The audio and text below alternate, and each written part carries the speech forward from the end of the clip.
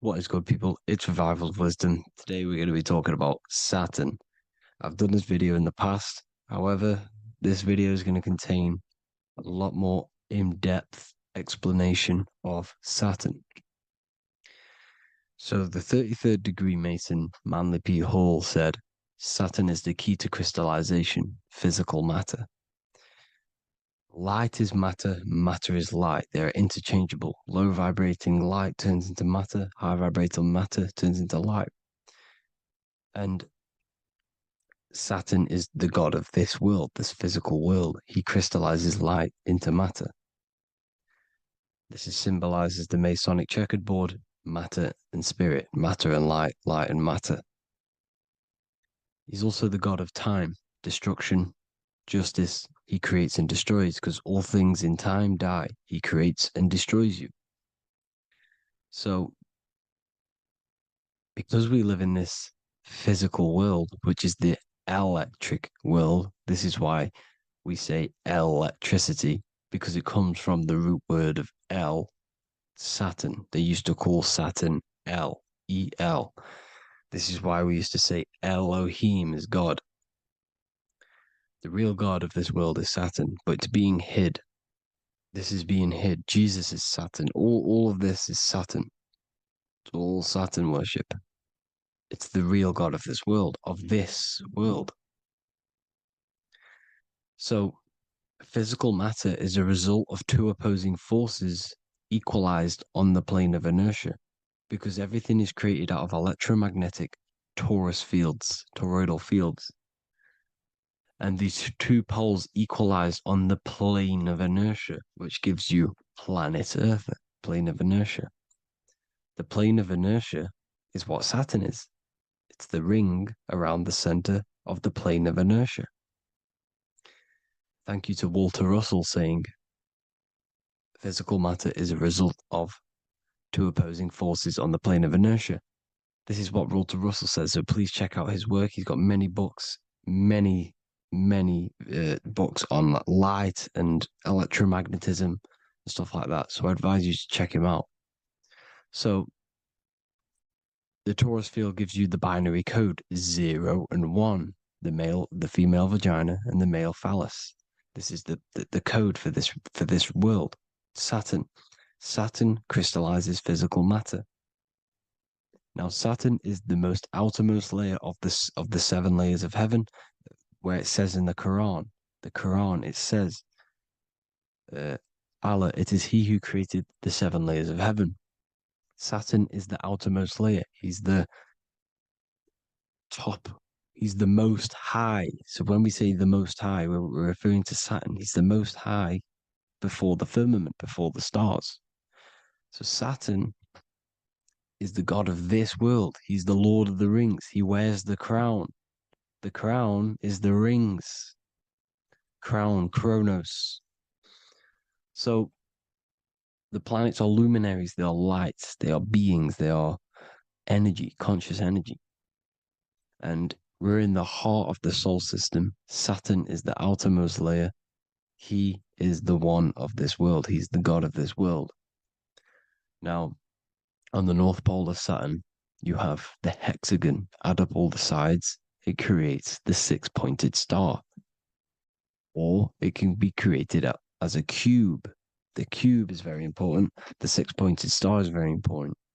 6 points, 6 triangles, 6 side, 6, 6, 6.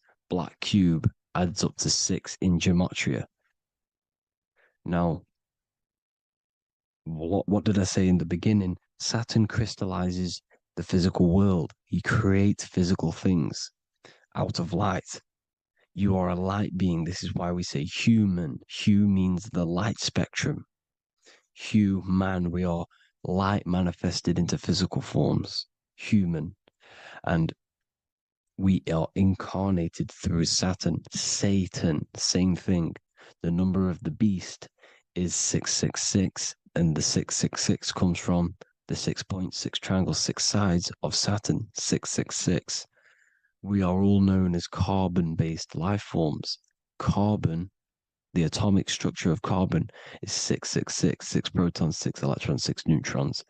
We are materialized into our physical bodies through Saturn, through the number of the beast. These bodies are the beast, it's the animal. The divine, the Christ, is the consciousness within, because you're a physical, spiritual being combined into one, hexed into one. Hexagram. This is a hexagram.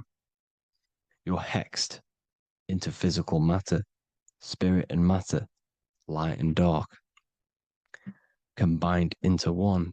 Now you contain of the mark of the beast, the mark of your body. Your body's the beast. It says in the Bible, Satan, who is the god of this world. This world. There are many different worlds, but this world is run by Saturn, and it says that in the Bible. Saturn is Satan. It's the same thing. And look at the crown of thorns wrapped around the heart. The soul is in the heart. The mind is in the brain. The soul is wrapped around the rings of Saturn. You're wrapped in physical matter. This is what it's showing you. This is symbolizing the rings of Saturn wrapping you. And the cross on top is the cross of the cube. The cube, the black cube of Saturn, unfolds into a cross. So Satan, who is the god of this world, Corinthians 4:4 in the Bible, Satan, who is the god of this world, has blinded the minds of those who don't believe. Saturn blinds your mind because the god of this world materializes you, and he blinds your mind when you incarnate into physical matter. When you enter this soul system, not the solar system, you hit Saturn first. He materializes you. And look at the symbol for Saturn. This is the symbol for Saturn. All of the planet symbols are created out of the Holy Trinity. The Earth, Moon, and Sun. Body, mind, and soul. The sun is your soul, the moon is your mind, the earth is your body. Your body's made out of the 5 elements. The sun is your soul because the sun is life force, gives life to everything. Your sun is a soul. Your soul is the sun of your body. The moon is the mind. The moon is the moon of your body, the mind of your body. Intelligence. So all of the symbol of the planets are created out of these. The Saturn symbol is created out of the Earth cross, matter, and the moon crescent, moon, mind, matter over mind. This is why Satan, who is the god of this world, has blinded the minds of those who don't believe. He blinds your mind. Look at the symbol, it's showing you. The Saturn symbol is matter over mind when it should be mind over matter. So we descend into a soul system, into our 666 Saturn carbon suit bodies, and we are matter over mind. Then we have to move up the spine to go back up to spirit, to mind over matter, where you manipulate your own reality. Now look at this. It creates the number 5. 5 is the number of change. You're moving from this side of the number sequence over to the right side. You're moving from the spiritual into the physical world. You're incarnating into the 5 elements, the 5 senses. So the cube, the black cube of Saturn, is another major symbol. Very important symbol. Here you see the cube, and the color black is associated with Saturn because Saturn's associated with death. He creates and destroys. Light and dark. Death is associated with black, spirit, because you can't see spirit, which is blackness. So the black cube is black because Saturn rules the nighttime, which is dark, blackness, and he rules the winter, which is death, blackness. So Saturn is the black cube. Cubes have 6 sides: up, down, right, left, back, and forward. Cubes are 6-sided. Everything is 6-sided inside of this creation because you're incarnating, you're materializing, crystallizing into the cube, the world of the cube. Everything's a cube. Everything's got 6 sides. Here's Leonardo da Vinci showing you that you're in the cube. Leonardo da Vinci did this famous painting. You're in the cube, you're hexed into physical matter. We're incarnated into the third dimension, the three-dimensional world, which is a cube, 3D. And black cube adds up to six sides of the black cube. The Kabbalah means cube god in Arabic. And look at what they do. They worship the cube, the black cube, and they stand in rings like the rings of Saturn. Australia, Denmark, Manhattan, Santana all have these black cubes. You go to New York, you will see the black cube there as well. These black cubes are everywhere because it is the real God of this world,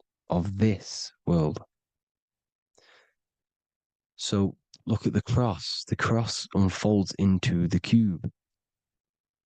Xbox, Nintendo GameCube, Sega Saturn, anything to do with a simulated gaming reality, they put Saturn in it because we're in the simulation of Saturn. This is a simulation. And this is why they reflect this through the Xbox, GameCube, Sega Saturn, anything to do with gaming, simulations, is all Saturn. Because we're in the cube of Saturn, the black cube. We're in the GameCube, the Xbox, the Sega Saturn. As above, so below. So they reflect it through the simulations that they create inside of this simulation. Cubes have 8 points for the 8 points of time and space. 8 is the number of time. Everything's cycling, infinity. So look at the cube. The cube is symbolized as in Judaism. The Judees have the black cube. They wrap themselves in a black band and they cover their eyes into blackness. The black cube for the black cube of Saturn. They use the star of Saturn and they worship their god on Saturn Day because it's all Saturn worship. And look how the Saturn god is wrapped around with these thorns or leaves, just like Jesus is wrapped around his heart. And Jesus on the cross is us on the cross. We are in the cross. We are in the cube. The cross is the cube. And the cross is even in the Saturn symbol. This is another symbol for Saturn. There's two symbols. You got this one, the one I've just broke down. And there's this one. This is the cross of Saturn, the cube god, the simulation, the game cube. Now, Chronos is another word for Saturn. Chronos means time. When you clock into work, you go to the Chronos machine. Well, I did anyway. And I'd tap my card on the Chronos because Chronos is time. Anything to do with time is Saturn. He creates and destroys. Look at the artwork of Saturn with the sand, the time. Look at this, how he's cutting off the baby's wings. He's crystallizing the spirit into matter. He's cutting off your wings. Satan, in the Bible, he falls from heaven into earth and he loses his wings. He becomes a serpent. You see that's it's all symbolic for us. We are the fallen angels, fallen angles of light. We're fallen angles of light. We are light beings. Now we're fallen into physical matter. Saturn's chopped off our wings. He's chopped off our spirit wings because when you astral project, you can fly. You will fly around. He's got the Reaper staff here, always depicted with the Reaper staff. Now look at the clock. Saturn Day is the 6th day, the number of the beast, 666. Look at the clock. 6 take away 12. Sorry, 12 take away 6 equals 6. 7 take away 1 equals 6. 8 take away 2 equals 6. 60 seconds in a minute, 60 minutes in an hour, 24 hours in a day, 2 plus 4 equals 6. That's 666. Everything's 666 because it's time. Saturn all goes to Saturn. He's the god of time. We're in time now. We're in time. We're in the time, which is God, the god of this world, the god of time. Now look at this. The Reaper is also depicted as the Reaper with the staff, the black cloak, black symbolizing death, spirit, Judges wear black because Saturn is the law. He's the god of this world. He's the law. This is why they wear black cloaks. When you graduate from university, you wear a black cloak and a black cube on your head. You've been hexed. Funerals, you wear black because it's all to do with Saturn, Father Time, Father Crystallization. Now, Saturn, here's another one of him cutting off the wings of a child because he cuts off the wings. He creates and destroys your body. We're in the electrical world. Everything that is electrical vibrates. All vibrations have to come back to a standstill point, which is death. This is why your body dies. Your atoms stop vibrating. Corona. Look at the crown. The crown is the corona. Corona means crown. And look at this is an alcohol brand for beer. You can see the staff of Saturn in the symbol with the moon crescent. Corona, which is the crown, Saturn, the crown on Saturn, the rings. And then you've got the staff. It's all Saturn worship.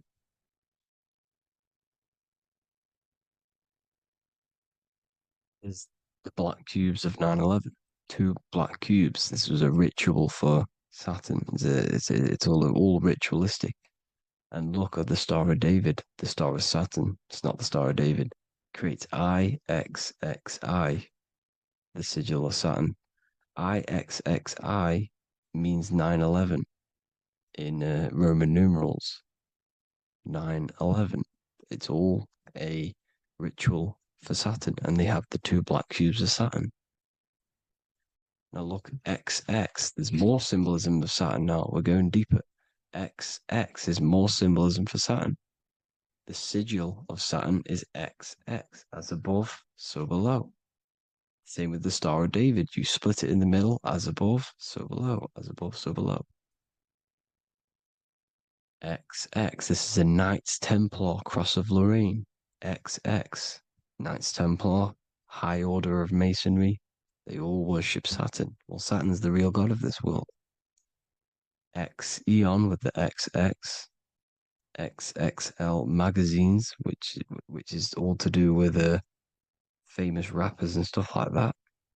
When you die, you put XX on the eyes because it's Saturn. He's the Reaper.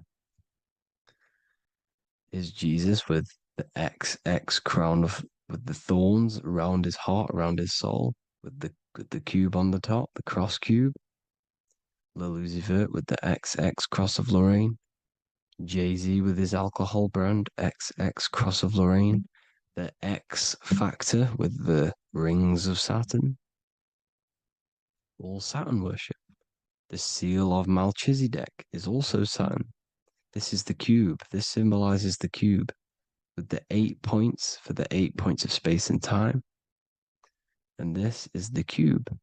It's another ancient symbol for Saturn. Here you see the star of Saturn with the Melchizedek symbol around it, which is all to do with Saturn. Here you see an altar, the Holy Grail, the Melchizedek symbol on it, and they're worshipping it. This is why we wear rings, wedding rings for the rings of Saturn. It all goes back to Saturn. Earrings.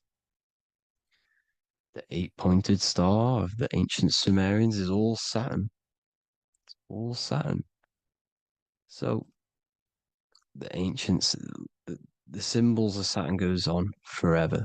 It's in all of the major corporations. You can see it everywhere, the rings of Saturn. Toyota is an obvious one. Internet, Nike, Target, Sega, Saturn. It's all Saturn worship. All Saturn worship. Because he is the real god of this world. Here's Kanye West's album with a Saturn here. Here's Michael Jackson's album saying X escape. There's the X again. The X escape. You have to escape this reality. Maybe that's what he's pointing at. Here you see it on the dollar bill, the star of Saturn. Here you see it again on the dollar bill. So that is it for today's people. I hope you all gain some insight on Saturn. Please like, comment, and share if you can. Subscribe if you like the channel. Please have an amazing day. God bless.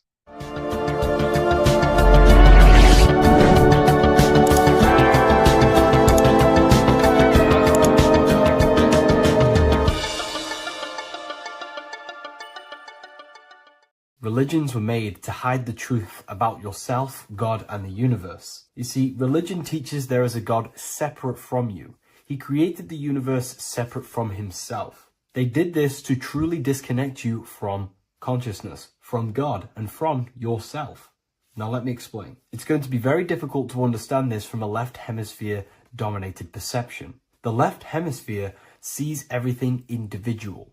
The right hemisphere sees the whole. For example, if you're walking through a woods, the left hemisphere sees individual trees, leaves, twigs, and branches. The right hemisphere sees the interconnectedness of the whole woods. We've been trained our whole life to be trapped in the left hemisphere, to think logically, scientifically, with evidence. This way of thinking traps you in illusion, division, and separateness from everything. Plus, in science, they teach you the universe exists outside of you.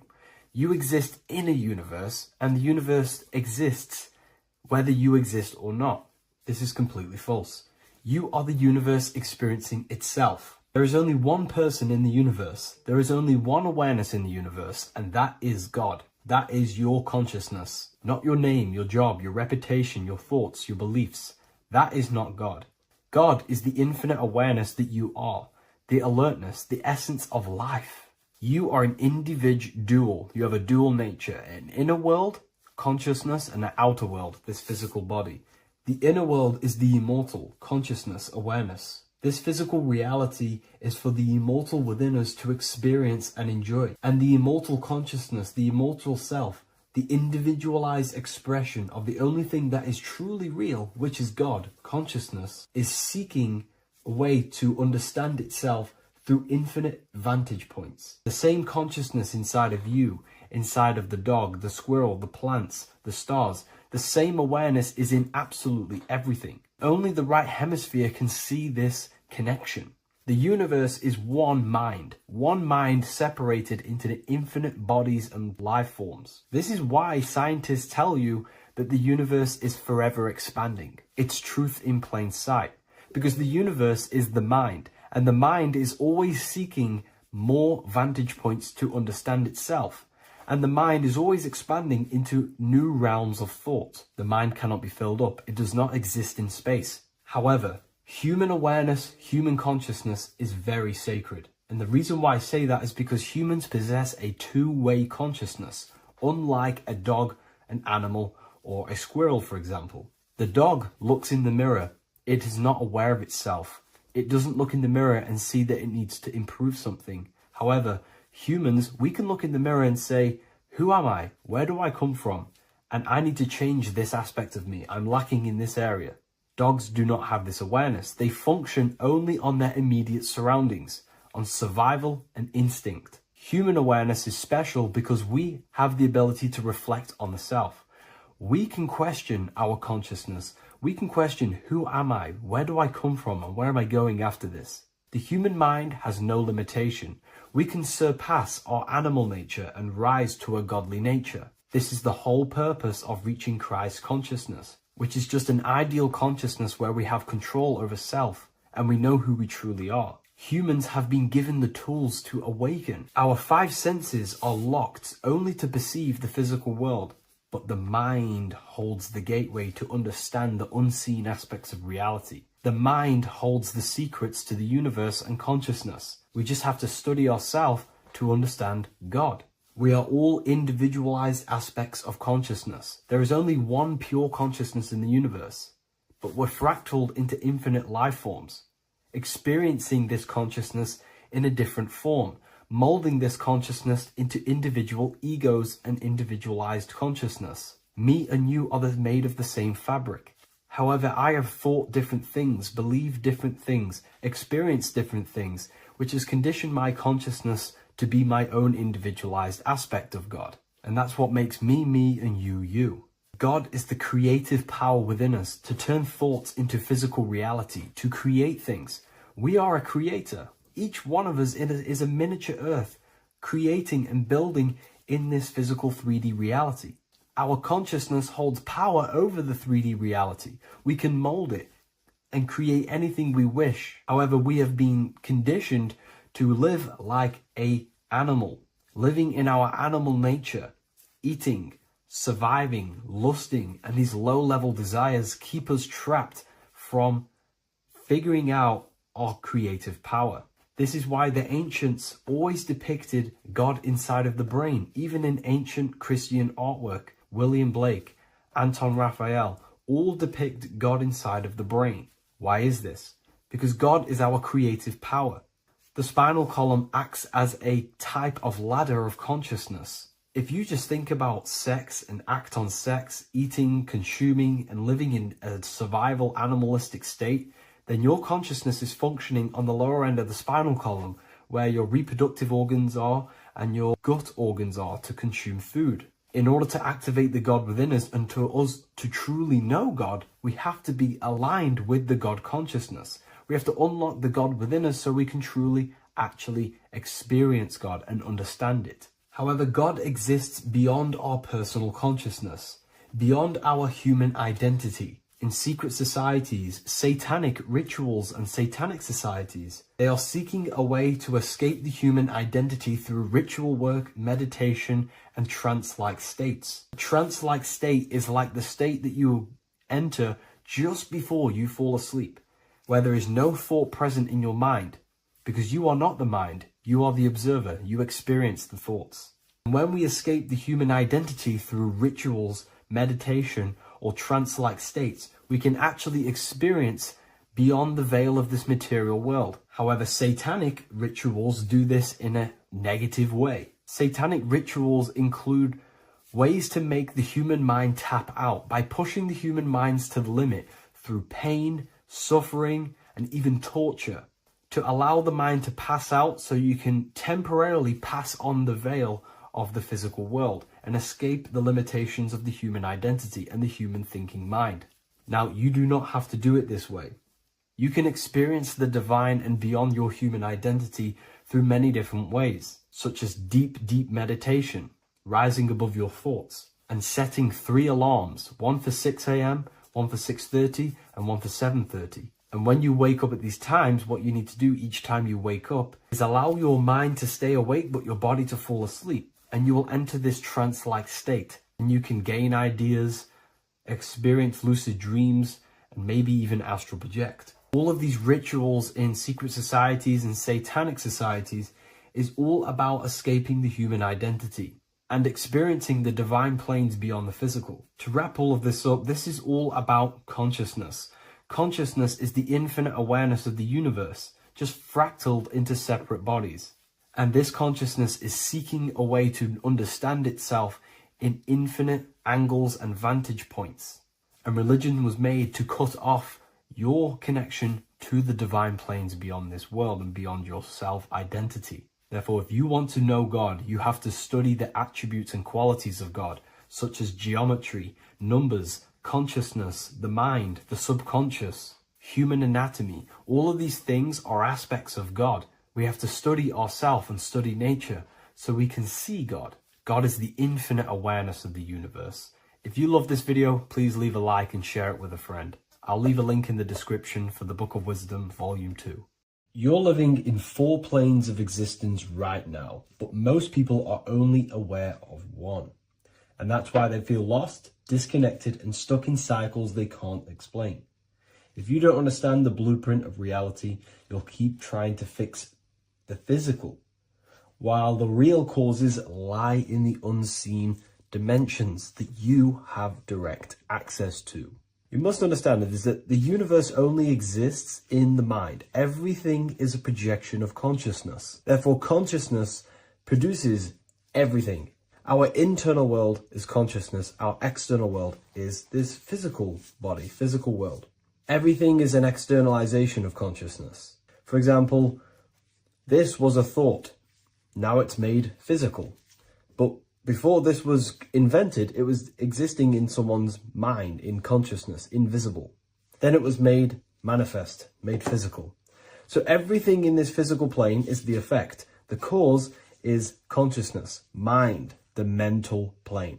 So now I'm going to explain these different dimensions of consciousness. You don't just exist in this physical plane. The physical plane, in fact, is the lowest plane there is. It's the illusionary plane. So first of all, we have the Buddhic plane. This is the nothingness. So think of it like this. Absolute nothingness. If you turn off thoughts, there is nothingness. This is the void. And out of the void springs infinite potential, which is the mental plane. Now, your mind has no limitation. It can think anything, be anywhere, anytime, any place. In the whole world, there is no limitation with the mind. This is the realm of infinite possibilities. This is the realm of thought. Thought is a dimension, information and thought. To go a little bit deeper on this, there are pockets of thoughts, what we call in the occult fields of thoughts. Your mind does not think thoughts, it receives them. Your mind is like a radio. Whatever the mind is tuning into, setting its mindset, setting your frequency or setting your mind, you will receive thoughts based on that set, whatever you set your mind to. So there are pockets of thoughts that we penetrate in the mental plane. The mind is the mental plane, the infinite possibilities. This is the spark of creation. This is where all things begin to manifest as an idea in the mind as a thought. So if you want to gain certain information, you need to meditate or do thought exercises where you are penetrating that dimension of thought, that pocket of thought. For example, if you want to find a way on how to make financial wealth, you would use your mind, set your mind on wealth and money and think, close your eyes and think about that specific topic and see where your mind takes you. And you will expand your mind into different pockets of thought and gain information. So this is the mental plane. This is how you can use the mental plane. You can use the mental plane to do this. Then we have the astral plane. We have higher, middle, and lower astral plane. The astral plane is the body for thought. So every dimension, physical, etheric, astral, mental, Buddhic, is a body for a dimension above. Each dimension below is a product of the dimension above. So for example, the astral plane is imagination. This is the lucidic realm of imagination. This is where thoughts begin to manifest into some sort of form. It's not a physical form because this is physical, but imagination is a lucidic form. It's not really physical, but it's there. It's a projection of light. It's astral matter condensed by the willpower of the mind. So depending on the vibration of that thought will depend whether it manifests in the higher astral plane, middle astral plane, and lower astral plane. If you think about more material things and visualize material things, this will manifest on the lower astral plane because material matter is low vibration. Now, that does not mean it's evil. That does not mean it's bad. Okay?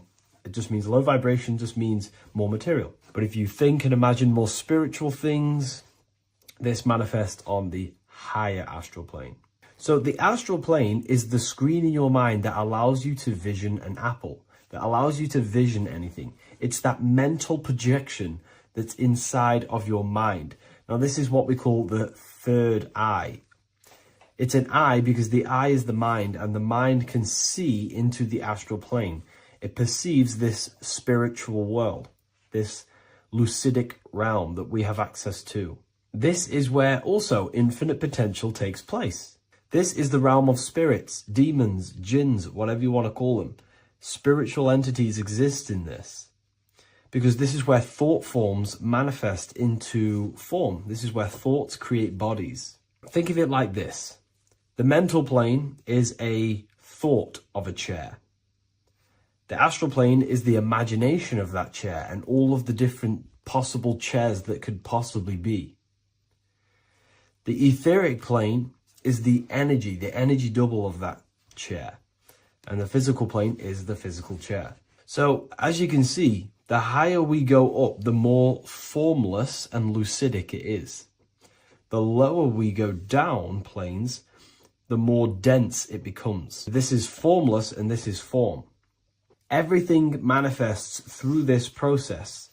This highlighter is down here in the physical plane, but the idea began in the mental plane. Everything begins in consciousness before it creates a physical body. It goes through this process. Therefore, if you want to start to mold and create your own reality and create things in your world, you can use these planes to your advantage. You can use your mind to do mental thinking exercises by closing your eyes and expanding your mind into a different pocket of thought to gain wisdom, gain information, gain downloads. The way you do that is simply get into a meditative state, close your eyes, pick a topic that you want to think about, and see where your mind takes you, but always remain centered on that topic. And you can do this for maybe an hour or two or half an hour, and your mind will take you places where you will unlock information. You can even use this to make decisions in your life. Think of the topic and see where your mind takes you. You'll gain information. This is how you use the mental plane for ideas. The astral plane is imagination. You have to reconnect with your imagination very vividly. Your imagination, your consciousness is infinite. It's not a three-dimensional plane. It's an infinite plane. You can think and make form anything in your consciousness, in your imagination. You can think anything and you can imagine anything in the most vast details. You just have to reconnect with your imagination. I have a free book on my website. I'll leave the link in the description. It's an ebook. It's called Activating the Inner Eye. This is going to help you reconnect with your imagination. It's a practical guide on how to imagine. So once you know how to use the mental plane and astral plane, thought and imagination, you pretty much need to use the physical plane to take physical action with this physical body that you have and start to manifest these desires you have in the higher planes. Now, it's very important that we master the mind, because the mind is the very fabric of reality. We become what we think about. Your life is a product of every thought you thought in the past. It is the mind that directs the flow of consciousness. And wherever this consciousness is flowing is what you will create in your life. Consciousness is the most potent force in the universe, and the mind is pretty much the universe in a microcosm form. It is infinite potential, and your mind will continue to expand into new realms of thought forever and ever and ever. You are eternal. You are not this physical body down here.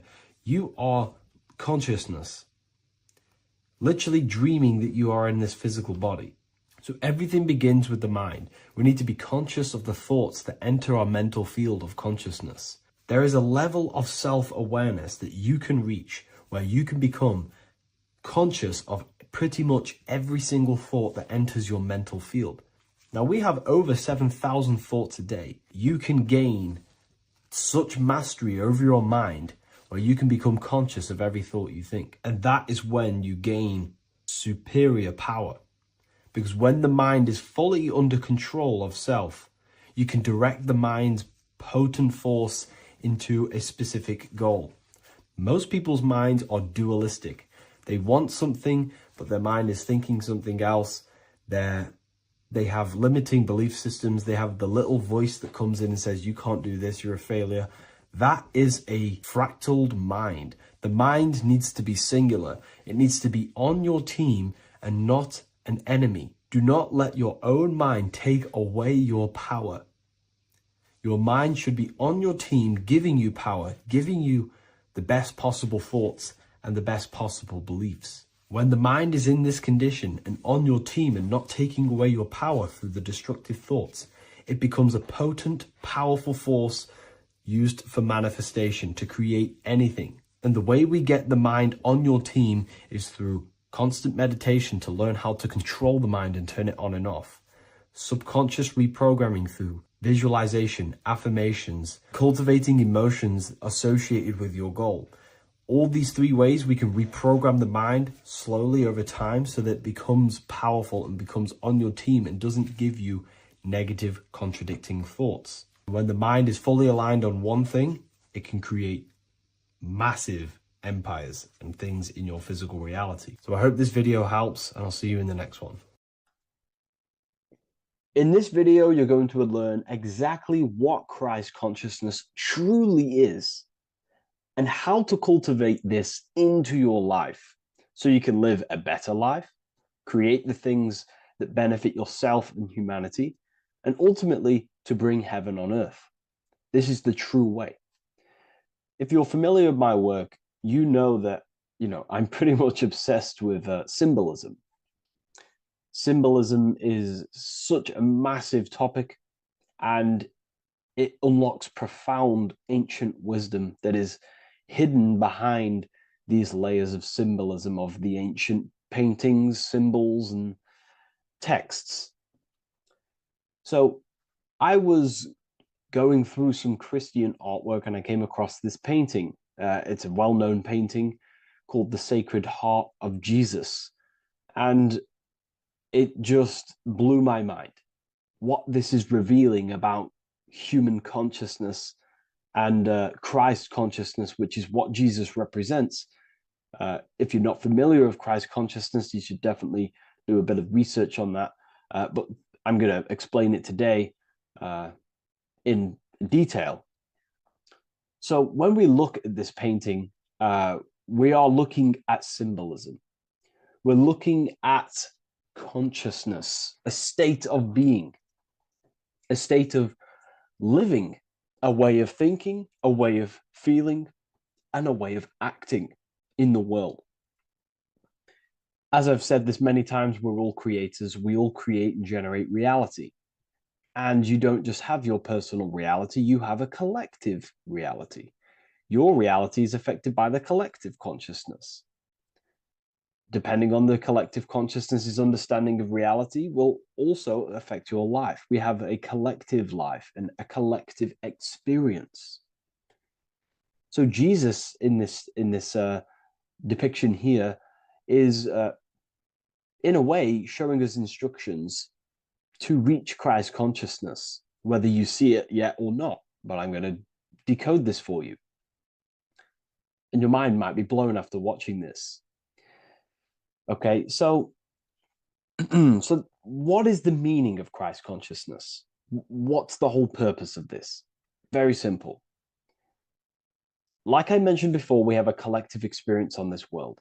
And Christ consciousness is the natural consciousness that we all need to be functioning on to generate peace, love, and unity on the earth in this experience we call life.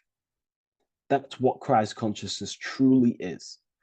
It's a state of being that we need to cultivate within our own self, within myself, others, and everyone in this life and experience, so that we can all live in peace and heaven on earth, what they like to call it, so that we can generate the best experience possible together on this thing we call earth, on this material world, this material dimension. The material dimension is simply just a physical dimension of thought. It's a physical outcome of thought, but that's a whole other lecture. So please leave a like, leave a comment if you have any topics to talk about that you wish for me to cover, and definitely leave a subscribe if you like my content and channel. So to go deeper into this, right, we've explained what Christ consciousness is and what it actually, will do to the earth and what it will do to reality in our collective experience. And it's also representing a profound understanding of self, a deep understanding of the true nature of self, the true source of self, what the self is, pure consciousness, pure God. We are all Jesus, Jesus is you, a physical manifestation of the divine made manifested physically. A physical manifestation of consciousness, okay, of spirit descended into matter. However, Jesus is a symbol that should not be worshipped, but something that we need to cultivate, maybe look up to, and cultivate within our own mind and hearts and actions. So he is someone that we should embody into our own very own being. We need to reach a level of intellect, the mind, a level of emotional understanding, and ultimately this creates Christ consciousness.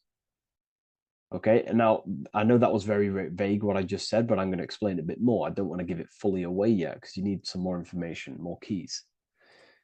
So let's observe the top end of this painting. Jesus with this circular light emanating around his head is symbolic of the mind, of our thinking aspects of consciousness, the way we generate thoughts, ideas. The mind is also good at also ruling communication. It also rules what we give attention to. Okay, so this is symbolizing the mind of every human being. The mind is a very powerful center of consciousness located in the head, of course. This is why Jesus is the head at the top with the circle around it, representing the mind. Now, to reach Christ consciousness, we need to purify our minds. Purification of the subconscious mind. The subconscious mind is the hidden aspect of our mind with all of our memories, belief systems, and everything we've ever experienced is stored within there. We have traumas there, we have bad belief systems that hold us back. So it's about reprogramming the subconscious and aligning the subconscious with higher consciousness, with higher understanding of self, removing any mental blockages from the mind. Because in today's world, most people's minds, including myself, before I, purified myself, and I'm still continually purifying myself. That's not to say I'm perfect, because I'm definitely not. But what I was saying was purifying the mind so we can have a powerful mind. Because, like I was saying, most people's minds are not their own friend. They let their mind control them. They let their thoughts create negative influence on them, negative emotions. They let their mind destroy their confidence, destroy themselves. We do not want a mind like this. We need a mind that is our best friend, that receives powerful thoughts, that gives someone power. We do not want our mind taking away our power. Okay, so in this specific image here of Jesus, this represents a light mind, a powerful mind, enlightenment. The word enlightenment means light and ment coming from mental or mind, light in the ment. This means a powerful mind. Light is also symbolic of knowledge, information. When someone's very intelligent, you call them a bright person. It's a bright mind. It's knowledge of self. So the mind is conscious of self. That's another thing. We need to be conscious. A lot of people are not conscious, including myself before I did this, before I woke up. Most people are not conscious of their actions. They're not conscious when they're actually awake in the day. They do things unknowingly. Are we conscious of our thoughts, emotions, and actions, what we're giving attention to in our mind? Because ultimately this shapes our experience. There's a great quote, I think it's Julius Caesar or one of the Roman emperors, who says the quality of your life is dependent on the quality of your thoughts. Something along them lines. I don't know if I'm 100% correct there, but it's very true. Our thoughts dictate our happiness. So to cultivate Christ consciousness, we need to be conscious of our actions, conscious of our thoughts that we're giving attention to. there is a level of mastery that we can achieve within ourselves where we become conscious of every single thought that enters our mind. That sounds easy, but it's definitely not. But that's a high level of mastery that we can achieve and cultivate within ourselves. So we're looking at a powerful mind here from Jesus, a powerful mind, a purified mind. And we purify the mind through, affirmations, meditations, ritual work. Rituals are things we do every single day with an intent in our mind and an emotion in our heart to impress that state of consciousness into our subconscious, so it can slowly rewrite our consciousness and align our consciousness and sync it with higher thoughts and higher emotions, with love. We can sync our consciousness with love, which is ultimately what Christ consciousness truly is. Well, now we're going to go on to that now. So we've gone over the mind. Now we go over the heart. Now notice, before we go into the heart, Jesus is revealing. He's pulling back the robe, symbolizing opening the heart, revealing the heart, revealing the soul, the light of the heart. Our authentic self lies in the heart. Our pure intentions, our love, our soul needs to be shining through our heart. And our soul is unconditional love. Now, that's not to say that we can get corrupted hearts. We surely can have corrupted hearts, for sure. We can love sick and twisted things, and that's evident in today's world.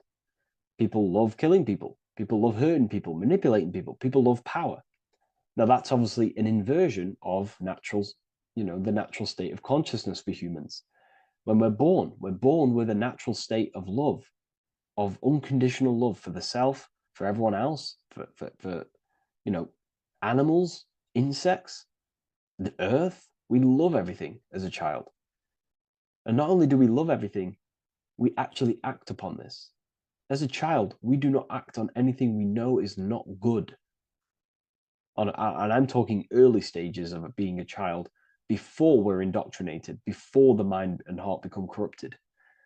We are pure. This is symbolizing this. Light represents also purification and truth, because when you shine light on something, it's the truth. You see it. You shine it through the darkness. It reveals.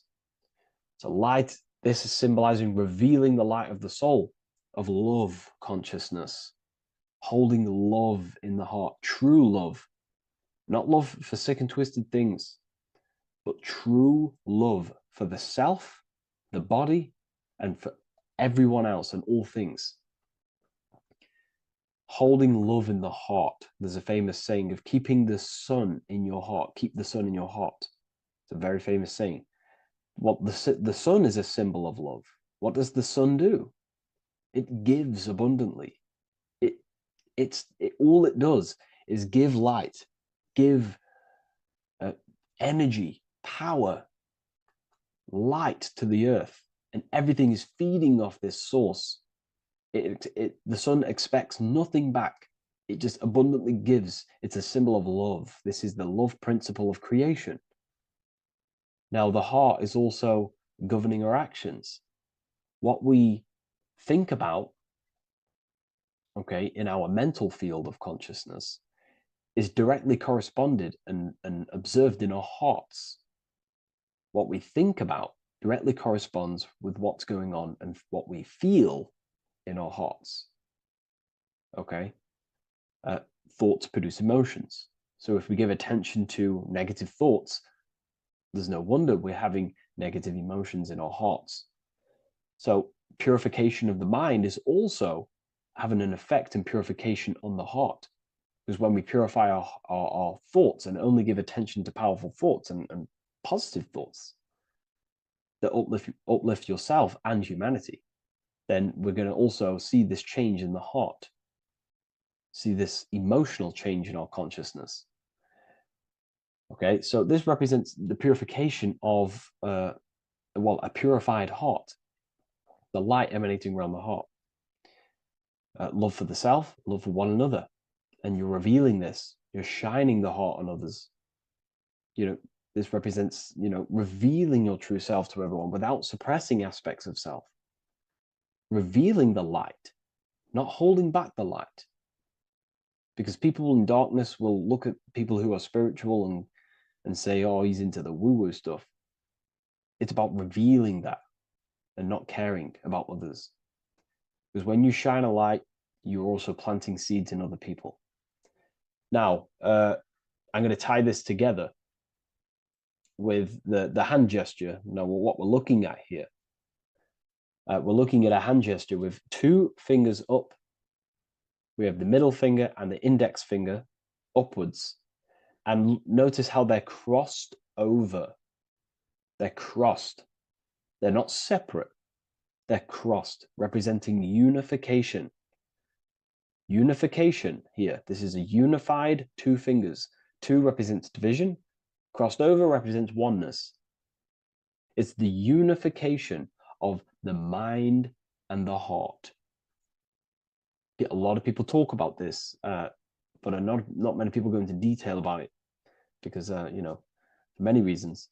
But this is the unification of thought with emotion. This is how we truly reach Christ consciousness.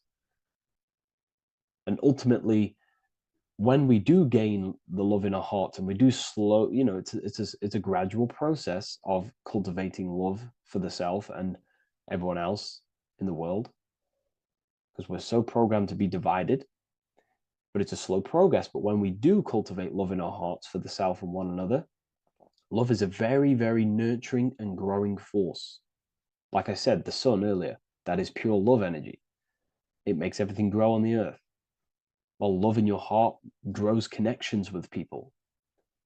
It grows care. You go out your way to do things to people and give people things. It's a very nurturing and growing energetic force. And me personally, I think the whole universe is built upon love. The whole thing. Without love, without the love, there is nothing. Nothing is, love is the only true emotion that truly exists. Everything else is either an opposition of love or a different degree and branch of love. Love is the only true emotion, and everything is built upon that principle. Okay, love is what guides us to a higher consciousness. When we cultivate love in our hearts, we become a vessel for light, more energy, more vibration. Our electromagnetic field expands, or biofield, when we hold love in our hearts. It's a very powerful force. And when we do cultivate a strong spiritual compass within our heart, because that's what our heart truly is, it's a spiritual compass. It tells us, well, it doesn't tell us, it knows what is right at all times. If you think something, your heart tells you whether that is right or that is wrong, whether you should act upon it or whether you should not. The heart knows what's good and evil. No one told you this as a child. As a child, you already knew this. You came into the world, you knew what was right and wrong. You knew it was wrong to hurt people. So this unification that he's doing with his hand symbolizes thinking with the love of the heart. Represents thinking with love of the heart. Thinking with love of the heart for the self and the collective. Now, ultimately, what this does is give birth to perfect action. Why? Why does this give birth to perfect action? Think about it. Every time you've taken an action, why did you take the action? You would have thought about it, you had a feeling towards it, a care energy, and you took action. Why do we go to work? We care about paying the bills and staying in our house. We go to work to earn money. We think, we care, we act. Everything you see in front of your reality, on the screen that you're seeing right now, you've called your eyes. Everything is in front of you because you care. It's the heart energy that leads the body. Okay? And that's even present in the body. Have a look at the body. We have the head, thought, then emotion, then our feet is at the bottom, and our feet take action. Thought, emotion, action. Thought, emotion, action. So even the body is basically a blueprint of how creation is manifested. So we receive thoughts from the divine planes, from the higher planes of consciousness. We receive them. That's another thing that I missed. If we purify our minds, we're basically attuning our mind to a higher part of the mental plane, and we will receive higher thoughts. We will receive thoughts that are more genius, what we like to call today, or better quality thoughts. We receive good ideas when we attune our mind to a higher consciousness. Okay, so we are like a radio. We receive thoughts based on what our mind is set to. That's why we call it a mindset. So, like I was saying, we receive thoughts through the head. We feel the emotion, then our feet take action. Thought, emotion, action. So the body's a blueprint of creation. It's beautiful when you really notice this. So this unification is about thinking with the love of the heart, which gives birth to perfect action in the world. And this is the state that we need to cultivate within myself and everyone in the world so we can give birth to heaven on earth through action. Because ultimately the world is molded through action, physical action. And them actions are molded from thoughts and emotions. Now,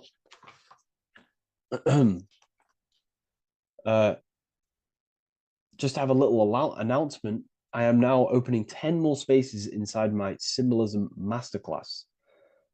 We have 10 more spaces. You're going to learn about a lot more about symbolism. It's very affordable. I'll leave the link in the description if you wish, if you care about gaining more information and learning the ability to read symbols. So, what is the inversion of this? What is the inversion of this consciousness? Well, that's what we call satanic consciousness. Satanism. Satanism on its true level is the opposite, the opposing the natural state of consciousness that we are born into. It's about thinking with no emotion, thinking and acting. This is what the Skull and Bones represents here. So the Skull and Bones Secret Society, this is their main logo. Again, we have the skull, which represents thought, and the bones, which represent action. The bones take action in the physical body. We're looking at thought and action with no emotion, no empathy, no love for one another, only love for the self, the inverted love. Okay? We're looking at gray. Gray is a symbol of dullness, death. There's no emotion in gray because colors provoke emotion. When we look at a color, it invokes an emotion. Gray has no emotion. So we're looking at dullness of the emotions. I'm not going to go too deep on this subject. I'm going to create a whole new lecture for that. In fact, I think we have a great lecture inside Ethereal University on Satanism. We're going very into depth of what Satanism is and what Satanism consciousness truly is. And again, it's just the cross inverted. Satanism is just it's the invertation of, I don't know if that's a word, but it's the inverse of natural law, natural consciousness, of love consciousness that we are born into. Okay, so ultimately, the message in this video was to create love in our minds, love in our hearts, think with the love of the heart, think with the care for one another, and that gives birth to perfect action. And when we align, when we do truly act out what our heart is telling us, and I know this from first-hand experience. This is what happened to me. I woke up, I started to follow my inner guidance. I always took action on it. I was saying yes to it every single time.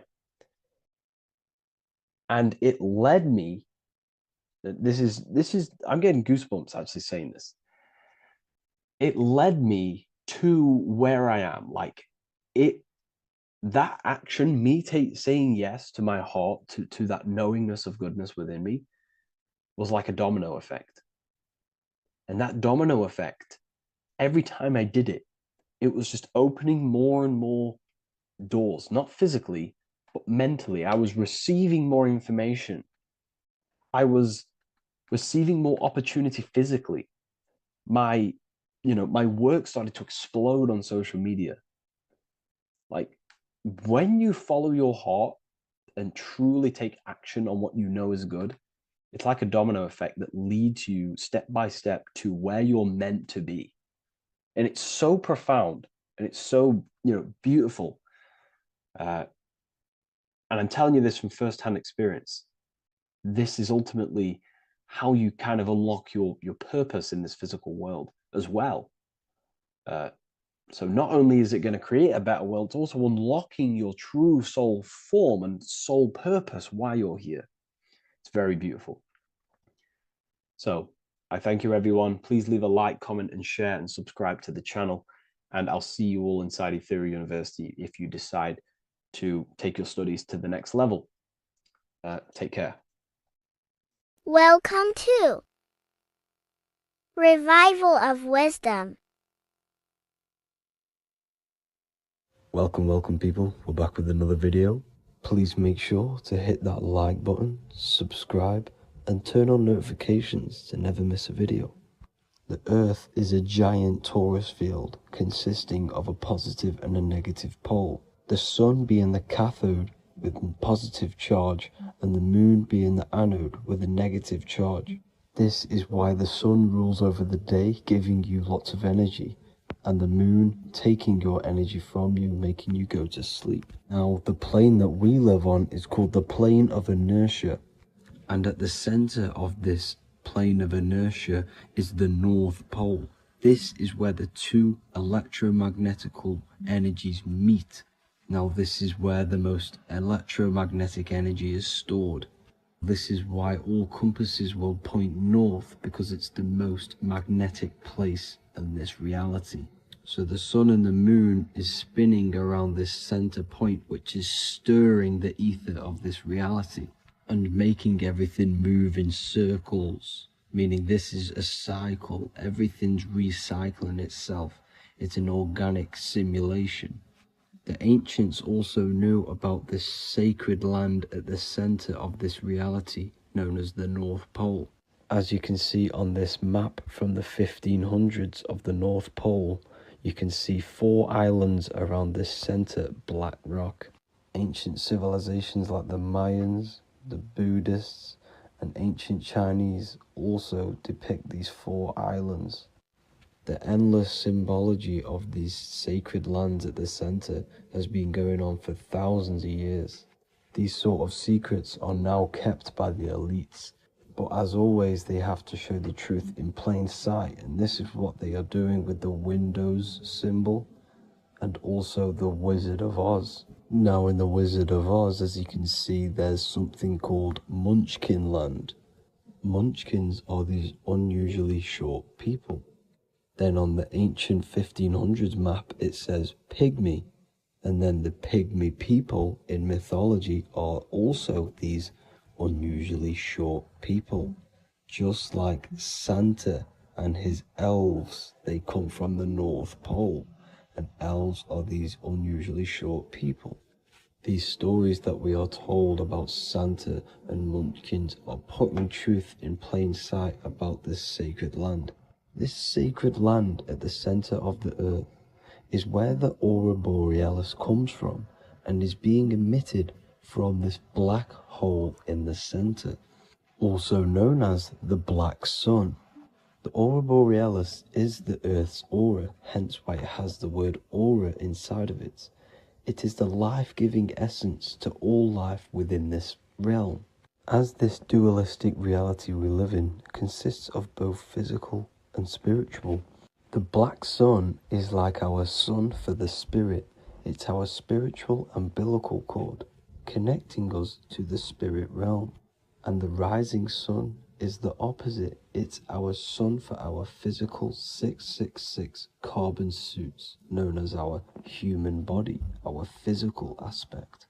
As it states in the 40,000-year-old emerald tablets, deep in Earth's heart lies the flower, the source of the spirit. The flower of life is as thine own place of spirit, and streams through the earth as thine flows through thy form, giving off life to the earth and its children. So the North Pole is the core of this spiritual reality. and the closer you get to it, the more spiritual and lucid it becomes. So the elites have covered this up in order for us to forget the true nature of this reality. And they did this cover-up by introducing the globe model. Nicholas Copernicus was around in the 1400s, and he introduced the globe model. As you can see, he is a Freemason. He depicts himself with a globe and a Masonic compass in all of his paintings and portraits. Galileo was also a Freemason, as you could see in all of his portraits with a globe and a Masonic compass. He was also a massive part of introducing the globe model after Nicholas Copernicus. So yes, the globe model was a spiritual and political move to gain more control over the masses. After the globe model was then introduced, they introduced the theory of evolution by another Freemason, Charles Darwin. See how these two theories go hand in hand? They both degrade humanity, and they make you confused of where we actually came from. By hiding the true form of this divine creation and hiding the true power of each and every one of us, they maintain control over the masses. Now this is order out of chaos, known to be the 33rd degree slogan of Freemasonry. Now this is the Masonic cosmology, and as you can see, you have the checkered board for the duality, the 5-pointed star for the 5 elements, the 4 corners for the 4 pillars, the all-seeing eye, which is Polaris, the sun, the moon, and the 7 stars. So even Freemasons are taught the flat earth cosmology and the true form of this reality. Now the true nature of the sun, the moon, and the earth is shown and reflected through the Masonic compass. The Masonic compass is the sun, the moon, Polaris at the top, and the black sun at the bottom. It makes sense why all the scientists who introduced the globe model all used the compass and the globe together, because it's truth in plain sight. As I explained in my other video, all Freemasons have to take the oath, so it goes to show, why are we all learning these theories from Freemasons who can't talk about certain topics that they learn about? Why should we believe their theories when they're holding back the real truth about this reality? Now going on to NASA. NASA means to deceive in Hebrew, and they are also funded by the government. They are not a private company. The old owner of NASA, Werner von Braun, on his grave has the Bible verse Psalms 91. The heavens declare the glory of God, and the firmament showeth his handiwork. Now why would the owner of NASA put this on his grave?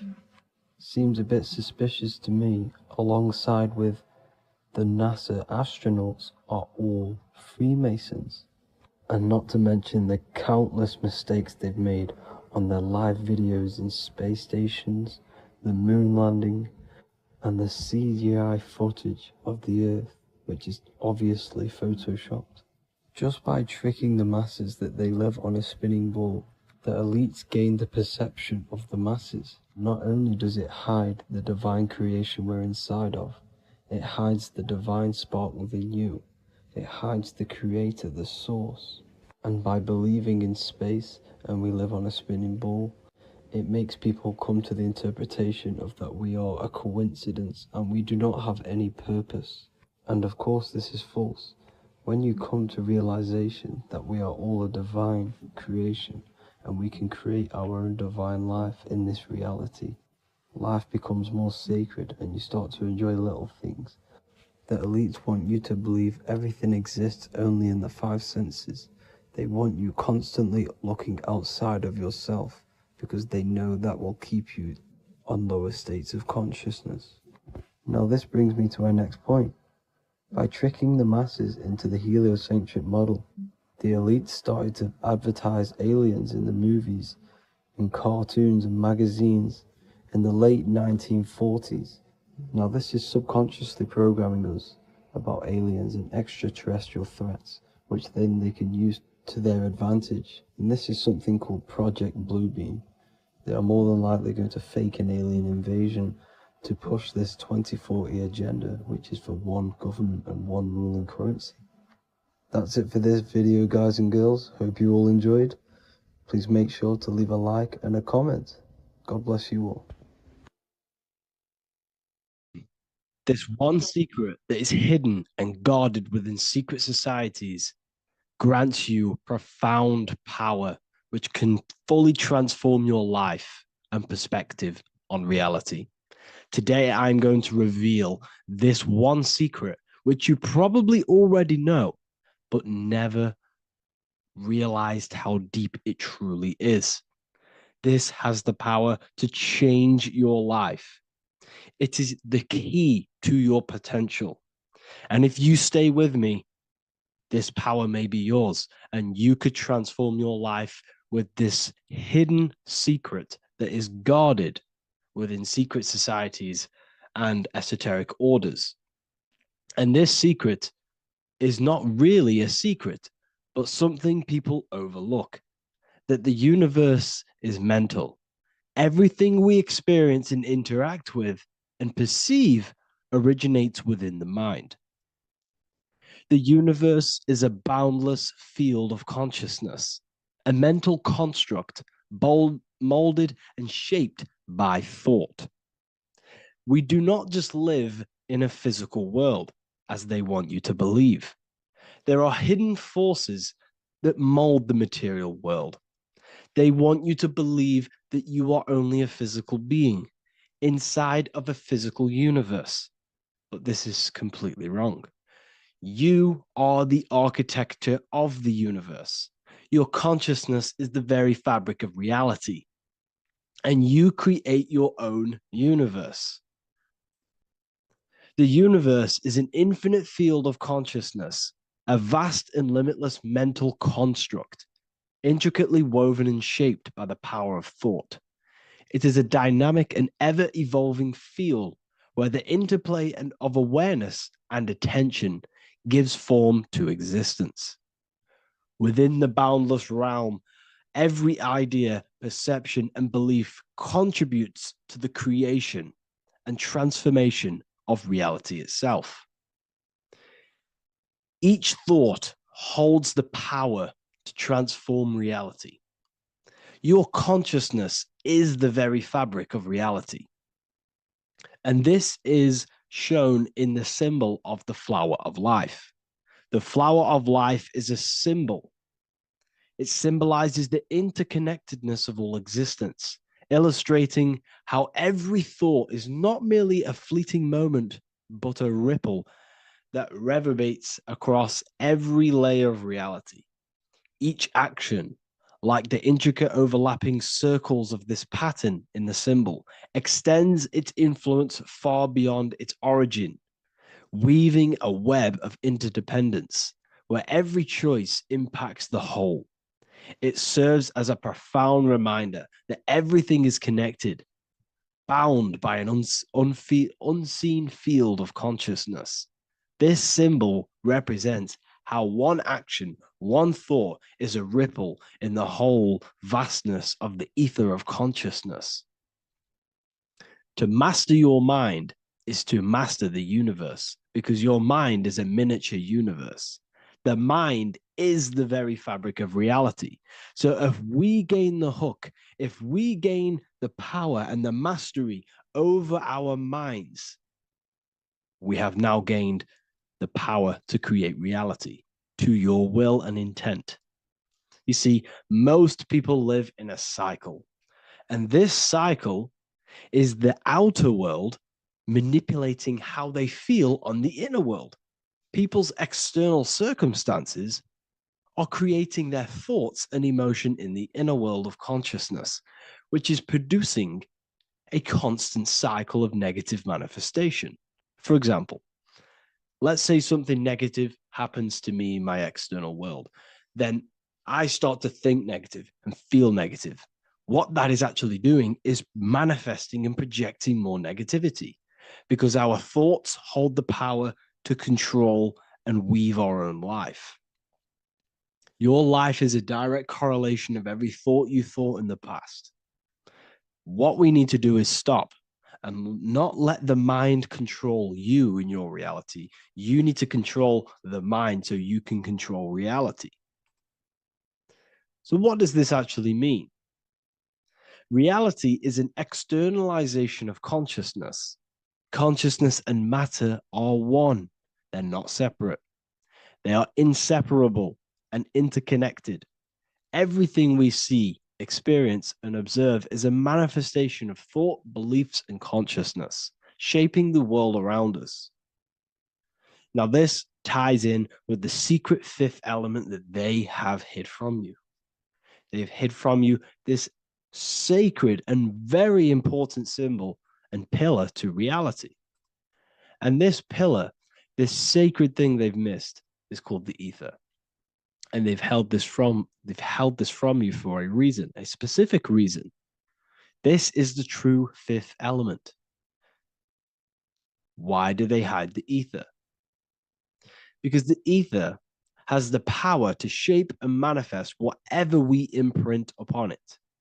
Every thought is a vibration interacting with the ether and actively shaping our reality. The ether, you could see it as the codes to physical reality. It's like an energetic blueprint which surrounds all physical objects. It is the life force that gives life to all things. All energy comes out of the ether and returns back to the ether. Energy, it's 0 point energy, and it is an infinite source of energy. So this is why they hide the ether, because whatever our mind can imprint onto the ether, we can create into a reality. And we imprint the ether through thought and imagination. The mind holds the power. The mind is the very source of reality. The material realm is not separate from the mental realm. Rather, it is intricately shaped and influenced by it through the ether. This subtle, all-pervasive medium bridges thought and matter, allowing consciousness to mold and manifest the physical reality. To transform our lives, we must first transform our minds. True change begins within, as our thoughts, beliefs, and perceptions shape the reality we experience. By shifting our mindset, we unlock the power to reshape our world and recreate the life we desire. This is the power of the mind, and this is the power that's been hidden from you.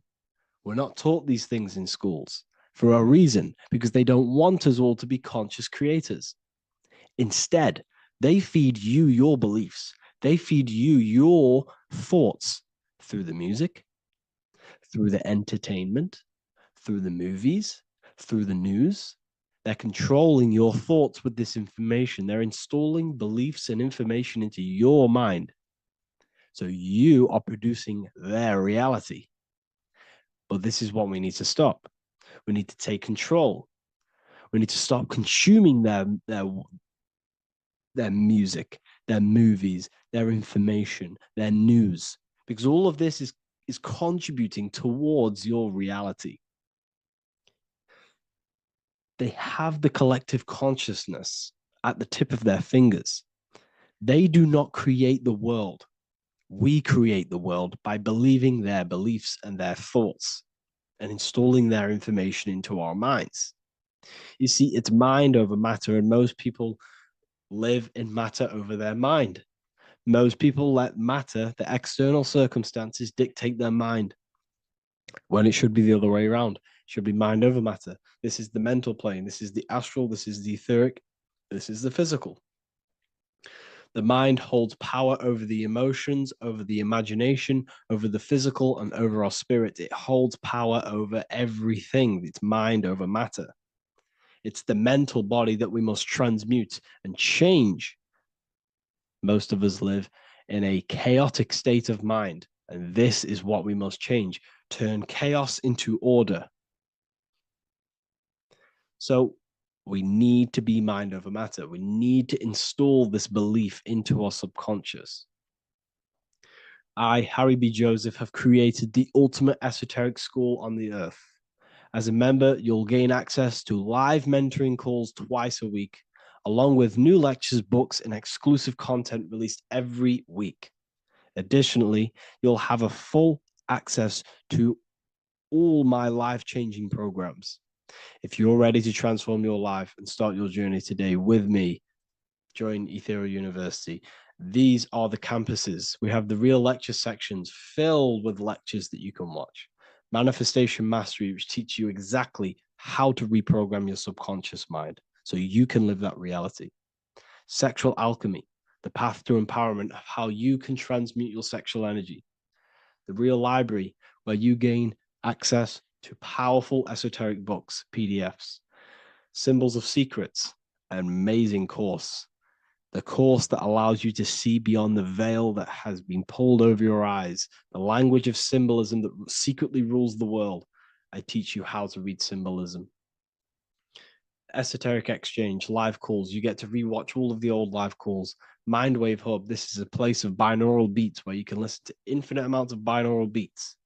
So you can meditate to them. Meditation section, numerology, health section, and electromagnetism. This is a life-changing place. And if you are serious, we only accept serious about changing your life and studying the occult and esoteric, this is the place for you. I've been there. I've been on YouTube looking around for valuable information, trying to find good accounts, good channels. It's very hard. I had to go through years of trying to find good information on YouTube. But what I've done is instead of you searching around everywhere for bits of information and connecting the dots, I've put it all into one big place. You get your binaural beats, you get all the programs you need to walk the path of enlightenment to transform your life. I will connect with you on the inside, and I hope this lesson, this lecture, you gained some information, you gained some power from it. Please like and comment, or don't. It's up to you.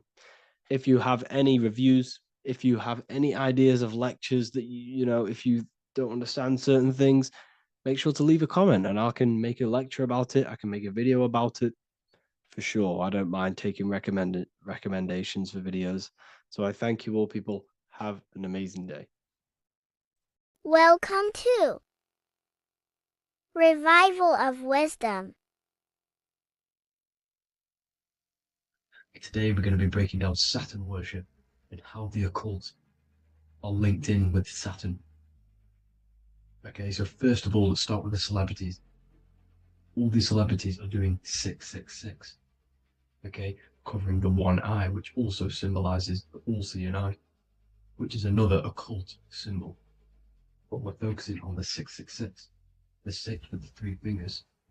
Also, we have CERN with the 666 within their logo. Also Disney, okay, as you can see here, 666 within their logo. Pepsi, Coca-Cola, and even Cadbury's. Monster Energy with the 666 in Hebrew numerals. Unleash the beast. So what is 666 to do with Saturn? Because on Saturn, there is on the north pole of Saturn, there is a 6-sided hexagon, okay? So Saturday is named after Saturn Day, the 6th planet. It is also the 6th day of the week and has a 6-sided polygon on its north pole, 666. Not only that, when you create a star out of the hexagon, you will create a 6-pointed star, okay? With 6 triangles within the star and a 6-sided hexagon, which all adds up to 666. Okay, so this is why all these symbols contain 666. So why do they worship 666? Saturn. Because Saturn is the god of time and death. Okay, and order and lessons. Okay, Saturn is a very cold and dry being. That is the 6th planet from the sun. Okay, Saturn represents the winter, which symbolizes death. Okay, because all nature dies within winter because the sun's not there. So it represents darkness and death. It rules the zodiac sign of Capricorn. Okay, so in the celestial cycle, Saturn is always opposite the sun. So it's the opposite of the sun. So they're worshipping this energy which is death-like, okay? This God which is death and does not bring life, okay? Also is the God of time, okay? Also in the Roman and in Greek it's called Chronos, okay, which is just a translation for time. It's also known as the Father Time, aka the Grim Reaper, okay? The Grim Reaper, keep that in mind, we'll come back to this. Here are some more logos with Saturn, okay? Nike, Internet, Wi-Fi, okay? All these occult logos all worship Saturn. They are a satanic occult. They worship this death god, this evil god, okay? This is where the cube now comes in, okay? Because what colour is associated with Saturn? It's black, because it's the absence of light, it's opposite the sun. So black is the colour associated with Saturn. Each planet has its own colour associated with it. Okay, so when you make the cube, okay, as you can see here, the cube of the polygon, it creates what? A black cube, okay? And the Kabbalah, okay? Kabbalah means cube, Allah means the God, the cube God. These religions are secretly worshipping this cube God, the God of death, Saturn, Satan. It's the same entity behind it all, okay? So also we have these black cubes in Australia, Denmark, all around the world, these black cubes, because this occult is worldwide. It's Saturn, Satan taking over this realm, okay? Also, with this black cube, they walk around it like the rings of Saturn. It's around the black cube of Saturn with the rings, they walk around in circles. What are circles? Cycles. What is a cycle? Time. The time god. This is why it has a ring around it, because it represents time, cycles, okay? And this is another depiction, Saturn, always depicted with this Reaper staff, okay? Keep in mind this staff, just like we associated with aka the Grim Reaper. The Grim Reaper also wears a black robe, representing Saturn with the same staff. Can you see it? This is where it comes in. Okay? It's the same thing, look, the same staff with the black robe. Black representing Saturn, the god of death. Okay, the Grim Reaper, Satan. Okay? Also when you graduate from university, what do? You wear a cube on your head, a black cube with a black robe. This is Saturn worship. See, this is how Saturn, Satan, has tricked the world into worshipping him, not God, the sun, which represents God. So what is a corona? Because a corona is a crown, a circle, okay? A set of concentric circles of light seen around a luminous body. So Saturn, so this is why they used to worship Saturn by wearing crowns in ancient days, and we still do to this day. The king or queen has a crown, a corona. Also, corona, the drink. Corona adds up to 666, just like Saturn is 666. But like you see in the corona, you see the staff. You see this staff, just like the staff of Saturn, the Saturn god, like the Grim Reaper, with the black robe and the staff, just like the Saturn god. What is the Grim Reaper? It's a killer, it represents death, just like Saturn, the god of death and time. So all these occults and secret societies all worship the 666 god, which is Saturn, Satan. All of our energy is being put into Saturn, Okay, and Satan is harnessing all of this energy. So gradually, this is what the mark of the beast is. Like it says in the Bible, the mark of the beast, or the name of the beast. Here is wisdom. Let it know that you have to understand and count the number of the beast, for it is 6. It is the number 6 of a man, and is 600, 6, 666. So this is what the mark of the beast is. They are going to eventually put green chips, just like Neuralink, which is what Elon Musk is pushing. Okay, so this chip is the mark of the beast, and it's going to be implanted to our hands or brains. Okay, and they will manipulate our consciousness, and it will manipulate our DNA, and it will directly connect us to AI, and AI is linked in with Satan, as the demons and the people who rule this world are in love with AI. They want to connect humans to AI, and this will control our consciousness completely and give all of our energy back to Satan, this deity that they all worship. Just like when you get married, you wear a wedding ring, the rings of Saturn, over the finger, which represents the sun.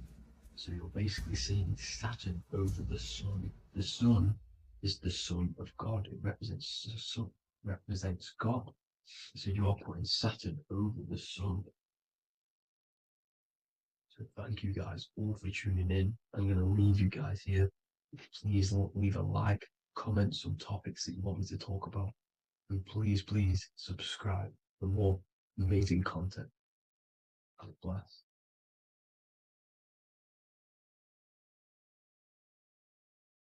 Welcome to Revival of Wisdom. What is good, people? Is Revival of Wisdom. We're back with another video.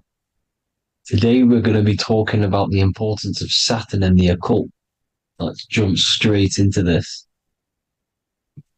So Saturn is the god of the earth, right? It's the time of God, change, destruction, physical matter. He creates and destroys, because the energy of Saturn is the key to crystallization. It wraps things in physical matter, right? He creates everything, all life forms, and he takes things back, because the day that you're born, that's the day that your expiry date is coming. The time is ticking until Saturn takes your life. This is why he's known as the Reaper. Okay, as he's personified as eating his child here in this ancient Roman painting. As you can see, he's eating the child. We are all children of Saturn, right? He creates physical matter, our physical bodies, right? He's the god of time because he's the slowest moving celestial body. He's the Lord of the Rings, as you can see here. He's the last one on the ring. He's the slowest one moving, okay?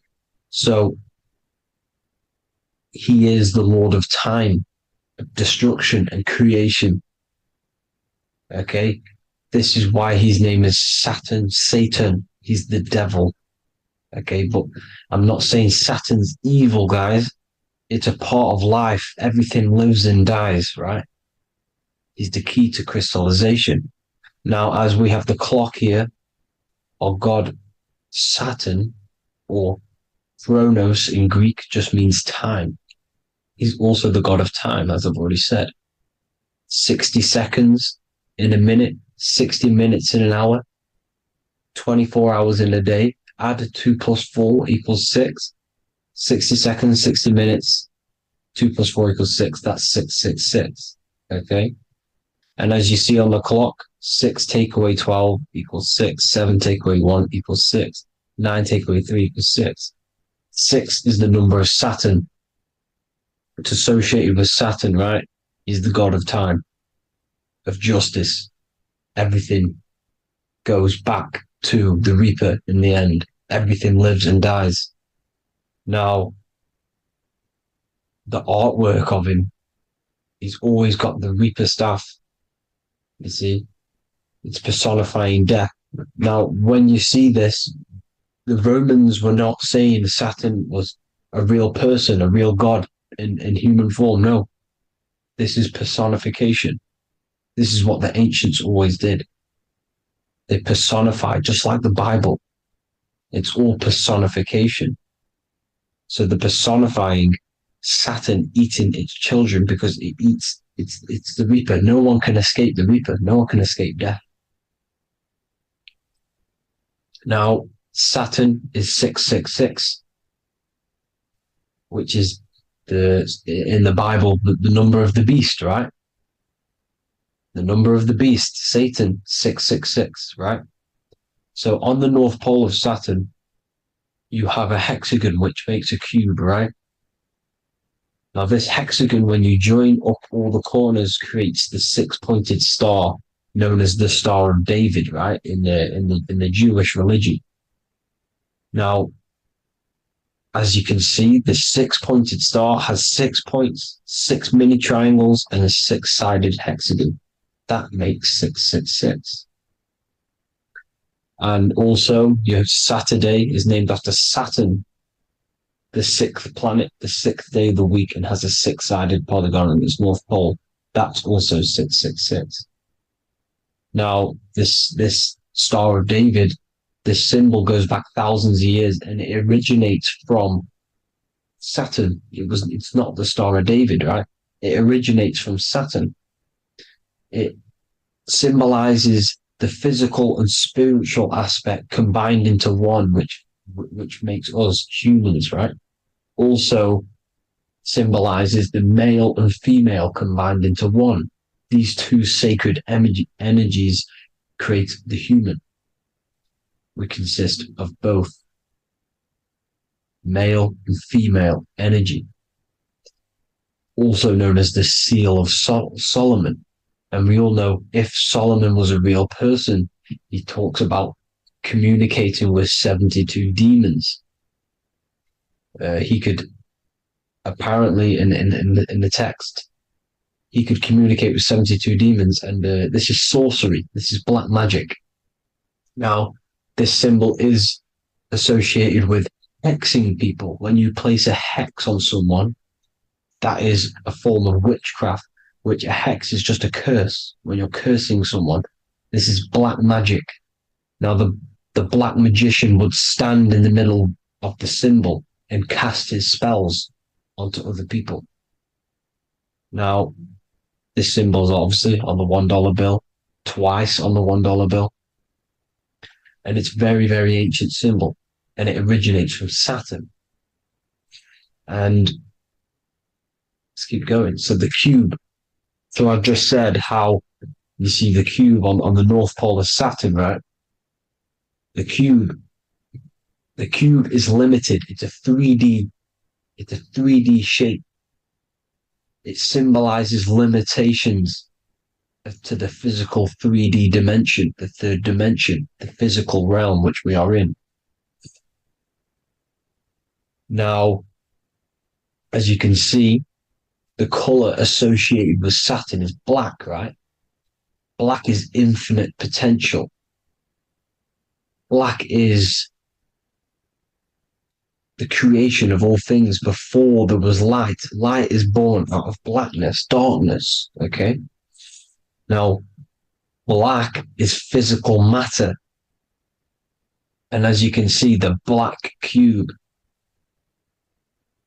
black symbolizing physical matter, the cube being limited, as the physical realm that we are in is limited. It's not like the fourth dimension where everything can exist in a thought. The third dimension is limited, right? And this is what Saturn is. It limits you to the 3D 666. Your body limits you to your physical body. Now, these black cubes are placed everywhere. As you can see, Australia, Denmark, Manhattan. There's one in New York. As you can see, the Apple have a cube. The Nintendo GameCube, Trump Tower is a black cube. This is worshipping the energy of Saturn, the god Saturn. Okay, it's not a god, it's a celestial energy. However, it rules over Earth because it pretty much created the physical realm. Now, as you see, when you go to a funeral, you wear black, a black suit symbolizing Saturn, which is the color associated, black. And as you see in Mecca, they walk around the black cube in rings. As you can see here, they're stood around in rings, like the Saturn, the rings of Saturn. The Mercedes symbol. You probably wouldn't notice that, but yes, it's Saturn. And when you graduate from university, you wear a black cube on your head. This is all symbolizing Saturn. Okay. Now, as you can see, the Jews here have a black cube on their third eye whilst they pray. Notice how he's shutting his eyes into blackness, darkness, and he's wrapped around a black strap around his arm. This is symbolizing the wrapping of physical matter, of how physical matter wraps things into existence. And as we all know, the Star of David is a Jewish symbol. So he has the black cube and the Star of David, right? So all of these religions are secretly worshipping Saturn. Okay, this is all Saturn worship, Kronos, the god of time and destruction, the physical reality. Now, as you can see, it's symbolized everywhere in all major corporations. Pepsi, internet, that's obvious. NASA, of course, NASA. NASA means to deceive in Hebrew. Universal, Walkers, that one's so obvious. Nike, Toyota. So many different ways they symbolize it. You either see the rings of Saturn or the black cube, as I just showed you here, the Nintendo and the Mercedes, right? It's absolutely everywhere. Now, they also use 666 to symbolize it, as I've just broken it down to you. 666, the World Economic Forum. We all know how they're trying to enslave us into this new world agenda. Google Chrome, CERN, Disney, Coca-Cola, Cadbury's, all of these have 666. Now, every UPS barcode has 666. And even www. Is Hebrew for 666, as you can see here. Monster. It's the same Hebrew letter that means 666. Drake, 6 God. That's his God, Saturn.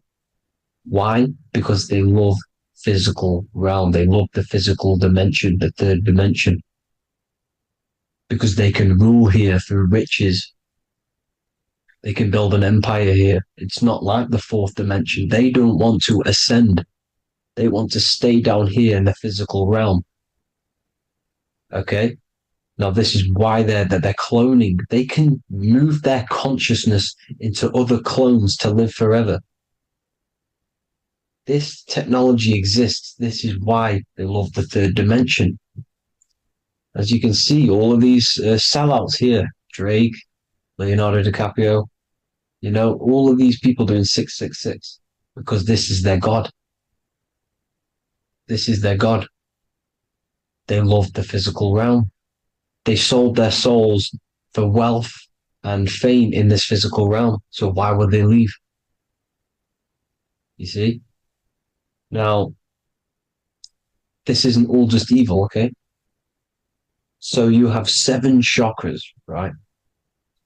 You have 7 days of the week, 7 solfeggio scale notes. These are frequencies, the solfeggio scale. Now, it's called the Saturn Moon Matrix because the moon symbolizes your mind because you're created out of the Holy Trinity, which is body, mind, and spirit, right? That's the triangle, the equal triangle. body, mind, and spirit. Now, the three main celestial bodies are Earth, Moon, and Sun. The Earth being your physical body, the Moon being your mind, and the Sun is your soul, hence why it's called solar. It's a solar soul. Now, these symbols are alchemical symbols. So when you're doing alchemy, you use these symbols to obviously symbolize what we're talking about. Now, as you can see, these are all the symbols of the planets. Now, Saturn is created out of the moon on top, the moon on the bottom and the earth on top, as you can see here. You see? And this creates the number 5. Now, with the moon being your mind and the earth being your physical body, this is mind over matter, because the earth is your body's matter. This is a matter over mind. You don't want to be matter over mind. This is low states of consciousness. You won't be mind over matter. You see, to manipulate matter, to create your own reality.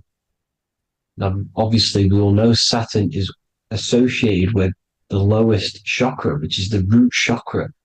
This is to deal with your animal instincts. When you're down here, you identify as the physical body. You don't know anything spiritual. You're you have a pure physical mind. You don't believe in anything spiritual. This is survival mode, consumption. They want you trapped down here, which is matter over mind. They don't want you to create your own reality, which is mind over matter. You see? Now, that's what Jupiter is. Saturn is the moon on the bottom and the earth on top. But Jupiter is the moon on top with the earth on the bottom. That's mind over matter, you see? So, these chakras are an ascension process from matter, physical matter to spiritual. This is the ascension. This is the stairway to heaven. This is Jacob's ladder. You see?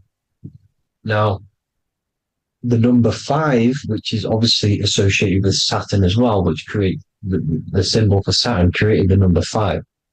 You have 5 senses, 5 elements, 5 physical elements. As we all know, Saturn crystallizes everything into physical matter out of the 4 elements. 5 fingers and toes, 5 points of man. Okay, the number 5 is the number of justice. Saturn holds things back. He restrains things from you, makes you learn the lesson. Now, 666 is not all evil. 666 is the atomic structure of the carbon atom. 6 protons, 6 electrons, 6 neutrons, right? We are carbon-based life forms. All life forms are based on the bonding properties of the element carbon. Because Saturn crystallizes everything into physical matter. Now, the Masons symbolize this with the checkered boards. They have the black square, which is obviously matter. As I just said, the black cube. And spirit is the white square. Because white is eternal light. White and light. You see? Black is physical matter. Now, this is what we are. The point of our soul is to transmute from matter to spirit. But these are interchangeable. This is the constant cycle between spirit and matter, spirit and matter. High vibrational matter turns into spirit. Low vibrational spirit turns into physical matter. You see? Now, we are carbon-based life forms. This is what 666 is, the number of the beast. When I say we, the physical body is the beast. It's the animal. It's the carbon suit to operate in this physical dimension, in this physical realm. See? It's the vehicle used to operate in this physical realm. but your mind isn't from this physical realm, you see. The brain is the physical manifestation of the soul. Okay, so as you can see here, the spine is an extension of the brain. Everything goes back to the brain. This is literally what your physical body is. You see, this is the nervous system, and everything reports back to the brain, and everything's controlled from this control center. And this spinal column, at the top of the spinal column, is your third eye, which is known as the pineal gland. And this is the seat of consciousness. It's the center of consciousness. That is your true self, pure consciousness. This body is just a physical body. This body is mortal. This body runs out, but your consciousness lives forever. They don't want you knowing this. This is why they keep you down here in your lower chakra. They want you to believe everything is just physical. They don't want you to believe in the spiritual side of reality. Because this way they can manipulate you, right? They want you matter over mind because they know your mind creates reality. They know your mind is the root cause of reality. You manifest your own reality from the inside out. So this is why they control your perception of reality. They control your information in order to manifest their new world order.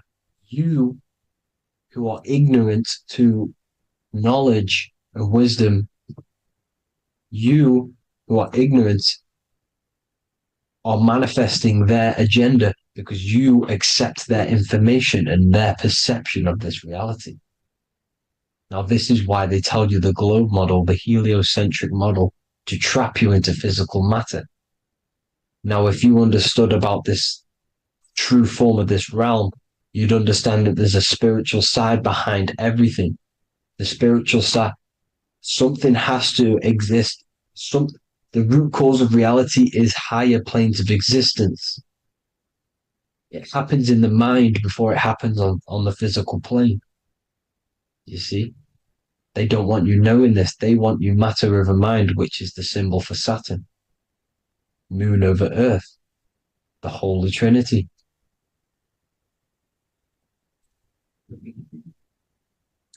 Now, as you can see, the cube also makes IXXI. This is Roman numerals. This is Roman numerals, and when it's translated from 9/11. Yes, 9/11. This is the secret code of the One World Order. The two twin towers, when the two become one. Okay, when the two become one, this is how you reach the higher states of consciousness, the physical and spiritual. Now, as you can see, the 9/11 memorial are two black cubes. It's two black cubes. This is all Saturn worship. Now, I'm not saying that Saturn is an evil celestial body, right? No, everything has a good side and a bad side, right? It's duality.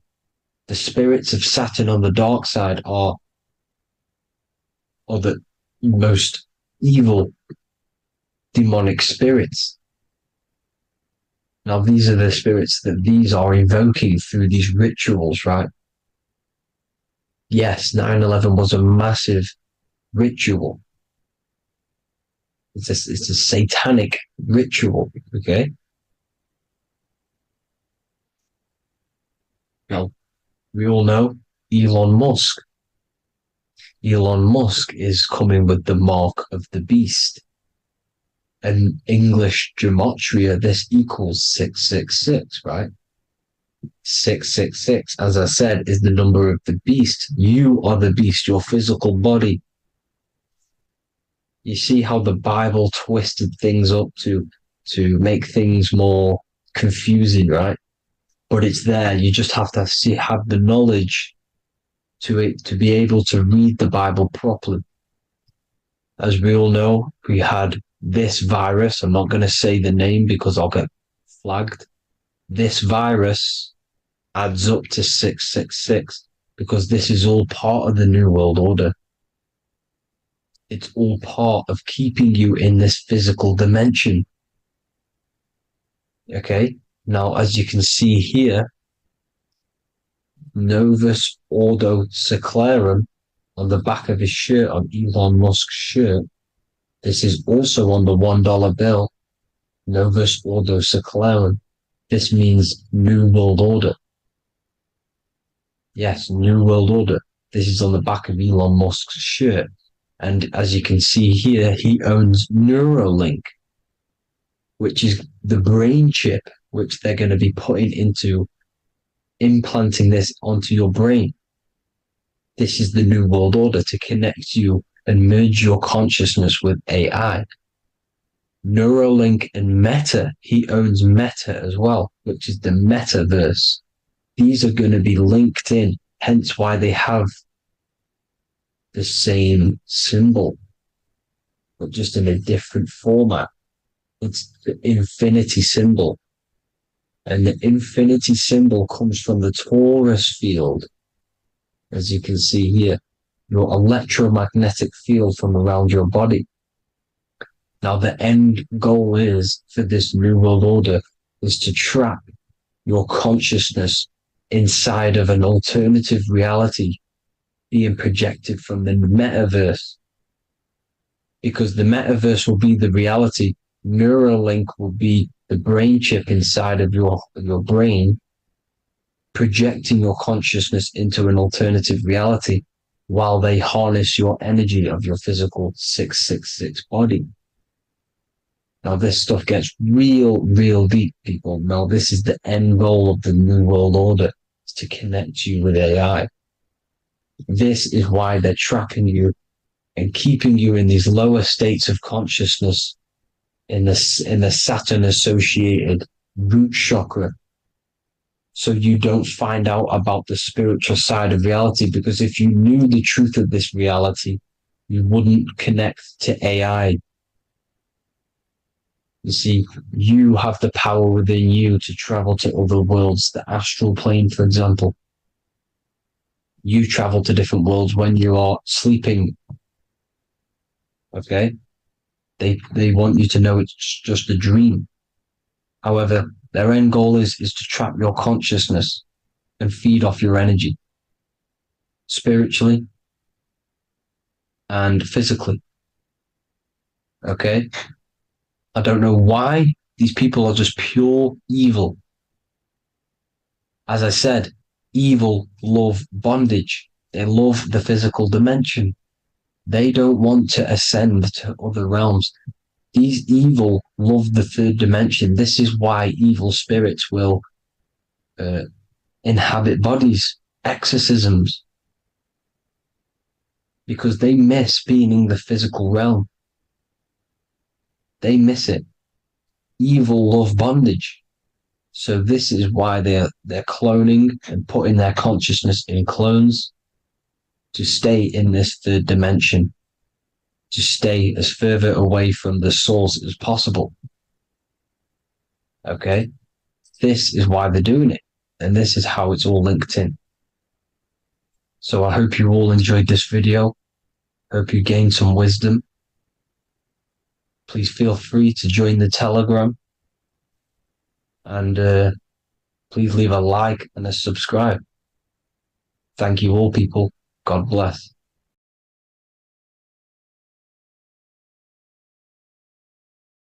In this video, we're going to be talking about the evolution of consciousness.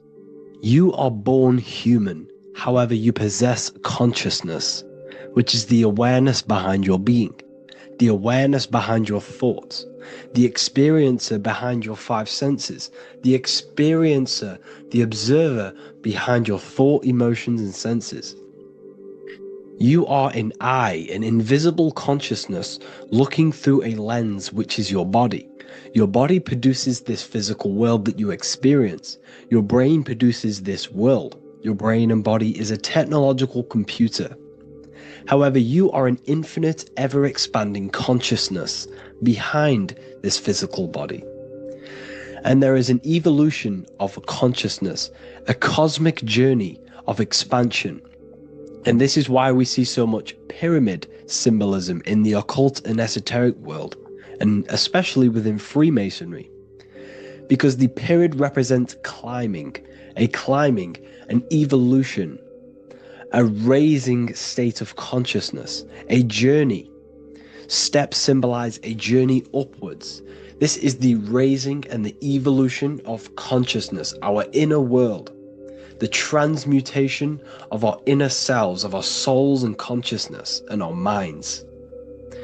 So when we see this pyramid, we're seeing a evolution, a way up to source consciousness. And the eye in the pyramid represents your source consciousness. It represents illumination. It represents divine guidance through this evolution of consciousness. This is why we see the ladder. Consciousness is ever expanding on an infinite journey of evolution. Each individual is a part of this cosmic process, contributing towards the ongoing expansion of both mind and awareness. As we evolve, we collectively explore deeper levels of existence, expanding the boundaries of thought and consciousness. The mind has the ability to expand infinitely into new realms of thought, into new dimensions of mind. The mind cannot be filled up. It is not a physical substance. The body can be filled up because it is a physical thing, but you cannot fill the mind. Therefore, the mind is constantly expanding, ever expanding into new fields of thought. So what we see in Freemasonry, the ladder, is again a journey, an elevation of consciousness. When we are born with an infant consciousness, and as we gain older, we gain an adult consciousness. Our inner world, our inner mind, and our emotional intellect changes and evolves. We are significantly different from when we were very young as an infant. It's because our consciousness evolutes, it changes, it alters like water. So, just like this evolution of your own consciousness as growing up, there is consciousness of beings existing in cycles beyond our own. And their consciousness is unimaginably different from ours. They operate on a higher level of understanding and knowing, experiencing reality in ways that transcend our current comprehension. Our minds right now cannot comprehend the highest states of consciousness. There are entities, there are beings beyond our own, existing in higher dimensions of consciousness that we cannot comprehend because they have expanded. They are on a further way up the ladder of consciousness. However, we are all on the same journey. None of us can take the same journey. There is one ultimate goal, reaching source consciousness. However, this is always ever expanding. However, we are all on a different journey. There is one truth, one source, one goal. However, there are billions in different ways of reaching it, and we are all on these different paths to source consciousness, to this ladder, this evolution of universal evolution. Okay?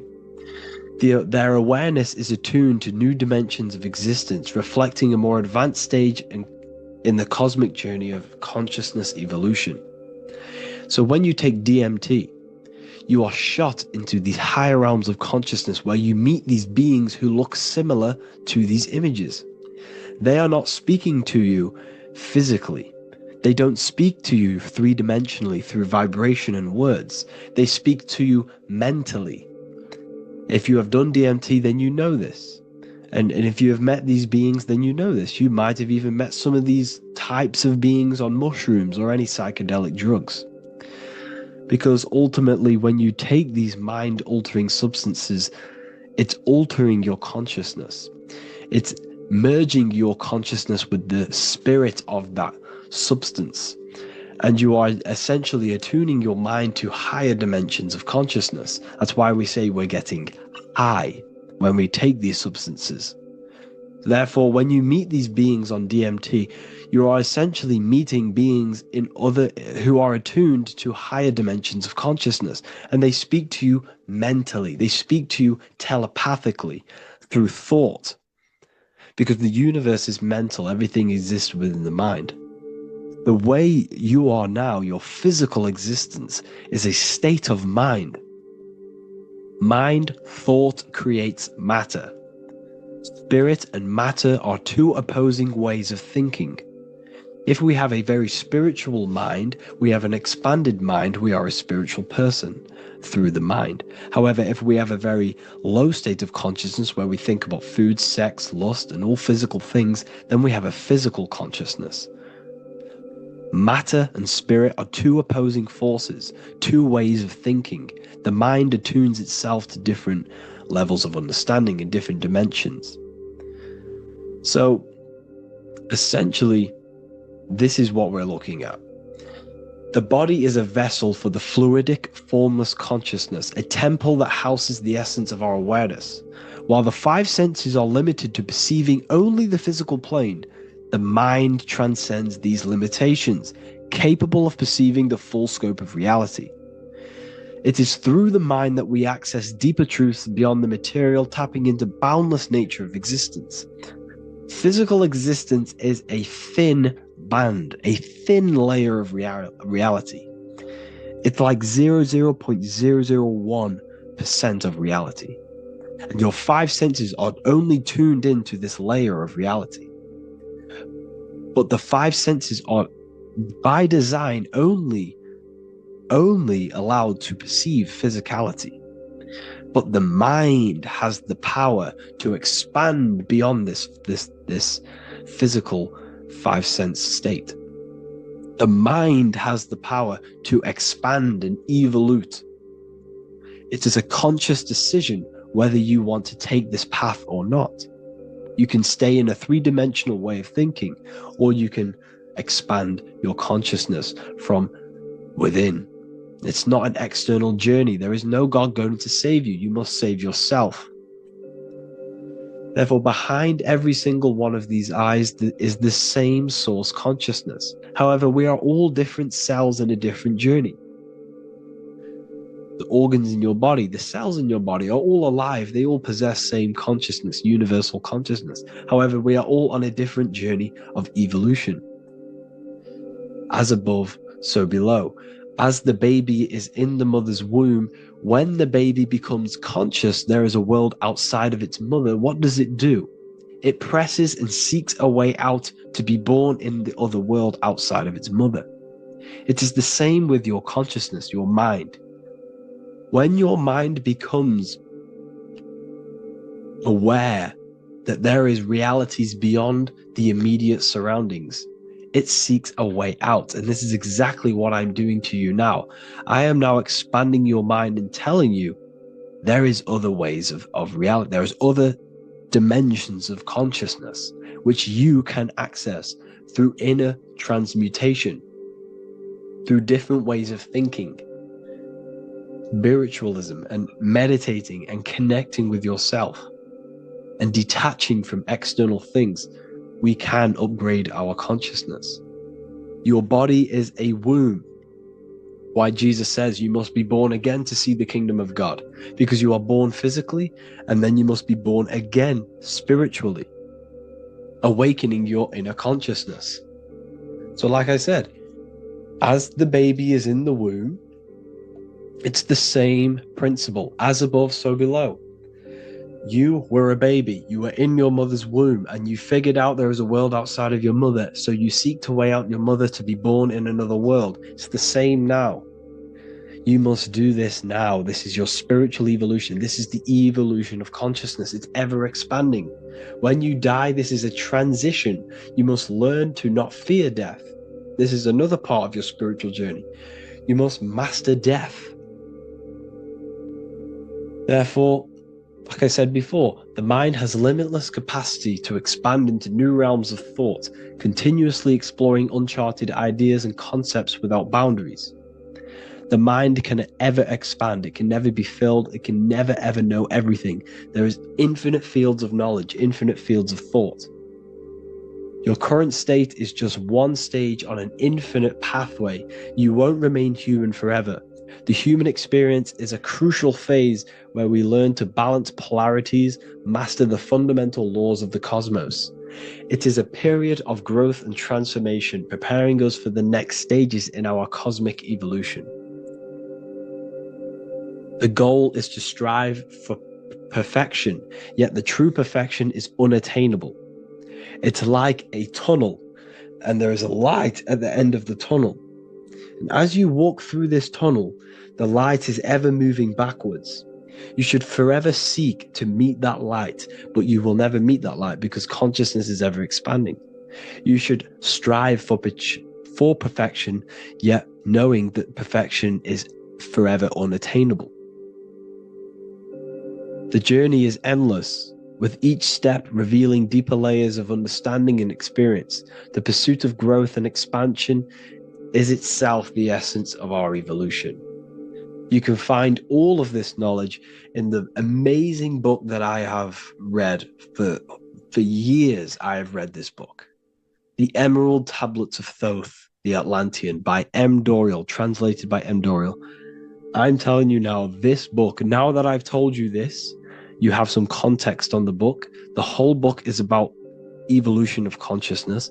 He's talking about higher dimensions beings. He's talking about how you can transcend this physical plane.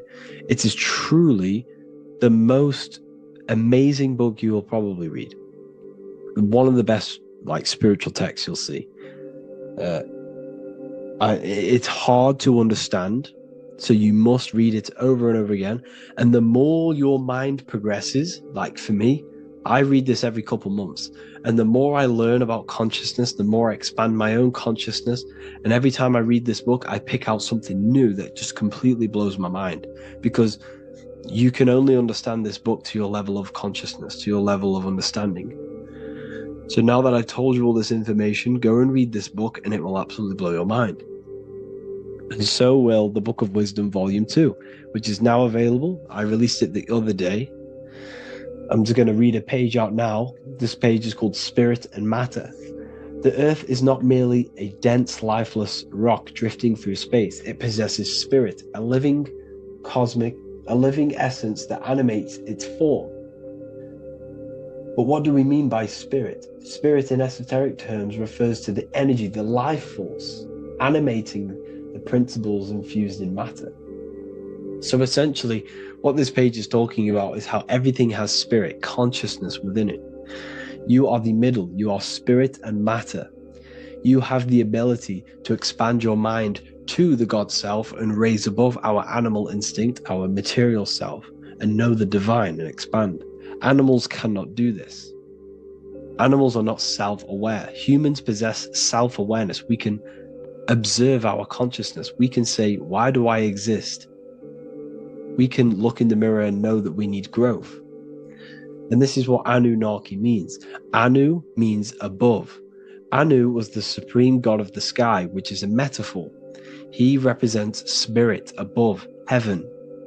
Anu came down to earth and married Ki, the goddess of the earth, which represents matter. It's a myth, it's an allegory. Anu married Ki and gave birth to the Anunnaki. Spirit came down and infused with matter and gave birth to the human, which is you. You are spirit infused in matter, Anu and Ki, Anunnaki. You are the Anunnaki. And this is just one of the teachings in my book. Honestly, this book is absolutely amazing.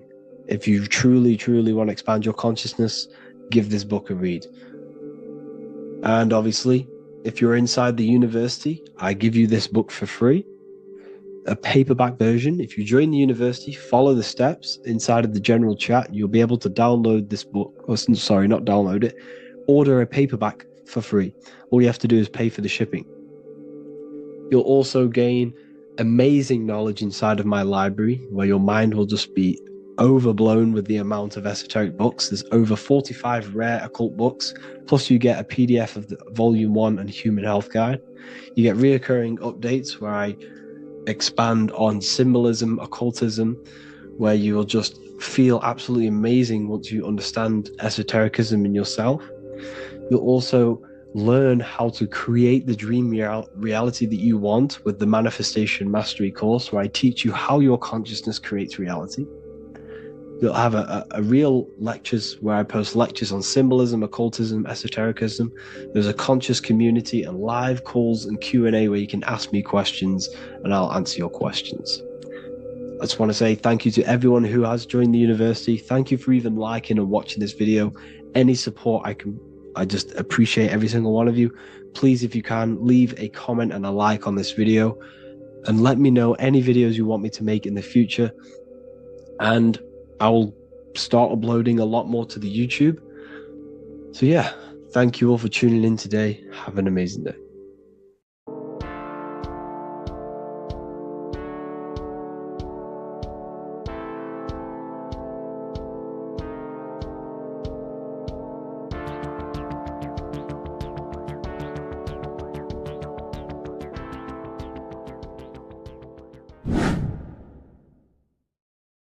What are we all doing, people?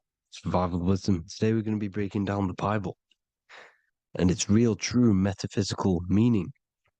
All of these slides within this video is taken from my book, The Book of Wisdom. So you can get all of these slides. So the Temple of Solomon, you are body, mind, and soul, which is the Holy Trinity. The moon, sun, and earth. The sun is your soul because the sun is its infinite source of energy. It is its own source of energy. And that is what your soul is. It's its own source of energy. The moon is mind. This is why you call people a lunatic. You're a lunatic. Luna means the moon.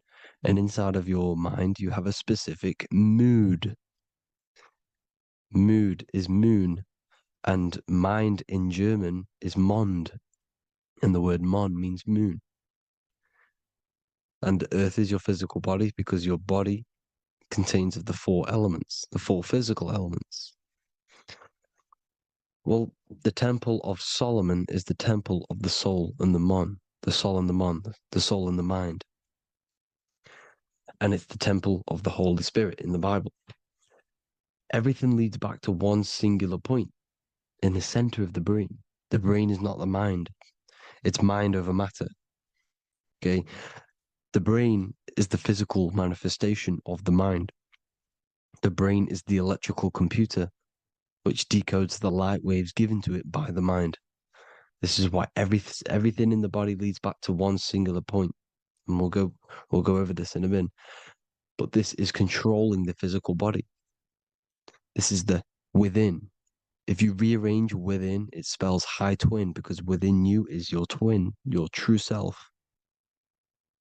And it's just an entity in the center of the mind. And if you shut your eyes, you can feel it. Your awareness is in the center of the brain. So there's just an empty chamber in the center of the two cherubs, the two brains. They are two separate brains. They're two hemispheres. And the empty chamber, when scientists chop it up and see it's just an empty chamber, well, because you can't see in that plane of reality. You cannot see the mind. You cannot see thoughts. It is invisible to the human eyes, to the visible light spectrum, to the two eyes. The reason why we call it the third eye in the center of the brain, it's not the third eye, it's your true self. It's the mind and soul. It's an eye because it does see. It's the all-seeing eye that you always see here. There's some Masonic artwork showing the two pillars, the two cherubs, the two hemispheres of the brain, and the inner eye. This is the eye that sees all things. What do I mean by seeing all things? Not physically. It sees the mind. It's what, because your soul is watching the mind. You can observe the mind. You are not the mind. And if you meditate deeply enough, you can go beyond the mind. It's the all-seeing eye. It sees the mind. It sees what emotions you're feeling. It sees what you're thinking. It sees what you're seeing with the two eyes. It's the all-seeing eye. It sees all things. It's omnipresent. It's everywhere. Because the mind can be anywhere. The mind can switch itself into any place it wants. There is no limitations with the mind. So there is two hemispheres in the brain. And in the Bible, there is a quote saying, the most holy place between the two cherubs. The two cherubs is the two hemispheres of the brain, and the most holy place is between them, which is what the Masonic artwork is showing. This is the all-seeing eye, the soul and the mind in the center of the brain. And you will not see this with the two eyes. So when scientists come to seeing the empty chamber in the center of the brain, they wonder because they do not understand the occult side of the world. They do not understand the layers of reality. How the two eyes, everything physical comes from the unseen. Everything seen comes from the unseen. Now, the two hemispheres of the brain play a major role in our lives. The right hemisphere is the artist. The left hemisphere is the scientist. The right hemisphere controls the left side of the body. The left hemisphere controls the right side. So there's a crossover. Now, the right hemisphere is to do with your feminine energy, creativity, unification, metaphors, visualization, intuition. The left hemisphere is to do with sequencing, facts, materialistic details, language, and logic.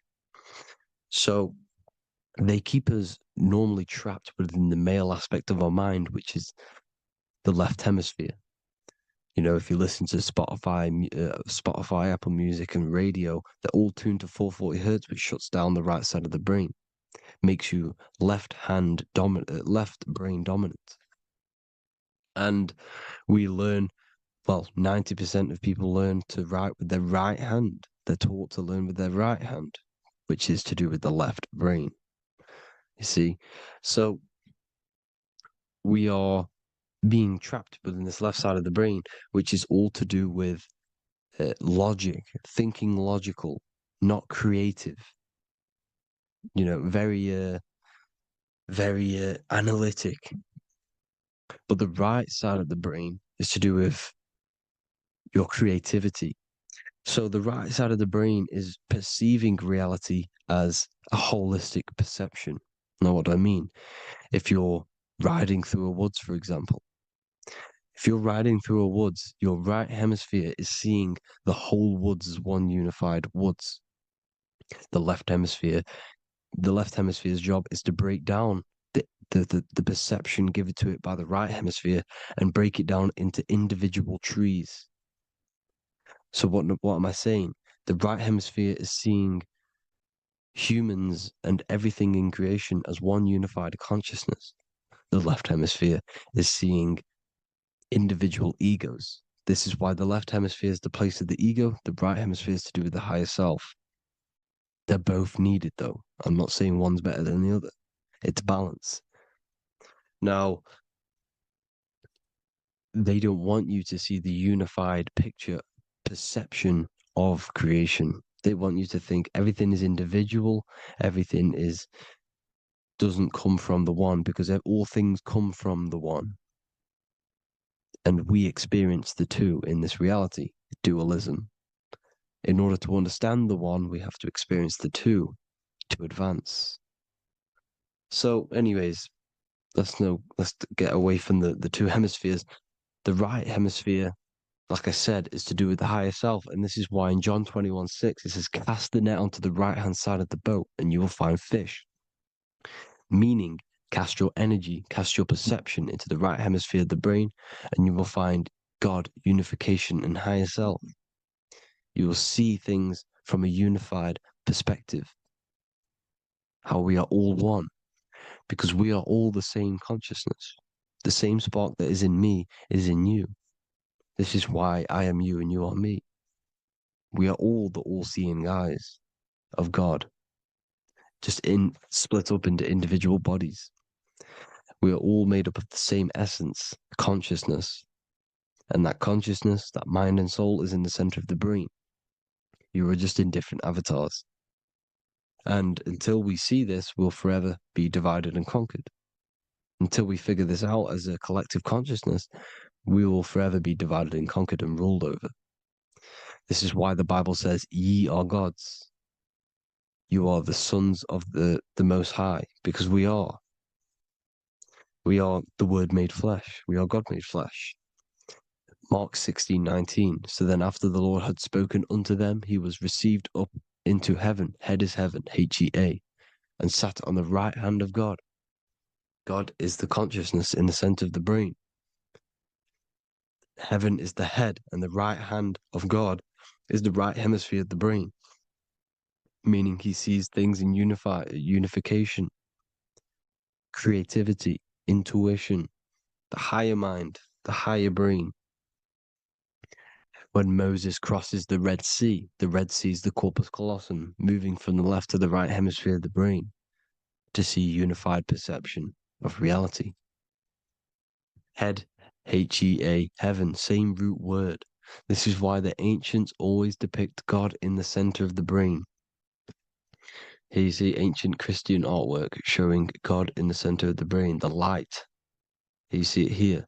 Here you see Ganesh, an Indian god, which is the brain. Here you see the Father, the Son, and the Holy Spirit in the dome, the brain. This is the brain, because you are God made flesh. That's what consciousness is. The upper room where Jesus meets the 12 disciples. It's the upper brain on the upper room. The upper room is the chamber, the empty chamber in the center of the brain. That's the room. And the 12 disciples are the 12 cranial nerves in the brain, which pretty much rule the body, all the cranial nerves. The tree of life, the cardiovascular system. This is why in Genesis it says the tree of life was in the midst of the garden. Midst meaning middle, because the middle of the body is the cardiovascular system, which is controlling all of the systems in the body. The tree of knowledge of good and evil is the nervous system. It's the spine and brain. This is what's detecting good and evil. The brain is the electrical computer with the left and the right hemisphere, decoding the dualistic world, decoding the light waves given to it by the external world. It is an electromagnetic computer. It is artificial intelligence. It is very intelligent, the brain and the nervous system, the human body as a whole. But the tree of knowledge of good and evil is the nervous system, because it is the tree that detects good and evil, makes you learn good and evil in this dualistic reality. Here you see Adam and Eve around the tree of knowledge of good and evil. Adam and Eve, male and female energies, with the serpent in the tree, and the tree of knowledge of good and evil. Well, this is the spine, the brain, and the serpent is the kundalini up the spine. The serpent is the S. That's why S, serpent, S, the letter S is the serpent. Sex and serpents make an S noise.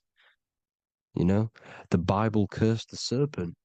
So we don't figure out the true religion.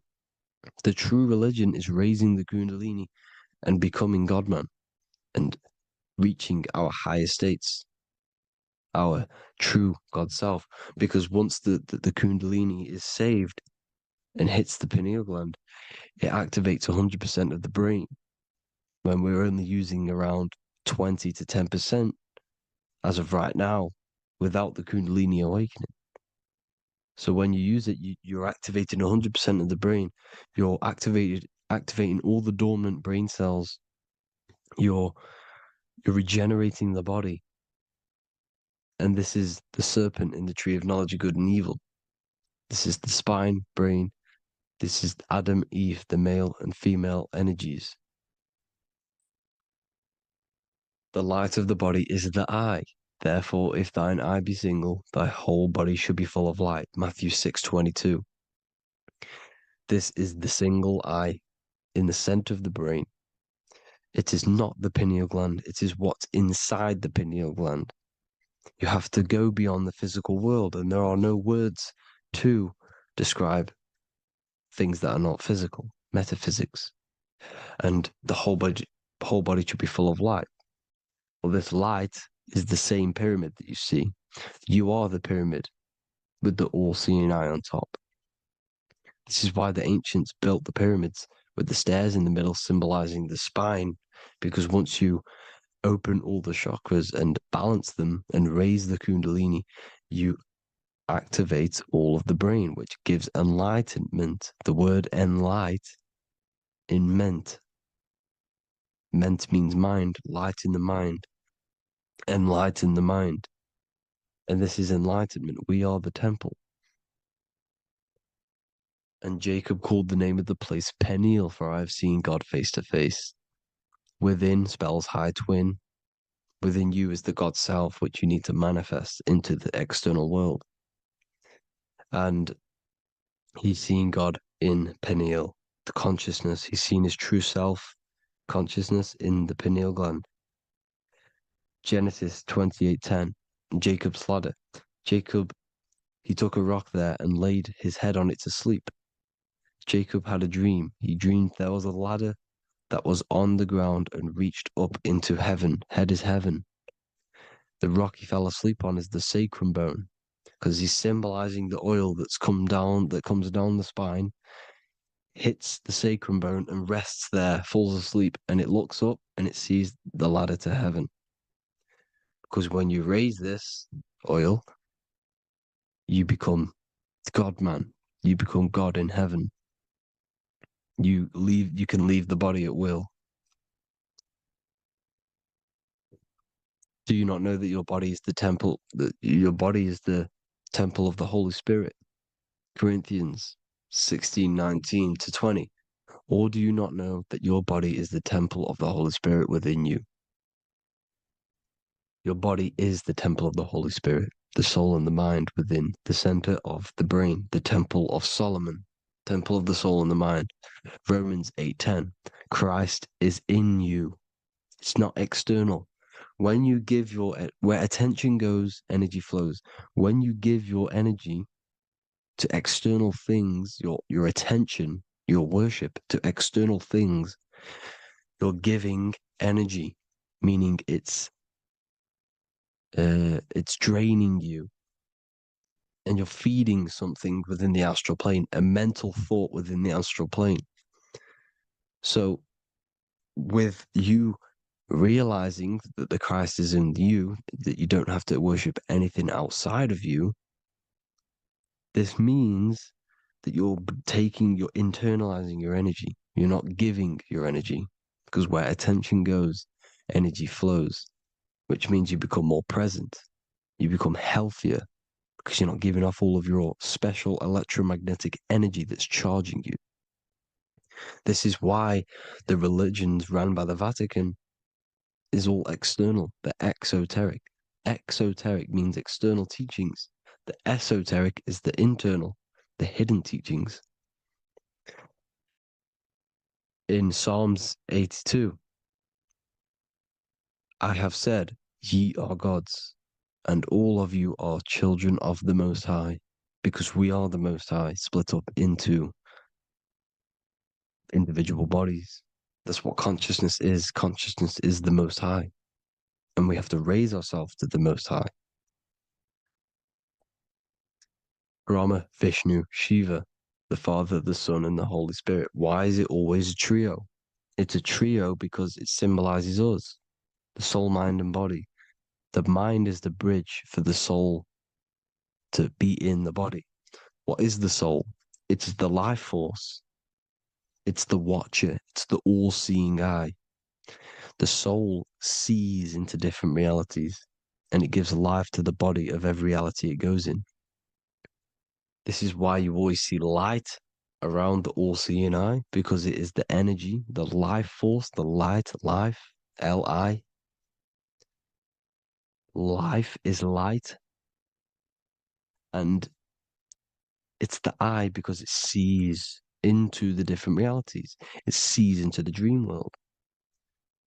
When you're going to sleep at night and you dream, it's not a dream, it's another reality. You're a multidimensional creature. We live in a multiverse. There's infinite amount of yous. And there is a version of you which is the highest self in a reality somewhere. And this I has the ability to switch realities, which is exactly what astral travel is. Astral travel is the ability to switch reality beyond the 3D construct of this world. The Father, the Son, and the Holy Spirit, Brahma, Vishnu, Shiva. The Brahma, the soul, inhabits different bodies. This is why they have different heads. Vishnu, the mind, symbolizing gnosis, meaning knowledge. This is the serpent. The serpent symbolized knowledge. Shiva, the body. Father, the Son, and the Holy Spirit. The bird, the soul, because the bird symbolizes the soul. This is why you have here the Egyptians showing you the soul leaving the body. Here you see here with the twin head, the same head, and it's a bird. This is the soul self. This is the ego self. The Egyptians knew this. They knew all of this. Of course they did. Now the whole story of Jesus is all metaphorical for the process which goes on within your body. Your neck and head is the holy grail which the sun and the moon creates. Sorry, the sun and the moon creates the fluid within the holy grail, the brain, the skull. And the moon creates the milk. Sorry, the moon makes the milk. The sun makes the honey, the land flowing with milk and honey in the Bible. The land flowing with milk and honey is the center of the brain in the Holy Grail. Here you see the Masonic artwork showing you the sun and the moon creating the fluid in the spine. Here's the serpent. Serpent symbolizing the two Kundalini channels, the Ida Pingala up the spine. Here's the furnace raising the Kundalini, raising the oil, heating it up, and rising it to the crown. You see? So here you see more Masonic art, seeing the sun and the moon creating the holy fluid in the brain, in the cup, filling the cup. This is why it's a cup, because it's the Holy Grail. This is the holy oil in the center of the brain that gets released down the spine, which is Jesus coming down from heaven. It comes down the spine, down the River Jordan in the Bible. This is when Jesus goes from Nazareth to Jerusalem. He comes down the River Jordan, and Joseph and Mary are in Nazareth waiting for Jesus' return. Joseph and Mary symbolize the pineal and pituitary gland, which produce the two oils created by the sun and the moon. And he returns. When he returns, he gets crucified at 33 because there's 33 vertebrae at the back of the spine, and it crosses the vagus nerve. The crucifixion of the oil past 33 vertebrae creates God-man, and it creates your higher self, and it activates 100% of the brain. And you turn into spirit, you turn to your spirit self. This is why Jesus dies. He didn't physically die, it metaphorically dies and becomes his higher self. The ego self is left behind. It's the same with the whole story of Jesus. Jesus comes down from heaven, which is the oil. He dies in a cave for 3 days, which is the oil in the cave. Here's the cave, and resurrects after 3 days. If you resurrect the oil, comes up and gets crucified at 33 in Golgotha. Golgotha translates to a place in the skull. The three wise men from the east. Well, if you look at the Masonic artwork, they'll always show you a ladder up to the east. Okay? Here you see north, south, west. This would be east. Here you see east here. East here. The ladder up to the east. The east is the top, up. Three wise men from the east. The thalamus, pituitary, and pineal gland in the center of the brain. the most important glands in the body. Here you see the Egyptians with the spine, the sun, and the two hemispheres of the brain. What did I say at the beginning? The sun is the soul. The sun is its own source of energy. It's the life force, which gives life to anything it inhabits. The soul is the same thing. That's why sun and soul mean the same thing. So, what I'm saying is consciousness is God. And this is why when it refers to as God in the Bible, it means your higher self, pretty much. And returning back to this higher self, because God is something that you need to manifest. Consciousness is God, and your body is a reflection of the creation by God. This is why everything in the body corresponds with the stars. The stars rule the body. We are an image of the stars. This body is an image of the whole of creation. Aries rules the head. This is the cerebrum, the ram in the brain. Here's the ram, Aries. And we have something called the cerebrum, Aries, the ram. This is the Lamb of God moving to the higher mind. Taurus, which is the lower brain and neck, the cerebellum, the bull Taurus, the lower mind, and the cerebrum and the cerebellum, the ram and the bull, is what makes you ramble on. Ramble meaning walking. The higher mind and the lower mind working together makes the body ramble. Ramble is what makes you walk along. Thank you to Santos Bonacci. Gemini, the two twins, rules the two arms, the hands, and the lungs. These are the two twins of the body. Sagittarius, the horse, which rules the hips. Hips means hippo. Hippo means horse. Hippopotamus means water horse. Hippo means horse, and this is why we call them hips, because horses have massive hips. Capricorn, the kneecaps. Pisces, the two fish, the 2 feet. Then they make us swim. We are an image of the stars, people. Well, the body is anyway. Consciousness is God, and the body is the image of the whole of creation. It's a reflection of the whole creation, as above, so below. 12 systems in the body, 12 cranial nerves for the 12 constellations, 12 cell salts. The body's made out of 12 cell salts. So, this is where it gets kind of deep. This is where we get deep. And he said, Jesus was known as the fisher of man. And fisher of man, meaning man does not mean man as in the male. Man means mind. He's the fisher of minds. So the Bible is not patriarchal. It's not patriarchal. Man just means mind, pretty much.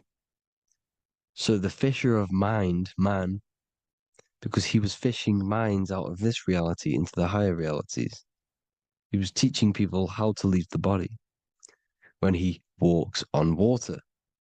Walking on water is the physical, etheric, astral, and mental. These are the different planes of reality. The ether is the either, because the ether is the substance that's on either side, astral and physical. It's the fifth element, is ether. And the fifth element is the water. The same water at the beginning of the Bible when it says, let the firmament divide from the waters above from below. The water symbolizes the ether. It's the base of all physical matter. And the ether is known as the water. So when you're walking on water, you're walking on the ether, meaning you're leaving the physical body. So when Jesus walks on water and he's teaching Paul to walk on water, Paul becomes scared and falls back into the water. Well, when you astral travel and you become scared when you're projecting, you'll fall back into your body. So he's pretty much saying walking on water is leaving the body, and walking on the ether, because the ether is the veil between the astral, and that's what devil means. Devil has the word veil in it, because the devil is trapping you between one veil, which is this world. They're trapping you in this world, this thin layer of reality. Your dreams are different veils. The ether, the astral, the mental are different veils. Devil is deveil. Deveil. You need to escape being stuck in one reality and live in between realities. And this is when you truly become a multi-dimensional being, because your soul is just the eye. That's what you are. You're just an eye, and you see into different worlds. And it also, when Jesus means the fisher of man, the fisher of minds, he is. There are. I truly believe, because of my research, that there is other worlds. It's not just this one. There's higher worlds. There's an infinite amount of you, and you've been in them dreams you call dreams. Them dreams are other realities that you are in. That's why when you're there, you don't feel like you're in a dream. You feel like it's 100% real, because it is real. So this is why the ancients always depicted the many different heads, because there's many different versions of you. And this I, the soul, the watcher, is switching itself into different bodies at all times. Well, when you sleep, when you astral project. And this is what the ancients were doing. They understood the multiverse, and they could switch bodies at will. And this is what the 7 seals are in the Bible, also known as the 7 chakras. These are literally portals within us to these different worlds. We're in the heart at the moment. Earth rearranged spells heart, meaning middle. This is where good and evil exist. It's the middle point, the midpoint of realities. So I hope you all enjoyed the video. All of this knowledge that I've give you in this video is inside of my book, the Book of Wisdom. The Book of Wisdom gets updated every single month with new pages. It's a one-time payment for a lifetime worth of research and knowledge by me. So if you do want to get it, the link will be in the description. But I hope you will gain some amazing insight. Please like, comment, and share to help the algorithm, and drop a subscription. And for more lectures, every 2 days, I drop lectures and knowledge within the Patreon. If you want to support the channel, join the Patreon. Everything's in the description, because we are not monetized on YouTube. Thank you all. Have an amazing day.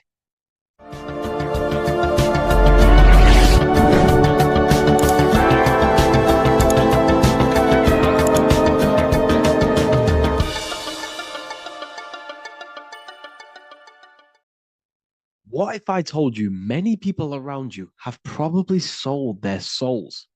It's more popular than you think, and it's very easy to do. Selling your soul is not something that you can just go and meet the devil and do it. It doesn't work like that. But before I tell you exactly how you can sell your soul and how not to sell your soul, what is the soul? So looking at Jesus, we always see 2 lights surrounding his head, one surrounding the heart. And as of course, if you've been watching my channel, you know Jesus represents you. He represents the divine essence of the universe made in human form.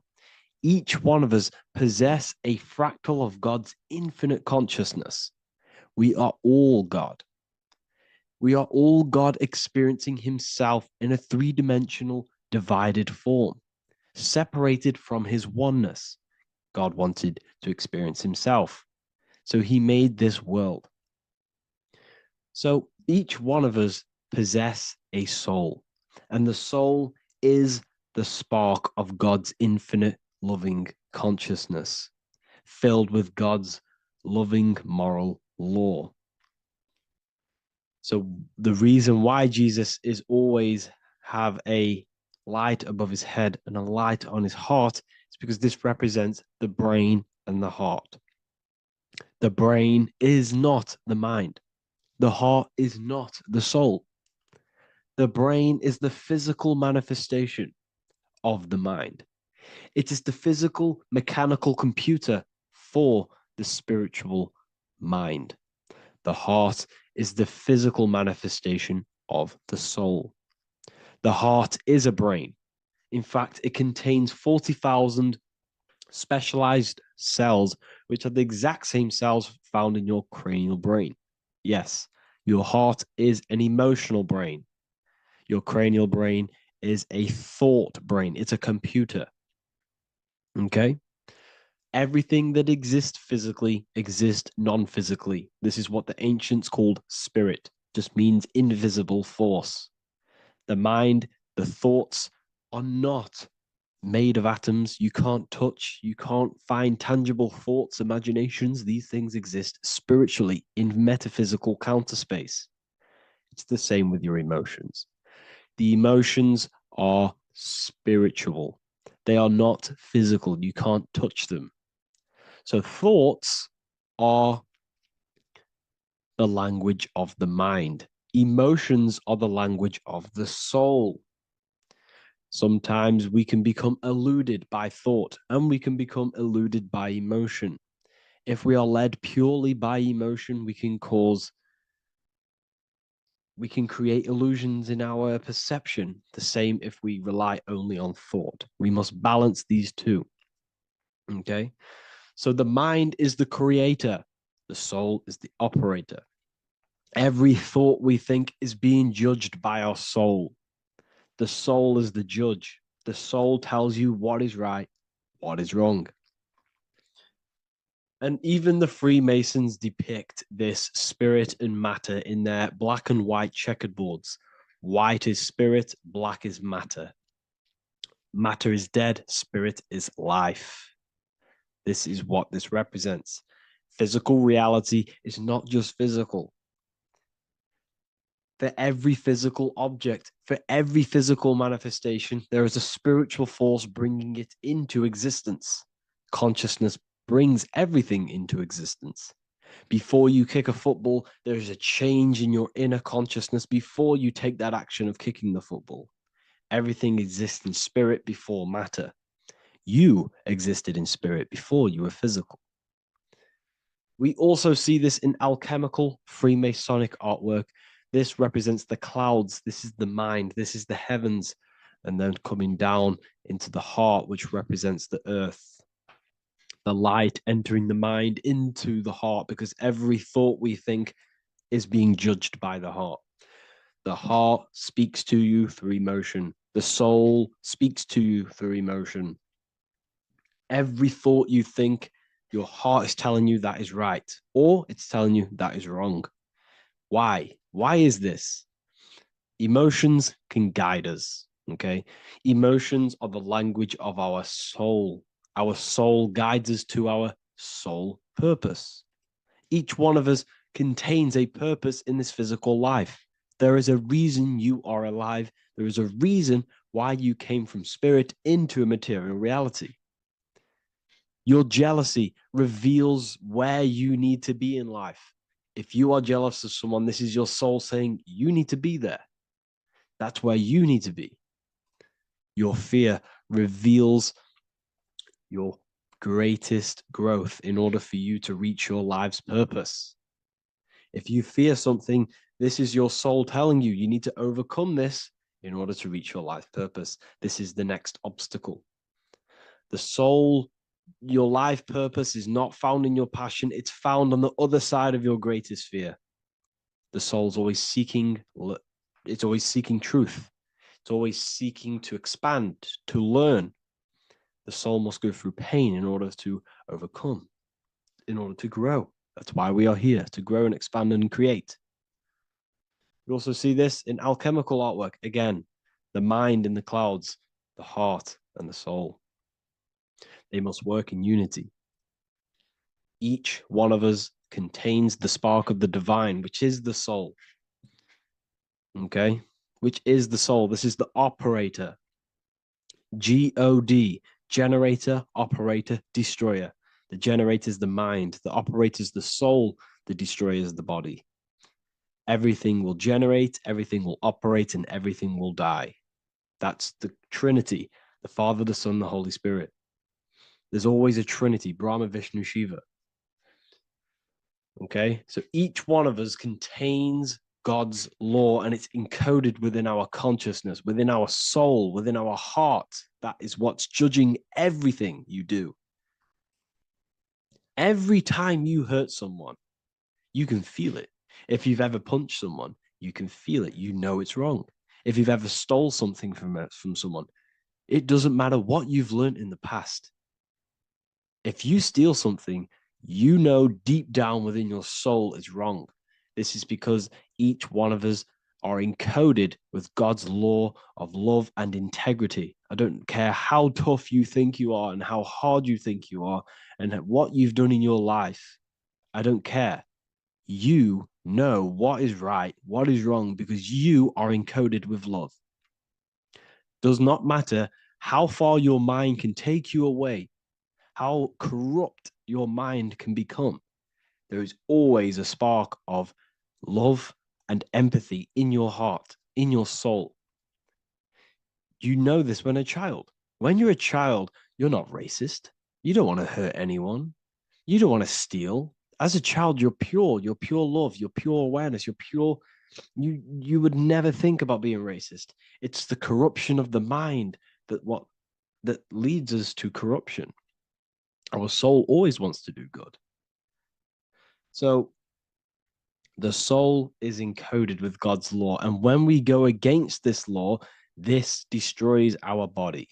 Yes, because your body is electromagnetic, and that's being casted from your heart. So every time you go against the heart's guidance in moral law, we weaken our electromagnetic field, which weakens our body. If you've ever looked at someone who's very negative, you can see them. You can see that they are aging quicker. You look at Scrooge, for example. If you ever watched Scrooge, look at how corrupt he looks. That's his heart. You can see the people's hearts on their face. People who do negative things and have negative thoughts, negative emotions, you can see it in their eyes and their face. It's because it corrupts you. It corrupts the body. It ages the body. Goodness is life. Okay. So can you sell your soul? You cannot sell your soul physically. But what you can sell is your conscience. What you can go against is that moral law. And you can exchange physical material things such as money, fame, cars, houses, business, in order for you can exchange that to go against your inner dialogue. For example, these rappers, celebrities, what are they doing? They're not selling their soul. You can't sell your soul to some entity on the astral plane. But what you can do, you can take money to say, I'm going to go against my heart. I'm going to go against my inner moral law. I'm going to take that money and I'm going to do something wrong. It's basically going against your soul. It's selling your soul's guidance of moral law. That's what selling your soul is. And that's what these rappers are doing. That's why they're so sad.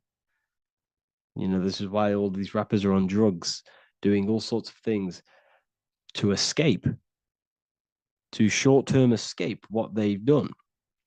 They're going against their inner guidance for money. And yes, short-term pleasure may be happy for now, but in the long run, it will leave you feeling voidless because nothing material can ever satisfy your soul. Nothing.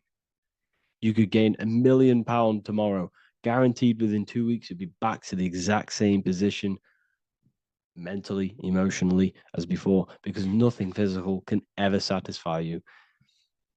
Guaranteed, if you received a million and yes, if you received a million now, in a week's time, you'd be hunting for the next million because it does not satisfy you. There's a reason why these billionaires don't stop working because they're so addicted to earning and earning and earning. It doesn't satisfy you. The only way you can satisfy yourself is through Christ consciousness, is through self-love, is through loving thyself, knowing thyself, and becoming balanced internally in consciousness instead of seeking external validation through material things, which end up leaving you feeling voidless, empty inside, and sad and depressed and anxiety. Everyone's looking outside of themselves for validation when true validation comes from within. True satisfaction, true happiness comes from within, reaching Christ. Christ is a state of being, a state of consciousness that we must cultivate within ourselves so we can live a happy, balanced life. You can have all these material things when you're satisfied inside, but don't rely on them. Me, I enjoy material things, but I don't desire them. I don't chase them. I don't rely on them for happiness, for validation. You can have big cars. You could have your favorite watches. You could have Lamborghinis. Yes, it's fun, but don't let it give you your happiness. As long as you're happy on the inside, it's okay to have these things. You should seek balance with your inner world and outer world. Okay, so this is what they are doing. Rappers, celebrities, actors, Hollywood, this is what they've done. They've exchanged their inner integrity, their inner law, their inner moral compass for exchange for material wealth, fame, money, and cars. That's what they've done. And power. It corrupts you. They slowly corrupt you. So yes, you cannot sell your soul.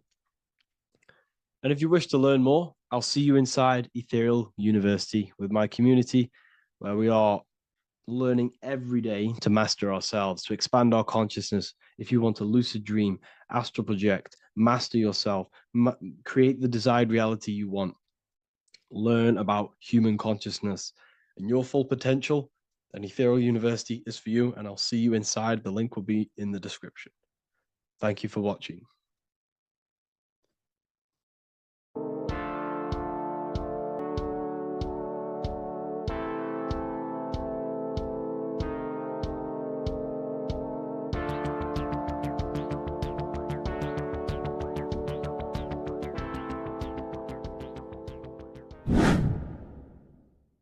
What is good, YouTube? Today we're going to be talking about the astral plane and how the cosmology fits into the astral plane. Okay, so first let's go over the astral plane and go over the different layers of reality so that you can understand reality more.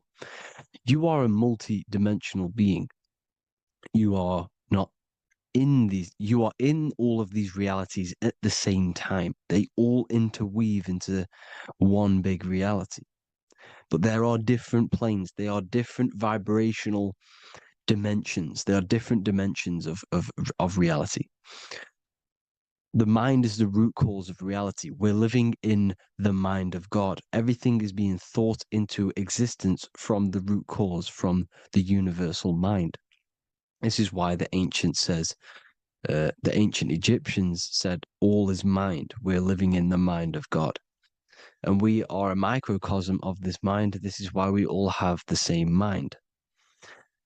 This mind is the world of thoughts. Now, this world of thoughts is just the thought alone.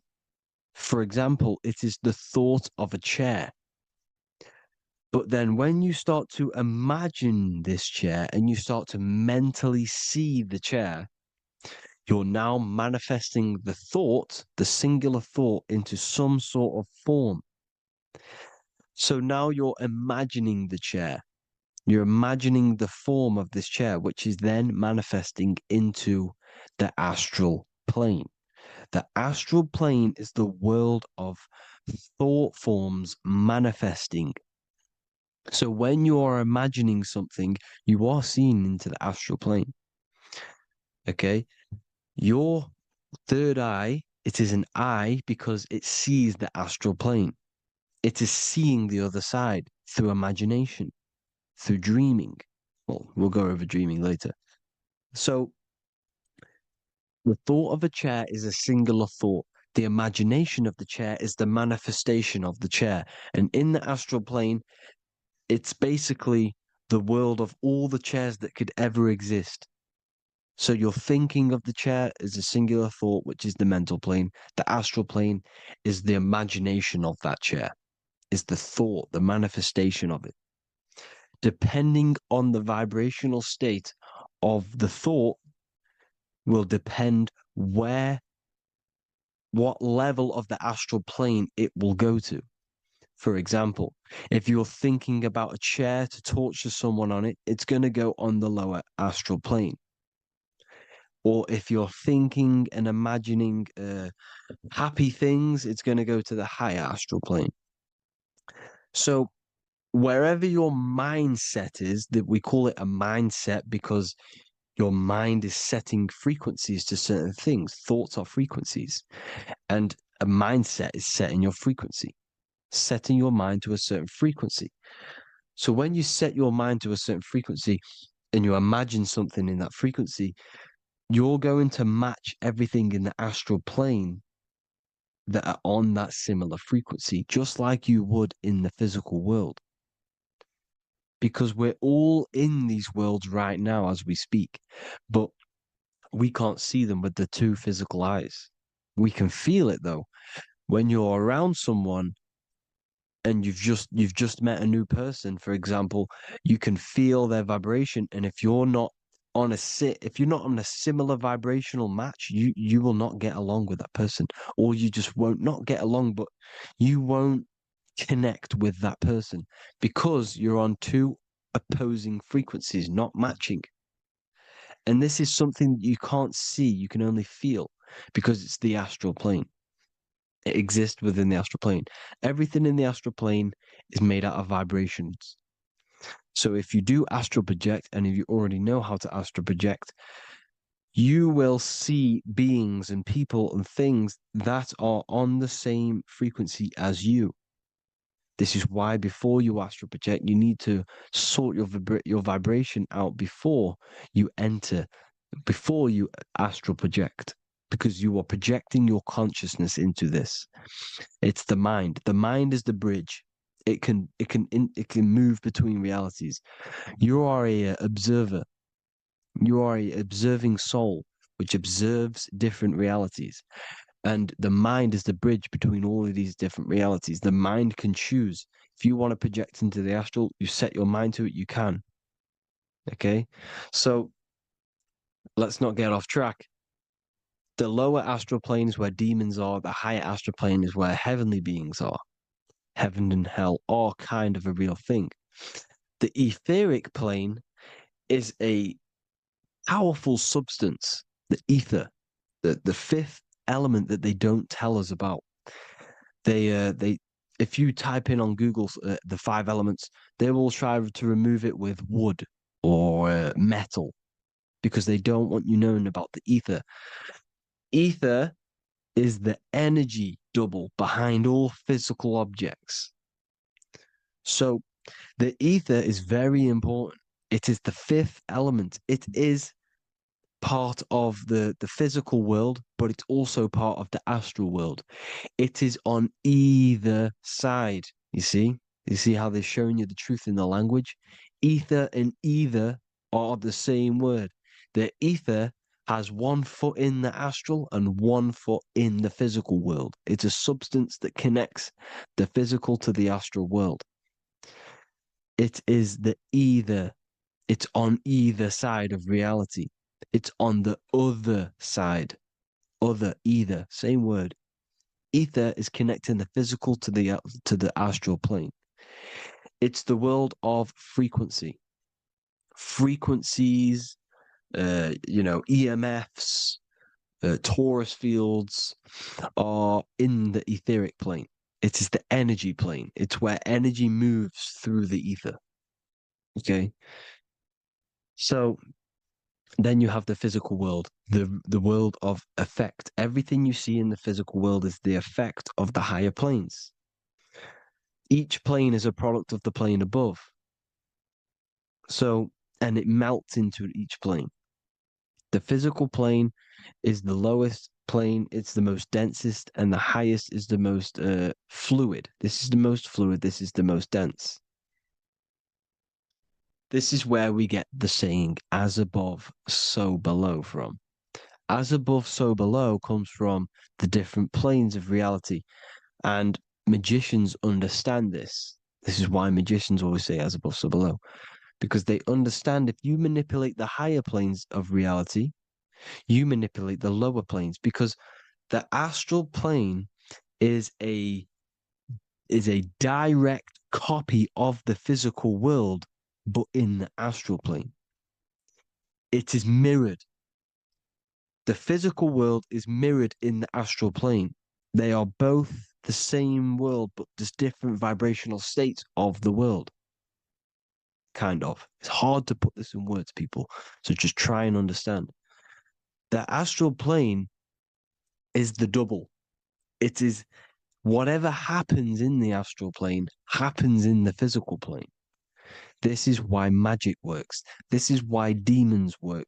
This is why spirit communication works. Because if you manipulate the higher planes, you manipulate the lower planes. As above in the astral, so below. Leonardo da Vinci showing you to look up, pointing up. You got to look up. He's telling you to change the mind, you change the physical world. You change your emotions, you're on the astral plane, you change the physical world. You change your reality by changing the higher planes. This is the Masonic 11, the two pillars. This is the 11, also symbolizing the two hemispheres of the brain here. But the 11 symbolizes the two mirrors. 11, 11, 9, 11. 9, 11 adds to 11. 9 plus 1 plus 1 equals 11. The Twin Towers were an 11. Flight 11 was hijacked because it's a mass ritual within the astral plane. Now, we're going to go deep into that later, and I'll show you these rituals they do in order to manipulate the astral plane. So, this is what the 11 is. It's the mirroring of reality. If you contact spirits and conjure spirits, you can either summon or attract demons and spirits. Summoning is creating a spirit. You create demons. Okay. Like I said here, the mind is the root cause of reality. If you think of if you think of a traumatic event that happened in your life over and over and over and over again for years and years and years, where attention goes, energy flows. The mind is the director of energy. If you are directing energy into the specific emotion, the specific thing that is torturing you in your mind, that will manifest as some sort of being in the astral plane, which is called an elemental. And this elemental being that you have created through your thought forms and emotions will latch onto you and feed off this energy. So it's important that you get your mind right, okay? It's important that you sort that you file the mind and you discipline the mind. Make sure it's only entertaining positive things, because you are quite literally creating your own demons. The word demon has the word mon in it. And if you've watched my videos to know, mon means moon. The moon is your mind, the sun is your soul, the earth is your physical body. Demon is mon means mind, moon is mind. You create demons with your mind. Summoning. Now, this is where the rituals come in. 9/11 was a ritual because everyone was thinking about this big fearing, the death of 9/11. Everyone was thinking about it. And all of their minds thinking about this horrific thing will manifest and summon a negative energy spirit elemental within the astral plane. That's how all of this works. This is why it was a mass ritual. Okay. Chris Brown, new album name 1111. Release date on the 11/11. This will be my 11th album and contain 11 songs. All of these people know the occult. This is Hermes Trismegistus with the star of Saturn, the six-pointed star, as above, so below. The mirroring of reality, physical and astral. The two Masonic pillars. So as above, so below. What's above us? The stars. The stars are connected to the astral plane. This is why we call them stargates. When we dream, we are experiencing these different realities. And what are stars? They tell in the Bible, it says Genesis 1:14. And God said, "Let there be lights in the firmament of the heaven to divide the day from the night, and let them be for signs." Signs translates to things to come. Why things to come? The stars tell the future. Why? And why do we say as above, so below? As above us is the astral plane and the etheric plane. As above, so below. Whatever happens in the stars happens on Earth. The stars are connected to the astral plane. Above us is the astral plane. We are a star in a physical body. This is why we say Mr., sister, stir equals star. The E and the A are interchangeable. We are stars, and the stars are the start of our incarnation. We start in the stars, same root word, and we descend through the seven energies, which are our seven chakras. Then we enter the heart of the soul system. The heart rearranged spells earth. And this is the true cosmology. Here's the Masonic cosmology. This is Masonic now. Here's the firmament. Let there be a firmament in the midst of the waters to divide the waters from above, from the waters that below. Genesis 1:6. The firmament, firmament comes from the word firma, Latin, I'm pretty sure, which means firm. When something is firm, meaning it's stable, it does not move, it is firm. The firmament is firm. So, is the firmament Genesis 1:6. What does he say? Genesis 1:3, sorry. Let there be light. This is before the sun and the moon was created. Let there be light. Before the sun and the moon was created, light was appeared. So what's that tell you? This is a holographic projection from some sort of light being, some sort of projector. And that projector is the all-seeing eye you see in the Masonic cosmology. This is the all-seeing eye projecting the light beams. Let there be light. Everything is made out of light. The universe is created out of light waves. The torus field is one unit of light. The light projecting this reality is Polaris. Okay, the famous all-seeing eye. Now, what else? Then we have after let there be light in Genesis 1:16, and God made the two great lights. This is the sun and the moon, electric, magnetic, male and female. Then we have the Masonic checkerboard, the black and white symbolizing dualities within the dualistic reality we're in, spirit and matter, light and matter, rest and motion, positive and negative, good and evil. Everything's dualistic here. Okay? And it's a dance. The universe is a dance between flickering of white and black light, which is the torus field. We're not going to go over that, but this is all connected to the astral plane. This is the true cosmology. The astral plane cannot work on a spinning monkey ball in the middle of space. Does not work. Cannot work. It's impossible. Okay? Impossible. So, even in the Quran, it says, Allah has made the earth for you as a carpet, flat. Quran 15:19. And the earth we have spread out like a carpet, set there on mountains, firm and immovable. It is immovable. In the Quran, it also says 65:12, it is Allah who has created the 7 heavens of the earth. The 7 heavens meaning the 7 layers of heaven, the 7 planets. And Psalms 104:5, he set the earth on its foundations and it can never be moved. Never.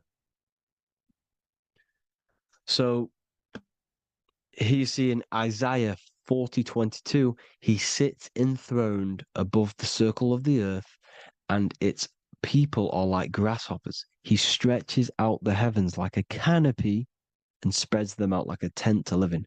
We live in a tent. This is the tent. The projection of light.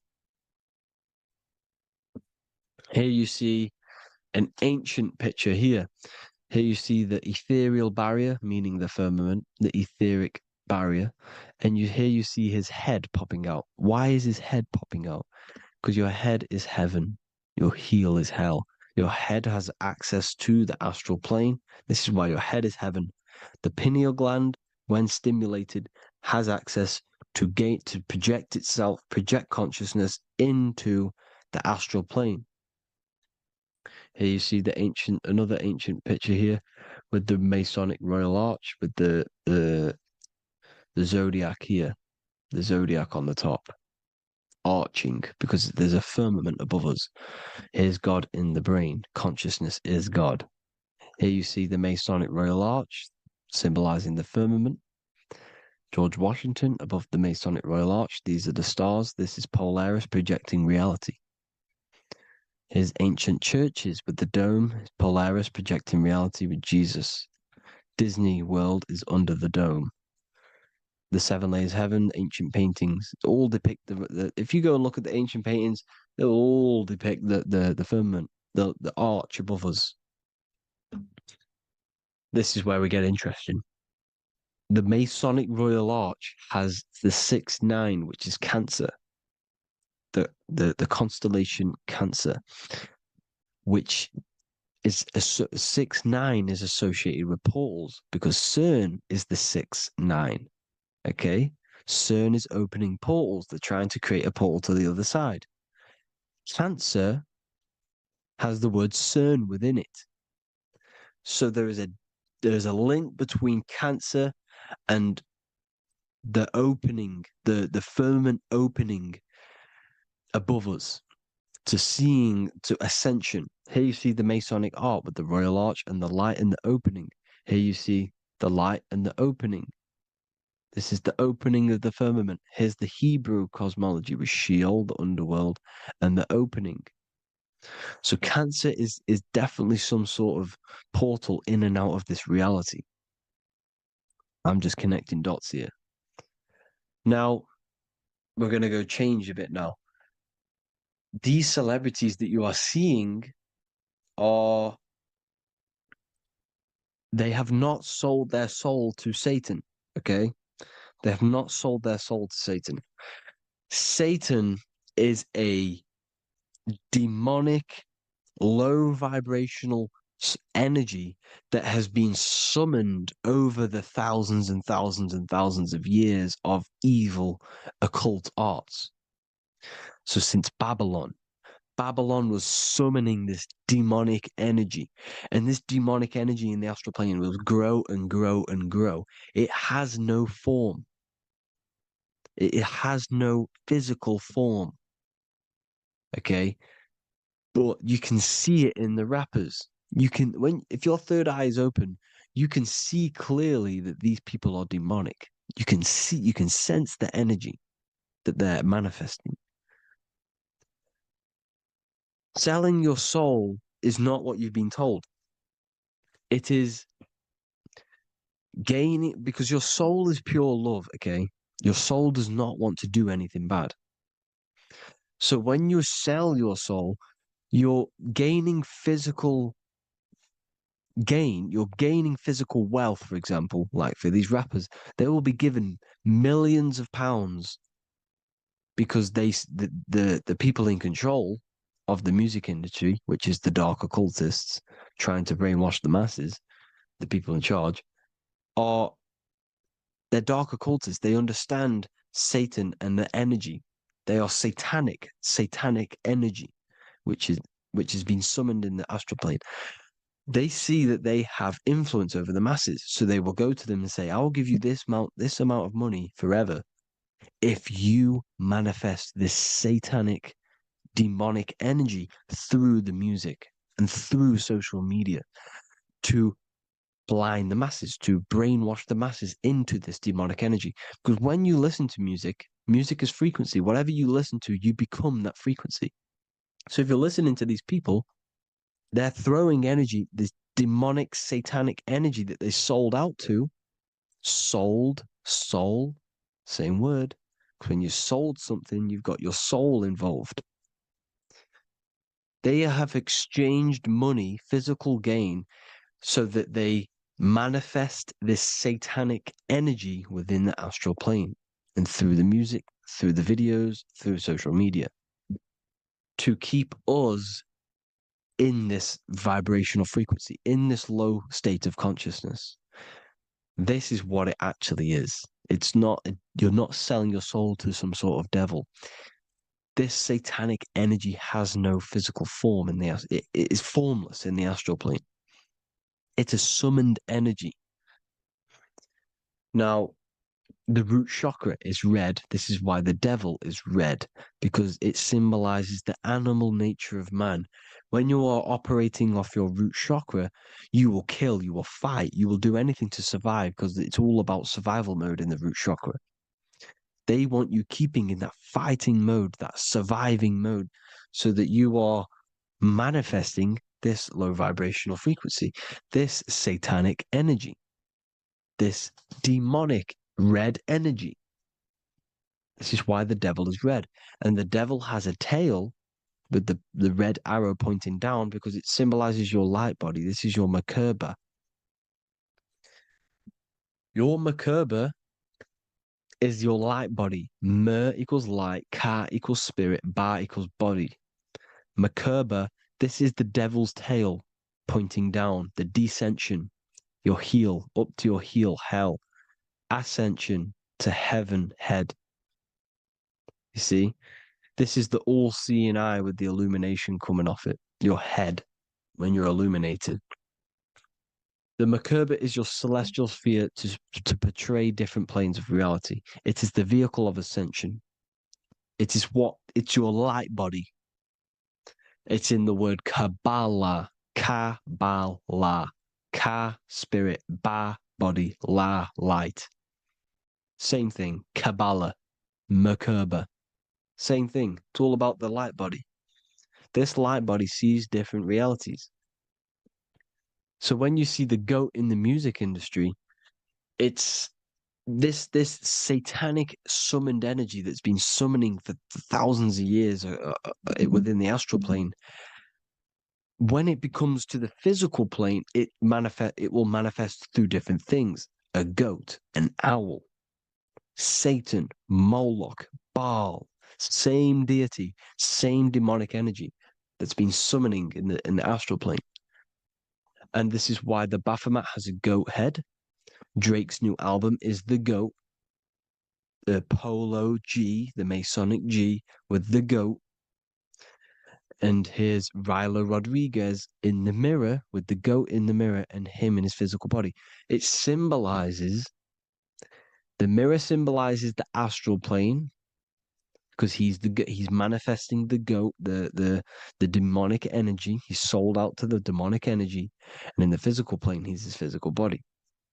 The mirroring, the Masonic 11, the mirroring of reality, the astral and the physical. And what do you call them when they're an amazing rapper, the best rapper? You call them the GOAT. Because the GOAT, you're the GOAT because you're manifesting the GOAT energy, this satanic, demonic energy within the astral plane. So Baal, Moloch, all the same thing. Because in the astral plane, if you want to gain spirits to come to you and communicate you in the physical world, if you want to communicate with spirits, you have to gain their attention. You can either gain their attention or come together and agree to create some sort of being, which is Satan. Okay. You can, like I said earlier, you can create these beings, you can summon them or attract them. One way to attract them is sacrificing. In order for you to become God, man, to turn to God, you have to sacrifice your life. You have to sacrifice, not drinking, not doing things, not doing anything demonic, not doing anything bad, not eating meat. You have to sacrifice yourself to become the light. However, if you want quick, instant gains in the physical world, you can sacrifice something else to communicate with these spirits, because these demonic energies feed off demonic energy, your demonic energy. So these dark occultists will give away babies, they'll sacrifice, torture babies so that they gain, so that they can communicate with these spirits for physical exchange. Yes, you can do this. These powerful spirits, these powerful demons can give you powers. They can give you certain things. And this is what they are doing. They're summoning and attracting these demonic energy. This is why, trafficking is one of the most, Balenciaga. Baal is the demonic energy in the astral plane, which requires child sacrifice for his presence. Balenciaga, and they were trafficking children. They were trafficking, killing them, and offering them to the spirits. This is what they are doing. Balenciaga. It's in the name. Here you can see here a stick man with two horns. The goat, obviously, it's all the same deity. Baal, the goat, Moloch, Moloch, the owl, the Egyptian owl, because it comes from the owl of Moloch, which is Baal, which is Satan, all the same demonic energy. And it's on the dollar bill, a tiny dollar bill, on the $1 bill. All the same thing. Bohemian Grove, they worship the big owl, Moloch. It's all the same thing. It's all one big demonic energy which has been summoning in the astral plane. And it's trying to take over Earth, the physical plane. That's what it's doing. So I hope you all gained a deeper understanding of the astral plane and what's actually going on in the world. Please leave a comment if you can to help the algorithm. Drop a like if you like this content. And hope you all learned something today. And God bless you all. Thank you all.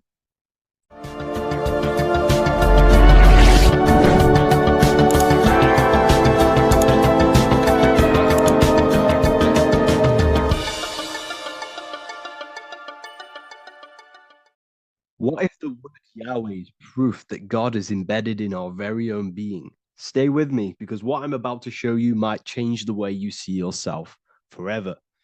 Today's topic is decoding the mystery name of Yahweh, the sacred name of God from the Hebrews. By the end of this video, you'll uncover the true meaning of the word Yahweh and how your connection to it unlocks your own personal power. When we look at the word Yahweh in Hebrew, we flip it on its side. We're actually looking at the human body. These are the legs, this is the torso, here are the arms, and here's the head. So if we actually switch this on its side, we see the human body. The Hebrew name Yahweh often translates to I am. The I am. Now, what is the I am? The I am, when you say I, you're referring to your highest self. Everything with the letter I in the beginning, most of them words are referring to our inner self, inside, intelligence, internal, in. The I represents the inside self, the invisible self. You cannot see the I am, because this is the spirit, this is our consciousness. It's the intelligence controlling the human body. When you say I, you're not referring to your name, your job, your reputation, your ego, or your thoughts. You're referring to the observer who is beyond the thoughts, the one who's observing the thoughts. That's the soul. Look at the word Yahweh, Yahweh, the sacred name of God. Yahweh can be observed in the natural rhythm of the human breath. When inhaling, we subtly hear Yah. When exhaling, we hear Way. Do this yourself. Breathe in through your nose, you'll hear Yah. breathe out, you'll hear way. And in fact, the letter H, H, when it's pronounced, it carries the soft sound of wind or breath, a gentle exhale that mirrors the very essence of life, giving air. Breath is the spirit of life. It's what connects us with consciousness. If we stop breathing, we lose consciousness. The body shuts down. We're breathing the spirit of breath. We're breathing in the spirit of life. It's the very essence that gives us physical existence, and we're constantly staying connected to this breath at all times. Now let's look at Yahweh. 1, 2, 3, 4. There are 4 letters. The Tetragrammaton is the 4-letter Hebrew name for God. Okay? Tetra meaning 4. We have 4 gospels of Jesus. Jesus is depicted with a cross with 4 sections. Jesus has the 4 sacred animals around the side of him, always depicted with these 4. A bull or an ox, an eagle, a man, and a lion. These are the 4 fixed signs of the zodiac. Aquarius, the man; Scorpio, the eagle; Leo, the lion; Taurus, the bull or the ox, which are related to the elements. Leo is a fire sign. Aquarius is an air sign. Taurus is an earth sign. Scorpio is a water sign. These are the 4 elements. And the 4 elements correspond to the 4 bodies of consciousness, as we see here. This is fire. This is air. This is water. This is earth. So we are made out of the 4 elements, which represent the 4 bodies of consciousness: mind, emotion, spirit, and body. The soul is incarnated into 4 sections. Hence why Jesus has 4 gospels. Hence why Yahweh is a 4-named word, because we are tetraform. We have 4 bodies of consciousness. There are 4 pillars to reality: the mind, emotion, spirit, and the body. So what we're actually looking at here is the name of the very essence of the self. Yahweh represents the universal consciousness that we're all tapped into, because the body is like a radio. The body is basically a radio antenna, which is picking up the stream of consciousness, and we're all the same consciousness, just experiencing it in a different body. And Yahweh is the name for this intelligence that we're all acting out, that we're all manifestations of. So now let's look at the word Yahweh, where we read it this way in Hebrew, which is 10565. 10565 in the Hebrew letters and the numerical values. And the DNA is made up of 4 bases. These 4 things which create the DNA. This basis is the genetic code for all living things. Each DNA strand is held together by sulfur bridges that appear in a repeating pattern of 10565. This pattern matches the numerical value of the Hebrew letters of Yahweh, Yod, He, Va, He, which are 10565. This means the structure of DNA, the code of life, follows the same number sequence as the sacred name of God, Yahweh. This is a factual observation. So we're looking at 10565. So let's look over this one more time. Yahweh represents the breath, Yahweh, inhale, exhale. It translates to I am. It's written in our DNA. The word Yahweh on its side looks like the human body. Now, this is where things get a little bit deeper. 10565 adds up to 26. The number God, well, the word God adds up to 26. Allah adds up to 26. There are 206 bones in the human body, 26. 26 adds up to 8. 8 is the number of infinity. We are all the infinite consciousness. Consciousness will never die. It's immortal. It's infinite. We are all infinite. We are not these skeletal structures. We are Yahweh, the universal consciousness. The creator of all things is our essence. We're all God with individual identities, but the highest versions of ourselves is God. The ego is our own personal experience of God. Does this make sense? So in conclusion, Yahweh is not the name of a separate God from us, but rather the reflection of the divine consciousness manifesting through the human form. The human body is like a receiver acting as an antenna that tunes into the infinite intelligence and life force we call consciousness or God. This means that rather than being external, the divine presence is within us, expressed through our very existence. It's very interesting when we look into this, and what religion has done has flipped all of this knowledge. All of this sacred knowledge has been externalized.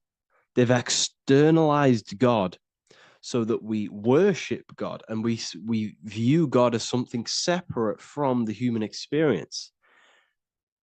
They do this so that we don't find the God within us, so that we don't find that we have the power of creation. The mind is the creative force of God. The body is the will to act out that thought. They don't want us to figure out that we are creators and we're all creating our own earthly experience. We're all projecting this reality. And they don't want us connecting with the divine intelligence within us because they want to be the creators. They want to keep this knowledge. They don't want the masses to wake up to this powerful knowledge. So what they've done is that they've taken the scriptures, they've externalized it so that we start worshiping and giving away our power to these external things. And when God is external, we start to fear God because we start to think that God has power over us. He can send us to hell or heaven. So this is what's going on. They've been externalizing this for thousands of years to keep us in a suppressed state. Okay? Humans are very advanced because we possess self-awareness. We possess the ability to move our awareness and our thoughts outside of the instinctual nature. For example, a cat or a dog. These things can only live in their instinct. They live based on instinct. They smell, they eat. That's pretty much all they do. But humans, we have the ability to rise above that nature and turn to our infinite selves, our higher selves. We can move beyond our instinctual nature and create very advanced things. That's why humans are made in the image of Yahweh. We are literally God in human form. So this is what we all need to realize. And I hope this video has helped. Please leave a like, a comment on inside of the description. I'll have some links to my books and my university. The people who have read them have just absolutely changed their lives. You could probably see that in the comment sections if someone leaves a review of the book. We also have Trustpilot. But yeah, I thank you all. And I'll see you in the next one.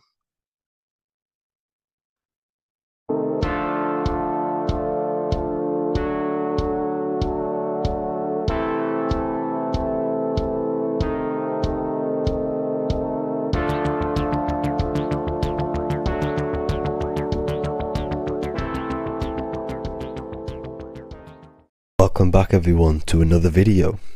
Today we're going to cover everything that you need to know about the mind, starting with the two aspects of the mind, the conscious and the subconscious. The male aspect of your mind is the conscious. This is the 10% of your mind. The conscious part of your mind is only aware of everything around you, your vision, your sight, your smell, your taste, your hearing, and your current state of emotion and thought. Every thought that you consciously think about has an emotion directly attached to it. That emotion is then impressed onto the subconscious part of the mind. The subconscious part of the mind is the female aspect of your mind. It is also a whopping 90% of your mind. Subconscious mind is controlling all of the subconscious processes which happen within your body. For example, your subconscious mind is controlling your heartbeat, your digestion of food, and all of the things that you do not have to tell the body to do. It is the hidden part of our mind which is controlling all of the hidden things. The subconscious mind is like a recording supercomputer. Everything that you have experienced in your life is all recorded and stored within the subconscious mind. One of the most important things about your subconscious mind is that it stores your mental programs. Everything in the subconscious mind manifests into behavior and actions within the body. Your daily basis routine and habits are all mental programs within your subconscious mind. These mental programs are created by mainly two ways. 1. Repetition, and 2. Emotional impact. The repetition is fairly simple to understand. The more you do something, the more it impresses onto your subconscious mind and becomes a program. That program will then manifest into your behavior. However, with the emotional programs, they work a bit different. The stronger that you feel an emotion, the stronger it is impressed onto the subconscious mind. And then that emotion becomes a program. For example, you had a very traumatic moment happen when you were a young child. The emotion that you felt was so strong in that moment that it impressed into your subconscious mind so hard that you can recall that moment like it was yesterday. That traumatic event that happened to you when you were young will still manifest into your daily basis behavior even to this day. However, it manifests subconsciously. For example, if you were in a car crash, you will be wary to enter cars with certain people. All because of that traumatic emotion that you felt and impressed onto your subconscious mind. Another example of the subconscious manifesting into our behavior is posting on Instagram. Most of the time, the reason why you post is because your subconscious mind is seeking gratification. So before you actually do something, question yourself and find out the root cause of why you are doing this. Another thing that you need to understand about the subconscious mind is that it takes everything you say in here literally. So for example, if you go and say, "You are an idiot" to someone, your subconscious mind will only pick up the word idiot. It only knows yourself. It doesn't know anyone else. You are casting a spell on yourself just by saying that to someone else. This is why the golden rule is to treat others like you'd like to be treated. Now, you can rewrite these programs which are already in your subconscious mind. However, it does take consistency. You have to change these programs which have been running for years. And by changing these programs, you change your behavior, because these programs manifest into your behavior. The best way to do this, personally, is to listen to affirmations first thing when you wake up in the morning, and do this for 10 minutes every single morning. Then at night time, you want to think and feel that you are becoming the reality that you desire. The more that you feel this reality, the more it will become a program and impress your subconscious mind. For example, you're trying to gain financial freedom. If you trick your subconscious mind into creating a program saying that you are financially free, this will manifest into your behavior. You will start doing more work. You will start looking for ways to make money. Your mind will be set on the frequency of money and financial freedom. Therefore, you will receive thoughts based around this program. If you take enough action, your life will dramatically change because of this program that you created in the mind. This is why we call it a mindset, because your mind is a frequency tuner which sets its frequency onto different thoughts, because thoughts are frequency. If you fill your mind with a specific frequency, you will gain thoughts and ideas based around that frequency. To create a stable mind, you need to master your emotions. You need to change your mindset. Everything that you experience is neutral. Based upon the mindset that you see it, you either give it a positive or negative charge. By understanding this deeply, you will then control your emotions. I hope you gained some wisdom and enjoyed this video. Please, if you can, leave a comment and a like, and subscribe to the channel if you like this content. Love and light to you all.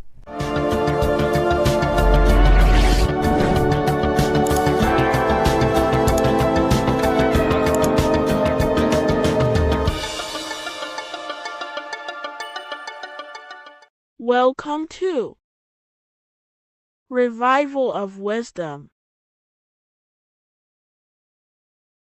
Today, we're going to be talking about portals, portal symbolism, what portals are, okay, and how they show them to us, because they have to tell you the truth, guys. This is the thing with the universal law. They have to tell you the truth. And they tell you through symbols, they tell you through movies, and different things like that. But let's jump straight into this.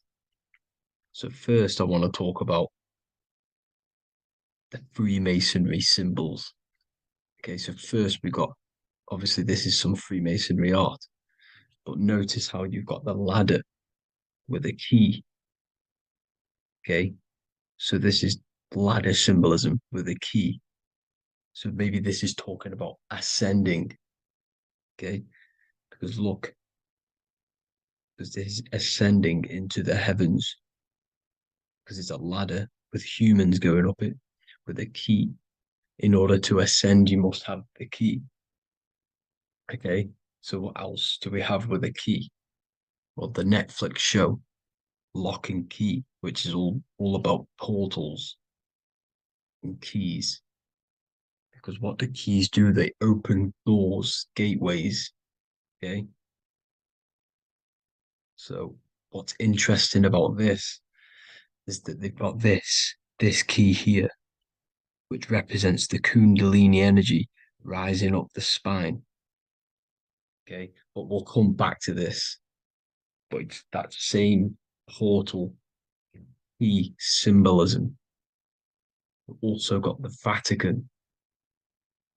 The Vatican is in the shape of a key. Okay, so you can see the start of it here and the end. So this is key symbolisms. Keys open doors. And notice how it's got the 8-pointed star. Okay, what is the 8-pointed star? Okay, we'll come back to this. This all ties in, guys. I'll break it all down for you. But then you've also got the god Janus. Janus, okay, is known as the god of the doorways. He's an ancient god of Rome, and they worshipped him. However, he's not a god, he's more like a high-level ranked demon. Because he is the god of the doorways. And notice how he's got two faces. Because doorways always have two sides. You're going into somewhere, there's always two sides of a door. And he's always depicted with two sides of a face and a key, because he holds the key to the doorways, to the portals, to other worlds and realms. Okay, as you can see, he's always got two faces and a key. Okay, so now we have the Sumerians, the Anunnaki, and they are always depicted with the two faces.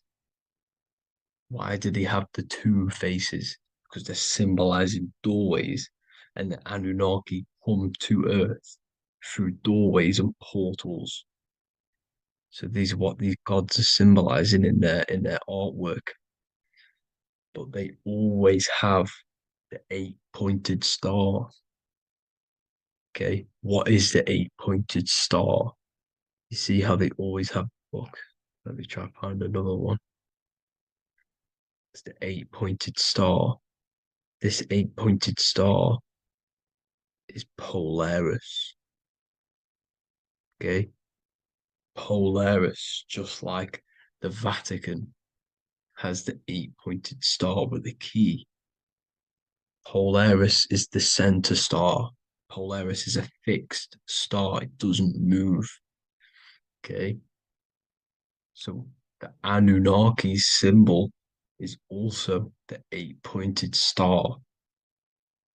So this is symbolizing the portals and doorways that they come through in order to get to the earth.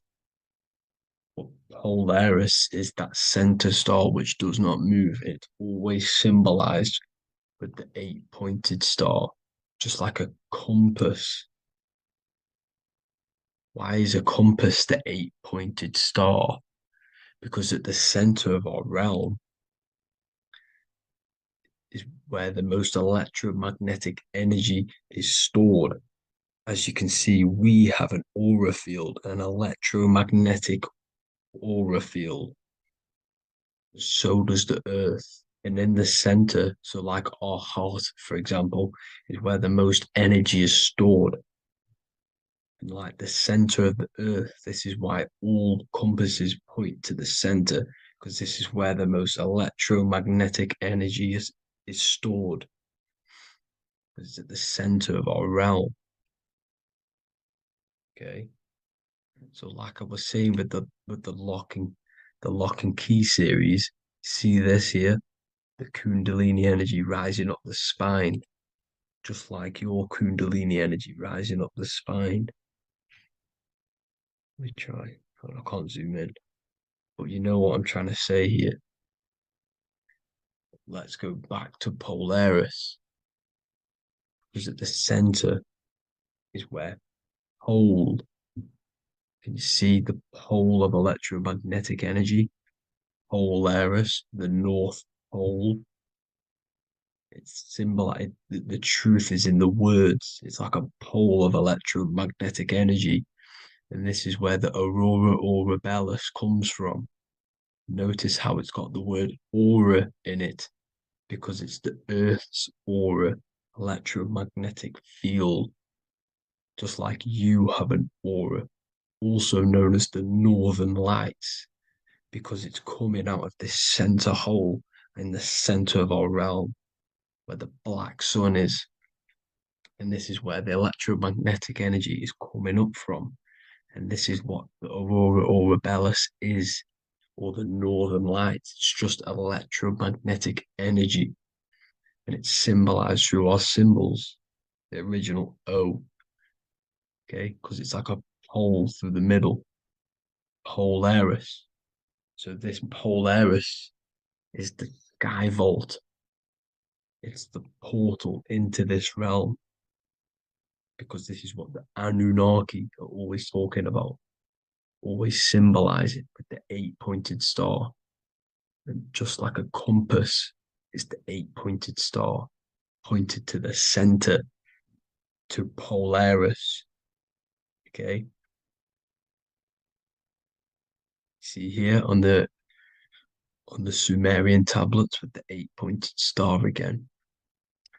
And how we know it's talking about portals with this 8-pointed star is because CERN 666 are opening up portals to the underworld, letting in demonic entities into this realm. How do we know it's a portal? Because their Hydra Collider has 8 points, just like the 8-pointed star. So they are creating synthetic portals to the underworld to let these demonic entities into our realm. What is the key? Because if we're talking about ascending through Polaris, notice how here on the masonry art, this luminary here, so this is the sun, that's the moon, this is Polaris, because it's a luminary with what? 1, 2, 3, 4, 5, 6, 7, 8 beams coming off the luminary, just like the 8-pointed star. So you see the ladder with the key going up to Polaris. It's symbolizing ascending out of Earth. So what is this key that they're keeping from us? Because it's a human holding a key going up the ladder to Polaris. Well, chakras. We have 7 chakras. Okay, so this is what they are telling us in the lock and key symbolism. The Kundalini energy rising up the spine. Okay, just like they have 33 vertebrae on the back of your spine. Okay, this represents the Kundalini energy going up your 33 vertebrae, just like in Masonry has 33rd degrees. Okay, so what is the key? your chakras.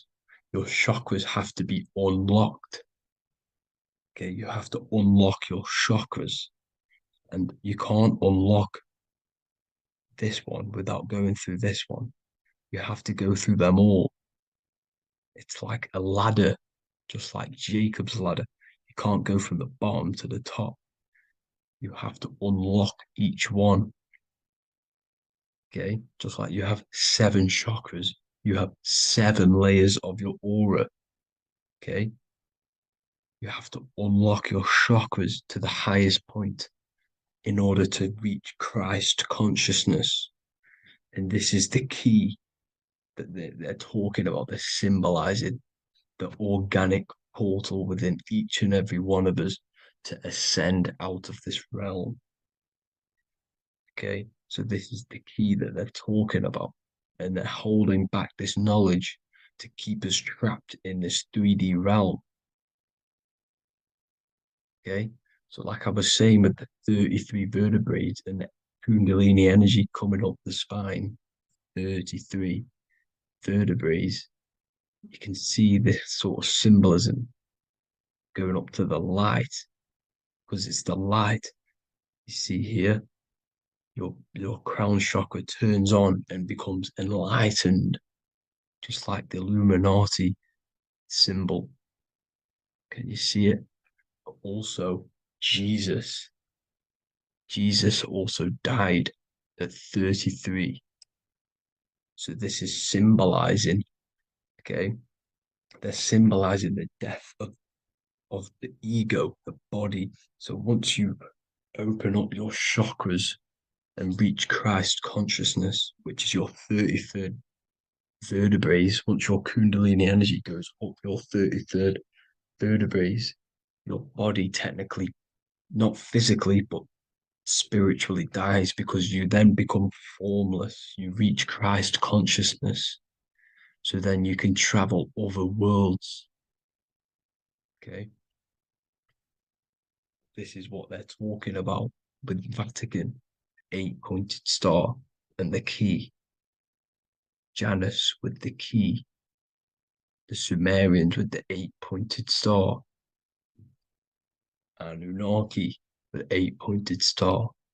Polaris, 8-pointed star. So Polaris is the way out of this realm, which is at the center pole, North Pole.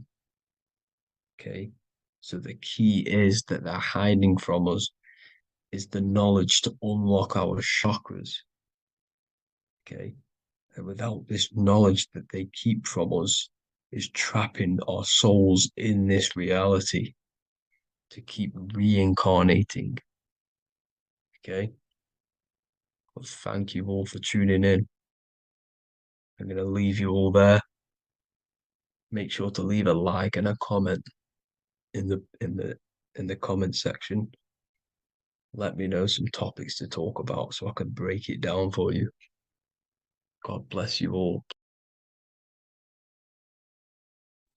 Today's topic is the binary code behind the universe. You will learn the fundamentals of the binary code, deeper understanding of reality, which will give you more of a connection to the universe, evidence supporting the existence of this code, and how to use the binary code to shape your reality.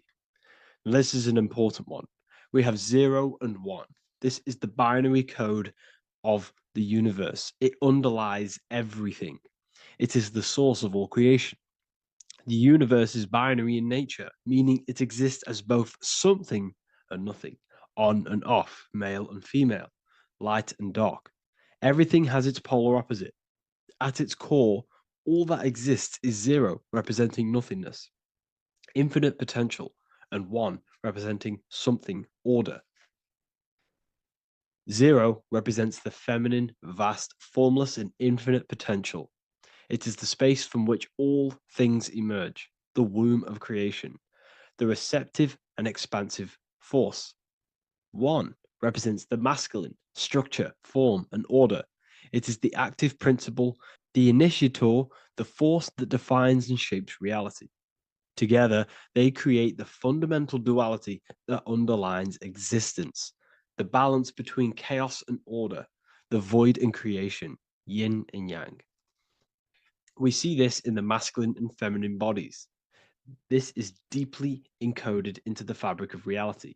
And once you see this, you will never unsee this. So please leave a like on this video if you love my content and you love the wisdom that I share with the world.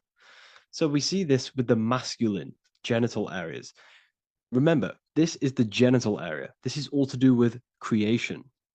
These are the generative principles, the generative organs in the body that allow creation to continually outfold into new life.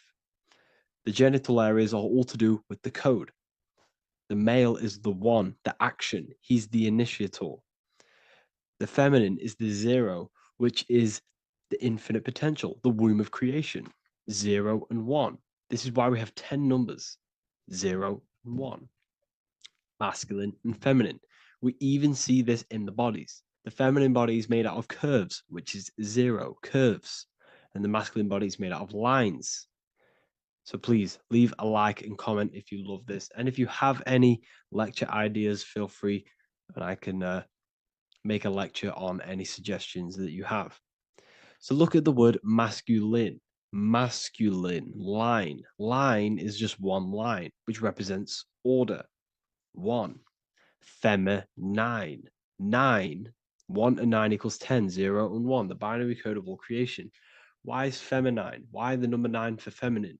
Because the moon has to go around 9 times to create a human in the feminine's womb.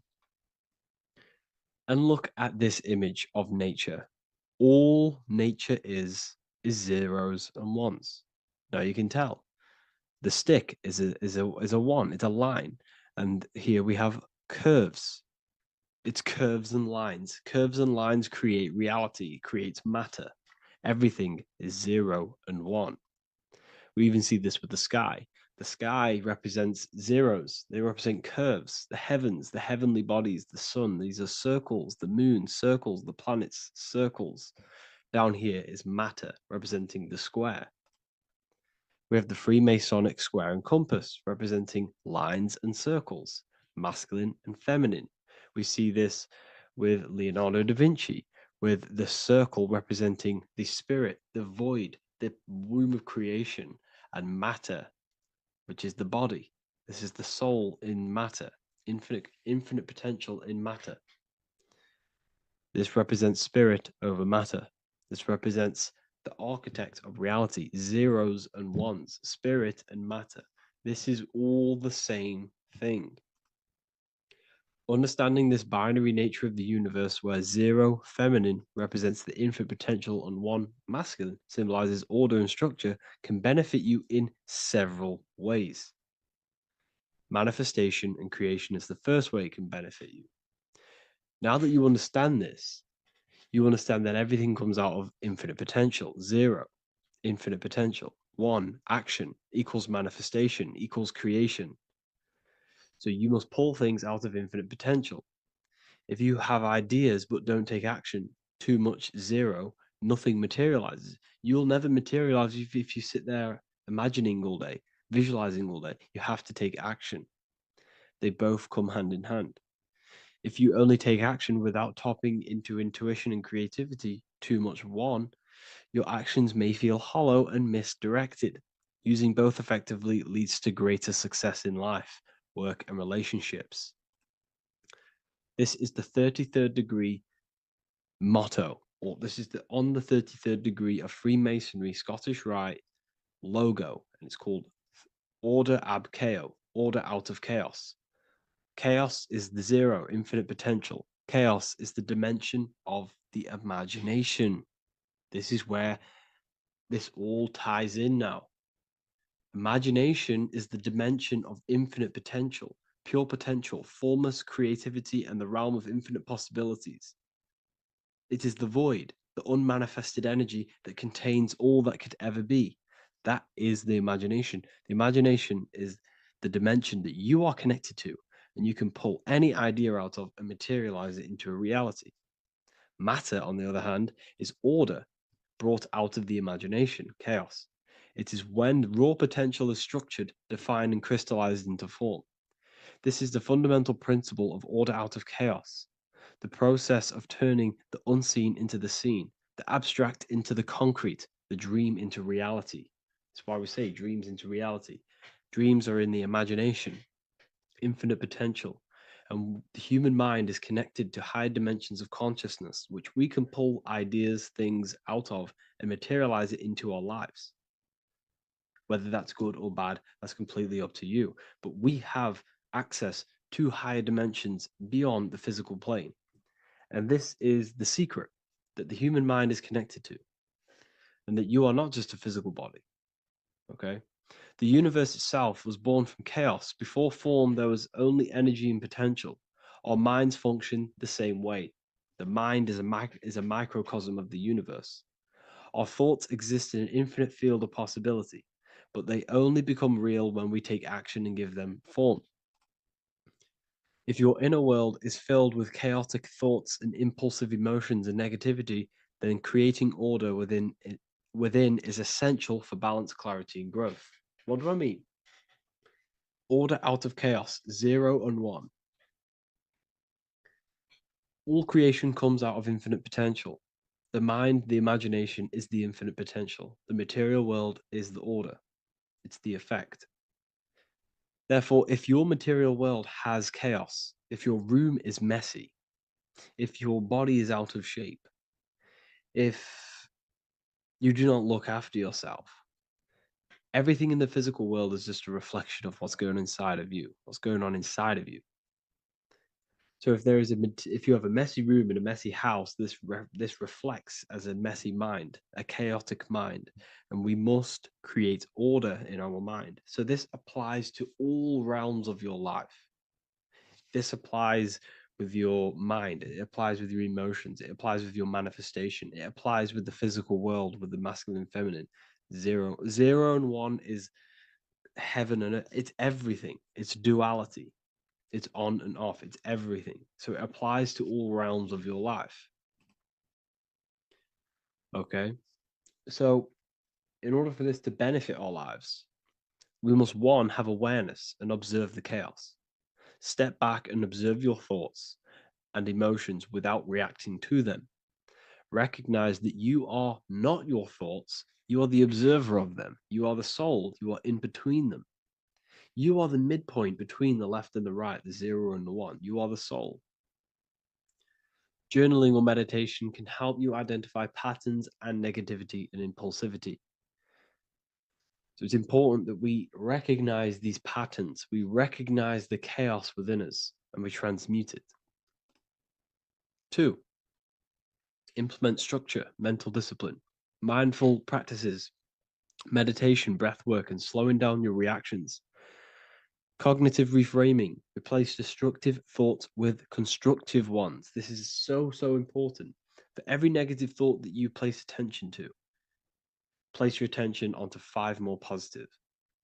Never think about something that you don't want to manifest, because whatever you're placing attention on inside that mental field of consciousness, you're giving attention to, which then can manifest into your action, and that will materialize into your world. Routine and ritual. Create daily habits that anchor you. Morning routines, exercise, or creative outlets bring stability. We must master the inner world of thought and emotion. We must bring chaos into order. In order to create anything in your life, you're turning chaos into order. Order out of chaos. You're turning 0 into 1. This is the binary code. All things underlie it. 0 and 1. So it's so important that we master our minds, we master our emotions, we master our inner world so we can produce effect in the outer world.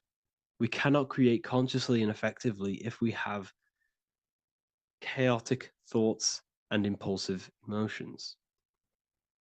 So I hope this has made more clarity to you so you can implement this into your life. I know I haven't given you much strategic things to implement into your life, but now that you have a better understanding of how this world is pulled out of infinite potential, you can use that. Everything in your life is pulled out of your imagination. Every text you send, everything you think of, oh, I'm going to do this later, that is your imagination thinking about the future. So you just have to do this on a mass scale to create something big in your reality. So I hope this gives you a better understanding of how the universe works and has benefited your life. If you have any comments or any suggestions or how this video made you feel, let me know in the comment section. I would really appreciate it. And I'll see you all inside of the Symbolism Masterclass on March the 8th. Welcome to Revival of Wisdom. Welcome people, we're back with another video. In this video we're talking about how Jesus Christ and Christianity is all sun worship. The Holy Bible of Christianity is not meant to be taken literal for history. It is a story and has lots of metaphors. Starting with the symbol of the cross of Jesus. This cross originates from this ancient cross of the sun. This symbol has been used for thousands of years, way before Jesus was a thing, in Europe, America, Asia, and all around the world. In fact, this symbol is still being used by Christians today, not knowing it represents the sun. This is a 4,500-year-old artifact, a golden plate with an equal-armed cross found in England. The gold to symbolize the sun, and the equal-armed cross for the 4 equal seasons of the year. So this is why in the Bible you have Matthew, Mark, Luke, and John, symbolizing the yearly cycle of the sun and the 4 equal seasons.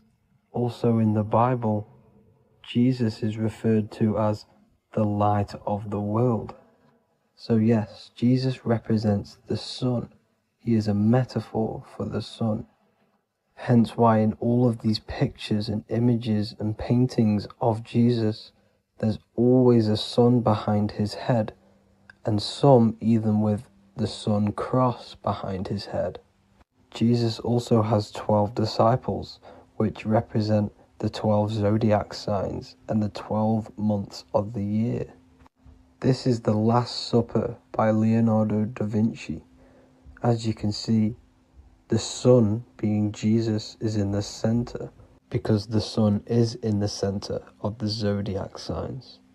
There are 4 groups which symbolize the 4 equal seasons. Each group contains 3 people symbolizing the 3 months and the 3 zodiac signs in that season. There is only one female in the painting, which is Virgin Mary, who symbolizes Virgo, the astrological sign. So yes, Jesus symbolizes the sun with his 12 zodiac signs and 4 gospels for the 4 seasons of the year. However, there is another phenomenon. The 25th of December is known as the birth of Jesus Christ, which is known as Christmas today. Jesus symbolizing the sun and is born on December 25th. This is the day the sun moves 1 degree northward, bringing back the warmth, the growth of crops, the life and light back to the northern hemisphere. Everything is springing back to life, as we call it, spring. So it is said that the sun is born again on the 25th of December, and Jesus is known as the risen Saviour, because the sun is our risen Saviour, because it gives life to the whole of this realm, the warmth, the crops, and without the sun rising in the morning, we'd all die in about 2 weeks. And we all know how Jesus died on a cross. The sun also dies on a cross in the southern hemisphere. It dies on the Southern Crux constellation. And on December the 22nd, 23rd, and 24th, the sun remains in the same position. So the sun dies for 3 days and it is born again on December 25th, when it moves 1 degree northward. And this is when the sun is born again, or resurrected, just like Jesus. Constellation Virgo is prominent in the spring sky in the northern hemisphere. So therefore, the sun is born a virgin, Virgo. And as you see in this image, you see Virgin Mary holding the sun. Us as humans do not own the sun. So therefore God owns the sun.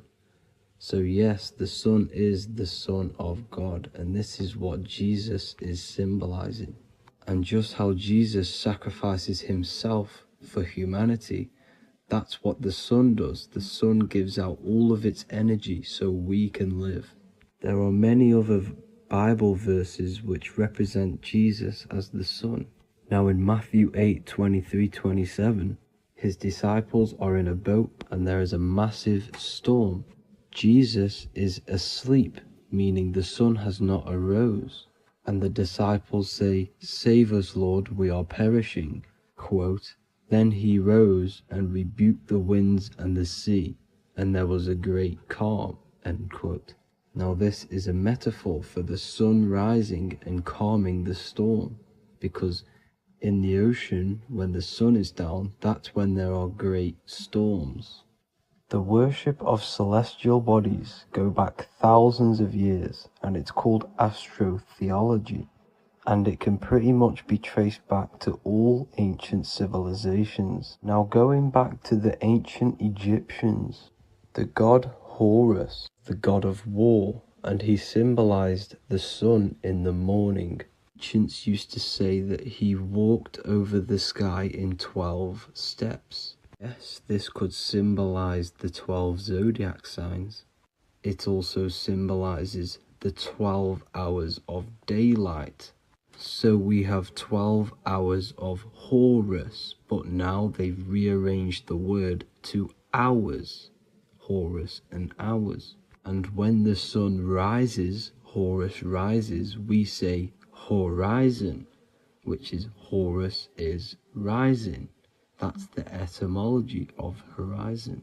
Another Egyptian god called Amun-Ra was known as the god of all creation. He was the first god of them all. Amun was also a sun god.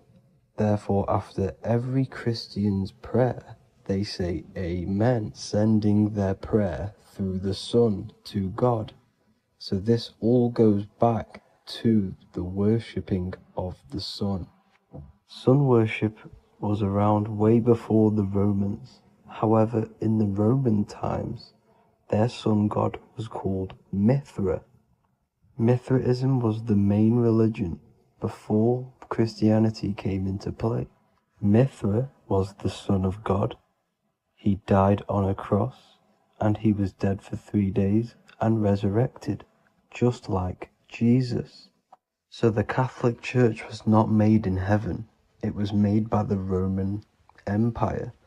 They mixed all the sun religions of Judaism, Mithraism, and other Arabic religions, and combined it into one, so Caesar, the Roman emperor, could gain his own religion. So yes, Christianity was a political move to gain more control over the masses, because it was a worldwide government at this point in time. So here is a Sumerian helmet with the rising sun symbol. And then the Romans also used this rising sun symbol on their armor. So sun worship has been going on for thousands of years, and it still goes on today. However, with all the programming and the low IQs, today we do not get the full interpretation of the Bible and these stories from the past. And Christians and other religions are all brainwashed to not question their religion and not realize their true origins and where they come from. I do advise you all to do your own research and come to your own conclusions. However, I'm just pointing out the facts and connecting dots for you all to see. That's it for this video, guys and girls. Thank you all for tapping in. God bless.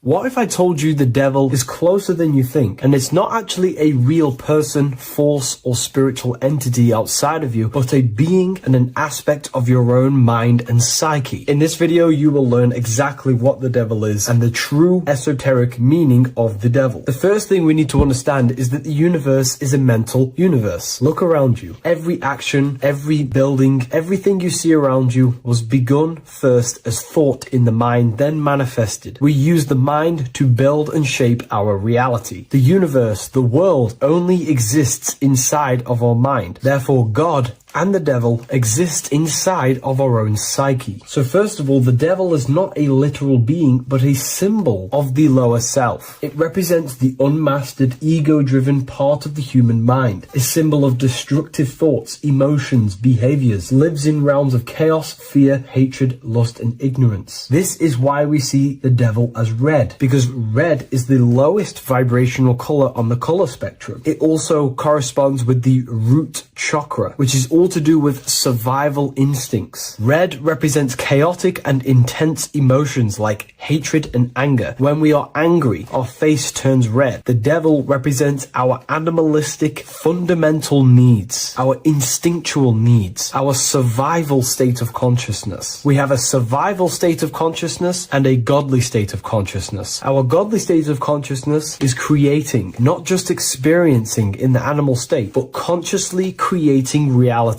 This is why we see the devil with a goat head, an animalistic head, and the head is where the brain is. The animal head represents living off instinct, the part of our mind that lives on urges, impulses, and instincts, eating, sex, power, ego-driven actions, and ego-driven thoughts. Animals are only aware of themselves. Animals live on instinct. They have no ability to consciously create like humans. This is our lower desires for the material world. That's not to say the material world is evil. However, when our consciousness is only seeking material things, this leads us down a path of self-destruction, because nothing material can ever satisfy our soul. Everything material is temporary. Therefore, the devil represents the part of us that seeks only material desires, only material fulfillment, the ways of thinking where we only think about ourselves and ego-driven thoughts. It also represents the unchecked, unconscious self, where we have no mastery over our thoughts, over our emotional impulses, and no mastery over our actions. We're living in instinct and impulsive states, which causes chaos, selflessness, destruction, and keeps us bound to our lower material 3D state of consciousness. It's important to recognize that the word devil was never present in the earliest Gospels. Instead, what was mentioned was a spirit of evil. This distinction is crucial because it underscores that the idea of the devil, as popularly conceived, does not actually exist as an independent entity. Rather, it is a personification of the lower aspects of the human mind, a facet of our own consciousness. The term spirit of evil was not meant to denote a specific deity or being, but rather any force of negativity, whether it manifests as a destructive thought, emotion, or action. A spirit is a force, an energy, and we have three forces that create our reality: thoughts, emotions, and actions. We have full control over these three aspects, which transform and mold reality. A destructive thought, a destructive emotion, a destructive action is a spirit of evil, and it originates from the darker aspects of the human psyche. So now, because we're on the topic of the devil, we have to look at the pentagram, which is obviously connected to the devil heavily. The upright pentagram represents spirit, air, water, earth, fire. Upright, which represents spirit, the most important element on top of the earthly elements, showing spiritual principles over material principles. As spiritual beings as we are, we have to put our spirit first, our higher self first, and material things second. Why? Because material things never satisfy us long term. Seeking material fulfillment will leave us feeling unfulfilled in the long run and very unhappy, and we can lose ourselves in illusions. We have to put our spiritual principles first, seeking wisdom, knowledge, connection to the divine, and connection to our higher self. itself is what gives us true fulfillment in our hearts and souls. But when we see this pentagram inverted, we now have spirit on the very bottom, which now represents earthly principles on top of the spiritual principles. We're putting our earthly elements on top of our spiritual element, which this inverted pentagram represents no longer caring about spirit, no longer caring about our invisible internal world, and only caring about this external body, food, sex, material things, cars, money, and all the things outside of us, the world outside of our mind. This is what true Satanism is. Satanism is not worshipping an external deity, but it is worshipping the self, only fulfilling the ego's desires. This is what true Satanism is, and we have all been conditioned to live in this state. Satanists want us to believe that there is an external deity called Satan or the devil, and the reason they do this is because they trick us, making us believe that we are not Satanists, while they are actually conditioning us to be self-seeking, ego-driven people, where we only care about sex, food, material things, and money, which is actually conditioning us to be Satanists. 80% of the population today are unknowingly involving themselves in Satanism, which is ego-driven thoughts, actions, and emotions, dwelling and living in this state where we only care about ourselves. When we are spiritual, we realize we are all one. We are all one consciousness family, and we need to do things that help and contribute towards our collective experience, helping others instead of seeking to serve only the self. The angel is depicted with wings, which represents elevation, higher self. The devil is represented with an animal horns, which is on the ground. A goat is on the ground, which represents the lower self. This is the elevated mind and the lower material mind. Horus, the bird, higher self. Set, the ground animal, lower self. Jesus and Satan. These are two forces, two characters that exist within the human psyche, not real entities. They are forces of our minds, and there is a battle between our higher self and lower self all the time within our own minds. There's always a part of us that's telling to do one thing and another thing, to do something bad and to do something good. There is this battle inside of our own consciousness. Here we have the human spinal column. The human spinal column is showing you the higher and the lower self. The higher self represents the head. The head is where the mind is. This is the creative essence of the universe. This is where all material things begin as a thought in the mind. We create with the skull, with the brain. This is our higher self, the heavens, connected to the heavens, the sky. And the lower end of the spinal column is where our reproductive organs are, where our gut is. Our reproductive organs and our gut is all to do with survival. The lower end of the spinal column, lower instinctual 3D based consciousness. The lower end of the spinal column is where our lower self dwells. Eating, consumption, power, and sex, lust. These are all emotional forces and instinctual based organs that are not inherently evil, but when we dwell and live off this lower end of the spinal cord, it keeps us in low states of consciousness. Our goal to raise to our higher mind is to balance this, not to overeat, not to abuse power, not to abuse sex and lust, but to master these organs and gain the ability to say no to these organs so that we can raise to our creative side of consciousness. Instead of dwelling in our instinctual nature, we can turn to our creative nature and consciously become a builder and constructor of reality. This is the true way of raising consciousness. This is the stairway to heaven, out of the animal consciousness to the higher consciousness. To wrap all of this up, it's all about gaining control over our instinctual lower nature and allowing our spirit to rule over our body and not our body ruling over our spirit or mind. The moment you let a thought become instantly an action is the moment you are an impulsive person. We are all trained to be this way. It is okay if you are in this state. The moment you let a thought turn straight into an action without questioning, that is the mind controlling you and you not controlling the mind. We need to gain control over the mind, and we do this through many different ways, through meditations,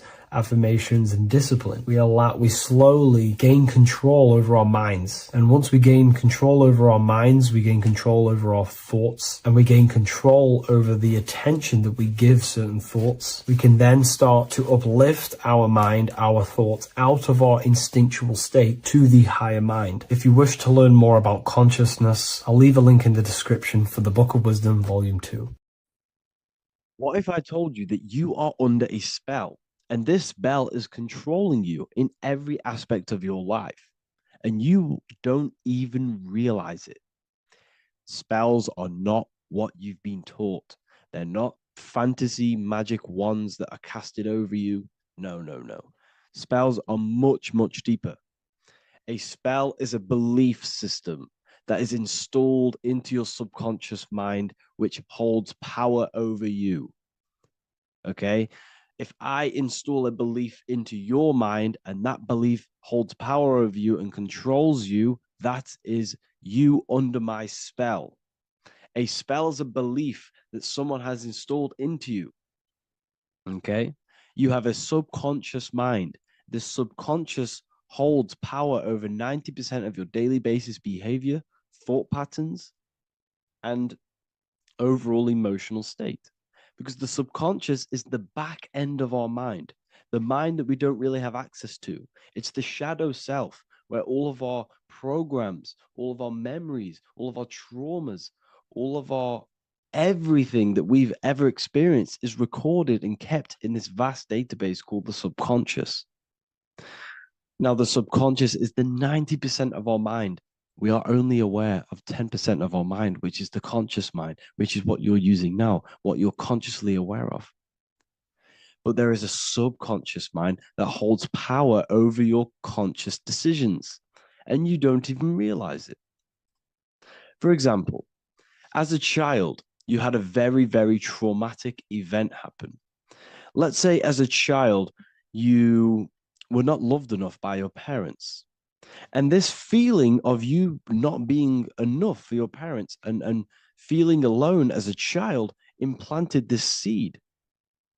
And this seed was planted by your emotions, a strong emotion.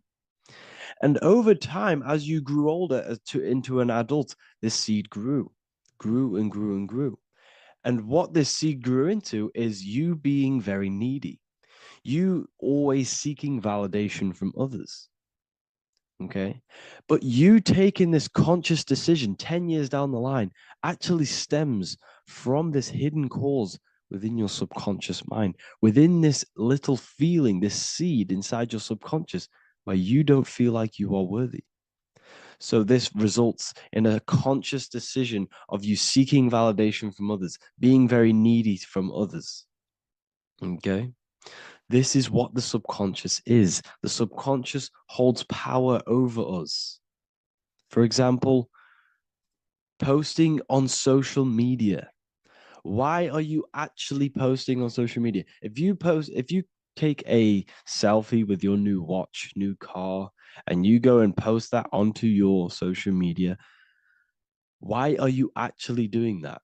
On the deepest root cause, it's not because you just want to post a picture. No, it's much deeper. It comes from a subconscious belief or a subconscious emotion of you seeking external validation, whether you believe that or not. But that's what it is. If you're posting on social media, you're seeking attention, you're seeking validation from others on a deep level, on a subconscious level. You may not even realize this because it's subconscious. Now, this is what a spell is. Money is a type of spell. Remember, money doesn't actually exist. Money does not exist. Money is a physical object inside of the material plane. But the physical object has a belief in the mental plane. See, the mind is the highest plane. This is the root cause of reality, the mental plane. Okay? So our belief in our mind has given this piece of paper value and a meaning. But in reality, it's just a piece of paper with a belief behind it. But this subconscious belief behind this piece of paper Is controlling your daily basis behavior. Is controlling your emotional state and controlling your life without you even realizing it. Without you even realizing that it's all an illusion. Money does not exist. It's the belief that gives the piece of paper a power. And the way we break the spell is by realizing that the money doesn't actually exist. The whole world is under the spell of money, and it's controlling all of us. But the spell is the belief. Once we all wake up and realize money has no value, it doesn't actually exist, it's only a belief. There is no actual money. That's how we break the spell. The spell is broken when we figure out that we are under the spell, under the belief, under the illusion of this piece of paper having value, and it's controlling our lives. That's why the word money has mon within it. Mon is moon, and the moon represents our hidden aspect of our mind, our subconscious, and the sun represents our conscious mind. So you have two versions of yourself. You have the self that you show to everyone, the conscious mind, and you have a shadow self called the subconscious, which is the hidden aspect of you. For example, do you really love your partner who you're with, or are you just with them for, is there a subconscious fear of being alone? Do you really want to be with this person, or is it stemming from, are you staying with them because it's stemming from this fear of being alone, of being lonely? Or are you just with them because you have a subconscious sexual addiction? And all of your conscious decisions are actually coming from this little seed of wanting sex or not being alone. You have two versions of yourself, the conscious mind and the subconscious, the shadow self and the self that you show to everyone else. Okay? And the subconscious is what's holding power over you. When you drive your car, you don't consciously have to think about changing gear. You've done it that many times. It's on autopilot. That's the subconscious doing it. You can be walking down the street. Your conscious mind can be thinking about what you're going to cook for tea later, but your subconscious mind is controlling your body and walking your body. You don't have to think about moving the body. You just do it because you've done it that many times. It's a program. It's a belief in the subconscious that's giving this movement power. You see, the subconscious holds a lot of power over you. Our beliefs hold power over our daily basis behaviors and actions. Okay, like I said, posting on social media, this is seeking external validation. There's a subconscious stem, there's a subconscious urge bringing this desire into conscious reality. So we must break the spell of our emotions controlling us, our traumas from a child controlling us. For example, another example of this, let's say you were in a car crash years ago, and this car crash led you to having a very traumatic event, very traumatic emotion you felt in that car crash. You felt a lot of pain. That was impressed into your subconscious. And even to this day, you're probably scared of going into trains, going onto cars, going inside of vehicles. And you might not even be aware that it's actually stemming from this event that happened 10 years ago. That's the spell. That's the spell that's holding power over you. And you don't even realize it. You realize the spell when you realize you're being controlled by this old belief, this old trauma. That's what a spell is. A spell is not something I cast over you with a wand like Harry Potter. Spell's much deeper. It's the hidden aspects of our mind that hold power over us, that control us. Okay? So how do we get rid of the spell? How do we break the spell? By installing new belief systems, by installing new programs into our subconscious. The subconscious is is impressed by repetition and emotion. Everything you do on repeat, for example, tying your shoelaces, you can be looking up into the sky, closing your eyes, thinking about what you're going to create for tea while doing your shoelaces. You've done it that many times, you don't have to think about it. That's the subconscious taking over. Okay. That's the repetition aspect of the subconscious. For example, you could probably run down your stairs. You know exactly how to run down the stairs. If I tried to run down your stairs, every staircase is different. I'd probably fall over. But you've done it that many times, you know exactly how to do it. It's what we call ritual. When you have an evening ritual, when you tidy the house, you do your skincare routine, you wash your teeth, that's a ritual. This is what the ancients called ritual. When we do rituals, we're trying to implant something into our subconscious to either remove an old program, an old seed that is controlling us, for a new one that's going to grow into new light, into a new reality. So you can implant messages, implant new programs into our subconscious, which will then grow into a new reality. Okay? Because if I tell you something over and over and over again every single day, for example, if I say, you do what I say every single day I repeat this statement into your ears, about a month or 2 months in, you're going to start to believe in that statement and you're going to start to be under my spell. You're going to start to do everything that I say. So this is what spells are. Spells are subconscious beliefs that hold power over you, and you don't even realize it. So we need to remove these old programs we have that are controlling us for new programs. And we do that through ritual, affirmation, and imagination. Repetition and emotion is key to impressing the subconscious. They are the two ways that spells are created, that programs are created. The subconscious only knows the now, and it only knows you. So every word you say is a spell. So when you call someone else a name, you're calling yourself a name, because your subconscious takes everything you say as truth, because it only knows you. It doesn't know anyone else. So every night we can do affirmation. We affirm the reality we want. This is what we call a ritual. We sit down or we stand up, whatever it is, you affirm the reality you are, I am statements. And then you imagine that reality. And you do this over and over again, every day, twice a day, 3 times a day, however many times. And this will cause repetition.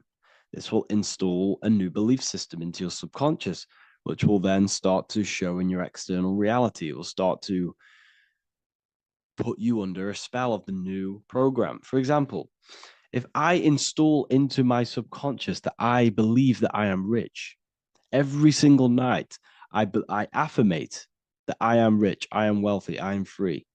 And then I do a ritual. I start to imagine this reality. Every single night, I do these two things on repetition, and I start to feel the reality and imagine the reality.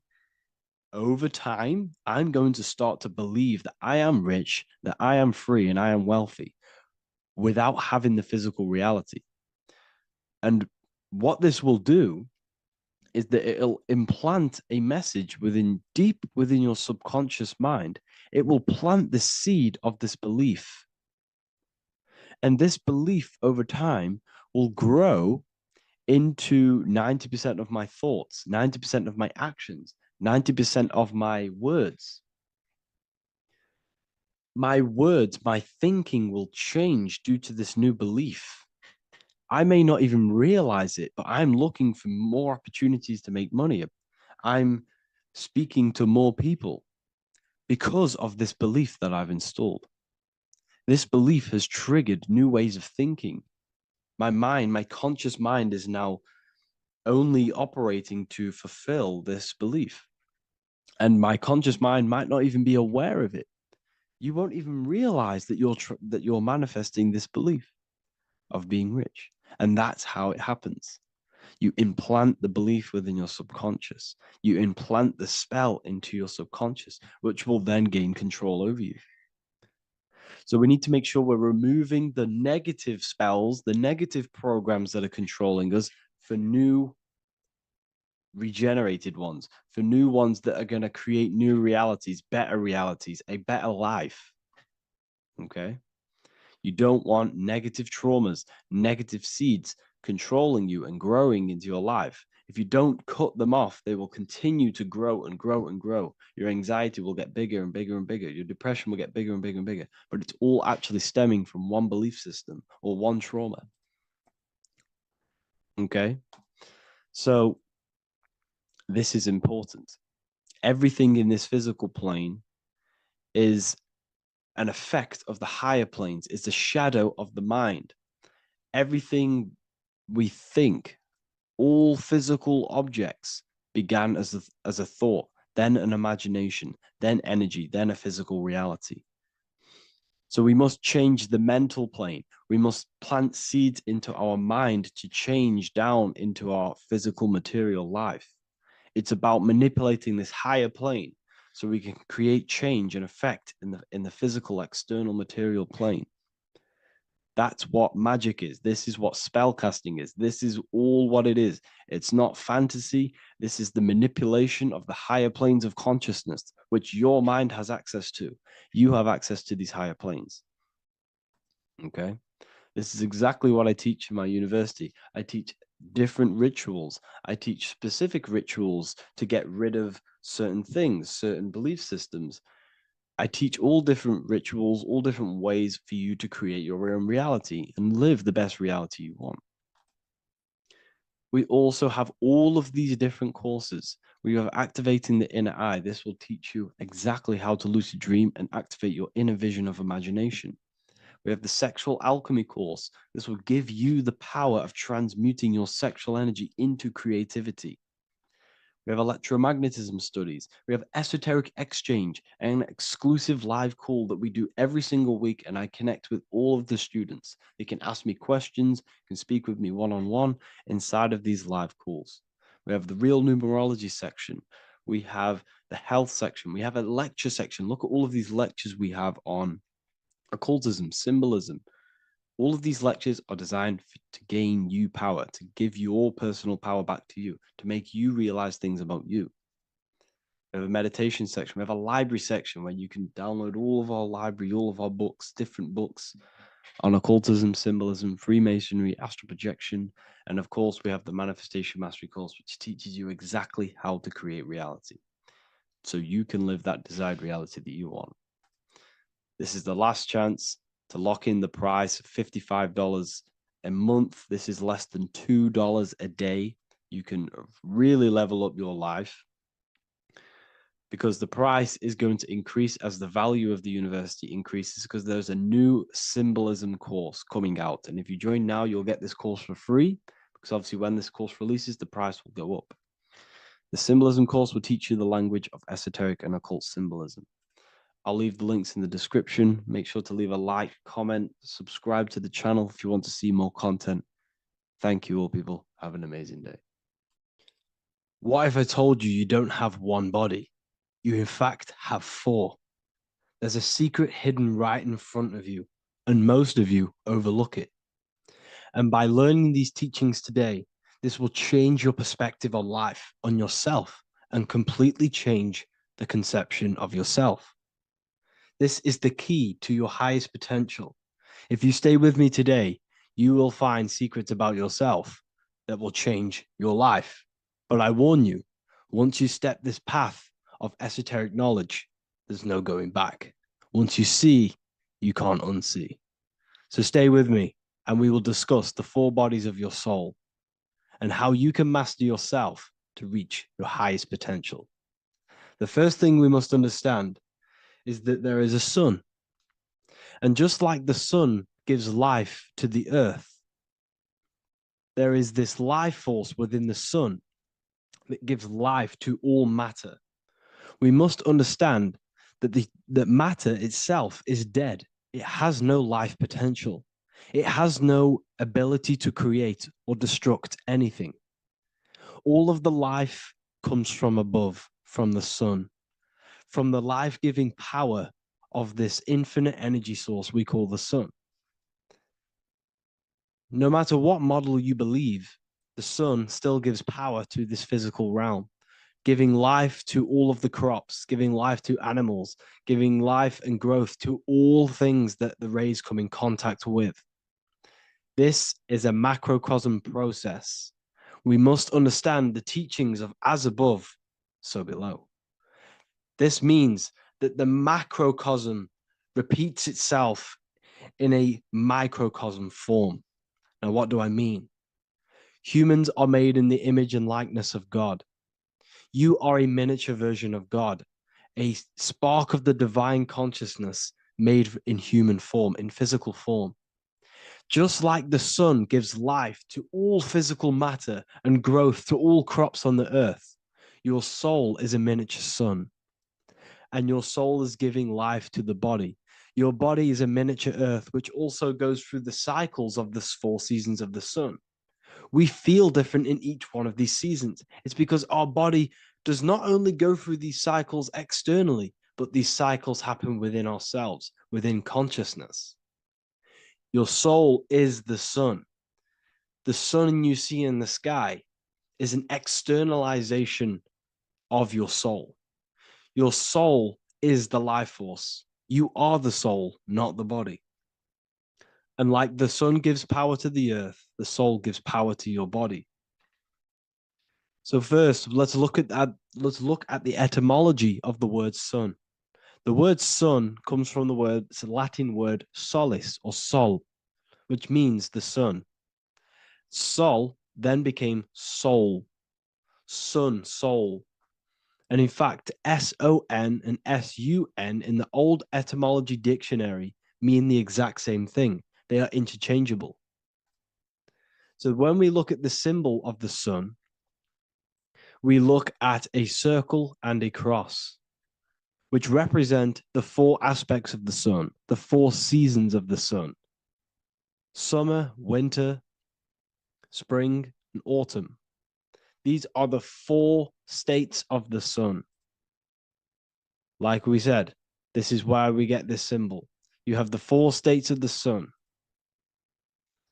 which represent the 4 bodies of the soul. Now, this is where we get deep. Like I said, the sun you see in the sky is a macrocosm of your soul, an externalization of your soul.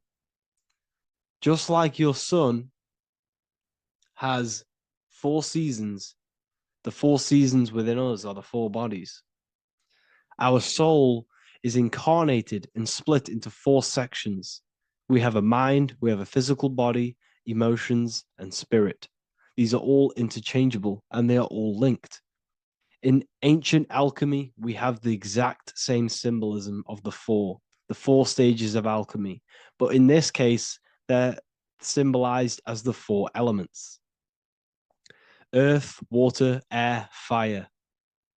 In this ancient alchemical symbol, we have the pentagram, with the top one representing the soul, ether. Our soul then has the 4 bodies, with the human here. We have the man, the eagle, the bull, and the lion. We see this on the tarot card, the Wheel of Fortune. The man, the eagle, the bull, the lion. We see this in Matthew, Mark, Luke, and John. The lion, the bull, the man, and the eagle. We see this with depictions of Jesus. Jesus, the man, the bull, the lion, and the eagle. These represent the 4 fixed signs of the zodiac: Taurus, the bull; Scorpio, the eagle.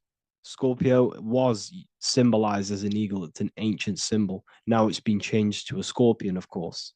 Leo, the lion; Aquarius, the man. These represent the 4 fixed signs, which are 4 different elements.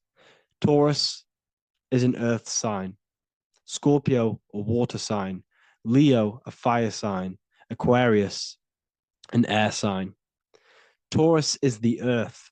As above, so below. The earth is the physical body. Leo is fire. Fire is the spirit. Scorpio is water, which is the emotions. Aquarius is the mind, which is an air symbol. Air is the mind.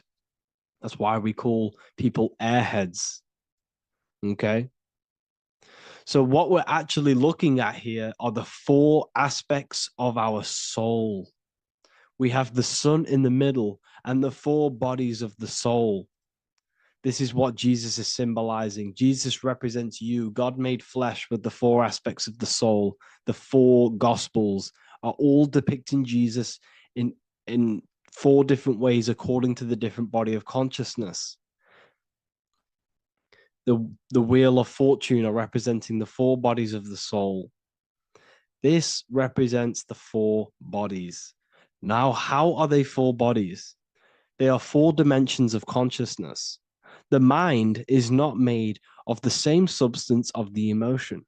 The emotion is not made of the same substance of the physical body. The spirit is not made of the same substance as the physical body also.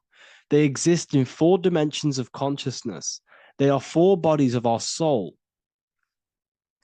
And the most important teaching here is what I'm actually getting to, is the powerful one. This is what gives you power. Most of us live in chaos. Our mind is thinking of doing something. Our emotions are feeling something else. Our body is lusting and wanting to do something else. And our spirit's energy is completely off. Most people live in unbalance. None of these 4 bodies are working together. This is why we produce chaos in our lives. When these bodies are in balance, are not working together. So in alchemy, they symbolize the 4 elements, which are the 4 bodies of consciousness.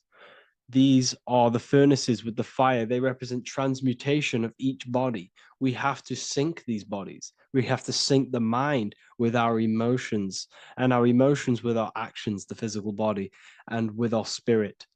These 4 key bodies need to be in line in order for us to create consciously in our life. Because each one of us is a creator, a miniature version of God, creating our own earth, creating our own material reality. And in order for us to create consciously and with effect and power, we must have these bodies unified so that we can create consciously and not create chaos. So this is very, very important. And this is a secret teaching found in all ancient societies. But this is what the hidden symbolism of astrology actually is. The sun is our soul, and the 12 zodiacs are 12 aspects of our soul. And we have the 4 aspects of the 4 main bodies. This is what we're looking at. We're not looking at the sky. We're actually looking at aspects of ourselves, aspects of our soul that we must master and transmute in order to become our highest potential. So I hope this makes sense. And it may take a while for you to fully understand this, but the key knowledge in order for you to understand any of these teachings that I've gone through today is the major, major teaching of as above, so below. What is above is below. What is within is without. Your inner reality projects the outer reality. What is inside of you is outside of you in some form or way. Whatever trees, whatever roots that go down will always shoot up. When you throw a bouncing ball, you shoot it down, it will go up. As above, so below. As within, so without. God did not make a creation separate from himself. We are all extensions of the divine made in physical form. And we are incarnated into 4 sections. Our soul is separated into 4 sections. These are the 4 corners of reality. These are the 4 pillars of reality that we must control. So in order to access our soul in meditation, we must turn off these 4 things. Turn off the mind, the emotion, the spirit, and the body. And then we access the soul. So I hope this video helps today. And you can learn all about this in the Book of Wisdom, Volume 2. This book is a revolution in consciousness. I do not recommend everyone reads this book. This book is only for people who are serious and want to transform their lives. This book is a book that will change the scope you see reality. It will change your perspective on yourself because you will resonate with this. This book does not just give you information, it gives you a sense of well-being. It gives you truth, and you will find your power from this information. This information is not just information, it's a key to your path of enlightenment and transformation. So you can find this book in the description of this video. And if you are part of the university, I will see you on the live calls. Thank you, everyone. Please leave a like, subscribe, and a comment, and let me know whatever videos you want me to make next. Anything that you fail to understand or have any confusion with, I can make a video on it. So let me know in the comment section any reviews or anything I should do. Thank you all, people. Have a great day.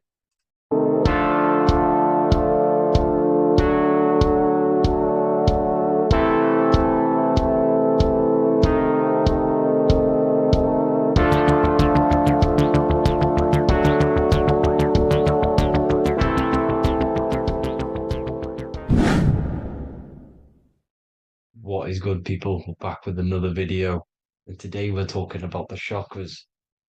Let's jump straight into this because I know there's been a lot of requests for this video. So let's jump straight into this. So you have 7 chakras, right? 7 chakras, and these chakras are feeding off your electromagnetic field, known as your aura. This is both positive and a negative pole, male and female, right? This electromagnetic field is made out of electric and magnetism, and together they come as electromagnetic. Now, your chakras, the word chakra just means wheel, spinning wheel, because that's what they are. They're spinning wheels of energy. They do not exist on this physical plane. They exist on the etheric plane. Okay. Now, these energy centers are known to regulate your emotions, and each energy center controls the organs and cells in that particular area of the body. So, for example, your sacral chakra will control the cells and organs of your sexual reproduction area. Okay, the navel chakra or solar plexus will control the digestion in your body. Same with the heart, same with the throat, right? So they are like mini brains for each center of your body.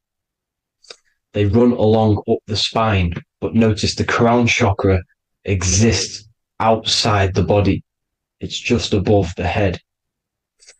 Now, this process of the chakras is obviously the 7 colors of the rainbow, starting from red, which is the lowest vibrational color, all the way to violet, which is the highest vibrational color. This, like I said, these energy centers are feeding off your electromagnetic field. So if these chakras are unbalanced, they are taking too much energy from your electromagnetic field, making it weaker. Now, this is the North Pole. As you all know, the Earth is flat, and we live inside of a giant torus field, and the North Pole is the Earth's heart chakra. And this is why the aurora borealis, or the northern lights, whatever you want to call them, that's why they are green, and they are being emitted from this center point of the Earth, because it's symbolizing the heart chakra, which is green, right?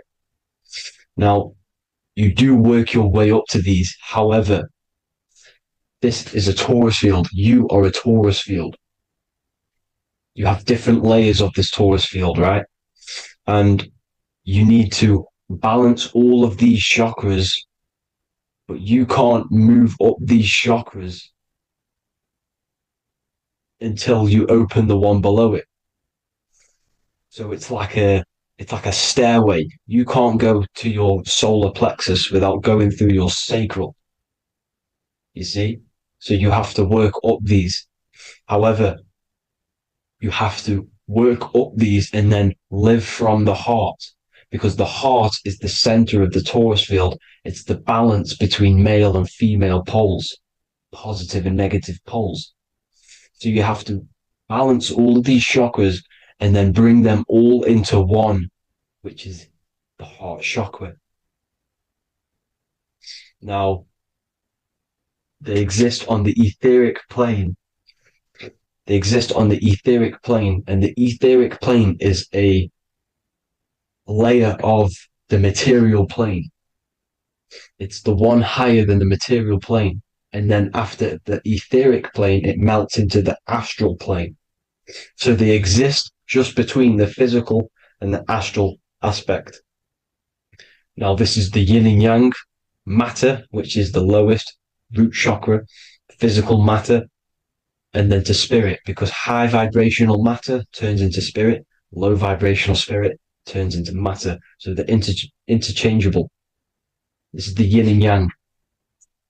Now, when you see ancient paintings with the halos, you see this is like a toroidal field coming out the top of his head, you see, with a halo. This was symbolizing in the old days, in the ancient days, that they've aligned their chakra, they've reached Christ consciousness, which is God consciousness, right? Now, this electromagnetic field is the apple that we bit out of in the Bible, because you see that apple is a torus field. So they were metaphorically or personifying the torus field. That's what the Bible is. It's a massive personification. It's all metaphors. You have to read it properly. It's got a greater meaning behind it. Now, when we bit from the apple, we ate from the tree of knowledge, which is good and evil. Our lower mind took over, so we materialized to feed our physical bodies. We materialized through Saturn. That's what Saturn does. Now, if you don't understand that, go and watch the video previous to this one called Occult Secrets of Saturn. And that will show you how Saturn is the materializer. Now, this is one of the secrets behind the Masonic compass, electric and magnetic, male and female, duality, positive and negative. Now, like I said, they teach you about the torus field, about a magnet in school, but they don't teach you about your electromagnetic field. Everything alive has a torus field. It is the building block of this creation.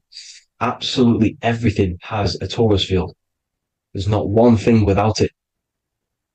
And as you can see here at the center of the apple, that's where the seed is. That's where the life is. The reproduction of that organism.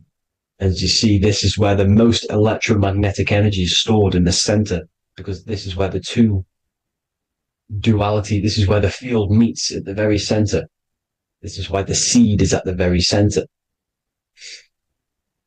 Now, your spine is a elongation of the brain. The brain is heaven, and the bottom of the spine is hell. So this is Saturn, which is the root chakra. The 7 planets are associated with each chakra. Moon equals mind. Okay. Now, Saturn is physical matter, as I've just explained. This is the lowest vibrational color. And they want you trapped down here, which is your hell state, your animal nature, your physical nature. They want you to identify as the physical body. They don't want you to reach these higher states of consciousness. Okay? Now, in the brain, you have 12 convolutions. Now, this is what they were symbolizing in the Bible with the 12 disciples. And obviously in the Bible, it says the upper room where Jesus met with his disciples. This is heaven, the brain, the higher states of consciousness. Now, this is your North Pole. This is Jacob's ladder. Okay. This is why you have 33 levels of Freemasonry, because it's symbolizing the 33 vertebrae, which are these little things here on the back of your spine. Because once the Kundalini energy from the bottom of your spine rises to the top, this is when you get enlightenment and opens your third eye. Spiritual enlightenment. As you can see here, this is Jacob's ladder. This is the Kundalini symbol, right? And they're even showing you this in the medical symbol. They're putting it in your face. the serpents are wrapped around the spine. Now, the serpents symbolize how the energy moves around the spine because it's a torus field, you see? At the center of the torus field, it wraps around the center pole. It wraps around it, and this is how the energy moves up. So they're symbolizing it with the serpents. Okay? Now, every religion has a sacred river. For the Egyptians, it's the River Nile. For Christianity, it's the Jordan River, right? This river is the canal, the energy canal at the center of your spine, all the way leading to heaven, to the Holy Land.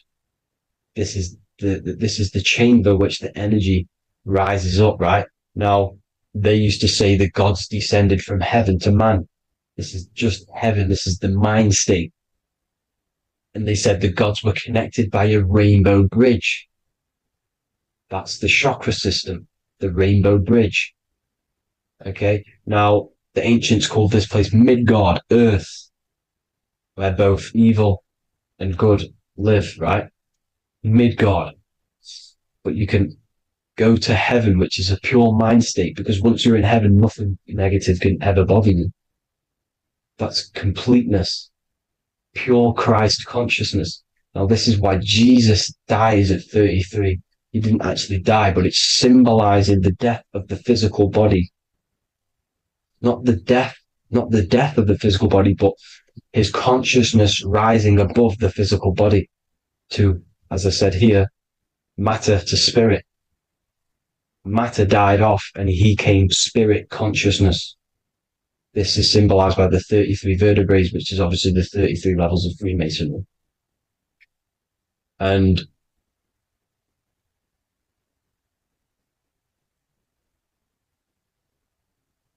now the pineal gland, which is at the very top of this Jacob's ladder or the River Jordan, the canal, your 33 vertebrae on your spine. This is where the pineal gland sits, right? At the very top, at the center of your brain. Now, there's multiple ways this was symbolized. The Eye of Ra, which is used by the Egyptians. Now, this pineal gland is the seat of consciousness. This is where your consciousness is stored, right? And the ancient Sumerians used the pine cone, hence why it's got the word pineal gland, the seat of the soul consciousness. It produces DMT, dimethyltryptamine, which is known as the spirit molecule.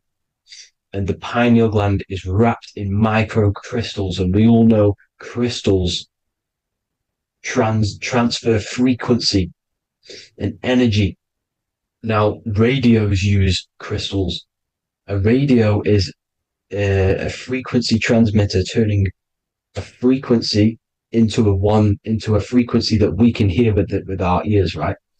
Because all the radios are actually playing right now in your ears.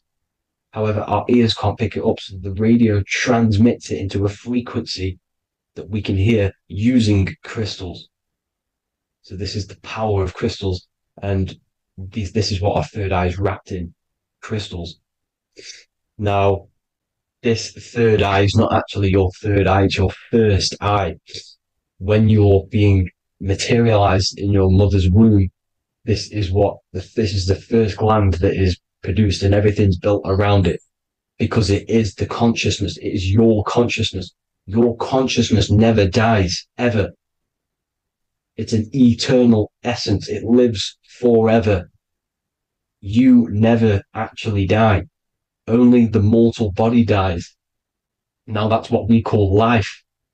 Life is abided by time, and time is change. And change is what we call life, because everything's constantly moving and transforming into different things, right? Now let's not get off track. The pine cone is obviously, this is in the Vatican here.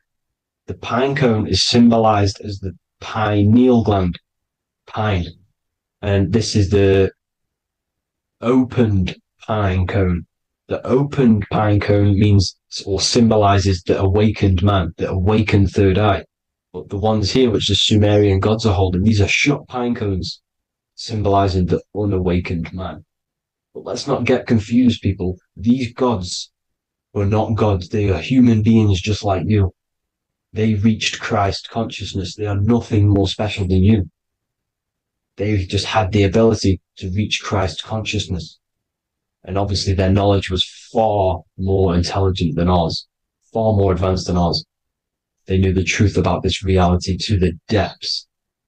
Now, the ancient Hindus had a goddess called Kundalini, which is said that she descended by the means of a ladder or a cord from heaven, which is symbolizing the spinal cord. Now, this is what Hickory Hickory Dock, the mouse went up the clock and came back down. This is all these stories like Santa as well. Santa comes up and then down the chimney.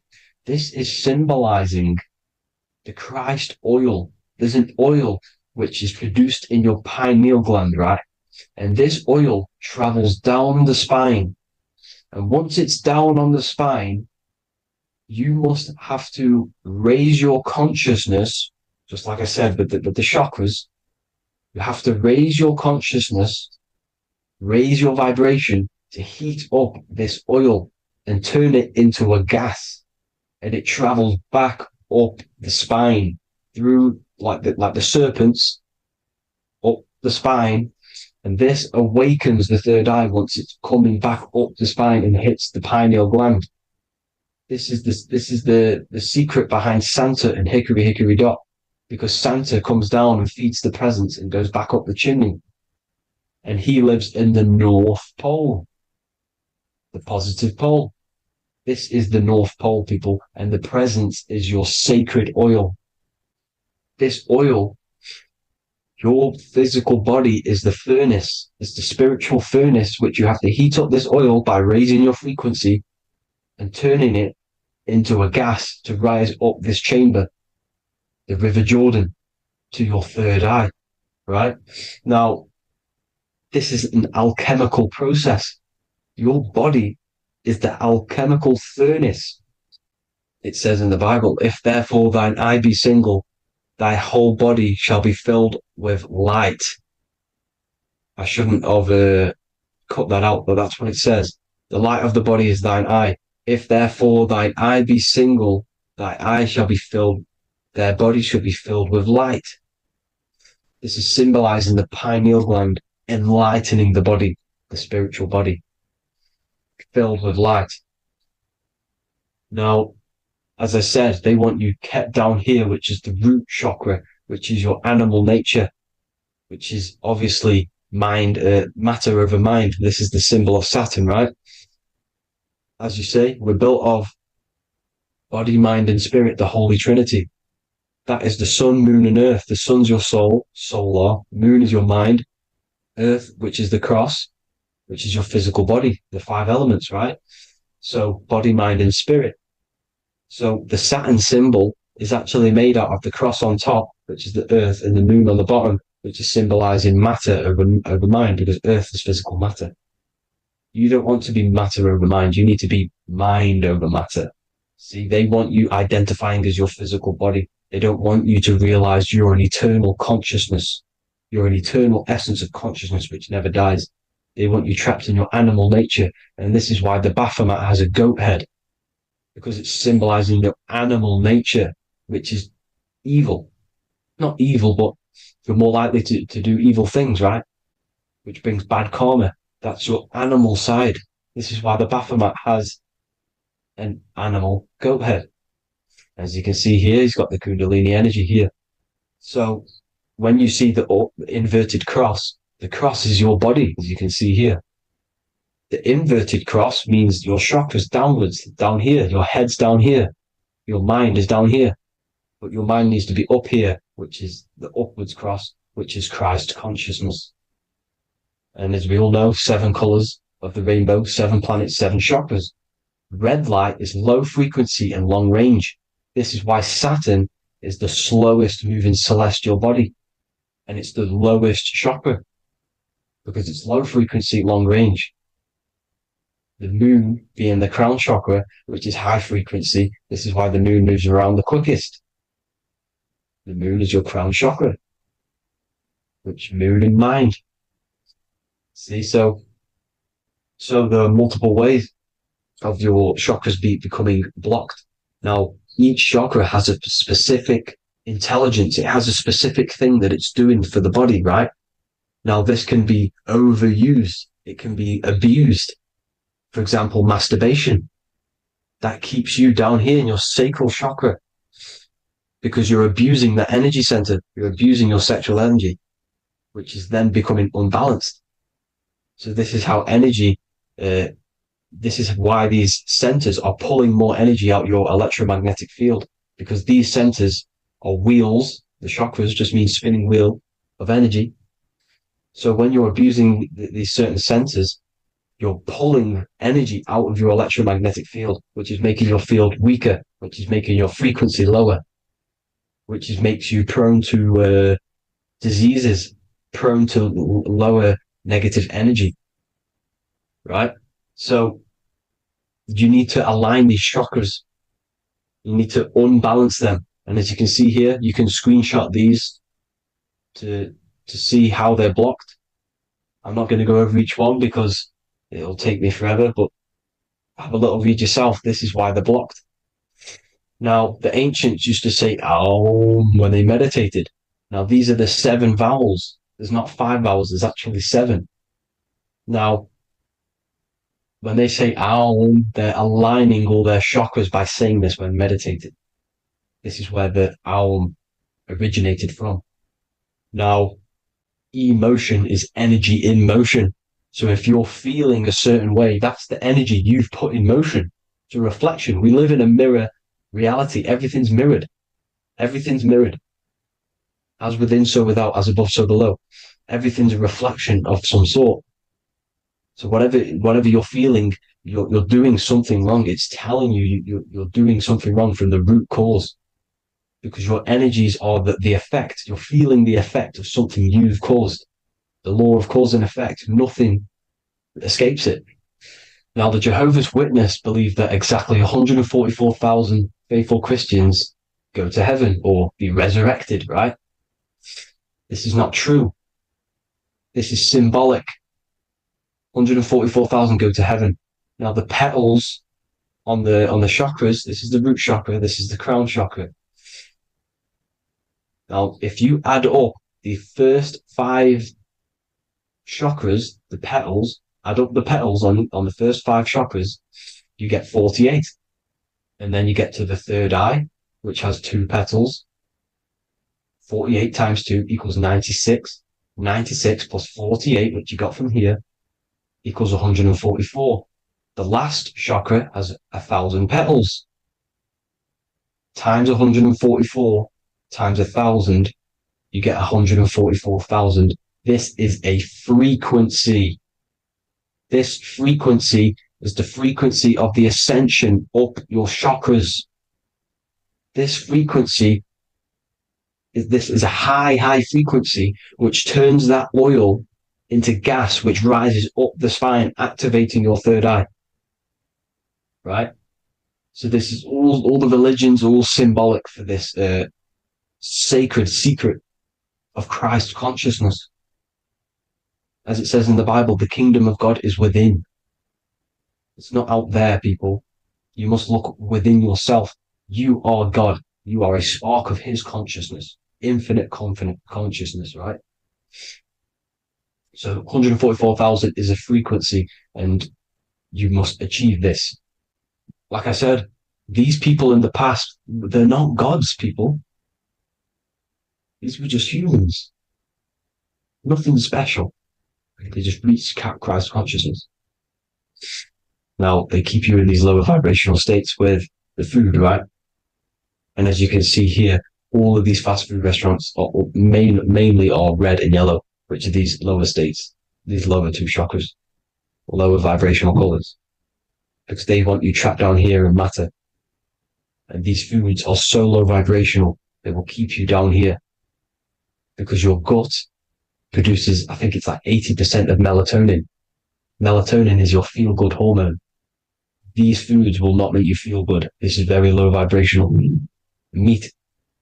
It's not meat, it's raw flesh. These animals are stripped from their family, put on a conveyor belt, watch their friends be tortured and then get slaughtered in a slaughterhouse. Think of all the fear that's running through their blood, all the hormones, all the fear, and you're going to go and eat that very low vibrational energy. As you can see here, this is the light photons within fruit. You can see the light, the life force in this fruit. You must think, feel, and do positive to raise your vibration. As you can see, earth equals heart. If you rearrange it, everything in nature is green, right? The aurora borealis is green. You must align all these chakras and then live from the heart, because the heart's the center of the Taurus field. You must become the consciousness in the center. So that's it for this video, people. Thank you all. God bless.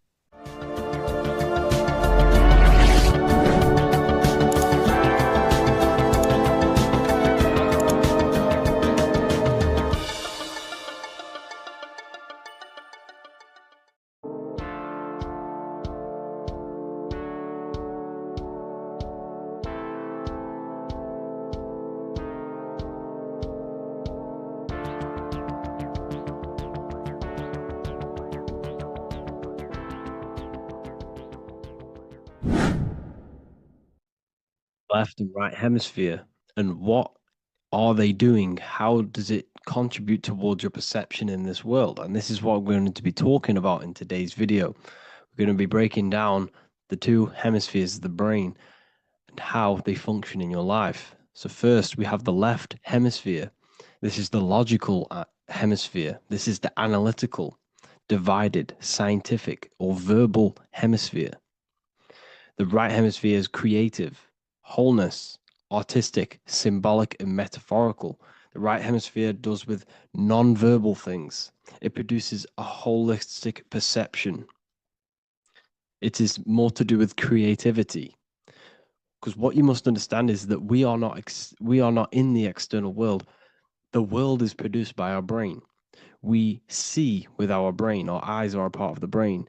What we touch is the brain's interpretation of electrical signals on the nervous system. What we smell is the brain's interpretation of smell through the nose.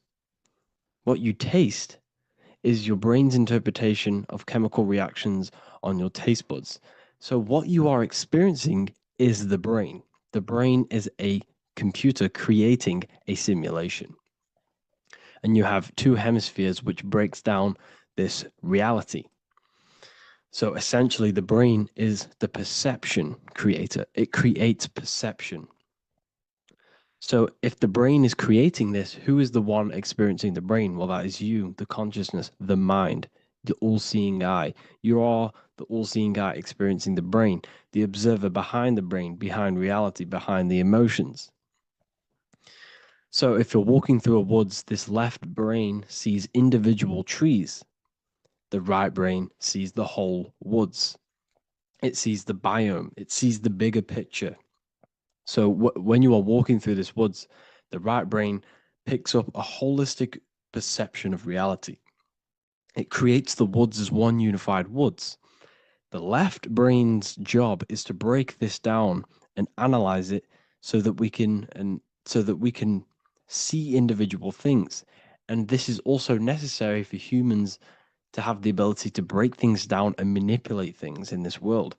So without this left hemisphere, we could not manipulate things and break things down. So this right hemisphere is important because it sees the whole woods. It sees humanity as one unified consciousness. However, the left hemisphere sees individual egos. So the left hemisphere is the place of the ego because it only understands it sees the world very divided. Okay. So, for example, here's another example of the left and right hemisphere. If someone pulls out in front of you in traffic, your left brain is going to start going crazy and analyzing them, calling them names. The right hemisphere, however, sees the bigger picture. Maybe he didn't see you. Maybe it's just a mistake. Maybe he's in a rush. You see how the two brains are very different. They do the same thing, but they function in different ways. The right hemisphere is feminine, the left hemisphere is masculine. So like I said, this person pulls out in front of you. You start to think with the left. If you start to perceive that in the left brain, you're going to start analyzing them. You're going to start going crazy and calling them names because you're analyzing it.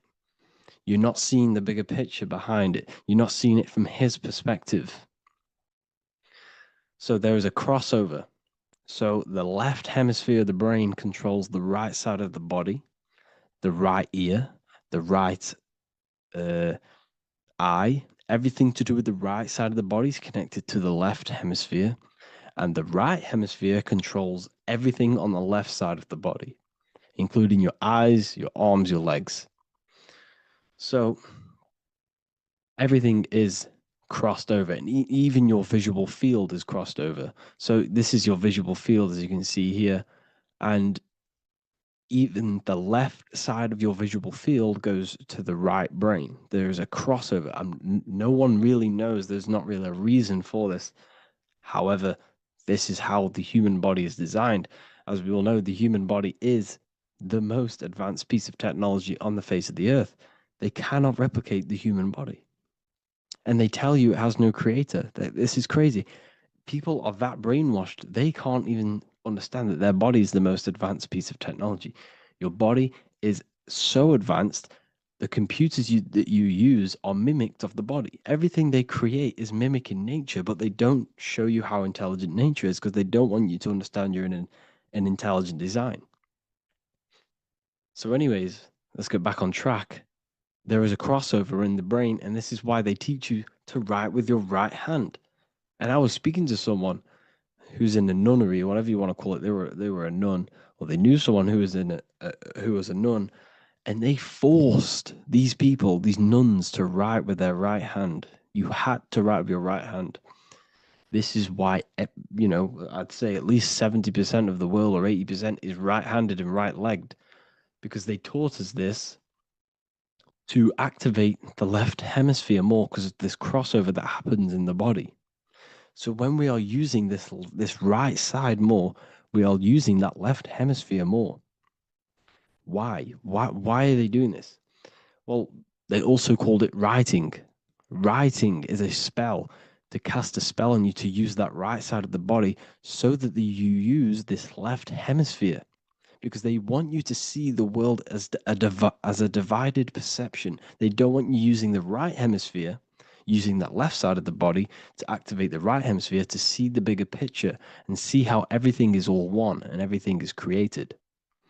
This left hemisphere domination keeps you from seeing the connections between everything, because that left hemisphere analyzes, it breaks things down. So when we are left hemisphere dominated by using the right side of the body, we are essentially seeing everything as divided. And this is why so many people will not understand my work, because my work connects dots and connects fields of knowledge, and makes you see the bigger picture. So people who are left hemisphere dominated will see my work and think this guy's crazy. But everything, it's all about activating that right hemisphere. So they called it writing because every word you say is molding your mind in some sort of way. The things you see is molding your mind. Everything you take in through the five senses is molding your mind. And language is a massive spell, especially the English language. They called it writing so that you use that right side. It's a spell because your subconscious mind picks up everything you say. And 90% of your daily basis behavior and thought patterns is produced by these subconscious programs within the subconscious mind. Essentially, your conscious mind is only the 10% of you. The conscious mind is just what you're aware of, what you're wearing, how you're feeling, what you're thinking. That's your conscious mind. The subconscious mind is controlling every system in your body. It's telling your heart to beat without you being conscious of it. So essentially, this is what they're programming. They're programming this system in the back of the mind, which is controlling everything through the words. And this is what spells are, because it's all about creating perception in the subconscious. So they want you to use that right side more. I truly believe the ancients, they were balanced. They used the left and the right side of the body. They didn't have a stronger side because they understood this science of the body and how the body works. So this is actually called phonetics. It's not etymology. Etymology is the study of root words. Phonetics is the study of how words sound similar. The way words are spoken. So phonetics, phone. This is why we call them a phone, because you speak into a phone. So this is write and writing, to use that right side to activate the left hemisphere more. So your hands are a manifestation of your brain. The left hand is the right brain, the right hand is the left brain.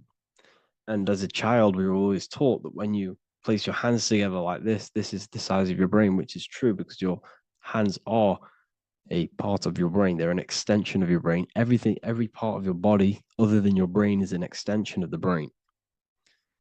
Everything's working and feeding back information to the brain because you're experiencing the brain. So another trick that you can do, or another exercise, is looking in the mirror and closing one eye at a time. If you close your right eye, if you take your top off, for example, you'll analyze your body if you close your right eye because you're using that left hemisphere. Sorry, other way around.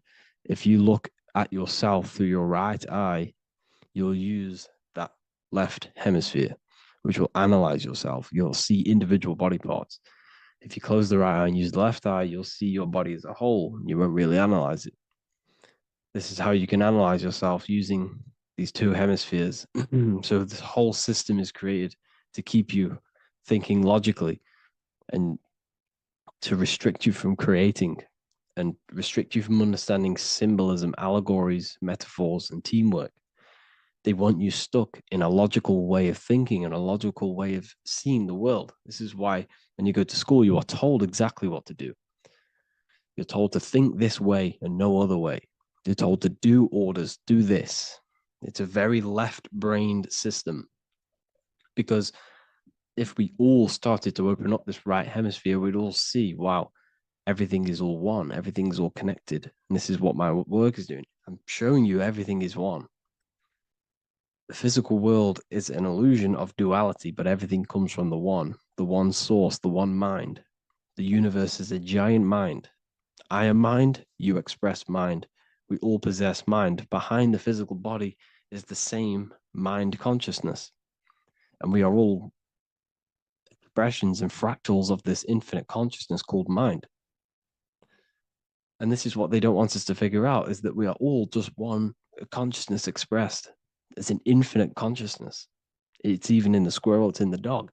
All of these different animals, they're just different bodies, but behind the bodies is the same consciousness, which is mind.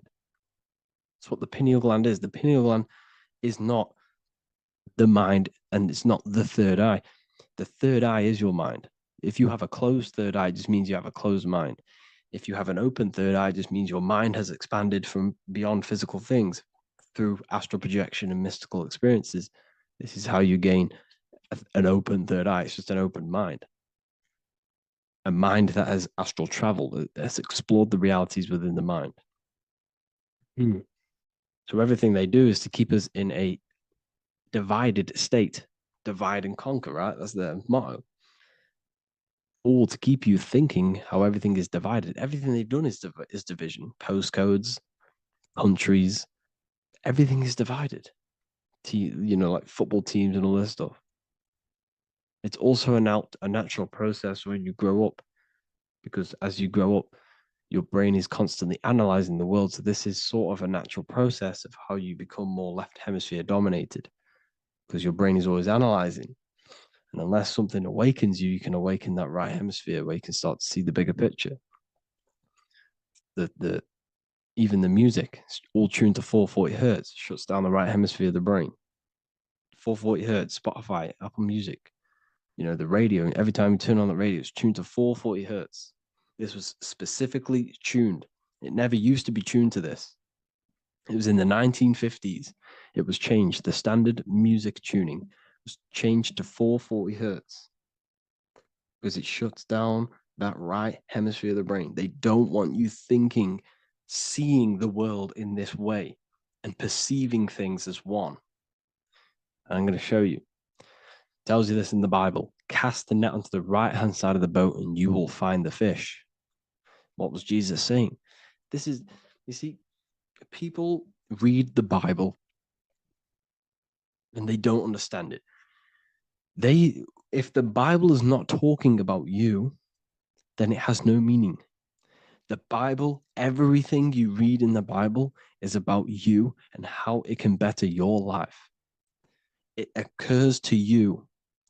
So if Jesus says, cast the net onto the right hand side of the boat, this is an allegory. The boat is your body.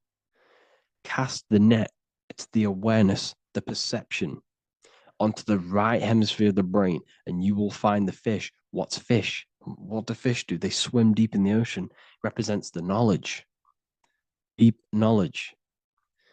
Cast the net onto the right hand side of the boat, and you will find fish. You will find the wisdom. You will gain understanding when you cast that your awareness into that right hemisphere. You will see that I am you and you are me. We are all one consciousness. You will see everything. You'll see that the trees are the same patterns as the nerves in your body. You'll see everything is connected. Everything is a fractal of the one infinite consciousness. And how many fish did they catch? 153. That adds up to 9. This is now numerology. The Bible's filled with numerology. Adds up to 9. What's 9? Human consciousness. It represents consciousness. You're in the womb for 9 months. Feminine. It's all about consciousness. And then Revelation 14. And I looked, and behold, the Lamb standing on Mount Zion. That's the spines, the mountain. With him, 144,000. 144 adds up to 9. It represents consciousness on top of the spine. You see? And he had his name the name of his Father written on the forehead. What's the Father? The higher mind, the higher consciousness within you. Where is that? In the forehead, the pineal gland. The pineal gland is the radio receiver for the higher consciousness. Because every body part of the body has consciousness. Your heart has consciousness. Your gut has consciousness. You are thinking with these different consciousnesses. You think with the gut. You think with your penis. You are thinking with all these consciousness. And it's about raising your consciousness to the higher consciousness, which is the Father, the mind in the head. Don't think with the lower parts of the body, because that is your animal nature. Think with the higher parts of the body. It's all representing consciousness. How to activate the right hemisphere of the brain? Well, it's all to do with non-verbal things. So music will activate the right hemisphere. Make sure it's tuned to the right frequency, though. 432 hertz, 528 hertz. Any frequency that adds up to 3, 6, or 9 is good for you. Meditation, turning off the thoughts, and you raise yourself to the higher brain. Symbolism. Symbolism is all right hemisphere. Reading between lines, metaphors, determining the Bible, it's all right hemisphere. Seeing the bigger picture, it's reading between the lines. So tithing in the Bible. These people in the churches are giving 10% of their money to the church. It's nothing but a scam. What these people have done is they have externalized the Bible. They have taken the Bible and literalized it so that they can make a business out of it. So what they're doing is 1/10 of the produce of what it says in the Bible, 1/10 of the produce of the land, whether grain or fruit, is the Lord's and is holy. So what's that saying? The 10th of it's basically saying give the 10% to the Lord, to God. What does that mean?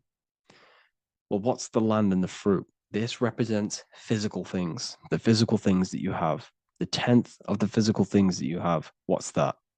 That's your ego. All the physical things that you have is all to do with your ego. That's the lower self. The ego, what is the ego? It's the mind's perception of the physical self. You had no ego when you were a child. Okay, when you were a child, you had no ego. As you grew older, you created the ego.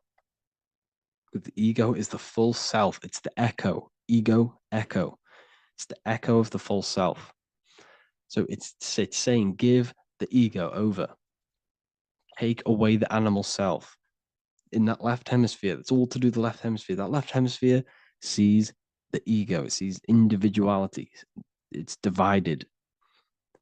So it's saying give that 10%. Give that 10% of you over to the right hemisphere. the 90%. The 90% of you is in that right hemisphere, the higher self. Now, I'm not saying the left hemisphere is bad. Okay, I'm not saying that at all. But it sees it sees things divided. It's like I said, the left, the hands are manifestations of the brain. So when these Christians are praying, they're putting their hands together. What are they doing? That they're syncing the brain hemispheres. What you're doing, because everything's an extension of your brain. So if you put your hands together, you're putting the two hemispheres together. And what's happening when you place the hands together? All the electricity in the body is now running in a circuit. So once you connect these two hands, the electrical energy is now running in a circuit.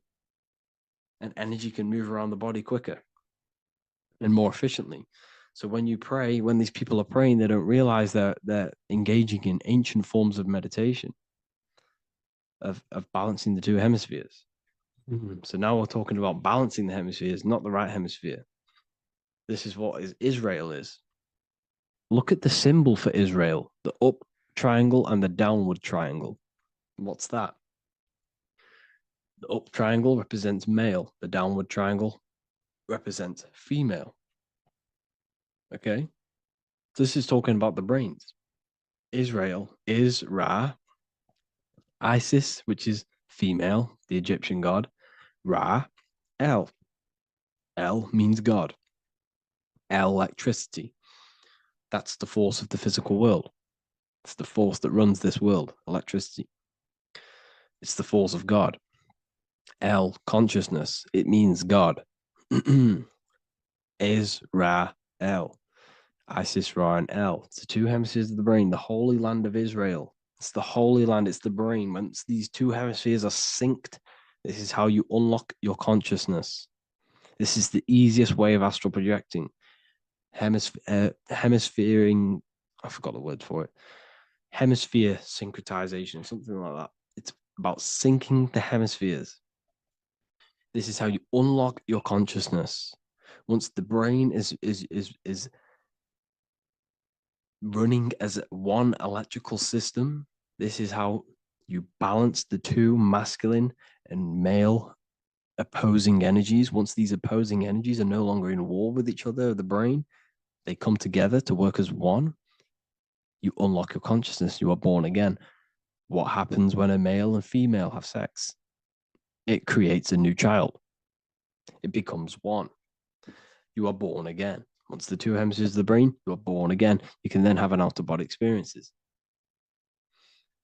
So this is why the symbol of the Holy Land, Israel, is the up and down triangle back combined together, because it represents unification of the male and female, unification of the hemispheres. You're born again. You unlock consciousness. And you can get this for free. It's called the Gateway Tapes on my website. Basically, it's a audio track from the government, and they did this in the Gateway Experience. It's a CIA document, and what they do is there are different forms of meditations you go through. I think there's about 5 waves of meditations you do, half an hour each one, and it will teach you. It will sync your hemisphere, because what does it do? They understood that playing one frequency into one ear and another frequency into the other, they understood that the right ear is connected to the left hemisphere, the left ear is connected to the right hemisphere. So when you play 2 different frequencies into both ears, what happens? The brain picks this up, the 2 hemispheres of the brain picks this up, and it syncs it. It syncs these 2 hemispheres, these 2 frequencies together. So now the brain is working as one to sync this frequency. So this is how you can sync your hemispheres, through listening to these frequencies. Okay, you can get them for free and do the meditations yourself. This will definitely help you. This is an easy way to astral project. So it's all about syncing the hemisphere and seeing reality from a unified perception. We should all aim to get out of that left hemisphere. I'm not saying don't use it, but we should now start to see we should not start to read between the lines of the Bible, read between the lines of the symbolism they're showing, study symbolism, study allegories, in myths? What are they trying to tell us through these allegories? And, this is how we start seeing things in a better way. Once we understand that we are all microcosms of an infinite consciousness, we can all come to one, because love is the unifying force of this infinite consciousness. We are all divided. We are all disconnected from our hearts. Once we all connect with our hearts and see that everything is one, we can all start to love and come together as one, because love is the unifying force of consciousness. So if you haven't already seen, I now have launched the Ethereal University. I will be doing lectures like this one, but even better, deeper, and even releasing knowledge that I can't talk about online as they are censored. I'll be doing lectures every single week. I'll be doing live calls every single week. You also gain access to my library, which is filled with over 45 occult books, filled with knowledge. Okay, I'll show you now. Plus, you get my book, The Book of Wisdom, PDF form, and the Human Health Guide, PDF form. You also get all of this stuff, the health section, Q&As, Ethereal meditations. We've got some celestial studies, cosmology, numerology coming soon. You also get the brand new Manifestation Mastery course, plus the library. And there'll be new books, new lectures, new live calls every single week. Or you can get the Book of Wisdom, use the code WISDOM in all capital letters to gain 40% off. This sale will be ending very, very soon. So if you're watching this, be very quick to get yourself a physical version or a PDF of my book. You can get it in all these languages. Hope you enjoyed this video, people. I'll see you inside the Ethereal University, the real university. Have an amazing day.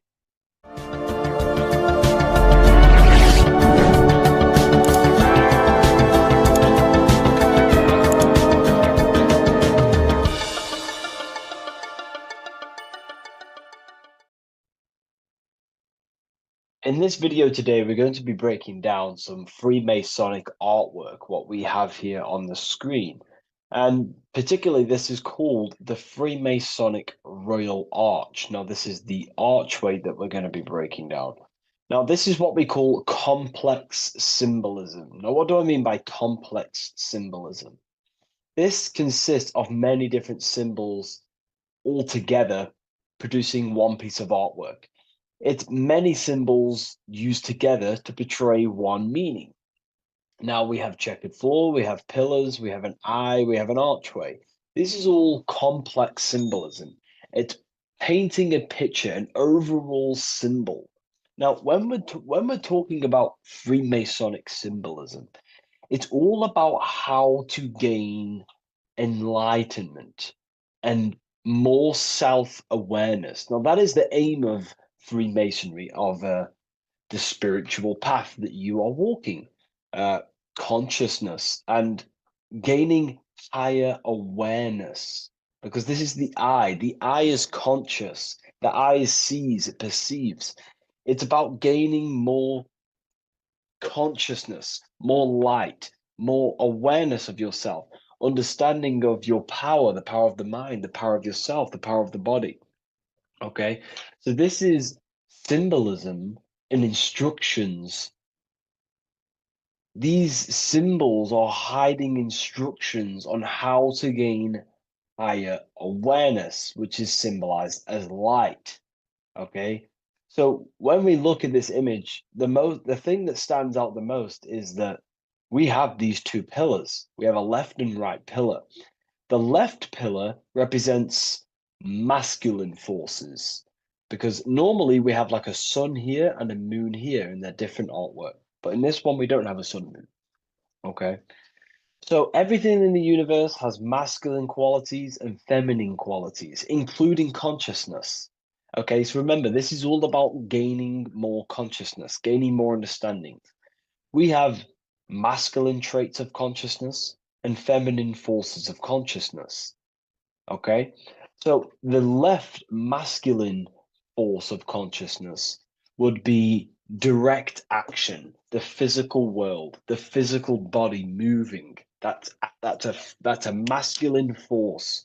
Okay, And what else? We have action. We have the material world, the material body. This is what we can see with our two eyes, the material world. We can see our action. We can see physical reality. However, we have a right pillar, a feminine pillar, which represents what we cannot see. This is the feminine pillar.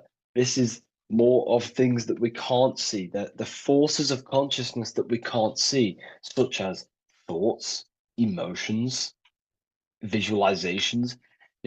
These are internal qualities. Because remember, we don't have one world. We're not this material body. We're not the external world. We are the internal world also. The internal world is a mirror of the external. The external mirrors the internal. So this is why these two pillars stand the same. However, they're different. They are mirrors of each other. Your internal world of consciousness produces the external world of material reality.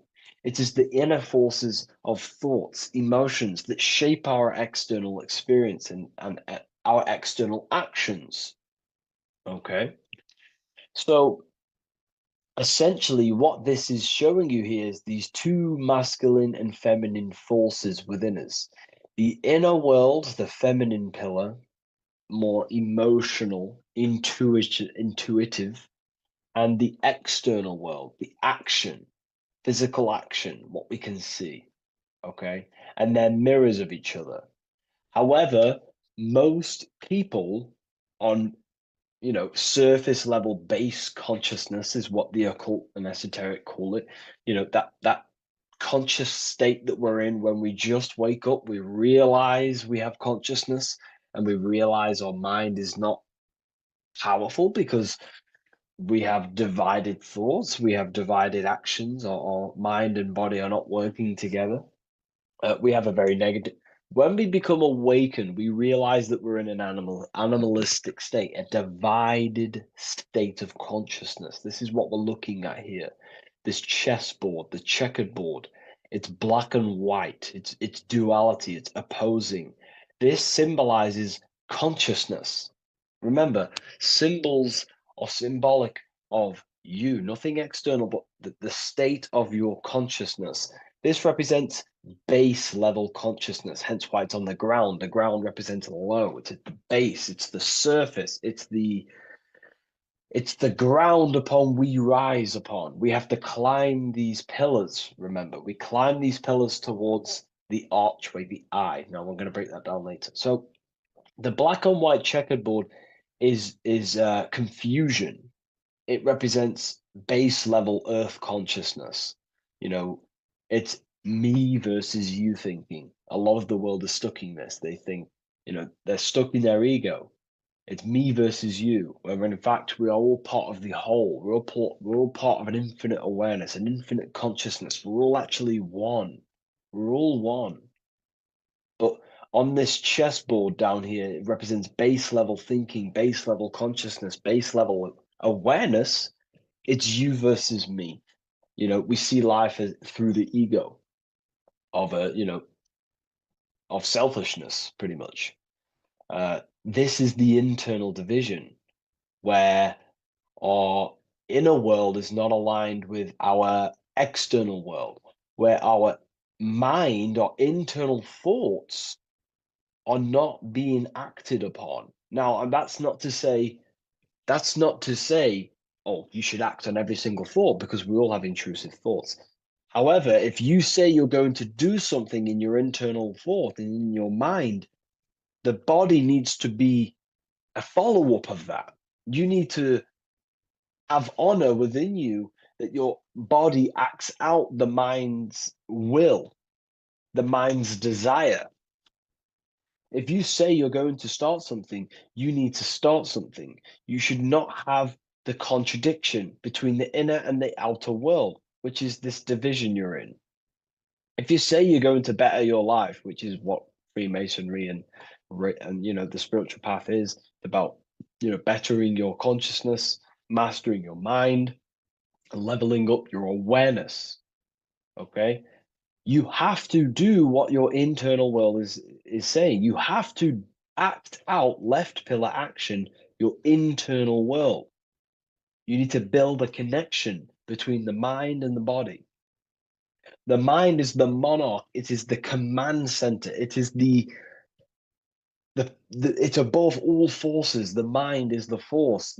The body needs to obey. If you want to get out of this division, you have to align your mind's will and desire with your body's actions. You have to act according to rise above this base level consciousness. Okay? So, what we're looking at here is how to achieve wholeness, singularity, unity consciousness is what they call it in the occult. Unity consciousness, where there is no external physical body and internal mental body contradiction. There is no contradiction between the feeling of doing good and the action, because we all have a feeling in our soul. Our soul communicates to us the right thing to do at all times. We all know the right thing to do at all times, and that is a feminine force of consciousness. That's the right pillar. We must act on what we know and feel is good at all times in order to climb these pillars towards unity consciousness. Okay?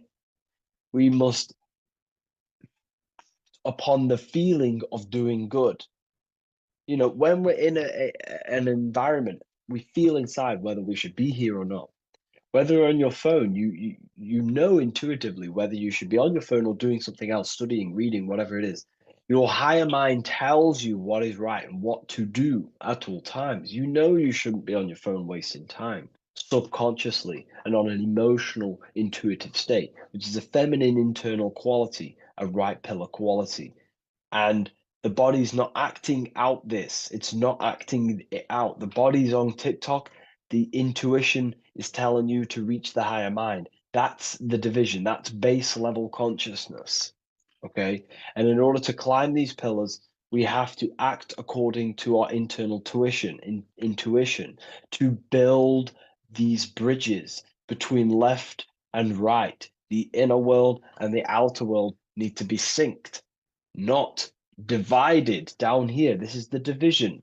That's base level consciousness. If you want to gain higher awareness, you want to gain personal power, mental power, you have to become a strong force. You have to gain a strong connection between the inner and outer, the intuition and action, the mind, the higher mind, with the physical body. Most people live in this war, and we've all been there. I was in it too. You know, we all begin here in this internal war.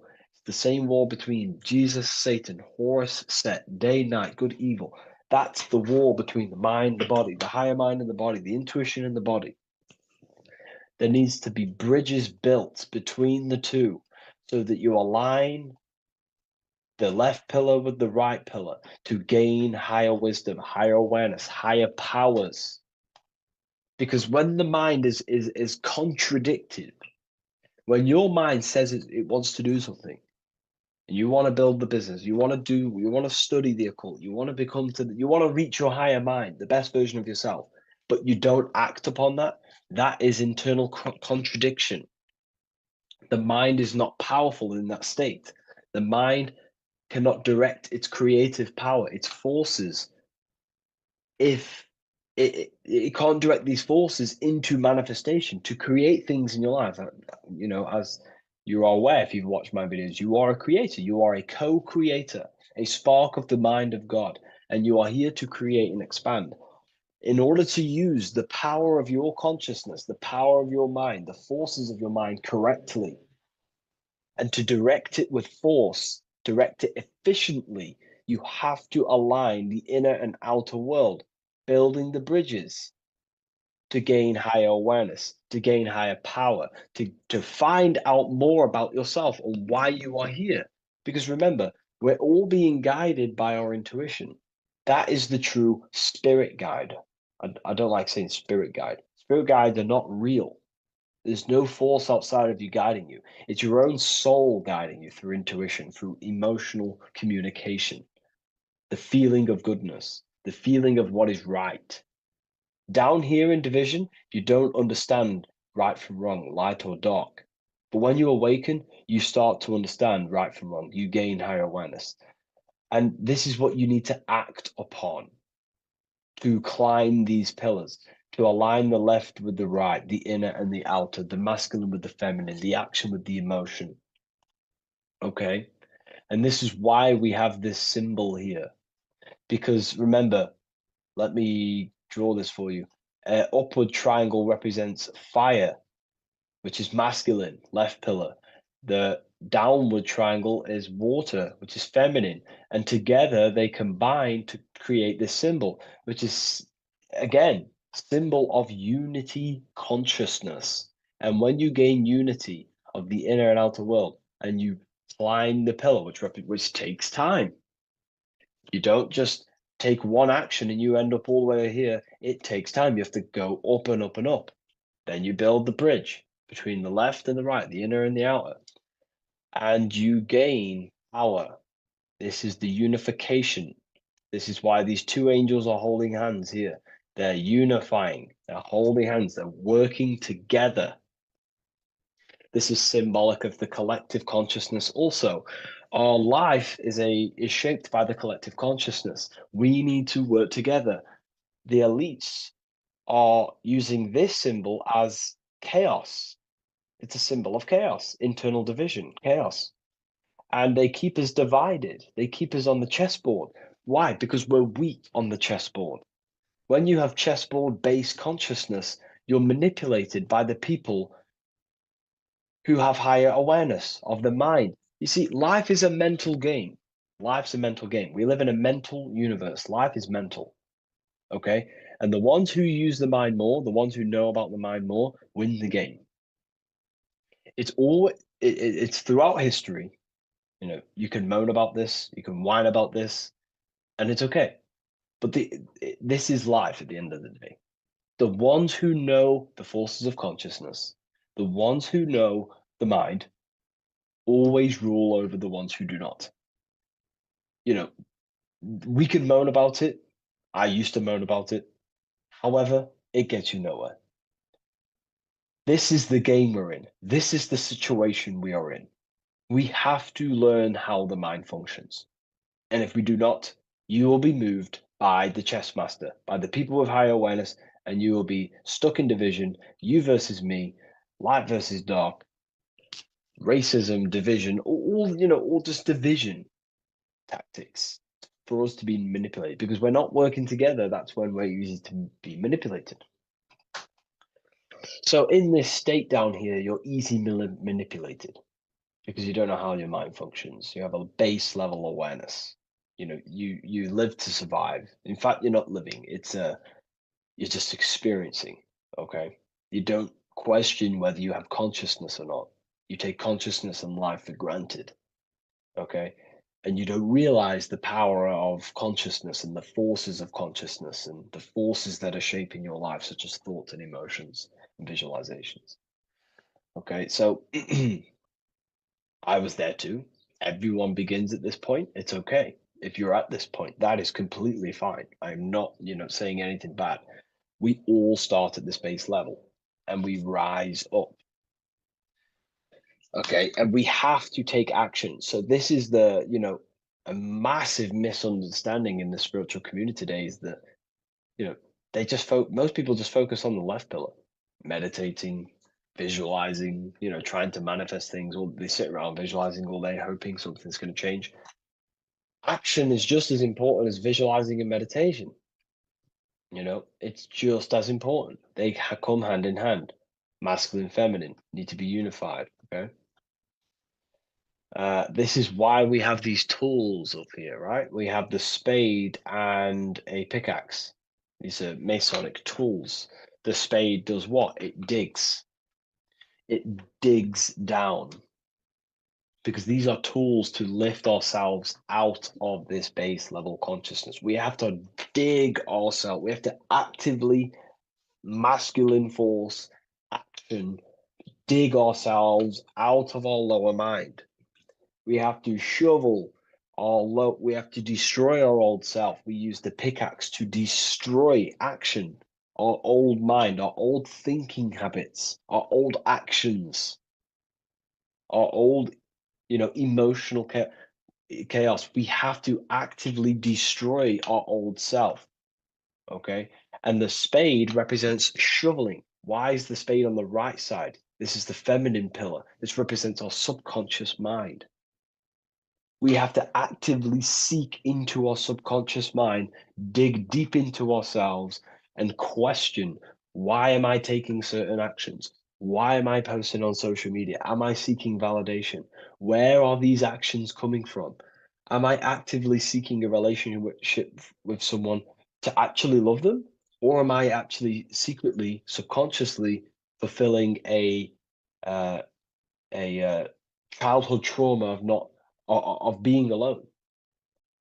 We have to actively seek within our subconscious and question and go deep within ourselves with the spade to question, where are these lower actions, these low level actions coming from? What forces are driving our actions that are keeping us stuck in the lower mind, in the division? You have to question our subconscious. We actively have to dig within ourselves to build this bridge, this archway, which unifies our consciousness, which unifies the inner with the outer, the left with the right, the body with the mind, the emotions with the action. It's all about mastery, self-mastery, mastering the self so we gain light. Now, why do we have an eye?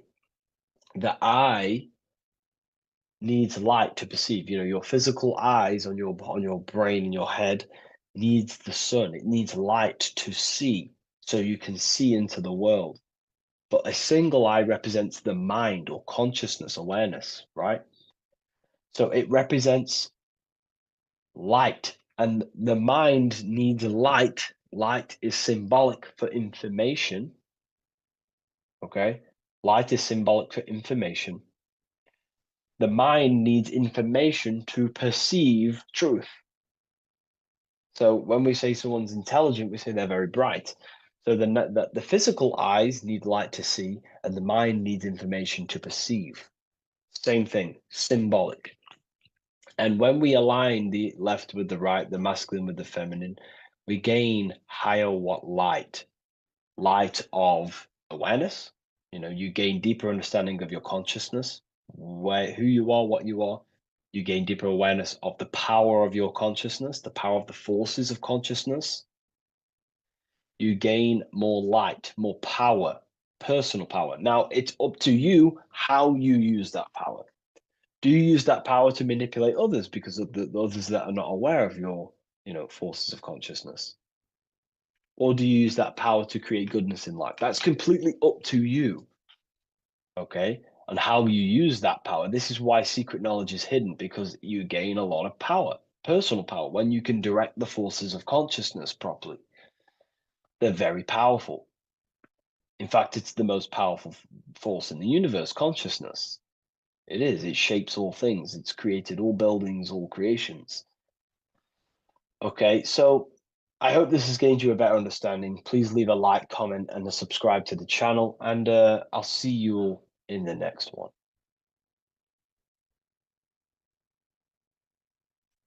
Welcome to Revival of Wisdom. Welcome people, we're back with another video. Please make sure to hit the like, the subscribe button, and turn on notifications to never miss a video. The Vatican is a giant key from a bird's eye view, and it also contains an 8-pointed star.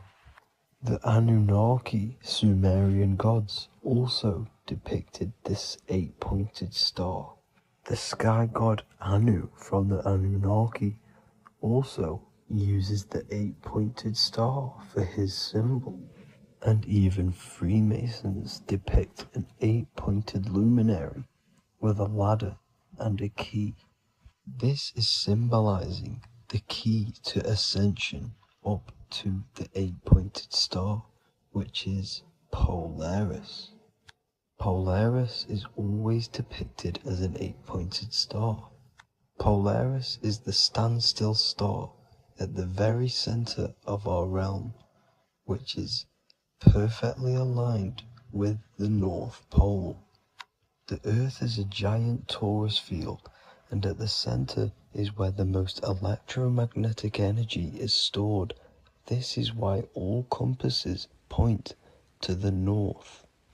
Hence why a compass is an 8-pointed star, because it points you to Polaris, which is the North Pole, the center of this realm. The 8 points of the 8-pointed star symbolize the 8 points in space and time. So yes, Polaris is the portal which you ascend through if you outgrow this consciousness by aligning your chakras. Our earthly realm is a macrocosmic reflection of us, and we as humans are the micro reflection, with the earth containing its 7 chakras as well as us. The North Pole is the 7th chakra, which is the crown chakra. So the key to ascension is held by the Vatican, hence why it's a giant key, because they mislead the masses through their religions, which teaches the masses to look outside of themselves. As stated in the 20,000-year-old emerald tablets, written by the Egyptian god Thoth. On Earth, man is in bondage, bound by space and time to the Earth plane. Encircling each planet, a wave of vibration binds him to his plane of unfoldment. Yet within man is the key to releasement. Within man may freedom be found. So the 7 planets are associated with each 7 chakras. The lowest chakra being the root chakra, which is associated with Saturn.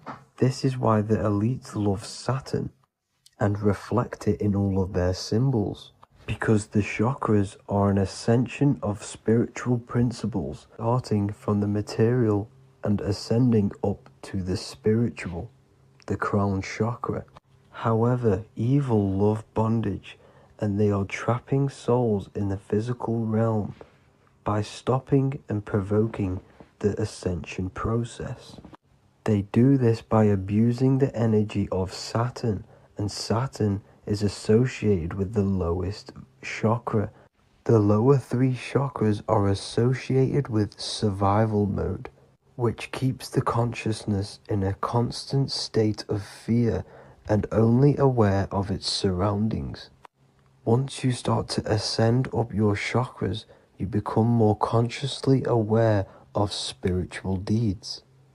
And this is the process of returning back to your true spiritual form. Going back to Polaris and its connection to ascension, Kanye West symbolizes this on his music video 24. As you see him rise up into the sky, you see an 8-pointed shape around him, which symbolizes the 8-pointed star, as you see the beam of light. And even NASA symbolize this in their Space Delta logos, a bear holding a key with an arrow up to Polaris, the 8-pointed star. Here's another NASA logo of an arrow from the Earth to Polaris. The series Lock and Key on Netflix is all about portals and doorways, and they have the Kundalini energy as one of their keys. Kundalini energy is the energy which rises up the spine, the 33 vertebrae, and activates the third eye. The third eye is the spiritual gland which connects humans to other spiritual realms. We are not the body. Our spirit, our soul inhabits the body. We exist physically, spiritually, and mentally. Therefore, we are multidimensional. The intellectual and spiritual inhabit the body. Therefore, this is just an avatar within this timeline. However, within each and every one of us, we all have the key to releasement, as says in the Emerald Tablets. This releasement is ascension up until higher states of consciousness. As stated in the Emerald Tablets, man is in process of changing to forms that are not of this world. Grows he in time to the formless, a plane on a cycle above, and another one saying, man is a flame bound to a mountain, but we in our cycle shall ever be free. Know ye, O man, that when ye have progressed into the cycle that lengthen above, life itself will pass to the darkness, and only the essence of the soul shall remain. That's it for this video. I hope you all enjoyed. Please feel free to leave a like, subscribe, and comment any subjects you want me to talk about. God bless you all.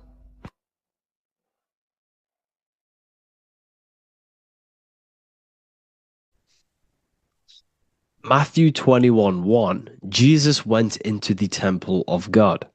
Corinthians 3:16, do you not know that you are the temple of God? Now what is this telling you?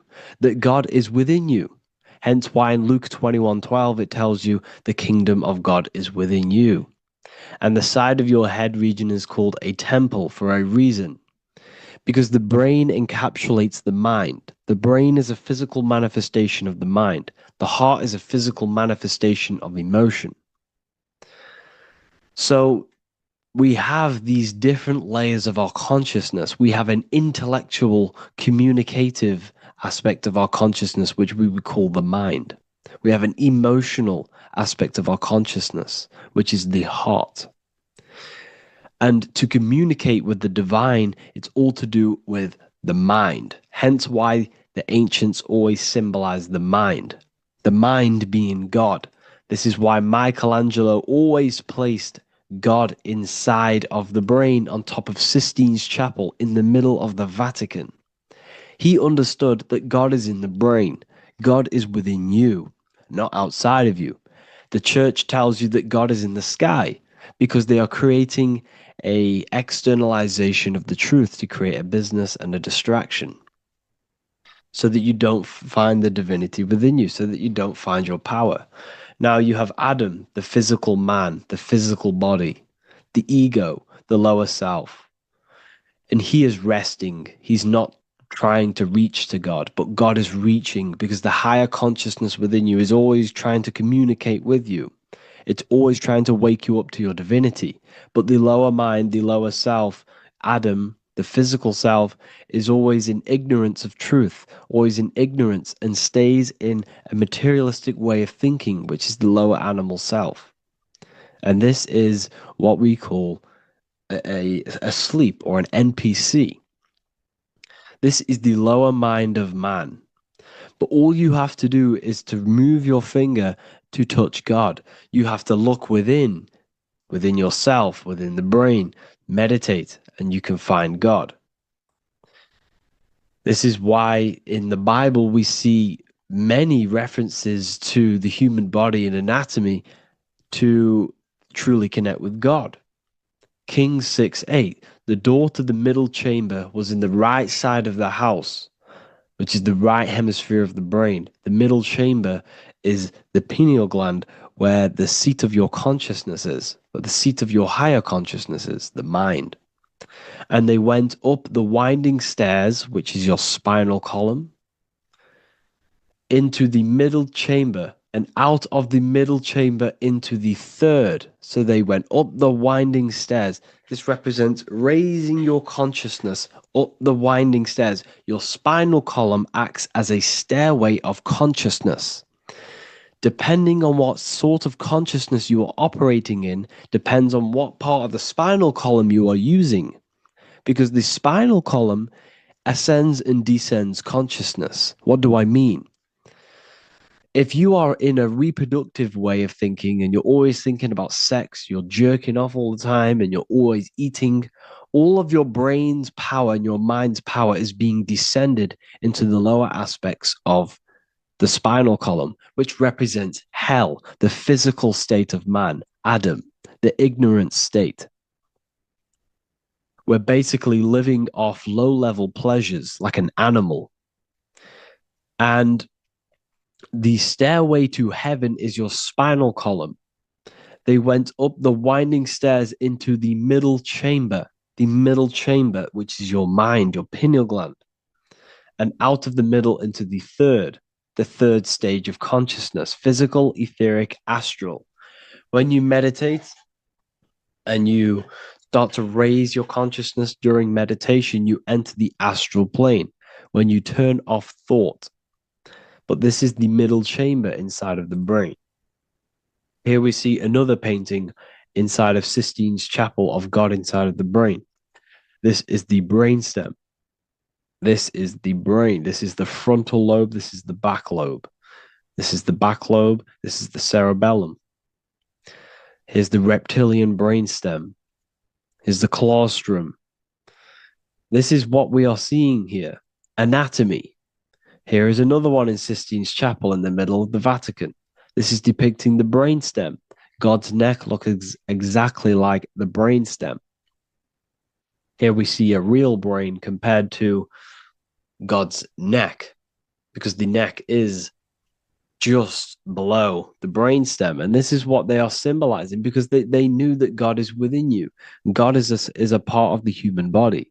God is inside of the body, because the body is a vessel for consciousness, for universal consciousness. Inside of you, inside of me, is the same spark of consciousness. And this same consciousness is spread out into every living essence, because everything comes from the one source, the one God, the one consciousness. Matthew 6:22, 23. The light of the body is the eye. If therefore thine eye be single, thy whole body shall be full of light. Practicing the single eye. What is this? This is meditation. This is entering within yourself. So the Bible's telling you to practice the single eye. But if thine eye be evil, thy whole body shall be full of darkness. What does this mean? If your consciousness is in an evil way of thinking, if your mind is filled with an evil, negative mind space, then your body shall be filled with darkness, with evil, with negativity. Because negative thoughts destruct the body. Positive thoughts heal and regenerate the body. So he tells you to be, the light of the body is the eye, your consciousness, the inner eye of consciousness, the eye that lets you see. And what do I mean? You look with your two physical eyes, but you see with the inner eye. What you see is perception.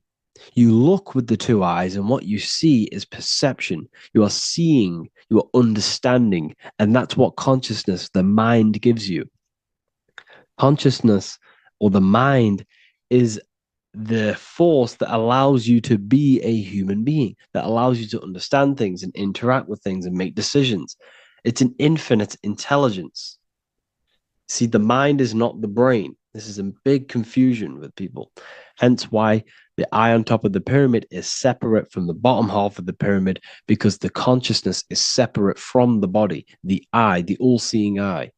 It represents the observer, the eye that sees into this body, into this world, into this. You are the perceiver. You are the invisible spirit within the body.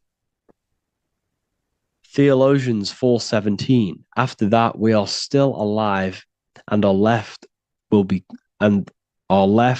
caught up together with them in the clouds to meet the Lord in the air.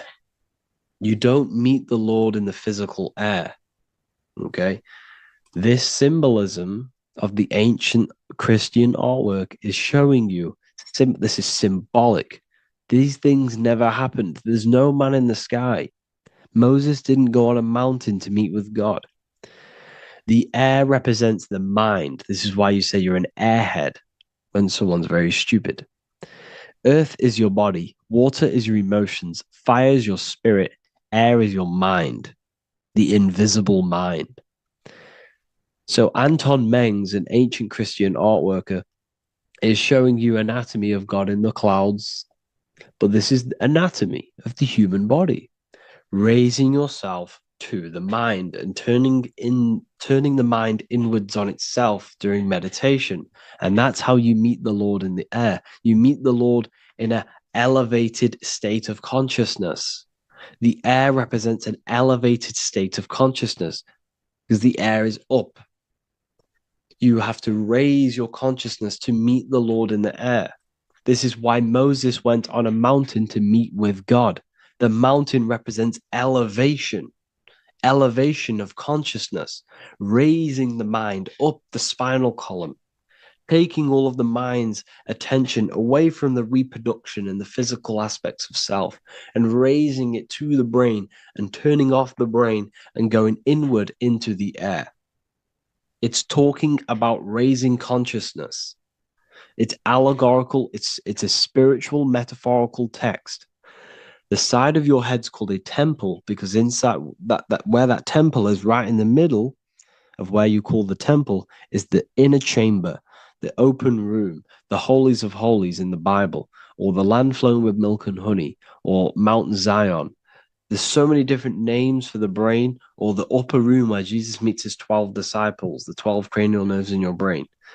This is the temple of God.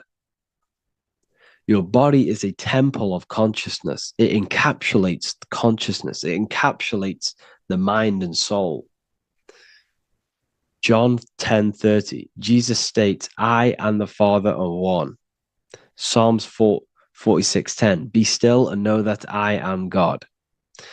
He's talking about the I am within you, not within Jesus. Everyone refers to ourselves as I. I am God. When you say I, you're referring to the highest aspect of yourself, the aspect that is above all thought, above all emotion, and above all things. When you say I, you're referring to your pure awareness, your pure consciousness, the highest aspect of yourself. And anything after I is egotistical. I is God. The letter I is the Roman numerals for one, because there is one God, one consciousness. The letter I is one line, just like the number one. Matthew 6:3-4, take no thought. Therefore, take no thought. Take no thought. He says this 5 times because you must turn off the 5 senses and take no thought to connect with God. Be still. This is telling you to meditate and know that I am God. The I am within you. I and the Father are one. I and God are one. You, who you think you are, is a completely wrong. The body is matter. Your name isn't you. Your job isn't you. Your reputation, your trauma, your memories, your friends, family, worries, bills, interests, dislikes, goals, passions. Anything to do with the thinking mind is not you. Who you think you are is a part of your thinking aspect of consciousness. But once you remove thought, you are no longer your name. You are no longer your body. You're no longer your reputation. You are the I. You are pure awareness, pure consciousness. Pure consciousness. And this pure consciousness has latched on to this name, this job, the body, and your traumas. Your pure consciousness has attached itself to this character who you're playing in the physical world. And this is essentially who you think you are, but you are not. You are the I, you are the self, you are pure awareness. So, in order for you to detach from these things, you must learn how to detach from your name, your job, your reputation. And you do this through meditation by turning off the thinking mind. Turning off the thinking mind allows other aspects of your consciousness to open up. What do I mean? Your whole life you've been thinking, and all of these thoughts has attached you to this physical body.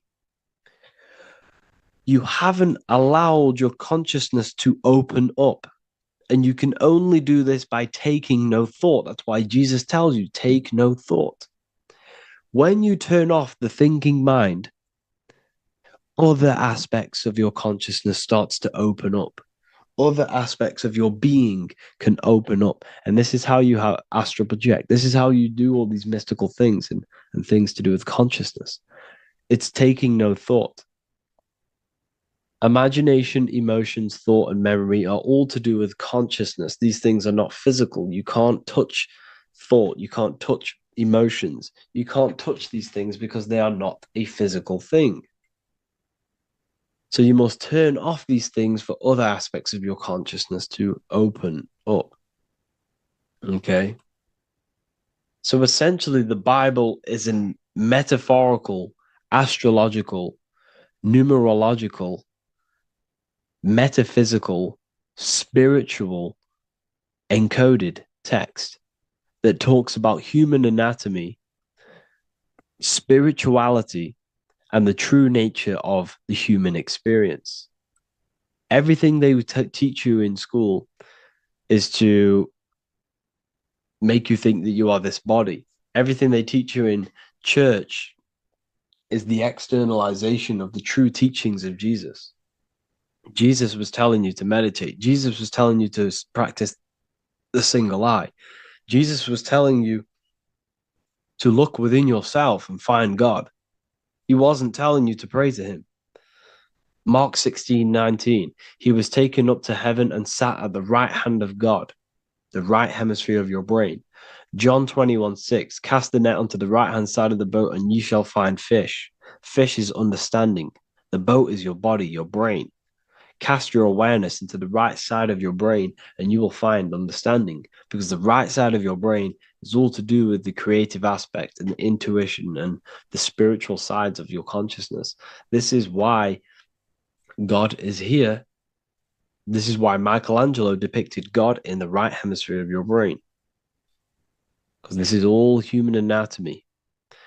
And I speak about all of this in the brand new Book of Wisdom, Volume 2, which is now available. The start of the revolution has begun. This book is truly going to change the way people see the world.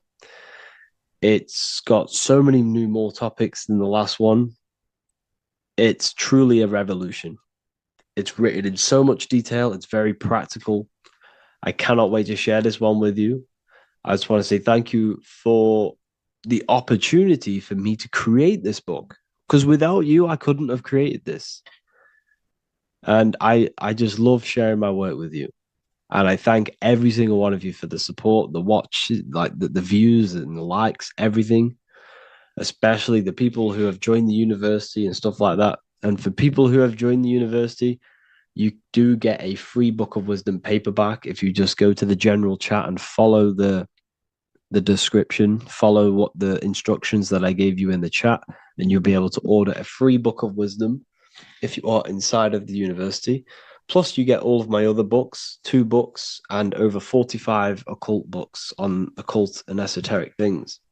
You get lectures, live calls, a community, a manifestation mastery course, and a whole library and reoccurring updates every month, every week. So yeah, I hope you all enjoyed this video.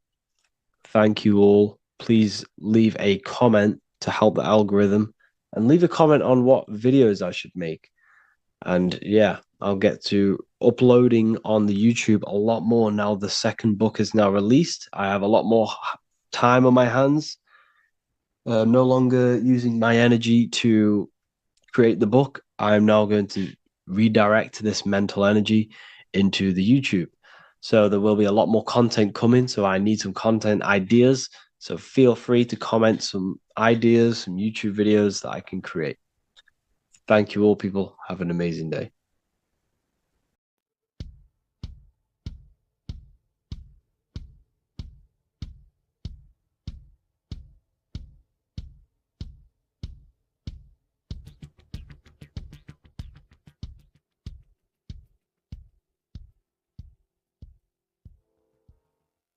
Welcome people, we're back with another video. I will now be keeping track of my YouTube and trying to upload every week. In this video, we'll be talking about the chakras. The chakras are the 7 attributes of God, and they are the 7 planets. These are literally vortex portals within us that connect us to these vices and characteristics of God. Each one of these energy centers are a spinning whirl of energy which controls the cells and organs in that particular area of the body. For example, it's literally a mini brain for that area of the body.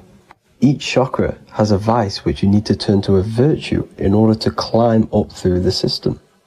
They work like a stairway system. You have to go through each chakra in order to unlock the one above. This process is turning matter into spirit as you descended from spirit to matter. Saturn is Satan, that's why it's the lowest chakra, and that's why the devil is red, because red is the lowest vibrational color. When you are in these lower states of consciousness, you are in your animal nature. This is your physical side of your nature, and you are mainly being driven by your animal instincts or your ego. Moving back to your higher self or your spirit self is not an easy process. It takes a while. However, with discipline, consistency, and motivation, you can achieve this, and this is what the ancients called Christ consciousness. Once you have achieved this, it is basically a state of mastery of the mind. You no longer lust for the lower animal nature things. Now, let's start with the root chakra. This is located at the base of your spine, and you can feel this chakra by tensing your anus. This energy center is in control of your survival needs, your vitality, your stability, and security. Now, if this chakra is unbalanced, you will feel insecure, fear, anxiety, unstable, low self-esteem, anemia, over or underweight, and constipation. In order to balance this chakra, you need to feel grounded, embodied, stable, calm, centered, a sense of safety, and trust in yourself and the world around you. The next chakra is the sacral chakra, which is located around the belly button area. You can feel this chakra just by sucking in your belly. This chakra is to do with relationships, self-worth, creativity, empathy, and most importantly, sexuality. This is the most important one in order to start to raise your vibration overall, is giving up the over-sexualized nature. In order to balance this chakra, you need to come into harmony with all the toxic relationships that you have.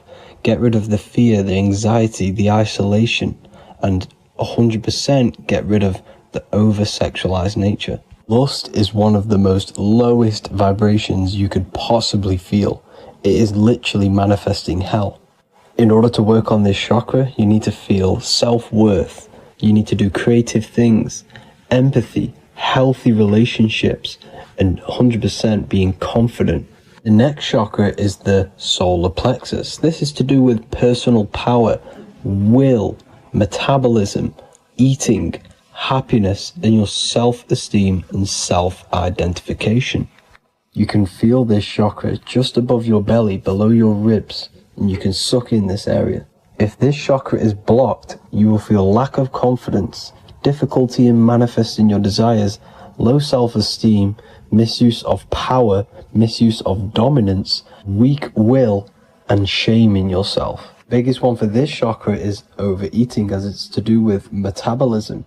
If you are overeating, you are literally unbalancing a lot of your lower chakras, not just the solar plexus.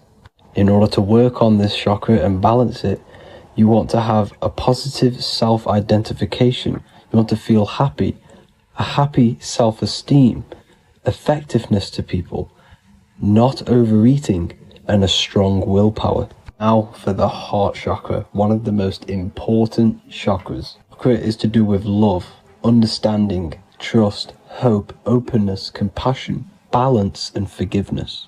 The most important because your heart is the tree of life in the body. It is the center of the toroidal field. It is the most powerful chakra. Your heart is 5,000 times stronger magnetically than your brain. Once you have hit the heart chakra and you start surpassing the heart chakra, you are now turning matter into spirit, as the lower three chakras are dense and physical, and the above the heart chakra are turning to spirit. As you can see already, this is a hard and long process of working on yourself physically and internally. The symptoms of a blocked heart chakra would be lack of love or too much love, difficulty to accepting or giving love, lack of compassion, loneliness, and lack of emotional fulfillment. Finally, a lack of connection with a divine or to nature.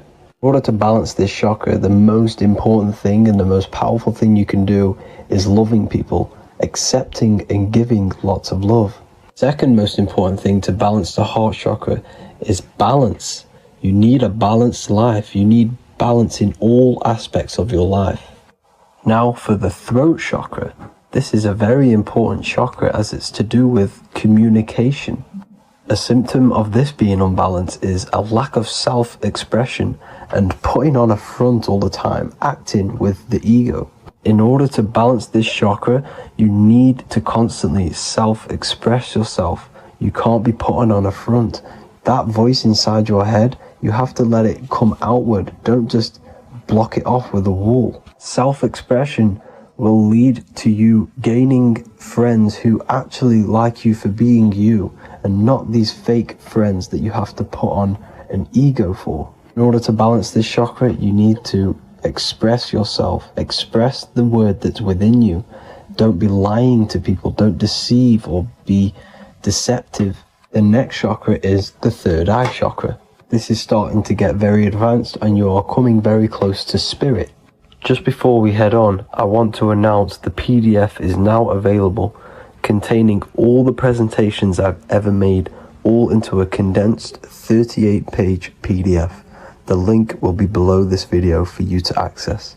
And if you want to learn how to create reality using your mind, how to attract your desires, how to get out of the situation you are in, the link will also be there for the Manifestation Mastery course. Now for the third eye chakra. The third eye chakra controls the pineal gland, which is your first eye. It's to do with your psychic abilities, channeling, telepathy, astral travel, visions, and connection to the higher self. You need all of the chakras aligned to get the full potential out of your third eye or pineal gland chakra. For example, if you're astral traveling and you fear something, you will be instantly shot back to your body. So you need to master all of the chakras before you go on and try and do these higher spiritual activities. Symptoms of the third eye chakra being blocked is lack of imagination, lack of vision, lack of concentration, blocked or clouded intuition, can't see the big picture, and especially overly reliant on logic and intellectual thinking. A good way to work on this chakra is imagining things, vision things. Trust your intuition at all times. Always follow that inner voice. Cut out the tap water which contains fluoride. Fluoride blocks the pineal gland. And cut out all junk food because all of this is affecting your pineal gland. When in meditation, you want to focus your eyes and your attention to the center of your head between the two eyebrows. This is where the pineal gland is located. This will help and awaken the pineal gland over time when you keep doing these meditations. Finally, for the crown chakra, this is to do with universal consciousness, all-knowing, enlightenment, cosmic connections, the God source. This chakra is blocked by being cut off from spirituality, plagued by the senses, being tricked into the five senses and being tricked into thinking you are the body. In order to work on this chakra, you need to feel grounded. You need to know yourself, your real self, the voice within you. Have common sense, have specific decisions that you're making, be very direct. Now we've got out of the way all of the chakras, I can now introduce methods and meditations which will help you unblock them spiritually. When meditating, you want to get into the present moment in a nice, comfortable position. Bring yourself to the present moment by saying, I am here right now, nothing else matters. Keep repeating this over and over with your eyes open or closed. After a couple minutes of bringing your attention to the present moment, you can now start to breathe in through the nose deeply and breathe out through the mouth slower than you breathed in. Place your attention on the chakra that you want to balance. Think of a high vibrational emotion like love, and think of this while placing your attention on that chakra. You can do this exercise every day for 10 to 20 to 30 minutes. The longer the better. Another practice you can do is by chanting the Bijis for each chakra. They are here starting from the root chakra all the way to the crown chakra. Or you can chant the 7 vowels. There are not 5, there are actually 7. A, I, A, O, U, M.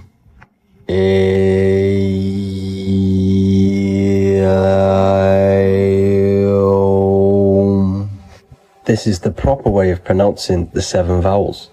These are so powerful because these are the only things that exist. It is literally the sound of God. By pronouncing them right, you can actually create a lot of power within you and align your chakras. That's it for this video, people. I'd appreciate a comment and a like to help the algorithm. I appreciate you all. Love and light.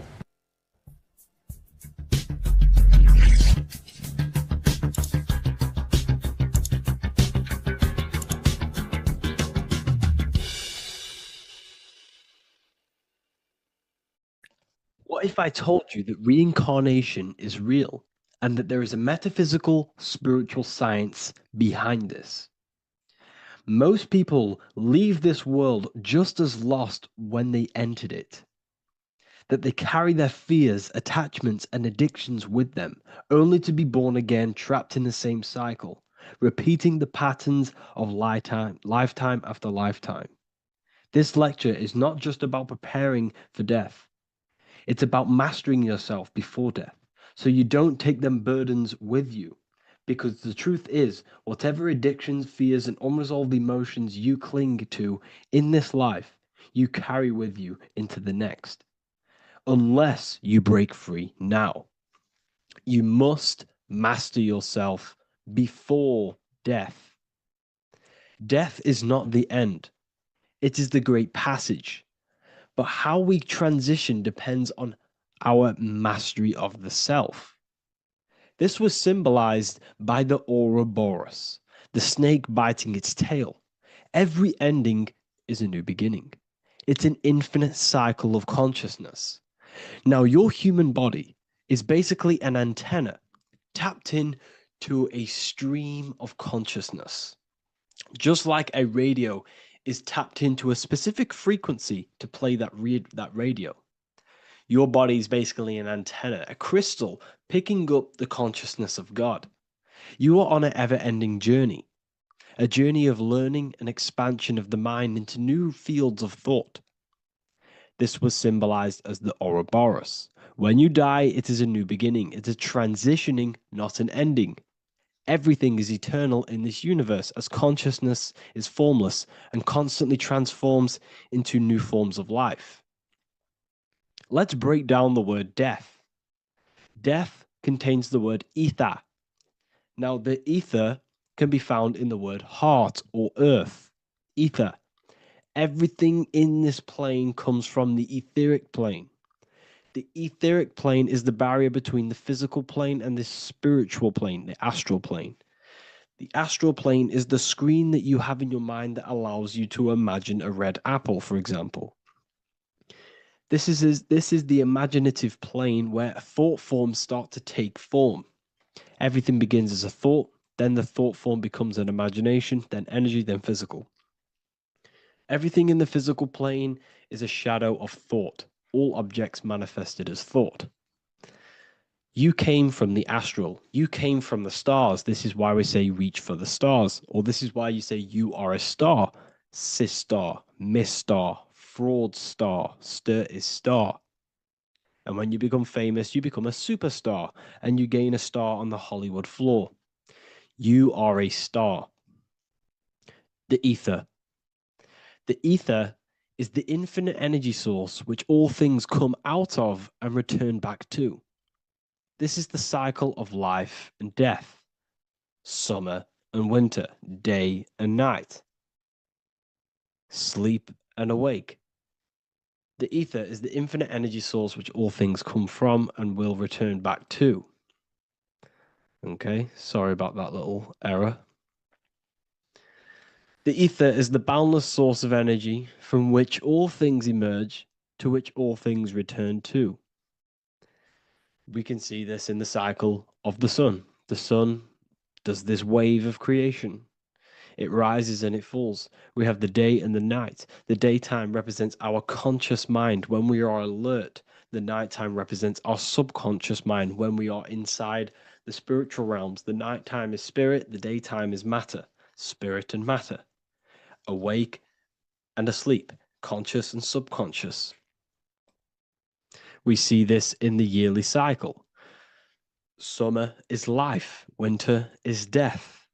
Spring is the morning, summer is midday, autumn is evening, winter is the night. Everything is a macro and a micro cycle of being born out of the ether and returning back from life and death. Life and death is manifested within the cycles of the sun and everything outside of you, as within, so without.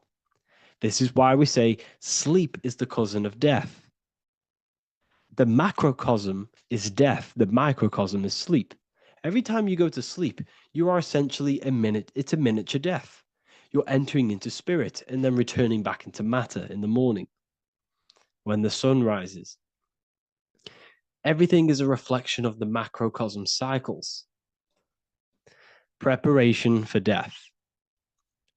The first thing we must do in order to prepare for death, for life after death, in order to stop being reincarnated in this cycle of materialism, in order to progress as a soul, because remember, you are a soul in a body. Just like the sun gives power and life to the earth, your soul gives power and life to your body. When you say I, you're referring to the soul. And your soul can be stuck underneath layers of false identifications. Who you believe yourself to be is merely a collection of subconscious programs running within your mind. Now that's very deep. That is very, very deep. Who you think you are is a part of your thinking mind. Your name, your job, your reputation, your family, your friends. These things are not you. They're all aspects of the thinking mind. What happens if you meditate and you turn off the mind? Then all these things do not exist. You're left with the pure soul, the pure awareness, the pure observation. If you turn off the thinking mind, you're no longer your body, you're no longer your reputation, you're no longer your friends, you're no longer your job and your labels. You are the soul. That's the true you, the observation of the mind, not the thinking mind. The ego is the echo.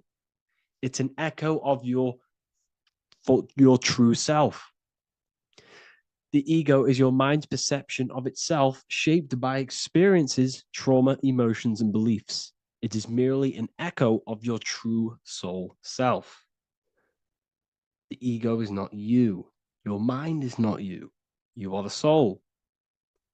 And this is the true self that we must express within our life and we must connect with before we die.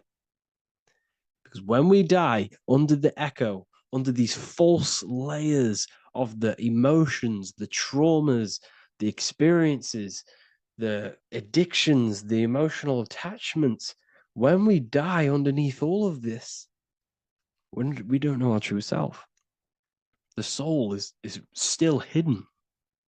The true you is hidden underneath these layers of false identification. We must remove these layers of false identifications. We must remove them. We must destroy the echo. Remember, the ego, you never had an ego when you were a child. When you were a child, you were pure. You didn't, you didn't show off things.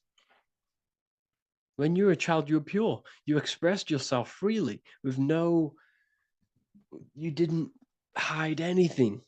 You didn't hide any aspect of yourself. You didn't suppress any aspect of yourself to fit in as a child, as a baby. Because the ego was not here when you came here. The ego grows with experience. The ego is a false perception of yourself while being incarnated in this material world. It's your mind's perception of itself and it's created through your experience.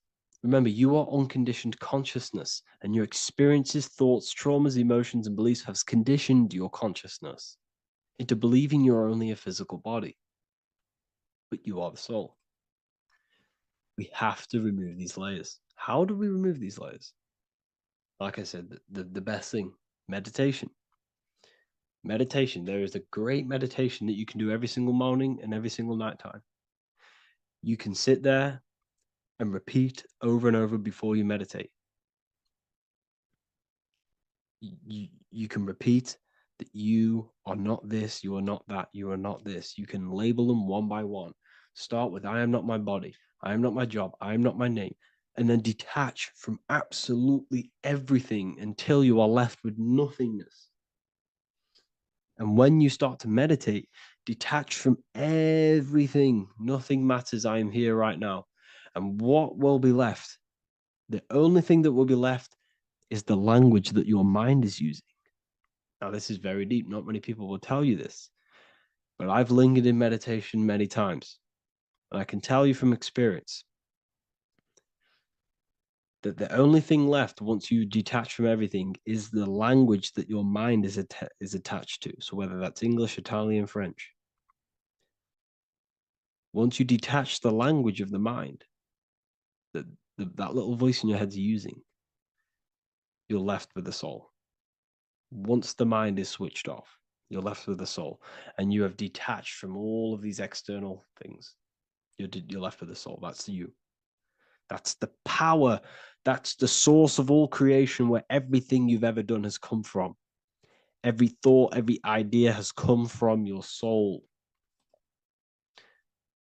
Number two, that's meant to say number two. Sorry about that. Mental addictions and emotional addictions. Okay.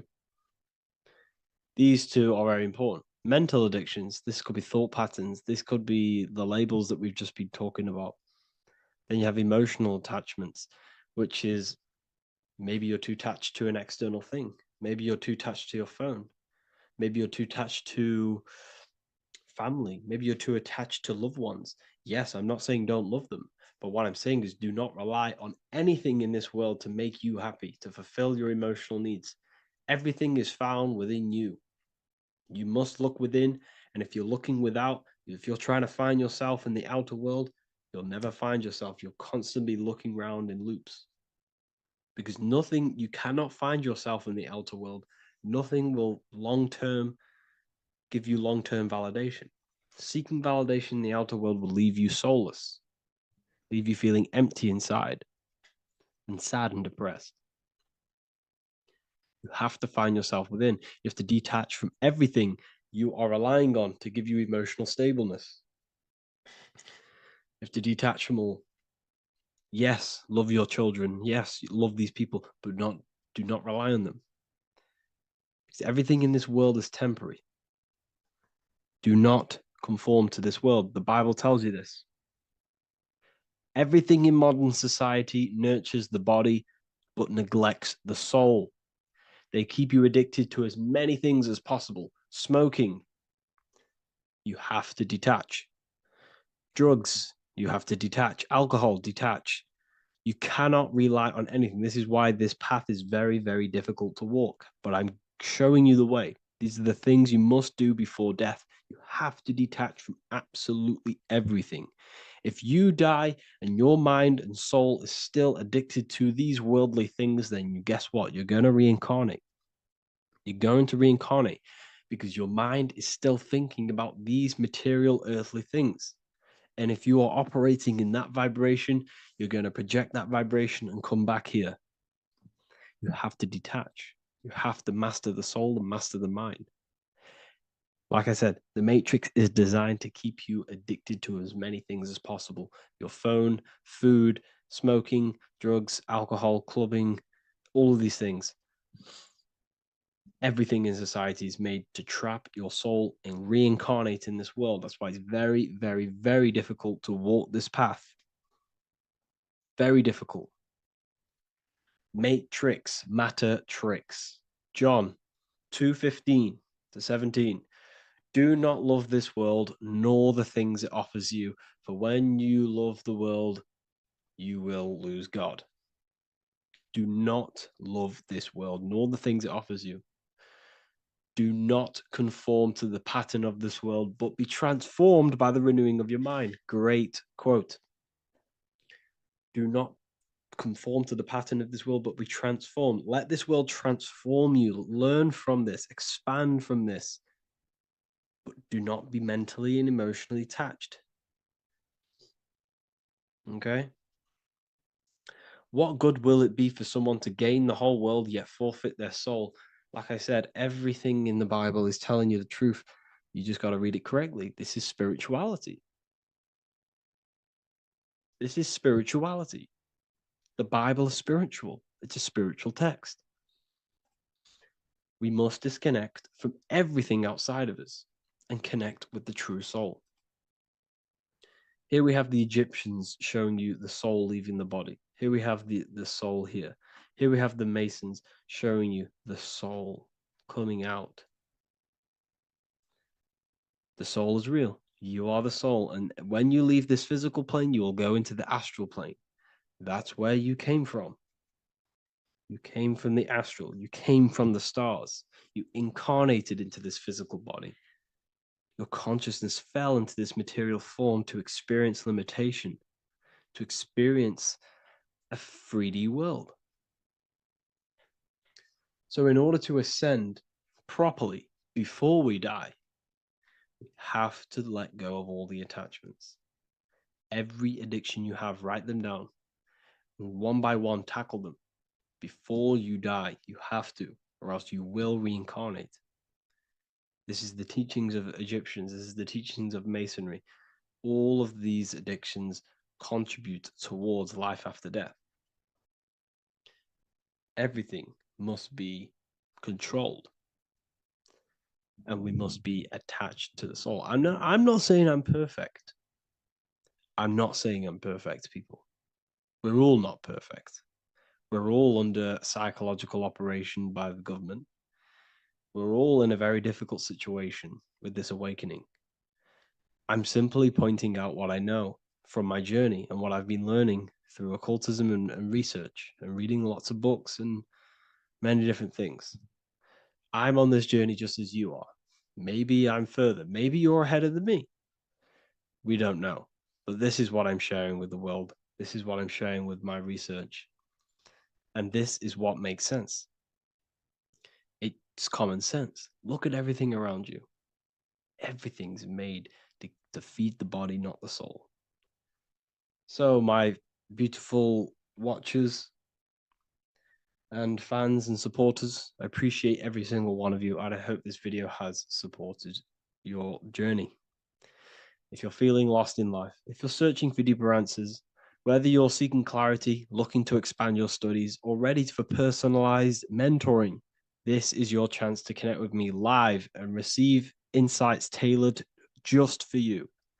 Start your path to self-mastery and enlightenment inside the world's best esoteric school. Your journey starts now. Tap the link in the description if you want to join Ethereal University, or feel free to check out my books. I thank you all, and I really appreciate for 100,000 subscribers on YouTube. I love every single one of you. Make sure to drop a like, a comment, and subscribe to the channel if you're new. Let me know some ideas for, lectures, anything that you want to know. I can make lectures on them. Just drop it in the comments. I appreciate every single one of you. Take care.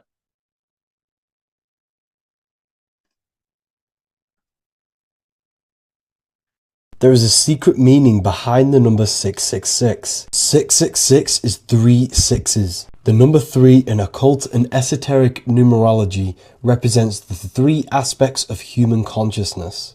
We see this symbolism in the all-seeing eye with the light and the triangle. The triangle is the number 3.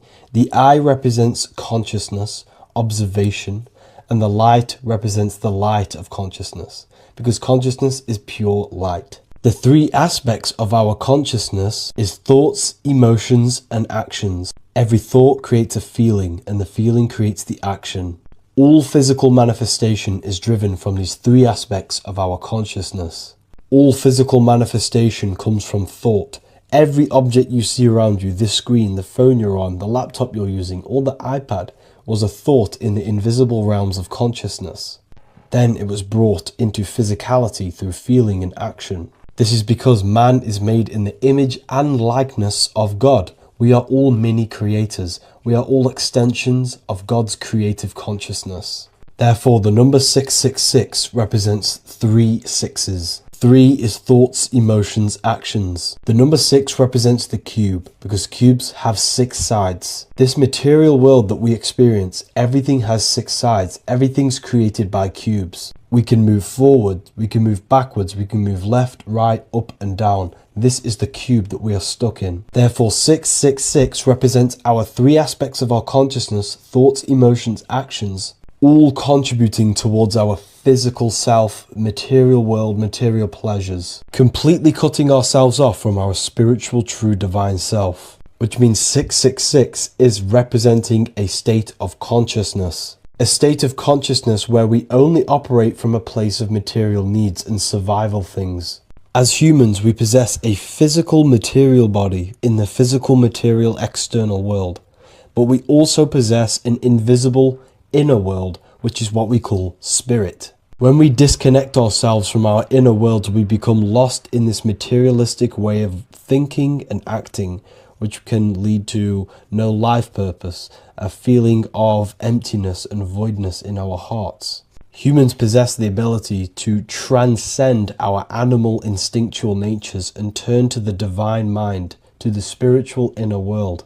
It is our inner world that is projecting our outer world. The outer world is just an effect of our inner state of consciousness. It's important as we go through this human life to not lose ourselves and look for our validations outside of ourselves. The external world is simply just a mirror, mirroring with mathematical precision what happens inside our consciousness. When we change our inner world, we produce effect in the outer world. To get back on track about this number, this represents when we are lost in our material self and we are completely cut off from our true divine self. The devil is always having goat horns, which represents a ground animal. This is the lower animal self of man. He's always red. The frequency of red is the lowest vibrational color, and it also represents the root chakra. This is all to do with survival mode and our physical needs and physical self. Red represents chaotic and intense emotions like hatred and anger. This is why the devil is always red, because it represents anger and an uncontrolled state of emotion and consciousness. You see, we've been taught in the church and all through religion indoctrinations that the devil is an external deity which influences humans. And in fact, this is nothing but a metaphorical story. The devil is a character which represents an aspect of the human mind, the lower aspect of the human mind, a facet of our own consciousness and psyche. The voice that we have in our head that tells us to do these negative things is not an external deity pushing us to do something bad. This is an aspect of our own mind. Jesus and Satan are just 2 characters which represent the 2 voices that we have in our own consciousness. In fact, the word devil was never present in the early Gospels. Instead, what was mentioned was a spirit of evil. A term spirit of evil was not meant to denote a specific deity or being, but rather any force of negativity, whether it manifests as a destructive thought, emotion, or action. The spirit of evil represents the darker sides of our mind, the part that leads us astray and brings forth negativity in our lives. The reason why they want you to believe in a devil is because they don't want you taking responsibility for your creations. They don't want you to realize that the external world is truly a mirror of your inner state of consciousness. Instead, when something bad happens in your life, you blame it on some external devil or Satan who tempted you. Everything is your creation in your life. When you realize this, you take full control and you begin to reshape your external world by changing your inner state of consciousness. Welcome to Revival of Wisdom. This video is going to be about the flat earth and the breakdown of the whole cosmology. We're going to be digging very deep. I've got a lot of pictures and images to show you, and a lot of dots to connect. So let's start with the Freemasonry art. So this artwork we have here is the Freemasonic cosmology, as they know and believe. So what is it symbolizing? We obviously have to start off with the 4 pillars representing the 4 corners of the earth. The 4 corners with duality. You see, there's everything on earth. There's good and evil. Good, evil, positive, negative. Good, bad. This is the checkered board. This is what it symbolizes. Okay.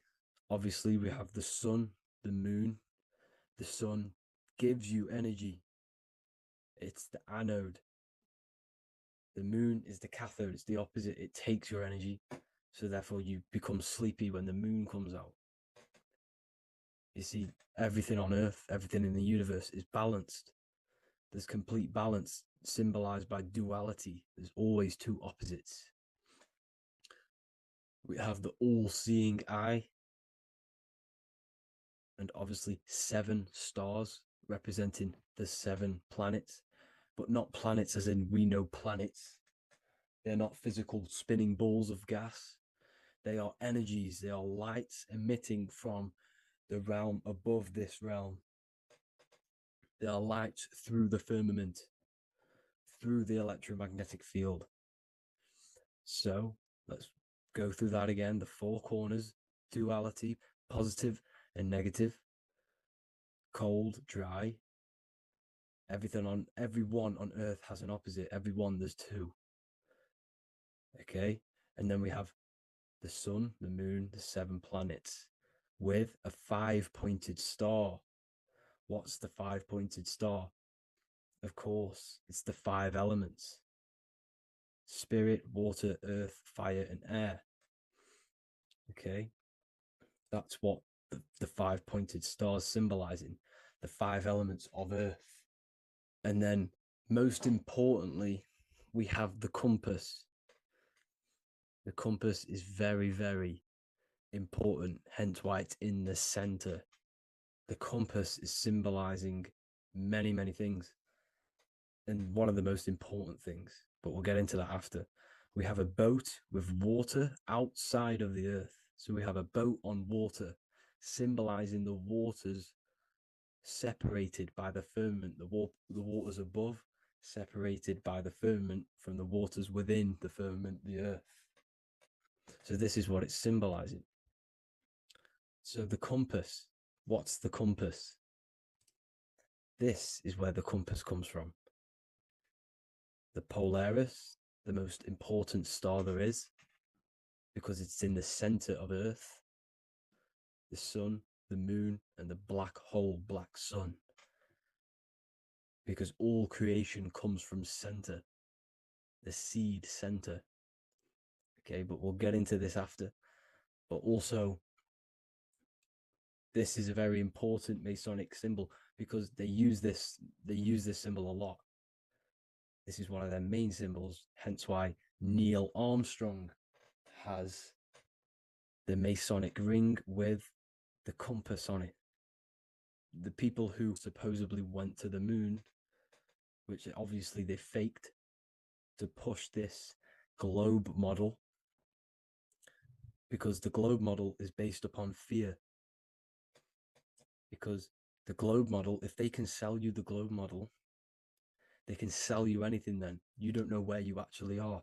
The globe model is to push fear upon the masses, because the globe model means there's not enough resources. There's also risks of asteroids hitting the planet.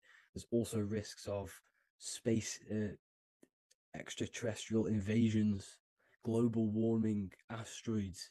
You see, this is all the fear that they can gain off selling you the globe model. Okay, because they don't want you to know that this is an intelligent design. And also, they're hiding God, the creator, the source. This is why they are satanic. They are opposites. They are lefty, Lucifer, right, righteous, godly. Hence why they do the symbolism on their eyes. 666. This is another famous, what's it called? Sorry, famous astrologer, astronaut. This is another famous astronaut doing 666, showing that he's in the alliance of the occult. But even look at their 10th anniversary stamps. They have a Masonic compass on there. Also, the Order Out of Chaos. Order Out of Chaos, double-headed eagle. Okay, the Order Out of Chaos ring, which they wear. So all of these astronauts are in the occult. They are lying to you. They are in with this order, this Masonic New World Order, whatever you want to call it. So let's break this compass down a lot more. Because as I showed you here, the center, okay, this is what the compass is symbolizing. Let's go into the North Pole map. This is from 1595. This is a rough estimate of where this map came from. It's from around the 1500s to the 1600s, maybe 1400s. There's not an actual set date on this map because obviously our history has been tampered with. But let's break down this map and the symbolism that they use towards this map, because this map is the map of the North Pole. Okay, so in the center, we have the black rock symbolizing the tower, the pole, North Pole. And what's on top of the North Pole? Obviously, it's Polaris. North Pole and Polaris. Okay, with the 4 islands around the center. Okay, 4 islands around the center. And this is what blew my mind, right? They say that Santa sounds similar. And if you look at this pole that's pointing to the North Pole, you see this line here. So this is obviously from the 1600s. What color is Santa? He's red and white. Just like this map pointing to the center is red and white, and Santa comes from the North Pole. So it's not a coincidence that they use red and white. They're mocking this map because obviously they took over after the 1500s, 1600s. They took over around the 1800s. So they're mocking this map with Santa coming from the North Pole with this red and white line to the North Pole. Notice the 4 islands, okay, like windows, their symbol. They obviously in the occult, they're part of the New World Order, is symbolizing these 4 islands with the blue behind it for the water. Okay, so this is another occult logo. They're symbolizing this center because the center is so important.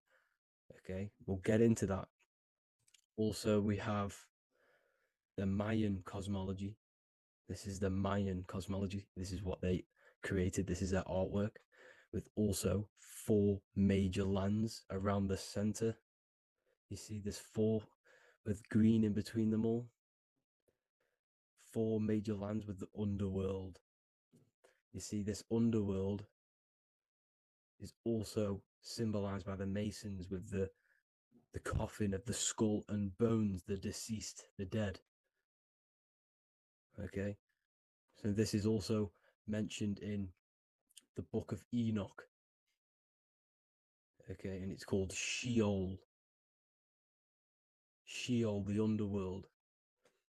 Okay, and in the Book of Enoch, it says all spirits of the dead go to these hollow places, that they are wait until their appointed time of judgment.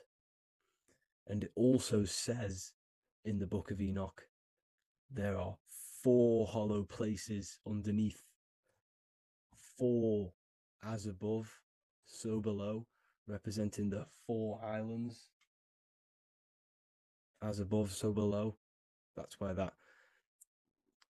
could link in. Okay. The Book of Enoch is very important because it was found in a cave thousands of years ago. And there's a lot of truths about this realm and about this world we live in. So let's go back to the Mayan cosmology. So the ancient cosmology, they all must have had some sort of communication. They must all be at peace with each other, because all of their cosmologies link together. See, the Greek, Babylonian, Indian, Celtic, okay, they're all linked in together. They all knew that they were in an enclosed system with an underworld and obviously a firmament. Okay, so this is what they all knew. They all must have had some sort of communication. They were a lot more advanced than us. They knew the center of the realm. Okay, and obviously the United Nations flag also symbolizes their center. You see how it has like a grid with a circle around the center. It's symbolizing that center of the realm, because that center of Earth is so important. The United Nations flag, all have it. See, some different ones will have that circle around the center, because the center is the seed. All things come from a center. So the torus field is so important because it is the spark of life. It's the building blocks of the universe, this creation, because all things have a torus field. Just like an apple with what's in the center of an apple, a seed, because the center is where the energies hold, is where the energies meet, and it creates that spark of life. Just like your heart is the center of your body, and it has an electromagnetic field, because the center, all things come from the center. So this is why the North Pole is so important, because this is why it's so important, because this is where the creation sparked from, the center. This is where the most electromagnetic energy is stored. So this is why the northern lights come from the center. It's electromagnetic energy. This is what the northern lights are. It's being emitted from this black hole in the center. Okay, and obviously what else is on the center? Polaris. Polaris is the center star. Okay, so the center star is what sits on top of this North Pole, Polaris, because it's a pole of electromagnetic energy, symbolized as a black rock, a black hole, pole. You see, because all creation comes from void. Light is born from darkness. Without light, darkness can't be born from light. You see, but light can be born from darkness. This is why darkness is so important. And this is why there's a black hole in the center of our realm, like the black sun. The black sun, the Polaris star, the North Star. You see, so this is this North Pole, Polaris. This is what they're talking about. And this is why compasses are an 8-pointed star, because Polaris is symbolized as an 8-pointed star. This is where a compass will point you to. It will point you to that center. So notice how a compass has this black hole in the middle, you see, and it will point you to this meeting point, the north, because in the center is the center of the torus field of the earth. This is where the most electromagnetic energy is. You see, everything gets sucked into the black hole. Okay, this whole reality is being projected from that center point, just like your eyes suck in light. It's a black hole. Your eyes suck in the light of this light being emitted from this center place, this electromagnetic energy at the center, which is the seed of everything, of everyone.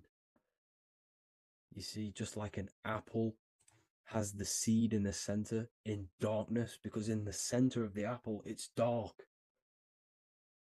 It's black. It's pitch black. But that's where the seeds are. That's where the life is. But Polaris is so important because it's that center star which lines up. It is the pole, it's the top of the pole of the torus field. So Polaris would be here at the very, very top. And this is where the compasses point you to. And this is why the star of Ishtar, the 8-pointed star of the Sumerians, also talked about this 8-pointed star, and it's called the Star of Ishtar. Okay, and who is Ishtar? Ishtar is the goddess. Okay, so she's not a male, she's a female, because every creation is brought through a female, a womb. Every single human on earth is brought through the womb, the sacred feminine energy. And the womb is pure darkness. There's no light in a womb, just like the center of our realm. It's a black hole. Okay, and guess what? She's the god of fertility and sexuality. She is responsible for all life. Okay, so the star of Ishtar is the star of Polaris, which is symbolizing the responsibility for all life, the center of our realm, the black sun, the black hole. Okay, so this is what that god of Ishtar of the Sumerians is talking about, the goddess, the womb, the seed of creation. So this would be the portal, more than likely the portal in and out of our realm, because it's the top of the torus field. And what's above this realm is the heavens. So this is where you get sucked in from the heavens. Your soul gets sucked in and brought onto this plane of existence called Earth. These are some space NASA symbols. Look how much Polaris symbolism there is. And notice how it's at the center. You see this circle? This is like a half circle. And at the center is an 8-pointed star of Ishtar. It's the same thing. It's Polaris. It's at the center. And notice on some of these, look, this one is a bear holding the key and an arrow pointing to the Polaris star, so that they hold the key to Polaris. And another one with like a demon holding a key to the what? Polaris on top of him. Also an eagle, which is a Masonic symbol, the eagle holding a key on top of the center, you see. And notice how there's an arrow going up to the Polaris and an arrow down, as above, so below, to Earth. So you can go out to Earth, out of Earth, and into Earth through Polaris. And the eagle holds the key. You see? The eagle holds the key, just like this. This demon dragon holds the key to Polaris. And look at this one, Earth, with an arrow up to Polaris, an 8-pointed star. So Polaris is more than likely that portal which the Anunnaki used, the Sumerian gods. used, because the Anunnaki symbol is also an 8-pointed star. Okay. And like I said, that center is the seed of creation. The center is the black hole. Okay. Just like your pineal gland is at the center of your brain. The pineal gland is at the center of your brain. And that's what connects you to that spirit realm, to the source. That's it for this video, guys. Thank you all for tuning in. I hope you all learned something today. Please leave a like, a comment, and please subscribe to the channel for more content. God bless you all.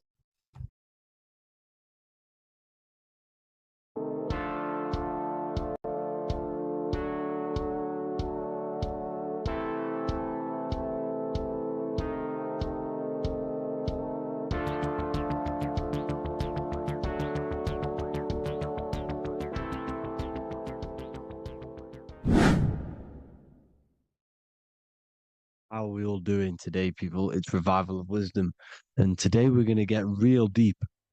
This video is going to get real deep. A lot of people are not going to be ready for this sort of knowledge. Okay, you really have to do is to really deprogram the mind, because everything we've been taught is a complete lie, is to keep us trapped. Okay, this is really advanced knowledge. Now, let's get straight into this. All of the ancients depicted other worlds, and they called this place Midgard. Midgard is the mid garden, the middle garden. This is why the Masonic symbolism on the floor is always a black and white checkered board, symbolizing the polarity here, the good and bad, because we're in the middle garden, the heart. Earth rearranged spells heart, because we're in the heart of the system, or whatever it is, a super quantum computer, whatever you want to call it, simulation. Now, in the Quran, it talks about the 7 layers of heaven. All of these ancient artworks are depicting these different layers of reality. Okay, and look at the Egyptians here with the boat outside of the firmament. Boats travel on water, and this is exactly what the Masons are doing. So they're still using the same symbols. Why? Because it's the same knowledge, just hidden. The Egyptians have the same knowledge as the Freemasons. It's just hidden. Now, this cosmology that they're showing here, which is probably made maybe 100 years ago, this painting or artwork, is the exact same as the one we see here, with the arch, the boat. You know, it's similar, because the boat is symbolizing traveling these other worlds, because the ether is also symbolized as water, because if you look up at the stars through a telescope, it looks like it's water. It's shining through water, because this ether, whatever this substance is outside of this world, was symbolized as water. Okay, and look at all these ancient depictions showing these different layers of reality. Now, we are being trapped within this 3D dimensional world, which is the cube, the Saturn cube, because there are 6 sides to everything in this world: front, back, left, right, up and down. 6, which is the cube, because we're in the Saturn, Saturn's world. Okay, now, always been depicted as a tree of life, the tree of the universe has always been depicted as this tree. Because let's get a bit deeper. Now, the cosmology of this reality is the sun, the moon, and Polaris, always in the Masonic art. The sun, the moon, and Polaris, the all-seeing eye. If you go inside of the temples, of the Masonic temples, they always have this star in the middle, shining light beams. Okay, look here. the light beams coming from the big star in the middle, which is Polaris. This eye is God. It's God's light shining down from his abundance. Now, when you astral travel, you will see this big ball of light above you, and this big ball of light is God. But you cannot travel towards it until you are pure. It doesn't work like that. You have to become formless. You have to become pure before you can become one with the light. In all these Masonic artworks, it's all depicting the star in the center. This star is Polaris, because Polaris is the way out of this place. And this is why you see the stairway to heaven all the way up to the light beam, the light source. What does it say in the Bible? God is light, because everything is made out of one substance, and that substance is light. And it symbolizes the eye because God is an eye. All things that are alive have an eye. And we all say, I am. We all see these realities through eyes. God is an eye. He's the all-seeing eye. He sees all things at all times.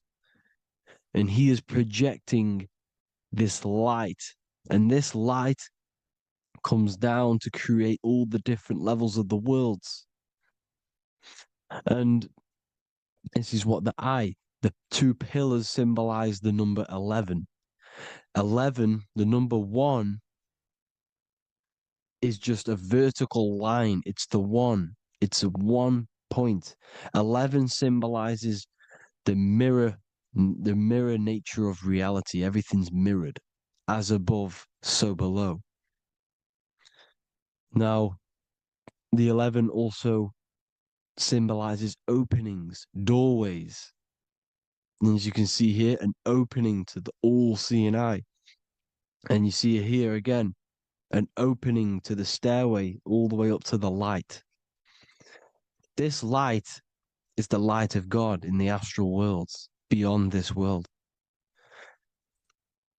Now, Polaris has also been symbolized as the UFO.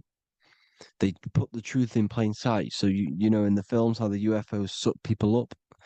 That's what Polaris is doing. If you ascend beyond this world, if you do not ascend beyond this world, you will be reincarnated in this world.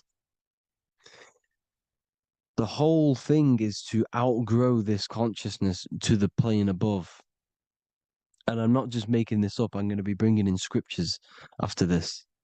But you can see with the Christmas tree, we always put a high, big star at the center, at the top, which is the star of Polaris, which is exactly what the Masons are doing here. The star at the top. And it's on top of our Christmas trees. And all of these symbolize the other stars, because Polaris is the most high star. And all the other stars are wrapped around the firmament lower than Polaris. And that's exactly what the Christmas tree is. And it's a triangle. It's a triangle, just like light beams travel from one point in the triangle, just like the all-seeing eye. It's a triangle. The light is coming from one point and sending its rays downward. You see, it's kind of like you see here with the water. And the lower you go, the darker it gets, the more evil it becomes. And this is what the ancients would call hell. Now, this all-seeing eye is Polaris. And below Polaris is Mount Meru, the North Pole, the magnetic North Pole. The Tower of Babel, which is in the Bible. The etymology of the word Babel, Ba meaning spirit, which gives the ability to move the soul through the worlds, that's the ancient Egyptian description of the word Ba, meaning of the word Ba. You have the Ka, the Ba, the Ak, but the Ba is the one that gives the ability for the soul to move through the worlds. Your soul can't speak into a world without incarnating into it. Now, the Tower of Babel symbolizes Mount Meru because it's the word Ba is the spirit which gives the ability for the soul to move through the worlds. The Tower of Babel is the magnetic North Pole, Mount Meru, which gives the ability to move through these different worlds. And you can see the ancient Tibetans always showing this depiction of these different worlds coming from the center. Because we have to ascend our consciousness. It's not about how good you are to reach heaven. It's about how you expand your consciousness, you expand your mind. So they teach now that you have to be good in order to reach to heaven. It's about expanding the mind, expanding your consciousness to these different planes, these different realms. So that's what it's about. And Jesus was known as the fisher of man. Now, Jesus is a massive part of this. He was known as the fisher of man because he was fishing. He could have been fishing. He could have been one of these deities that had come down from these different higher realities and pull people up. So they would so they called Jesus the fisher of man. And he says unto them, follow me and I will make you fishers of men. So these deities that we see in the past, like Buddha, Krishna, Hermes, Thoth, Jesus, could all be these entities who were coming down to pick up the minds that were worthy enough to see the higher planes of reality. And this is why they called him the fisher of man. Now, when Jesus walks on water, there is a parable with Paul. And he says, but Jesus immediately said unto them, take courage, it is I, don't be afraid. He's talking about astral travel here. He's talking about leaving the body. Because when you leave the body in astral travel to see these alternative realities, you can't be afraid because fear is a bondage, which is what the Emerald Tablets talks about.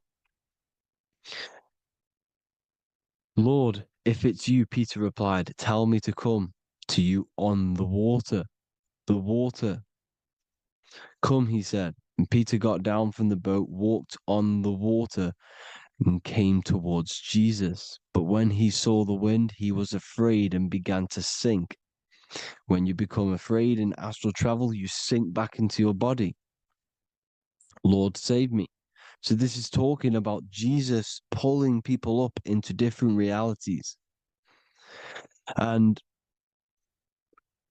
you can see the fish is the symbol of Jesus, is another symbol of Jesus, a fish. Because fish symbolize deep occult knowledge, because fish travel the depths of the ocean.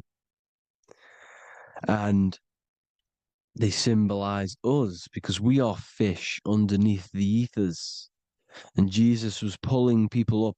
You see, so the Bible is a people today believe the Bible is a book telling you how to reach to heaven, how to become godly and reach heaven. But you've got to become the Jesus Christ to see these alternative realities. Now look at the Emerald Tablets is a massive part, and it speaks so much about these different realities. Look what it says here. This is in Emerald Tablet 3. Then in my heart grew a great longing to conquer the pathway that led to the stars, which is exactly what the Masons depict in all of their art. Look, the ladder to the stars. And then he goes on to say, years after years, I sought after wisdom, seeking new knowledge, following the way, until at last my soul, in great travail, broke from its bondage and bounded away, broke from the bondage of the body. Free was I from the bondage of earth men, Free from the body, I flash through the night. The stars. The stars are a massive part in the astral world. Each star is a different reality. And the true astrology is the star that you came from. You came through a star to reach this, to reach here. There is a reason why you are here. There's a reason why you have the personality traits, because your soul came from a specific star. This is why we call them stargates, because they are gates in and out of this reality. And Polaris is the way out to the higher worlds. Now look, far into space, my soul traveled freely into the infinite circles of light. Beyond knowledge were some planets and great gigantic beyond dreams of men. Then he goes to say, lift up your flame from out of the darkness, fly from the night and ye shall be free. Lift up your flame. Your flame is your soul, because it has to be lifted up out of the darkness. This is the darkness, this world, this body is the darkness. Because it's a bondage. You need to break free. You need to learn how to astral travel, people. You have to learn this. If you want to get out of this world, you have to learn how to astral travel and see the other realities. Traveled I through space-time, knowing my soul at last was set free, knowing that now I must pursue wisdom until at last I pass to a plane hidden from knowledge, known not to wisdom, extension beyond all that we know. So he's talking about he went to a place where we cannot even comprehend here, a place that is not even known to earth men. He's telling you he's ascended out of this world to the planes that are beyond. And it says here in the Emerald Tablets, man is in process of changing to forms that are not of this world. Grows he in time to the formless, a plane on the cycle above. Know ye must be one, ye must become formless before ye are one with the light. The light, the same light that I was talking about, the Masonic light, with the triangle, God, the one source. Ye must become formless before ye are with the light. Formless, you have to leave the body. You have to leave the body. You have to gain the ability to leave this body and travel to these other worlds. Now, it says here, not as man am I, for free have I become of dimensions and planes. In each I take on a new body. In each I change my form. Know I now that the formless is all there is of form. You see, all things created come from the things that, all things that you see come from the things that you cannot see. All of us have the same spark of consciousness, the same I am. Every dog, every animal, every human has this same I, this same thing which sees through the eye. It's formless. It takes this formless entity is the same entity of us. We are all the same entity in different bodies. And this entity it was represented as the flame, the cosmic flame, which is inside of all of us. And this is why the Masons depicted your spine as a candle or the Holy Grail. You would either see this or a candle with a flame on the top, because the Holy Grail is your consciousness, which is on top of your spine, which is the candle. Now, Jesus, Thoth, Buddha were all these deities which were coming down to lift people up because they were fishermen of men. And he would lift you up to the higher worlds, out of this world, to the ones above. Now, Thoth, you can see him here, he's leading the way. He's holding someone and he's leading the way with knowledge and power. He was leading the way to other worlds, out of this world. There's no point trying to change this world. This world will stay the same. It will stay the same. You have to get out of this world. And that's what they're telling you. That's what they're keeping you from. They're keeping you stuck within this thin layer of reality. So what the Masons are doing, they have the ability to astral travel. They're living not stuck and bound to one reality, but living within the different layers of reality. And this is what Morpheus was doing in the Matrix. Morpheus was going into the Matrix to go and get Neo, which is exactly what Jesus was doing, pulling up people out of this world to the ones higher. And that's exactly what Morpheus is doing in the Matrix. If you haven't watched the Matrix, go and watch it. It will blow your mind. Everything I'm saying in this video, you will see it. Except that you don't need to use a machine to enter the Matrix. You just use your body. Well, you use your consciousness to leave this body. You see, Neo was also uploading himself into the simulation to pull people out of the simulation. And this is exactly what all of these gods were doing. The Fisher of Man. Look, he was pulling people up out of this reality with the knowledge. Now, Jesus was always depicted with the mushrooms. Look at all this mushroom art. Mushrooms were literally the origin of Christianity. You can see it everywhere. There's mushrooms in all of the ancient art. Every single one of these paintings you see here, there's mushrooms on them. Mushrooms have the ability to see alternative states of consciousness.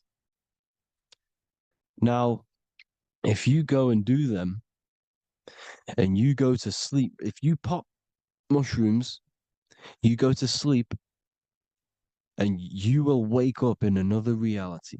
You will wake up in another reality. Don't try it if you don't want to do it.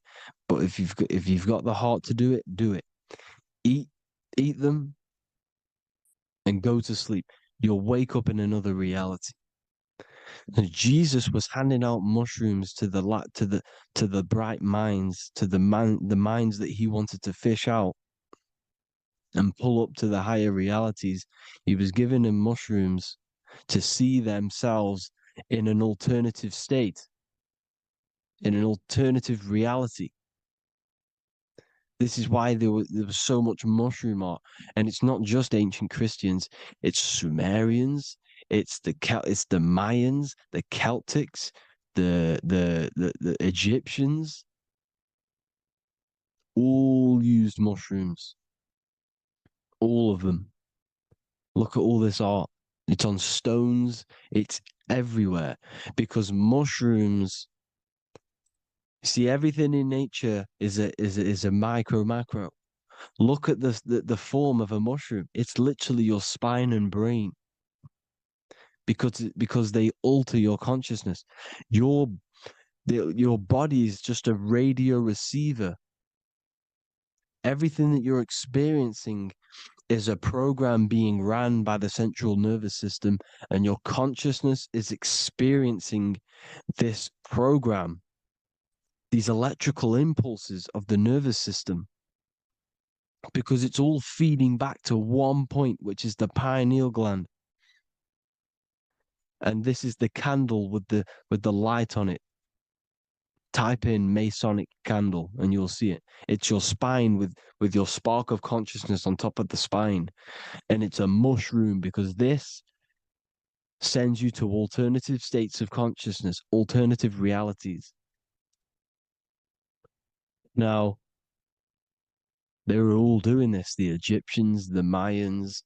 Now, there's more symbolism which goes into this. Look at the Christmas trees we use. The Christmas tree with the presents underneath them. Magic mushrooms grow under trees. And these are the presents under the trees that we symbolize today with Christmas. Santa's red and yellow for the red and yellow mushrooms. The same mushrooms Mario has to collect And when he gets enough mushrooms, he levels up. And then what does he do when you go past the world? When you win that world in Mario, you go to another reality. You go inside of another world. It's truth in plain sight. And it's using mushrooms. It's using mushrooms. Everything, all of the characters in Mario, well, a lot of them are mushrooms. Look at this one. The presents, black, yellow, and red and white. Red and white mushrooms. And the bow on the top is the mushroom head. That's a bit of a reach, but you know, the symbolism never lies, is what you need to understand. And it's as above, so below. Now look at the Sumerians. The Sumerians were also multi-dimensional beings. Okay, look at how they have the double faces. They had 1 foot in this reality and 1 foot in another reality. And look at this one, a double-headed god inside of like a portal. You see? Because and look at these with the wings, the astral travel. Birds, ancient birds symbolize the soul because the soul is a bird. It flies to different worlds. It flies around the cosmos. And mushrooms gave you the ability to see these alternative states of consciousness, these alternate realities, because you exist in infinite realities. You exist in infinite realities. Now look at the 33rd degree Ordo Ab Chao badge. You get this badge when you become a 33rd degree Freemason, and it's a double-headed eagle. A double-headed eagle. And you can see this in Sumeria first. Sumeria have the same symbol, a double-headed, bird. You can see it here as well. And the Masons are still using this symbol today. And when you become a 33rd degree, 33 vertebrae on the back of your spine, above the vertebrae is your consciousness, and it's a double-headed eagle. One reality in one. You become a multi-dimensional being in the 33rd degree. And I've heard many interviews of Masons say it becomes Luciferian. You see, they speak in code. These Masons can't tell you about what they learn about, but they will speak in code. They said it becomes Luciferian. The word Luciferian is lucid. The root word of Luciferian is lucid, and lucid is lucid dreaming, alternative realities, dream worlds. You become a god. Luciferian means you're becoming your own god, pretty much. Because you are becoming a multi-dimensional being living in between the different layers of reality at the 33rd degree of Freemasonry. And look at the double-headed eagle, because the birds symbolize the soul.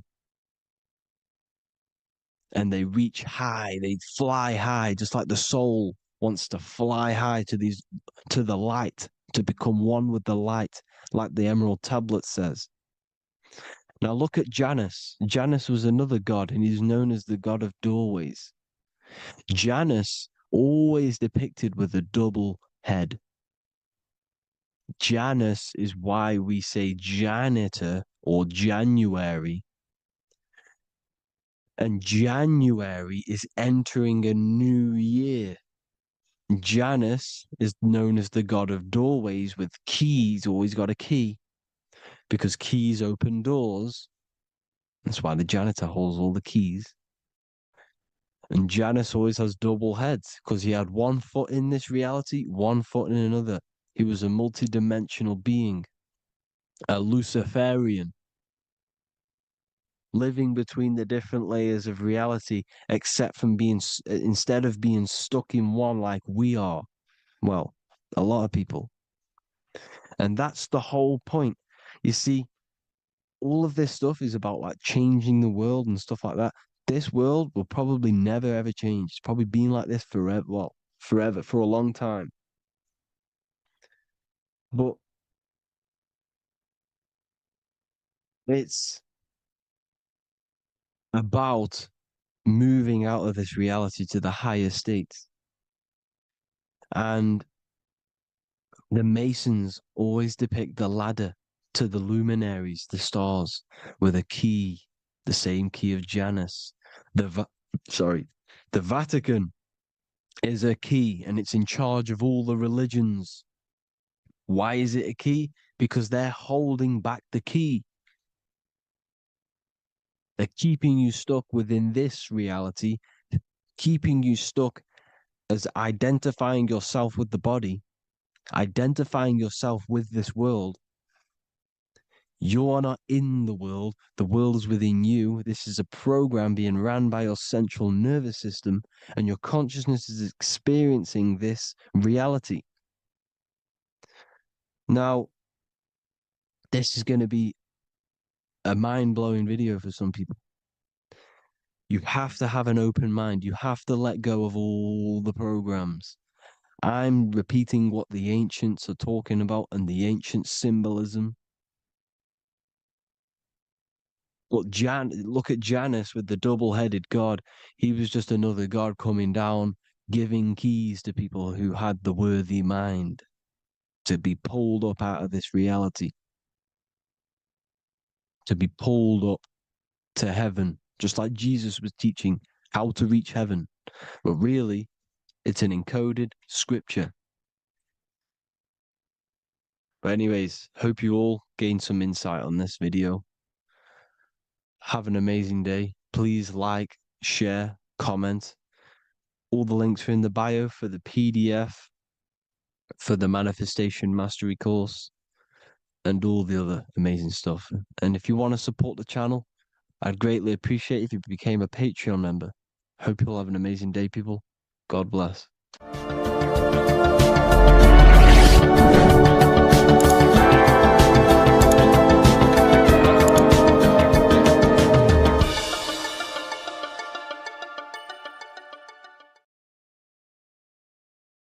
Hello, people. Today we're going to be talking about the secrets of the human heart.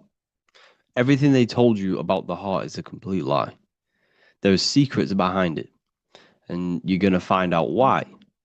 And it's very important that you understand that the heart is not a pump. It's not a pump. They lied about this. The lungs is a pump. The lungs is what pumps the blood around the body. It's the oxygen. Oxygen is reacting on the blood. Now, what do you use to use a pump? You use air to pump things up. That's what your lungs are. They use air, oxygen. Now, oxygen carries magnetism. If you pour liquid oxygen between two magnetic magnets, you find an attraction, as you can see here. So this attraction proves that there is magnetic principles within oxygen, liquid oxygen. So when we breathe, we are essentially breathing in magnetism. Magnetism is the force driving this world. So your heart is a chestahedron. It's a seven-sided shape in geometry, and each side is pretty much equal. It's a chestahedron. Look at the word chestahedron, chest, where your heart is. And it looks very, very similar. So this is the sacred geometry of the heart. And when a chestahedron is placed in an angle, when it's placed in a box, a cube, it sits at an angle of 36 degrees off center. This is the same angle which the heart sits within the chest. That's why it's called a chestahedron, because that's what the heart is. It's a chestahedron. And when you place a chestahedron into water, it causes a spiral. It causes a vortex motion, because your heart is essentially a vortex generator. So the heart is not a pump, it is a valve. This is where blood goes into. And when the blood goes into the heart, this is what causes it to vortex, because the heart is in a shape of a vortex. Look at the tissues, everything's wrapped around. Everything's spiraled. See this here? This is the spiral of magnetism. So all of the valves and the cords and the fibers are all wrapped around each other. It's a vortex. And if you take off the tissue of the heart, you would see this. Kind of looks like the Holy Grail. And this is essentially the vortex spiraling of the heart tissues. And if you unraveled the heart, because your heart is one tissue, it's one muscle. Look at it here. This is a heart unfolded. And it's just spiraled together to create this. That's what the heart is. So the heart's tissues is spiraled here, and the heart itself is all wrapped around each other in a vortex, in a spiral. Because all spiraling is all to do with magnetism. So the heart is a vortex generator. The heart takes blood, so blood enters the heart. The heart charges this blood. It reacts with the heart. The blood is turned into the heart moves through the blood moves through a vortex motion within the heart and then goes back out of the heart. So there is something going on inside the heart which is very, very crucial that we might be missing. So the heart is spiraling blood, and there's a reason why it's doing this. When you spiral something, it gives it more energy. It gives it more frequency, more energy, more force behind it. So by spiraling the blood, it's turning blood into plasma. That's what the heart is doing. It reacts with the heart, it turns it into a vortex and turns the blood into the fourth state of liquid or fourth state of matter, which is plasma. Okay? Plasma is proved to be in the blood. Plasma is a part of the blood that carries platelets and red blood cells and white blood cells around the body. Plasma makes up approximately 55% of the blood. So plasma is a state of matter, which they'll never tell you about because they try and hide plasma as much as possible. It's ionized gas.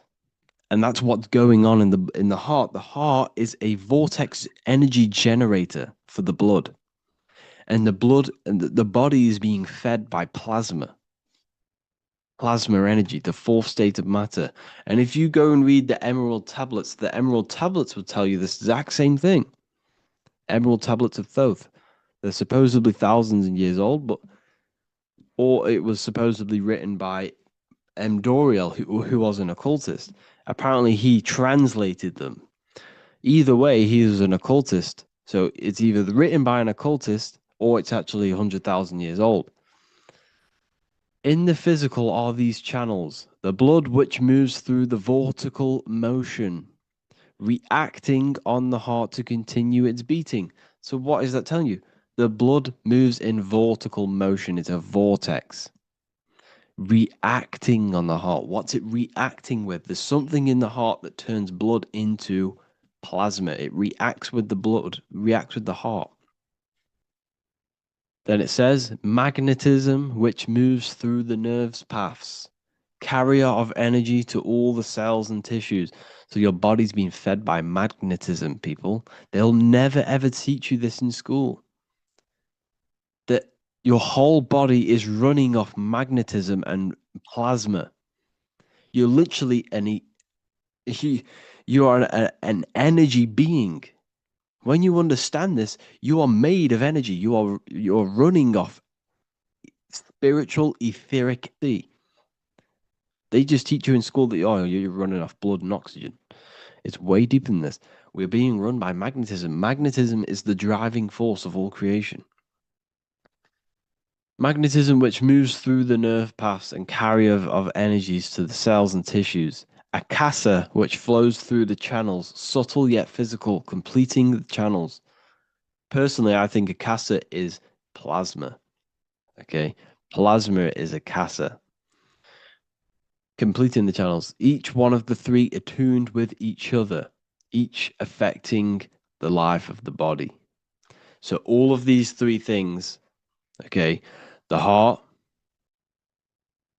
magnetism, and akasa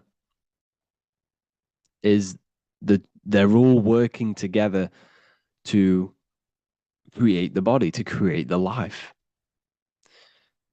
Form they the skeletal framework through which the subtle ether flows. So it's telling you ether is real. Ether is the substance that connects the physical and the astral. It's your etheric body is where your chakras are. So your chakras are your etheric energy body. And these energies, these 7 energies, is what gives life to the physical form. They feed energy into the physical form. So the ether, subtle yet physical, is charging the body through the skeletal framework. So it's telling you this, and even the word heart has ether within it if you just rearranged A and the E. Put the H on the beginning of, put the H on the end of heart and you get earth. Because what the heart is actually doing, it's taking the energy of the electromagnetic field around us, which is everywhere, that everything is filled with magnetism and electromagnetism. The Earth is a giant electromagnetic torus field, and all of this energy from the center is feeding directly into your heart. Because the center of this Earth is the heart of the Earth. The center of you is your heart. And the center of the aurora borealis, whatever you want to call it, this energy that's emitted from the center of this Earth is feeding directly into you, and your heart is transmuting this energy from the earth to react with your blood, and your blood is then feeding your physical body through plasma. That's what's going on. You yourself and your heart is directly connected to the earth. That's why your heart rearranged is earth. You're directly connected to the cosmos. Everything they do to poison you and give you all this stuff is to keep you disconnected from the universe. You yourself are the universe. Your body is directly in correlation electromagnetically with the earth. So the heart is the balance. That's how you connect with things, through the heart. Okay. Here you see Jesus with the Sacred Heart, always pointing at the heart. Matthew 6:21, for where your treasure is, there your heart will be also. What's that telling you? What's your treasure, your goal, what you're doing in life? There your heart will be also, because your heart is a guide through this lifetime. Your heart has an intelligence. Every single organ in your body has consciousness, and you think with it. You can think with these different organs. You can think with the brain, you can think with the heart, you can think with, the reproductive area. That's why, everyone always says you're thinking with your penis. For if you're a man, you know about this. People say that. That's just a saying, but it's true. You think with these body parts, people, and your heart is a guide. It knows everything that's right. It knows the things that you need to do. So that's why your heart is called a chest, because your treasure chest is in the chest. Sorry, your treasure is in the chest. And what's the treasure? Your heart. All of the wisdom, all of the understanding, all of the guidance is inside of that heart. And you need to follow your heart. That's why we say follow your heart, to find your treasure in this life. Find your purpose. That's what your treasure is, your purpose in this life. So the heart is also producing your electromagnetic field around your body. And the heart is all to do with emotion. So thought happens in the mind, which is not the brain. Then the thought in the mind produces brain activity, electrical signals, and then these electrical signals are sent to the heart, which produces an emotion. So essentially, the brain and the heart are directly connected. You need to sync them. You need to sync the brain and the heart. Why? Because you need to be thinking with emotion behind it. If you think with lack of the heart thinking also, if you think without the heart, you are only thinking for yourself and not for the empathy of others. You have to think before you take action of the emotion of others and have thought of people's feelings behind. So you must sync the heart and the brain. The actions you must take must be in line with your heart. Your heart tells you everything. Before you do something, you can feel whether it's right or wrong. You can feel it deep down within you. When you quieten your mind, you can feel it. Where if you know when you're doing something wrong, especially when you're a child, because this, as you get older and you constantly do negative things, then yes, you can block out the heart completely. But deep down within people, they know what they're doing and they know whether it's right or wrong. You feel horrible when you do something bad. You feel it inside of you. And Manly P. Hall said, every time you go against the heart, you are destroying your electromagnetic field. It kills the magnetism of your body every time you go against it. Obviously, I don't know if this is true, but I agree with this. Manly P. Hall was an enlightened individual who understands the anatomy of the body, understand all of the occult things. And essentially, every time you go against your heart, you are killing the magnetism of your body, your cells, and everything about you. Because your whole body is magnetic. You have magnetic attraction all over you. So there's a saying, well, obviously in Christianity, what happens in heaven happens on earth. Well, what happens in the brain happens in your heart. Heaven is the head, earth is the heart. Every thought you think produces an emotion in the heart. Every single thought triggers an emotion. You know, when people say they got a broken heart, because all of that emotion is in the heart. Not in the heart, but in the invisible intelligence behind the heart. You must understand there's a consciousness, an invisible spiritual consciousness behind every physical thing. So your brain is dual, your heart is single. Your brain consists of two hemispheres. So when it comes to decision making in the brain, there can be confusion between the left and right hemispheres. This is why when people are confused. But the heart is a singular organ. And if you go onto Google and type in brain cells found in the heart, there are 40,000 neuron cells in the heart, the exact same cells which are found in the brain, in the cranial brain. This means that your heart is essentially a brain for your emotions, what it is. And your emotions tell you what is right and what is wrong. So every thought you think produces an emotion, and whether that emotion is good or bad will tell you whether something is right or wrong. So the heart is the guidance through this life, and your higher self resides in the heart. You have to follow the heart. You have to do what the heart tells you all the time.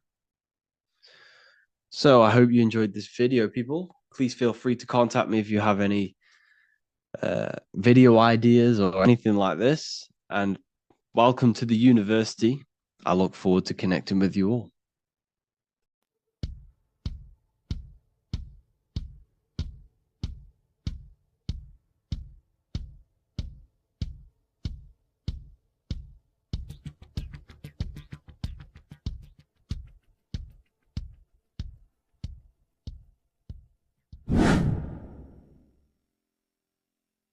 What is good, people? How are we all doing? Today we're going to be talking about the different planes of existence, the occult side of the world, the things they don't teach you in school. And of course, you can only find that on this channel, so welcome. So you need to understand is that your consciousness moves through these different planes of existence, these different states of consciousness, which make up all of you. Okay? They are all interlocked planes. They are all interpenetrated into each other. They are all one. They melt into the plane above and below. You see, each plane is a product of each plane. As above, so below.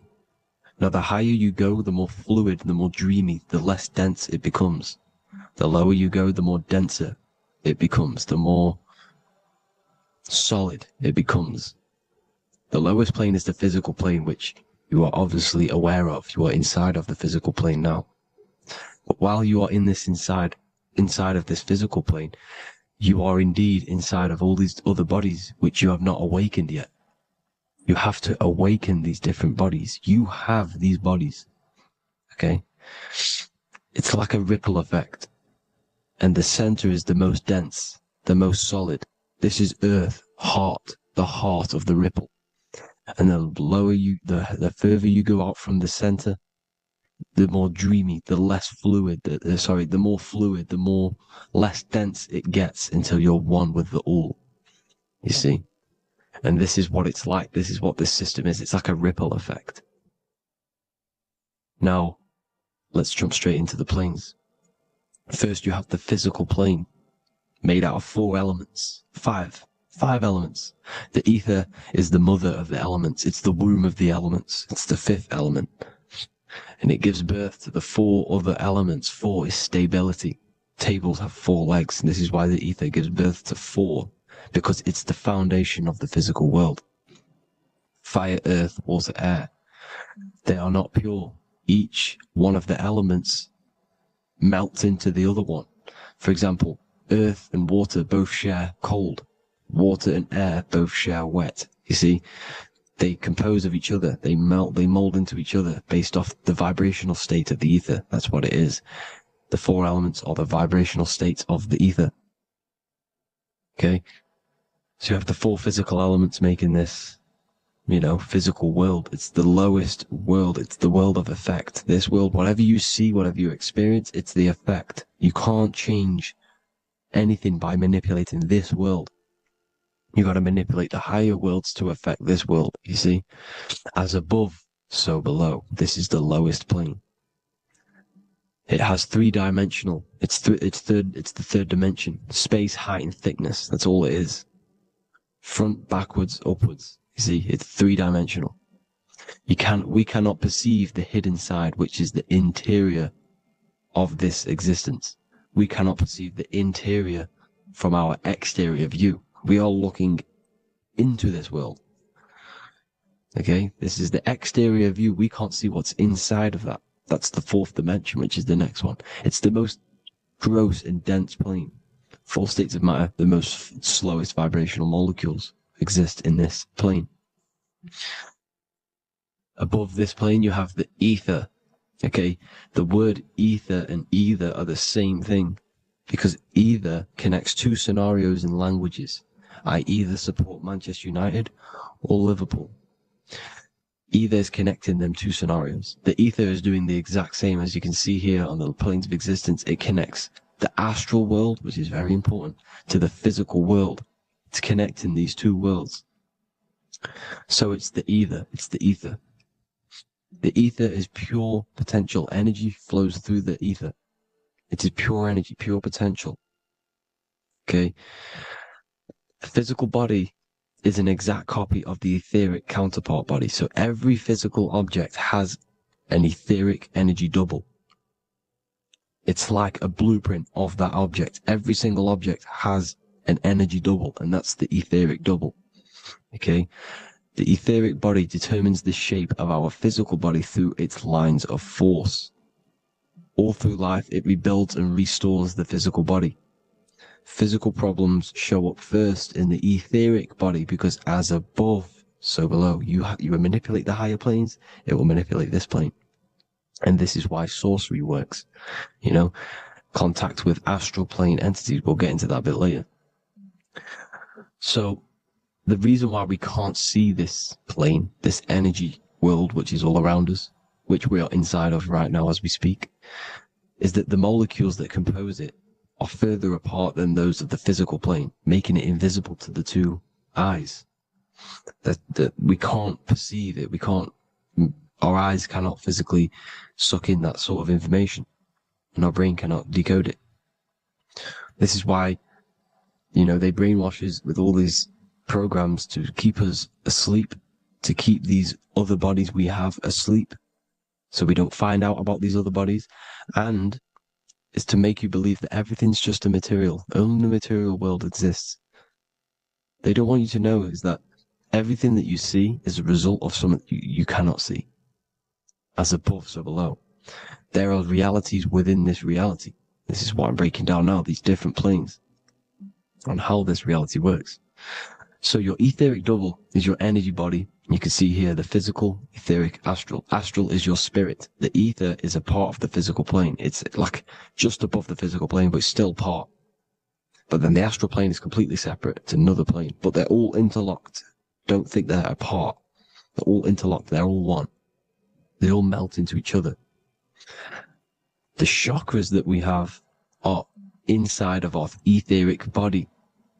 They are our sense of organs which tune us to the fourth dimension. These 7 chakras connect us to the astral world, the fourth dimension. Okay? They are points for the flow of energy from the universe / 7 planets, because the 7 chakras are your 7 planets, and the 7 planets are connected to the astral world. They are feeding these 7 centers in our body. They connect us to the universe, to our etheric counterpart, and then to us, supplying the physical body. Because the energy comes from above. As above, so below. These 7 centers, these 7 etheric chakras, are being supplied with energy from the universe, the 7 planets, the solar system. Then it supplies the physical body. You see? So the ether is very important. And this is, that the ancients understood the science of the ether, and they could, harness free electricity from it, because it's all around us. The ether is all around us. And this is what they were doing. They were harnessing free energy using the ether. The astral plane, the fourth dimension, very important plane. Very, very important. We've all been there. Every single one of you has been there. Okay? The fourth dimension is unseen of what we see.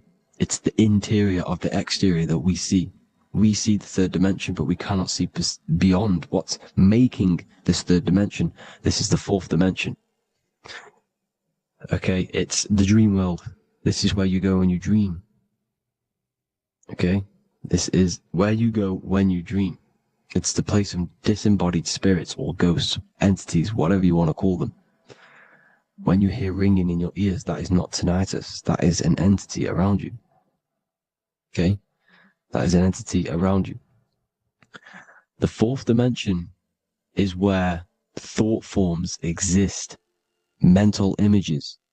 Thought forms as in what you see in your mind when you think of an image, because the mind is the highest plane of existence. Mind is the highest plane of existence. And it manipulates all of the planes below. So it goes the mental plane, then the astral plane. So the thought is in the mind, the mental plane. That just the thought alone, no image, but then the form depiction, the thought form exists. It manifests in the astral plane as a sort of image, an entity, a living conscious being. So this is why thoughts are things. You see, thought forms exist within the fourth dimension. So when you imagine something, when you are, for example, right now, look into your hand and imagine there's an apple in your hand. If you can see that, you are seeing into this fourth dimension. You can only see into this fourth dimension using the mind's eye, not the 2 eyes, the mind's eye. When you shut off the 2 eyes into darkness, the third eye opens. The mind's eye is open. And you can see, this is astral travel. You got to work on astral travel. And you will see this astral plane, this fourth dimension.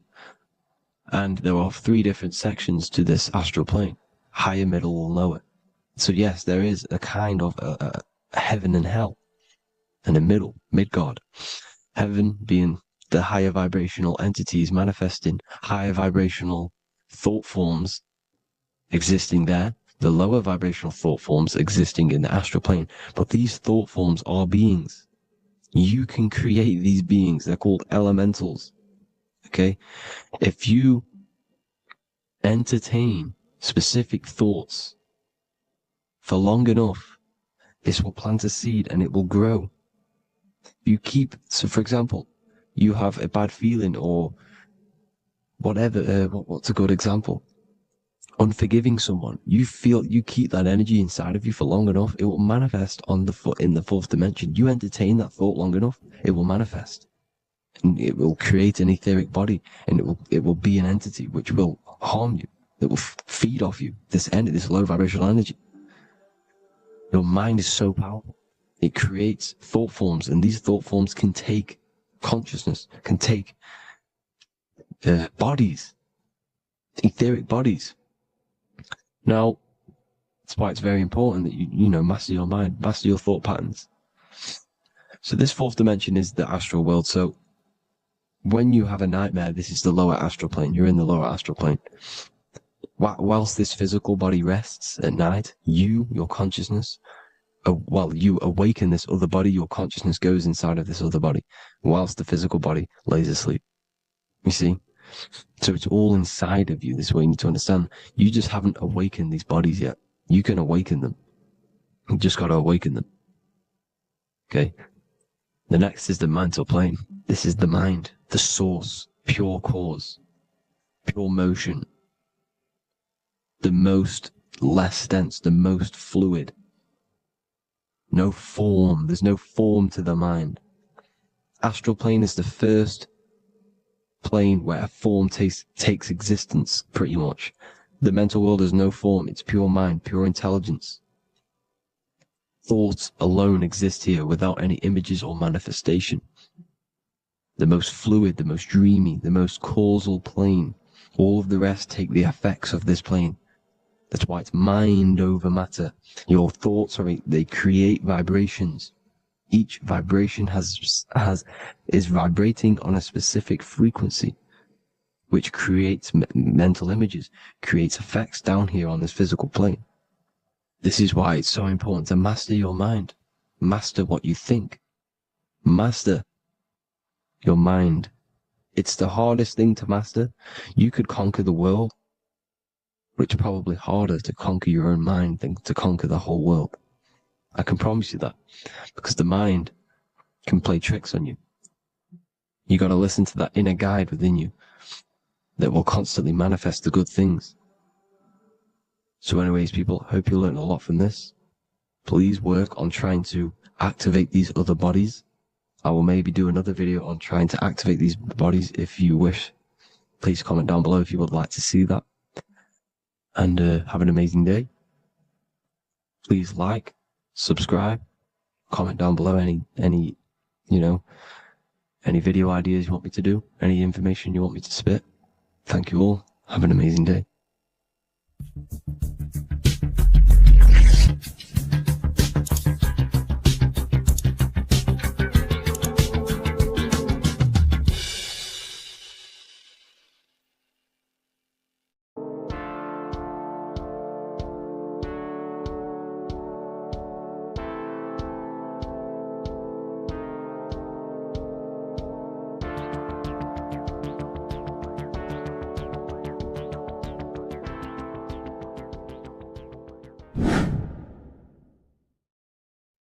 What is up, people? How are we all doing?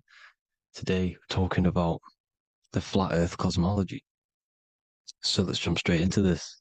Please drop a follow and leave a like to help the algorithm. So we live in a torus field. Everything's made out of torus fields. And every torus field has motion. It's what it is. It's the motion of energy. And every torus field has a center, which is the black hole. It's a womb of creation. It's counter space. Now, this is why the North Pole is magnetic, because the center of this torus field is the most magnetic part, the strongest part of the field. So this is why all compasses will point you to the center. And the Earth's magnetic field is spread across the whole of the Earth. And it's spinning, as you can see here. It's like a tornado at the center. And this tornado is the force which is spinning the sun and the moon around us. You got the sun, the moon, Polaris, just like in the Masonic cosmos here. The sun, the moon, Polaris, the all-seeing eye. Now we'll get into Polaris a bit later, but the sun is the magnetic force. Sorry, is the electric force. Because every field is electromagnetic. Now, the sun is electric. It's positively charged. It's going to give you energy. It's feeding energy. The moon is more magnetic energy, which is taking your energy away from you. And this is why you become sleepy when the moon comes out. Because it's taking away your energy. So these two forces is the balance. It's the yin and yang. It's the balance. Everything in this creation is balanced because the torus field is the earth is the plane of inertia, the 0 point within the field. Because physical matter is a result of two opposing forces equalized on the plane of inertia. And that is where matter crystallizes into physical results. And this physical plane is the plane of inertia, planet Earth. And at the center of this plane is the black hole, the womb of creation. And outside of this black hole gives birth to light. So the torus field is constantly rotating, going into counter space, the black hole, and then out of counter space gives birth to the white hole, white light. You see? So it's going around, black hole, birth again, black hole, birth again. And it just keeps going around. It's an infinite cycle of energy. And this is where the infinity sign comes from. This is the motion, this is the force which is creating everything to spin inside of this circle. Okay? And it's making the stars spin. It's making the sun and moon spin around us, around this center point. Now here you see Horus and Set putting their feet inside of this dome. This is the royal arch, the arch of the dome above us, which like you see in the Masonic cosmos, the royal arch of Freemasonry. This is the dome above us, the firmament that the Bible talks about. You see, they're putting their feet in because Set symbolizes the moon and Horus is the sun. Horizon, Horus. Horus is rising, the sun. So they're both putting their feet around this center magnetic pole, which is the pole, North Pole. And above the North Pole, you have Polaris, the pole of electromagnetic energy. You see? And this is how we get the sun and the seasons. Because the sun, for us, when it becomes summer, it's on the Tropic of Cancer. Then it spirals outwards, going out and out and out, then goes to the Tropic of Capricorn. That's winter for us. Then it comes back in and creates summer again.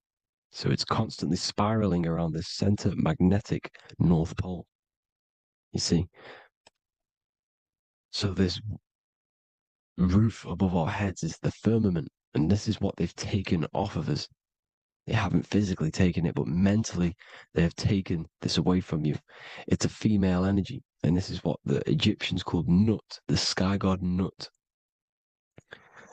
And this is the womb. We are inside God's creation, God's womb, and the woman's womb when she has a baby is a microcosm of this, because everything inside of this creation is micro, macro. It's a reflection of the bigger things, as above, so below. So the dome above our heads is the dome we are in when we are a baby. And you can see the sacred geometry of it is the exact same. It's the dome. And when we are inside of the womb, the woman, the sacred maker, which is the M, the Masonic M. This is the Gmail symbol. The Masonic M is maker, mason, matter, male. She delivers the male, you see. She delivers the male because it's the maker, the female, the magnetic. The woman is magnetic in nature. The male is electric in nature. So when we are in this womb, the female, we are being fed by the center umbilical cord, by the center of the mother's stomach. We're connected to the center of the woman's stomach, just like we are when we are in the earth. The center is where the aurora borealis is being emitted from, the electromagnetic aurora borealis, the northern lights. This is our spiritual umbilical cord, connecting us to counter space, connecting us to the realms beyond this world. Because at the center of every torus field is counter space. And at the center of the earth is our spiritual umbilical cord. And this is the earth's belly button, as you see. As above, so below. We had a physical umbilical cord. We have a spiritual umbilical cord. And this gets cut when we die, when we're cut away from the physical reality. You see, here's the ancient Egyptian tablet showing this female. You can see the hair, it's a female above us because the female energy is nurturing, helping, looking after. And that's exactly what the dome is. It's protecting us. It's the Ark of the Covenant, the Ark covering us, you see? And this is what they've taken away from us. By you believing in space, it completely destroys the idea of this being a sacred creation. They've taken the roof off your head, whether if you believe in space, you believe that there's chaos, there's planets, there's asteroids about that could kill us at any moment. But this isn't true. They've made you fear your own creation that you're inside of. They've made you fear what's above you. You see, and it's to hide the power of astrology, the power of the lights in the firmament, which are constantly flowing through the ether. These powers which are above us are sending rays down to the earth, which are influencing our psychology and how we behave. And this is what astrology is. It affects human consciousness. It interacts with our consciousness. And there's a different energy every day because the planets are in different houses, different alignments.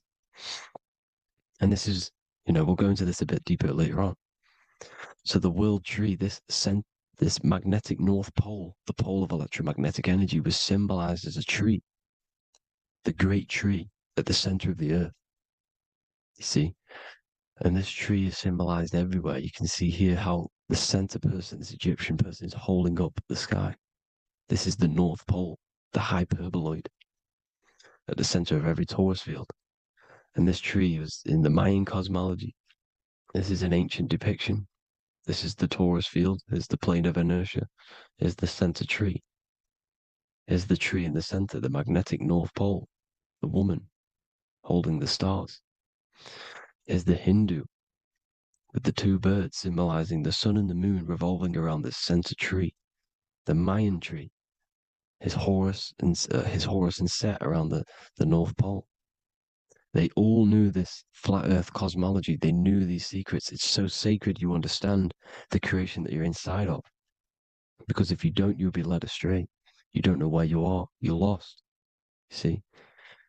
And here's the Masonic art with the rays of the stars coming down with the tree in the center. So it was personified as a tree.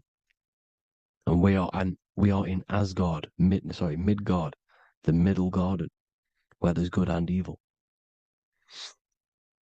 So the 7 layers of heaven, which is talked about in the Quran. Each planet has a different layer of the firmament, and this is the 7 layers of heaven, and these are our 7 layers of the energy centers in our body. So we start in the stars, so we are stars in a physical body.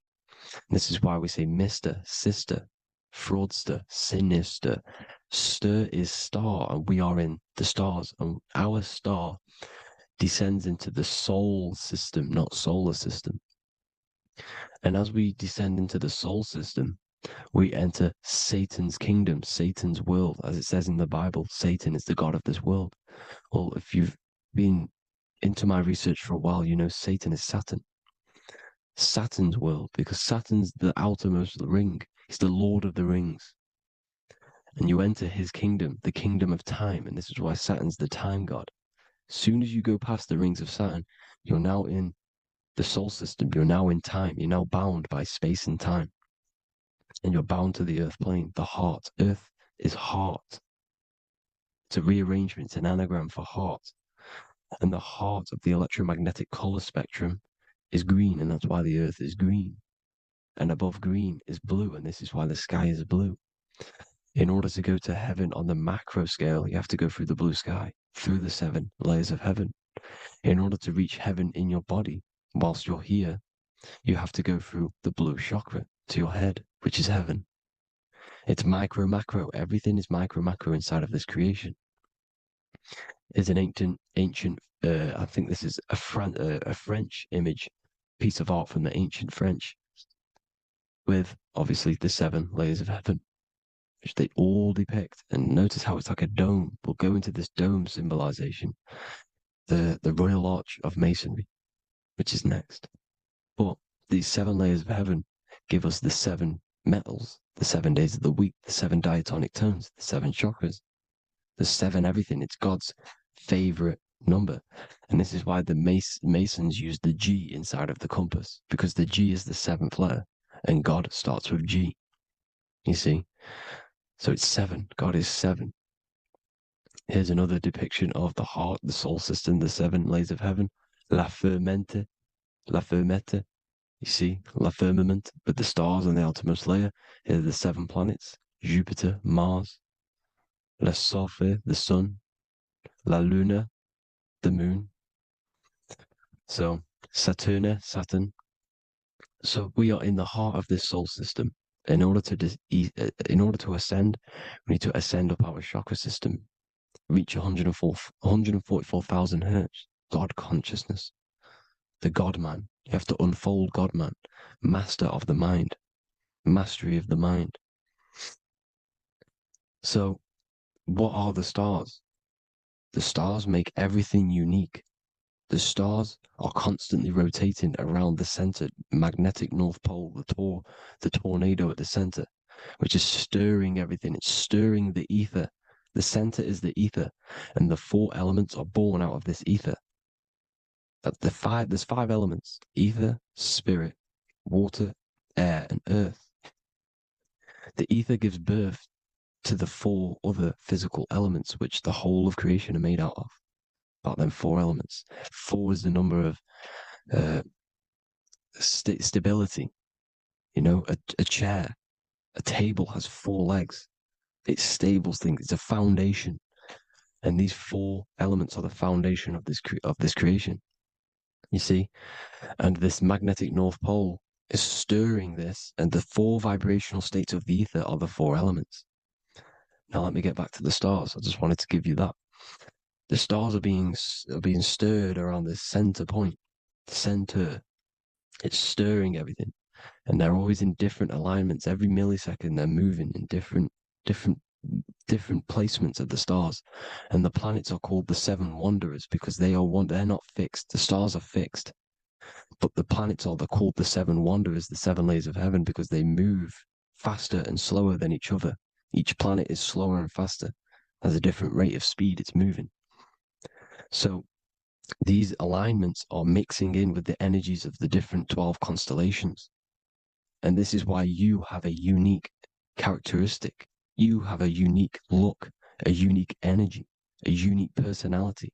This is because when you were born and you took your first breath, that energy which was in the ether, because the ether is all around you, and energy travels through the ether. The energy that the stars were casting down and the energy that the planets was mixing in with the 12 constellations was in the ether. So when you came out of the womb and your first breath, because breath is spirit, okay? So that first breath you took, that is the energy that is imprinted within your DNA, your soul. And you reflect that energy, you emit that energy. That's the energy that is with you forever until you die, till this physical body dies off. And that's what the stars are. The stars are giving a unique energy, characteristic, personality to every living thing. Every dog, every cat, every animal has a unique personality because it was born at a different time and place in the sky. Okay, the stars are your destiny. Now, the stars are constantly changing as well. If you look at stars through a telescope, they're constantly changing and forming different forms. You can see here, it looks like water. It looks like light through water because it's the ether above us, a sea of ether. And this light is being emitted through it, and it's just constantly changing, giving different energies, each star. So this is why this is what the zodiac is. It's the expression of energy. It's the expression of the stars. And each constellation has many different personality, different energies, different traits. Each planet has different traits, depending where your planets are, depending what energies you hold. No two person have the same energy. There's no one. It could be similar, but no one's the exact same. It's because of the stars. The stars are never in the exact same place. The planets are always in different houses. So here's some Royal Arch symbolism. Here's the Royal Arch of Masonry, as it says here. The sun and the moon, the constellations. Here's Cancer, the 7 planets, the 7 stars. Here's the Royal Arch. This is the firmament. Here's the duality. Black and white, duality, good and evil. rest and motion, dielectricity, magnetism. See? So this is what the Royal Arch is. It's symbolizing the cosmic dome above us. The womb we're in. We're inside God's womb. And here's George Washington, the Freemason, inside of the Royal Arch. See? With the G, the Masonic G, God, 7. Here you see another depiction of George Washington with the stars in the dome above his head, his Polaris, the sky vault, Polaris. We'll get into that later. Go inside of all of your ancient churches, you will see the dome. Go to the Vatican, you'll see the dome. All of your ancient churches have this dome because it's the dome above your head. The ancients knew this. This was known. We did not live in space. It was known back then. They all knew. This is Crown Court, which is one of the most important courts in the UK. You can see it's clearly so much Masonic symbolism. You've got the 4 pillars of Masonry. The Royal Arch is like an arrow pointing upwards to Polaris. His Disney World is under a dome. In his Polaris, the sky vault. You see? And also 666 in the symbol. Here's more 7 layers of heaven. Here's an ancient depiction. The firmament. Here's the astral plane outside of the firmament. The Royal Arch. You see? It's everywhere. Here's Polaris, the 8-pointed star. Polaris is in between the sun and the moon. It's at the center of the Taurus field. And Polaris corresponds with the pineal gland as well because it's the all-seeing eye. See? So is Polaris, the 8-pointed star, which is at the very top. It's the very center. It's on top of the North Pole. And it's an 8-pointed star that's always symbolized as an 8-pointed star. Here you see the Vatican. The Vatican is a giant key with an 8-pointed star. See, it's a key. Here's the dome. Here's the Space Delta, the USA Space Delta logos. Here you see the Egyptian god looking from the center of the North Pole, looking upward to an 8-pointed star, Polaris. An arrow pointing up to Polaris. Here's another, the bear holding a key with an arrow up to Polaris. 7 holds the key to Polaris. Here's an eagle holding a key above the North Pole to Polaris. Polaris, and here's another one. There's another bird, like a dragon, holding a key to Polaris. Because Polaris is definitely something to do with leaving this creation. Okay, maybe, I can't say for sure, but maybe it's to do with ascension, and this is why the Vatican hold the key to the 8-pointed star. And this is why the space, well, we all know space is a lie, but they're showing Polaris and its sacred symbology. Maybe it's to do with something leaving this creation, going to another. Here's some North Pole symbolism. As above, so below. See the four seasons of the Big Dipper constellation going around Polaris. This is Polaris, this is the Big Dipper constellation, and this is the swastika. This image gives us the swastika, because all the symbols we use are created in nature. They're created somehow in nature. This is how we get them. As above, so below. This is the map of the North Pole with the 4 rivers, looking like the Big Dipper constellation. It's the Masonic, here's the ancient cosmology with the 4, you see the 4 islands, Mayan cosmology, 4 islands. This is the alchemical symbol for Earth, 4 sections. The windows, because the center of the North Pole is a window to another dimension. The 4 lucky 4-leaf clover, which is supposed to be lucky. It's just it's truth in plain sight. And here's Hitler looking at 2 flat Earth maps. So this swastika has been used for thousands of years, thousands and thousands of years, and it's symbolic for the most sacred land on this plane, the North Pole. Shambhala.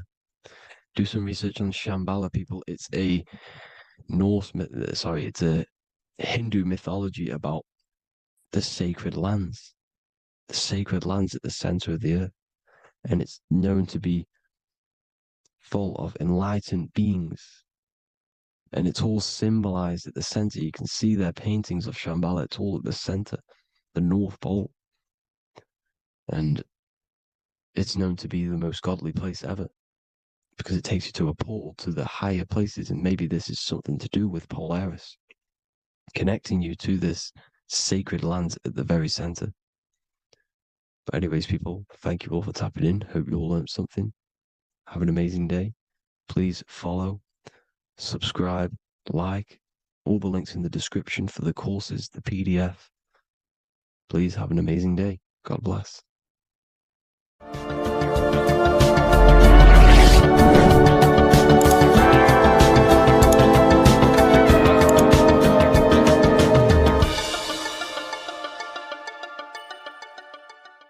This isn't just spiritual fluff. Your words are vibrational commands that teach your subconscious what to believe and what to create in your reality. Now, I'm not going to sit here and tell you how words are these vibrational things that create reality. In fact, they are. However, the power of words does not hold in the vibration of the word. Yes, it has a little effect on plants. Yes, every word is a vibration that speaks to every cell in your body. However, this is not the main power of words. The main power of words is restructuring your consciousness and invoking energy inside of your own consciousness. I'm going to go over these two in detail for you. Your life is an externalization of your consciousness. Your belief system, your internal world, are building blocks to create your external world. What you believe in is how you see reality. It is the filter that you see to see reality. If you want to change reality, you have to change your consciousness first. There's no point trying to create a change, a manipulation in the external world, because it won't last very long. You have to restructure your inner temple, your inside world of thought and emotion.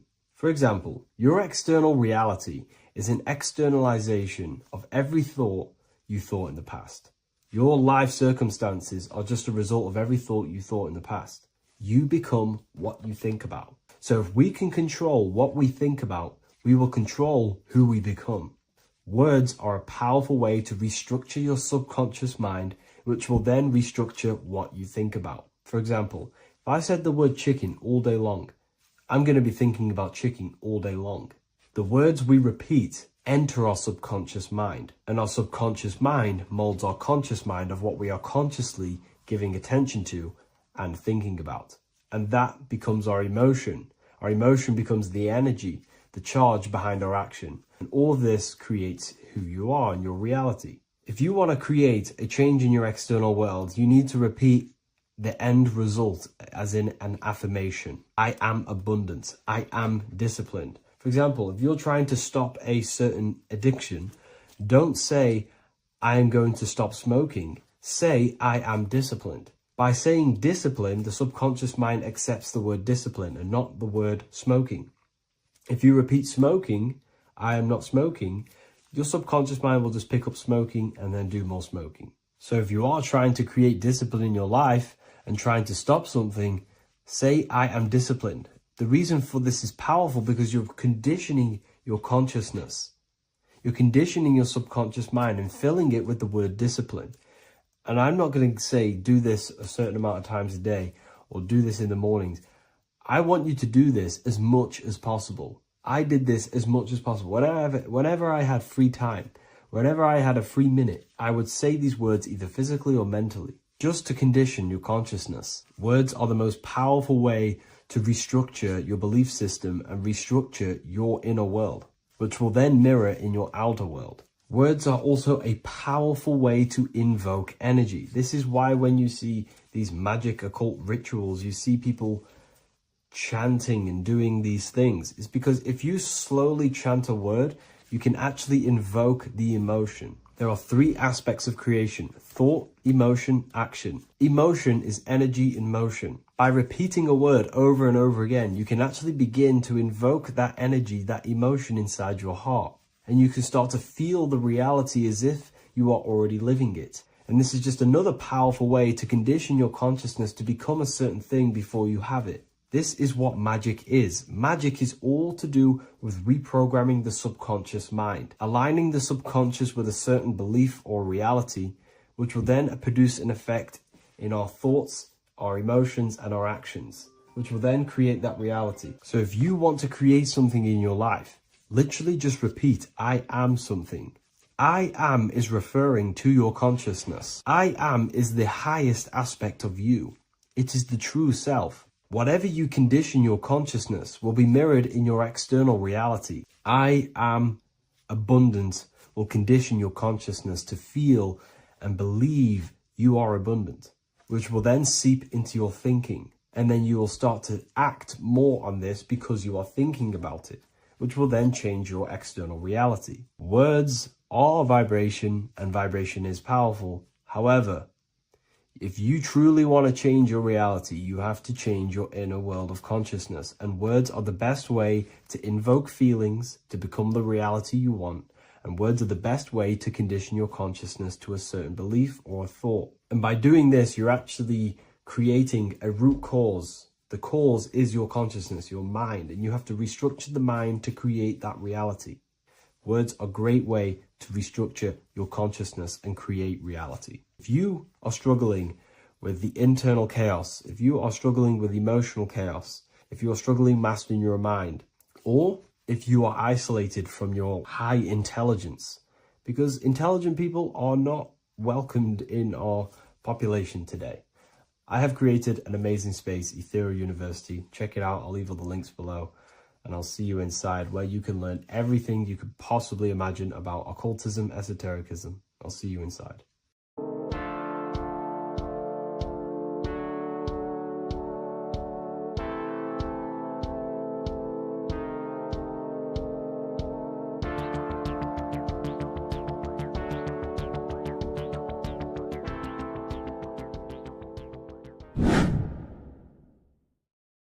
How are we doing, people? It's Revival of Wisdom. We're back today talking about sun worship. Okay? And please enjoy, sit back and enjoy the video. First thing we need to understand is that the sun is the risen savior. It's the light of the world. Without the sun, we have nothing. Now, the sun is the Son of God. We didn't make the sun. No one owns the sun. But who created the sun? Obviously, the Creator created the sun. Therefore, it is the Son of God. And that is what Jesus is symbolizing in the Bible. The Bible is a metaphorical story. That's why it's called the greatest story ever told, because it is a story about the sun, the zodiac. It's about you, the systems in the body. It's about everything that is sacred in this creation. Now you can see the suns behind Jesus' head in all of the ancient portraits, even the ones that are more modern. You still see a sun on the back of his head because he is the sun. He's the light of the world, our risen savior. And this is what Christians are lost because they don't realize it's a symbolic story and they think Jesus was a historical person. He's not a historical person. Okay, this is what we need to get out of our mind. This wasn't a historical person. It's the Son, our risen Savior. The Son is the soul. It's the soul of this creation. Because what is a soul? A soul is pure life force, pure energy. Whatever a soul inhabits, it gives life to. Like our soul feeds our body. The sun feeds the earth because the sun is a soul, and that's why the ancients called it Sol. Because it's the soul and it's in you and it's the light of the world. It's the light of everything. It gives life to all things. Here's Jesus and his 12 disciples. The 12 disciples symbolize the 12 zodiac signs. Aries, it rules the head region because the 12 zodiac constellations rule specific regions of your body. Aries, the ram, you have a cerebrum in your head. This is Aries on the head of the table. His Gemini rules the arms and the lungs. The two twins, Gemini. He's holding up two hands for the two hands and arms. The twins. Cancer has a knife in his hand. It's not so clear, but he has a knife in his hand. Cancer is the crab. Crabs have claws. And he's pointing at Virgo's Adam's apple, saying there's no Adam's apple there. It's a woman. Who's the sixth sign? The sixth sign is Virgo, the Virgin, the only woman in the painting. Now, notice how there are 3 people in 4 groups for the 4 seasons and for the 3 months and 3 zodiac signs in each season: spring, summer, fall, winter. Matthew, Mark, Luke, and John with the suns on the back of their heads, because it's the 4 states of the sun.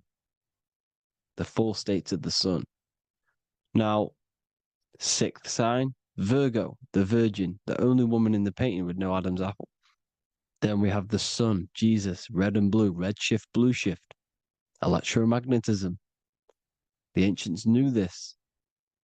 He's got one hand open, one hand down, because the sun gives and retrieves.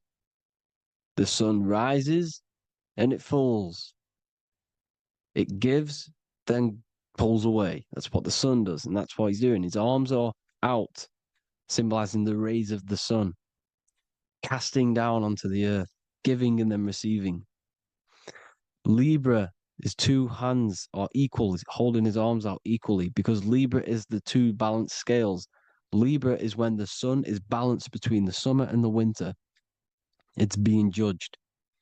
The sun isn't balanced. That's what Libra is, the 2 scales. Capricorn is the goat. Goats have 2 horns, and you can see the 2 horns on his head here. See? So this is astrology. This what Leonardo da Vinci is depicting here. It's astrology. He knew the story of the Bible is all astrology. It's all based on astrology. The Son of God, the real sun. Now here are some Bible verses. I am the light of the world. Obviously, that's the sun. What other light is there that lights up the world? The moon can't do it. It's the sun, the one and only sun, our risen Savior. Because if the sun didn't rise, we'd all be dead. So it's our risen Savior. And it dies for our sins every night and then gets reborn every day. Now, Jesus calms the storm. Mark 4:35-41. The disciples are all on a boat and there's a heavy storm. But Jesus is asleep. The disciple says, Jesus is asleep. We need to awake him. They wake up Jesus, and Jesus got up and rebuked the wind and said to the waves, quiet, be still. Then the wind died down and it was completely calm. Well, when Jesus was asleep, this is the sun not being risen. It's not risen yet. Because in the night times, that's when the storms happen on the sea, in the ocean. And when they awake Jesus, Jesus rises because he's the sun. He rises and everything calms. Because when the sun comes, the storms go. You see? So it's the sun. It's all about the sun. Here's another, Luke 22:10. A disciple asked Jesus, when will we know it's the end times? And Jesus says, as you enter the city, a man carrying a jar of water will meet you. Follow him to the house that he enters. Well, this is clearly talking about astrology, the topic that Christians think is satanic, when they don't realize the whole thing's based on astrology. Because the end times is the end of Pisces, which is the 2 fish, which is the age we've just gone out of. And you can see all these ancient churches here with 2 fishes, because they knew it was the age of Pisces. There's an ancient artwork with the 2 fish, Pisces. And the end times, as it talks about in the Bible, when Christians think the world's going to end or something. But no, it's just the end of Pisces. As you enter the city, a man carrying a jar will meet you. Follow him to the house. The house is the zodiac sign that he enters.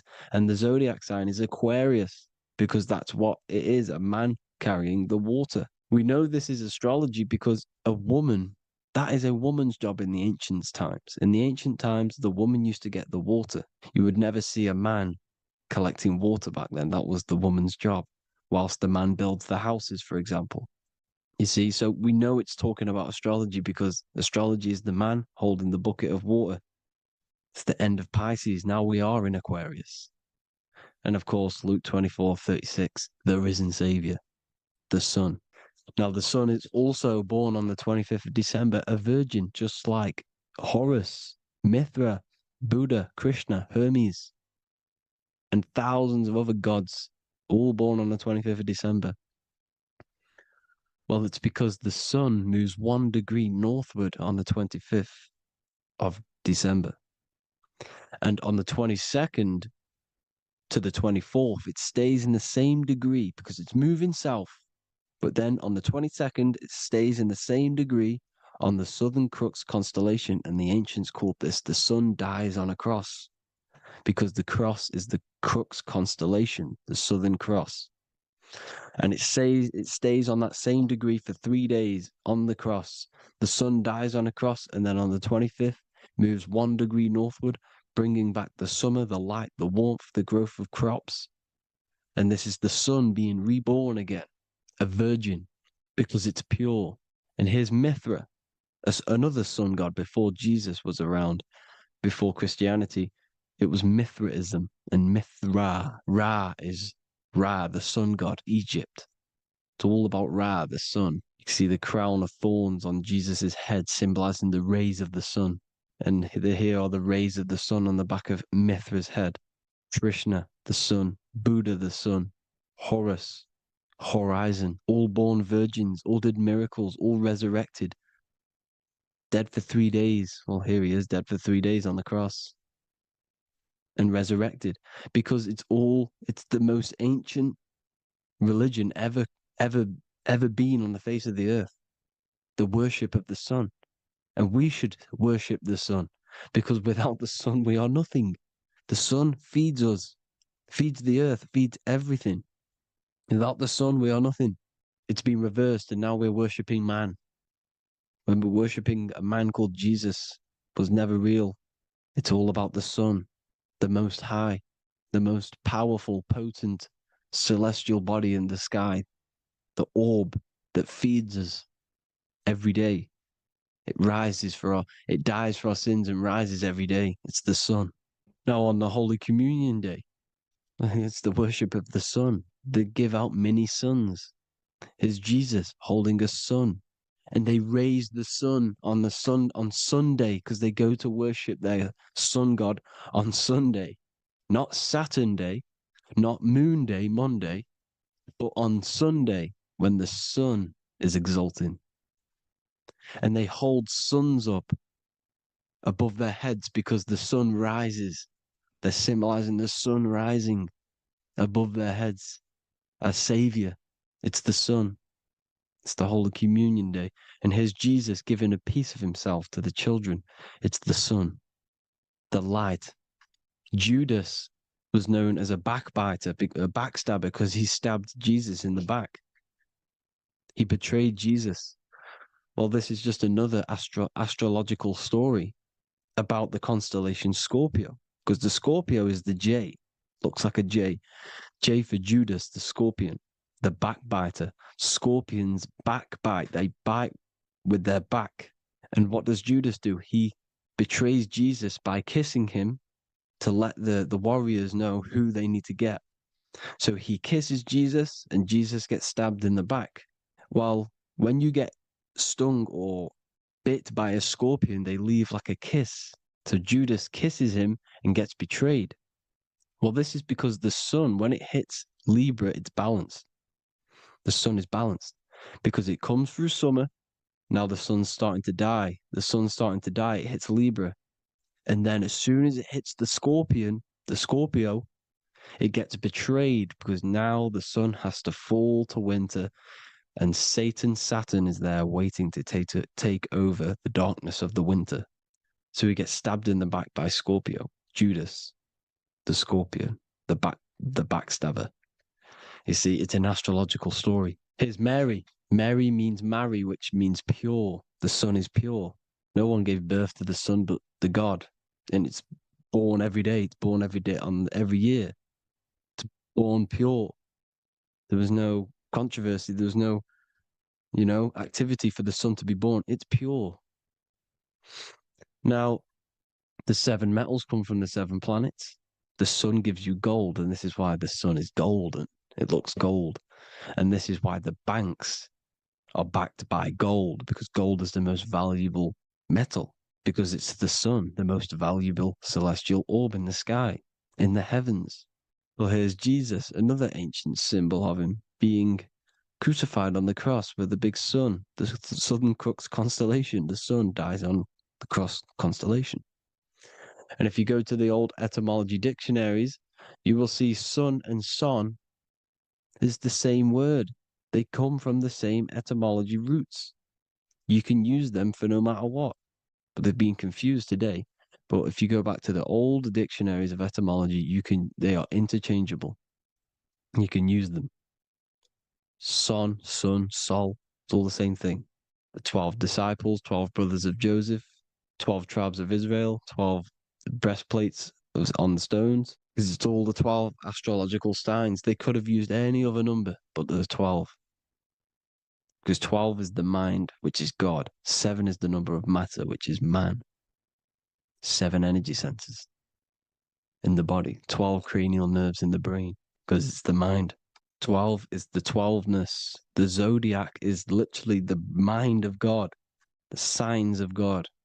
Now here we see here, Job 38, 31 to 33. Can you lead forth a constellation in the season? He's asking you, can you read the sky? Can you read the heavens? Canst thou bring forth the Mazzaroth in its season? Mazzaroth means 12 signs, the zodiac. Why did they translated every single Hebrew word in the Bible into English, but they decided to leave out Mazzaroth? Why? It's because if that said zodiac, Christians would have a different view on the Bible, but they leave that out. But Mazzaroth actually means the 12 signs, the zodiac, and the stars means sign. The word stars means sign because the stars are signs, things to come, which is off in Hebrew, which means sign, things to come. You see a sign on the road, it's something coming. But God is saying, no, what does he say? To qualify as a director, a judge of man's life on earth, one must be able to govern the heavenly bodies that rule the earth. It's telling you to read the heavens. We need to read the heavens. Astrology, the 12 zodiac signs, the mind of God. It's telling you, read the Mazzaroth, read the zodiac, because they are things to come in your life. They are signs. It's not satanic, it's made by God. God said, let there be lights in the firmament of the heavens to divide the day from the night, and let them be for signs. Signs are things to come. The 12 zodiac signs. It's all about astrology. Here's Mary holding the sun. His son, her son. It's the sun in the sky. The one and only, the most high. The soul, the solo because it's on its own. The most powerful, Ra, radiance. Here's the Pope holding the sun. All 3 popes holding the sun because they're sun worshippers and they know the true meaning and origins behind Christianity. Sun worship. Here's the Vatican. The Vatican is a sundial. Yes, this is literally a clock. Your clock, your watch is a sundial. It's got 12 sections on it for the 12 zodiac signs. 12 hours, 12 Horuses. Now here you see Jesus walking on water. Well, it's the sun, and here's the beard of the sun. Here's the pyramid of the sun, the illuminated one, the all-seeing eye, the sun. Here's the Ankh.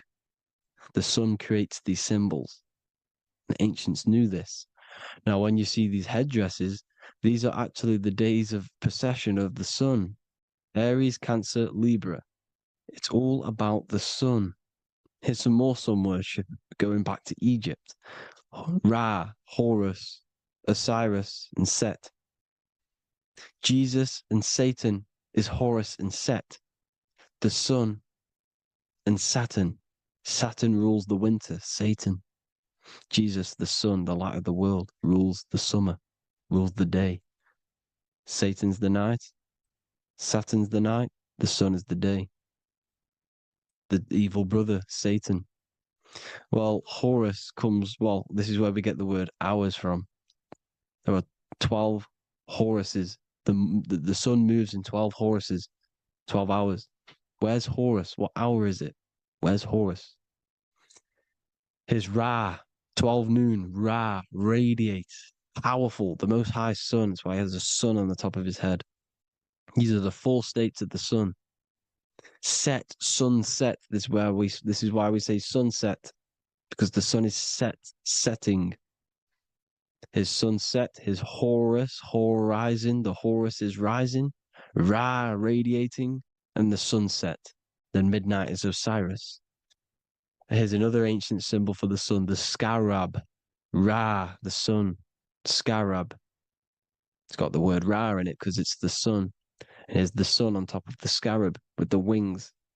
Because scarabs roll dung up hills and then they'll let it fall down the hill to gain more matter, to gain more bigger, like a snowball effect. And this is the ancients saw this as a process of the sun because the sun climbs up the hill and then it falls. So they used the scarab to symbolize the process of the sun. The sun climbs and falls. Here's an ancient Egyptian cat cutting off the head of the serpent. Well, the cat is cutting off the head of the serpent, symbolizes the sun cutting off the nighttime. When the sun rises, it cuts off the nighttime. It cuts off the serpent. The serpents represent darkness or evil. And there's some more symbology of the sun and the heavens, the arch, the royal arch, the firmament, the sun inside the firmament. These are all ancient churches, and they all depict the firmament with the sun inside. Is the ancient cosmology, you see, because it's all about the sun. Everything's about the sun because the sun is our orb made for us to sustain life in this inside of this creation, inside of this firmament, the royal arch of heaven. Here's the Freemasons depicting it. Here's the Masonic royal arch. You can even see the zodiac signs. Here's Cancer, the checkered board. It's the royal arch of the firmament. Obviously, they don't want to tell you that. You live in space, apparently. Some more sun worship. Here's the beard of the sun on the water. They all have this long beard. And why do they say amen? Amen at the end of every prayer. Amen is a sun god, a creator god. It's all about the sun. So thank you all, people. Hope you all enjoyed. Hope you all gained some knowledge and insight. Please give me a follow, drop a comment, drop a like. Have a good day.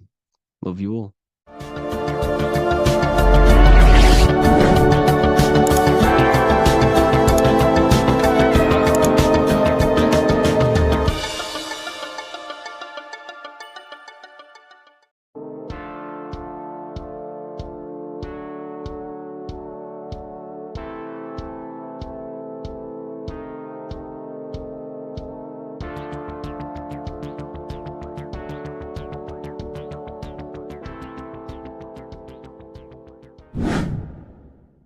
Welcome back, people, to another occult lecture by Revival of Wisdom. Today, we're going to be talking about magic and how it's being used on us for the New World Order. Magic has the word mag within it, which is magnetism. Magnetism is the force. Magic is influencing forces, natural or supernatural forces, and using it for a certain agenda to gain something out of it. Now, magic is not what everyone's being thought. It's not some sort of fantasy thing. It's actually very common, and we all do it, whether you believe it or not. Magic is all to do with the mind. As I said, always say in my lectures, your mind is what creates matter. Your mind is what creates your external world. So it's all about manipulating and planting seeds within the mind, because your mind is a garden, and thoughts And words are seeds which are being planted in that garden. Your life, your physical life, the people you have in your life, your friends, your car you own, the job you have, is all a reflection of the thoughts that you've been thinking in the past. You are where you are in life because of the thoughts that you've been thinking. Therefore, your life is a direct reflection and manifestation of your mind, the Garden of Eden. Okay? The mind is what they are targeting. What you see, say, and hear has a direct effect on your mind. Me talking to you is influencing you. The words I'm saying is planting seeds within your mind. Now it's up to you to consciously act on these thoughts or these words, or to maintain these words. As above, so below. As within, so without. What's inside of me is outside of me. What comes into the storehouse comes out of the storehouse. You have the left, you have the right, you have the up, and you have the down. As above, so below. Whatever is in your mind will be expressed in some sort of way, consciously or subconsciously, spiritually or physically.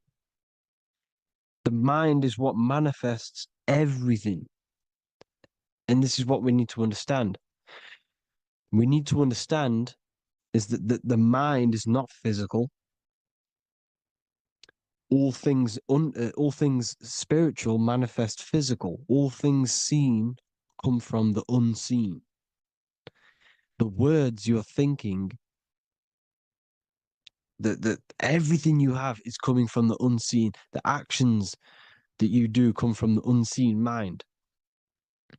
Another expression for as above, so below is you are the universe itself. You are a universe, a mini universe. But just because you are mini does not mean you are the whole thing. If I take a little piece of infinite, let's say there's an infinite light source. Let's say I take a little chunk of that infinite light source.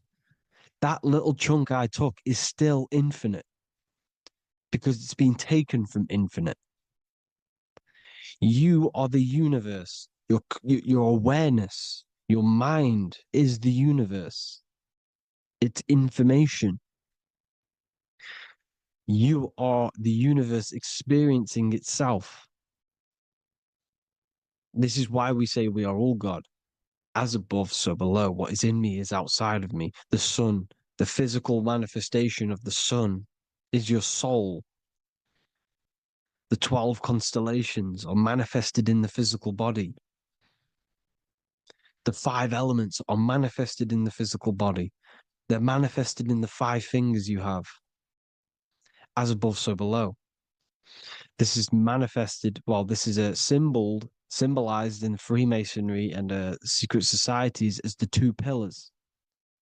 The mirroring reflection, the reflection of reality, the mirror, as above, so below. What happens in the mind, what happens in the astral, happens in the physical. This is Aleister Crowley.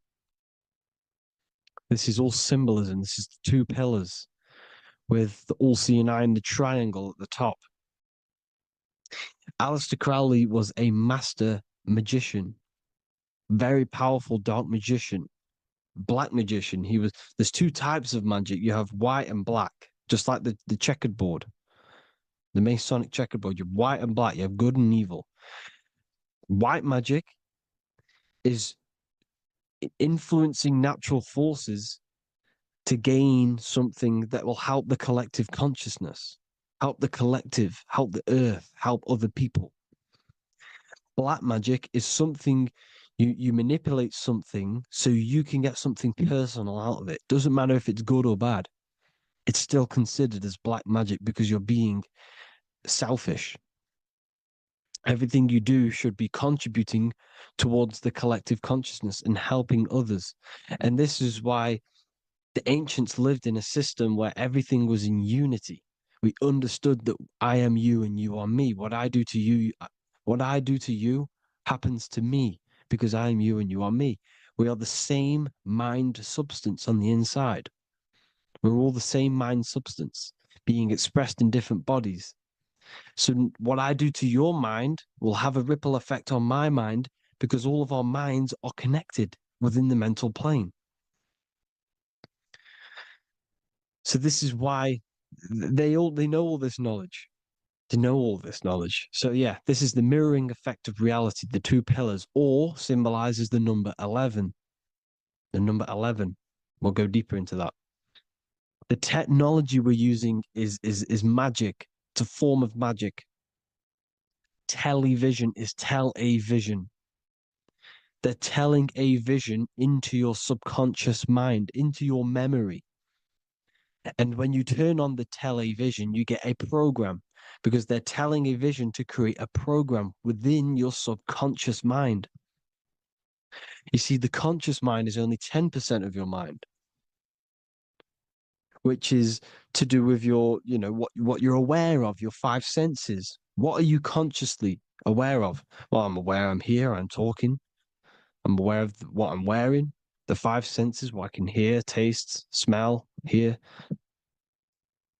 What I'm wearing, I'm aware of what I think of. But the subconscious mind is the 90% of your mind. It's the hidden part of the mind, which is telling your heart to beat, telling your body to breathe. It's storing all of your emotions. It's storing everything you see, storing all the belief systems that you have. It has everything. It stores all of the habits you have, the values. It stores everyone's name that you know. All the words that I'm speaking right now is all coming out of the subconscious. Everything is subconscious. And it literally manipulates 90% of your daily basis behavior. Most people don't know this. What you did yesterday is what you will do today because of these beliefs and mental programs within the subconscious, stored within the subconscious. So the subconscious is what they're aiming at.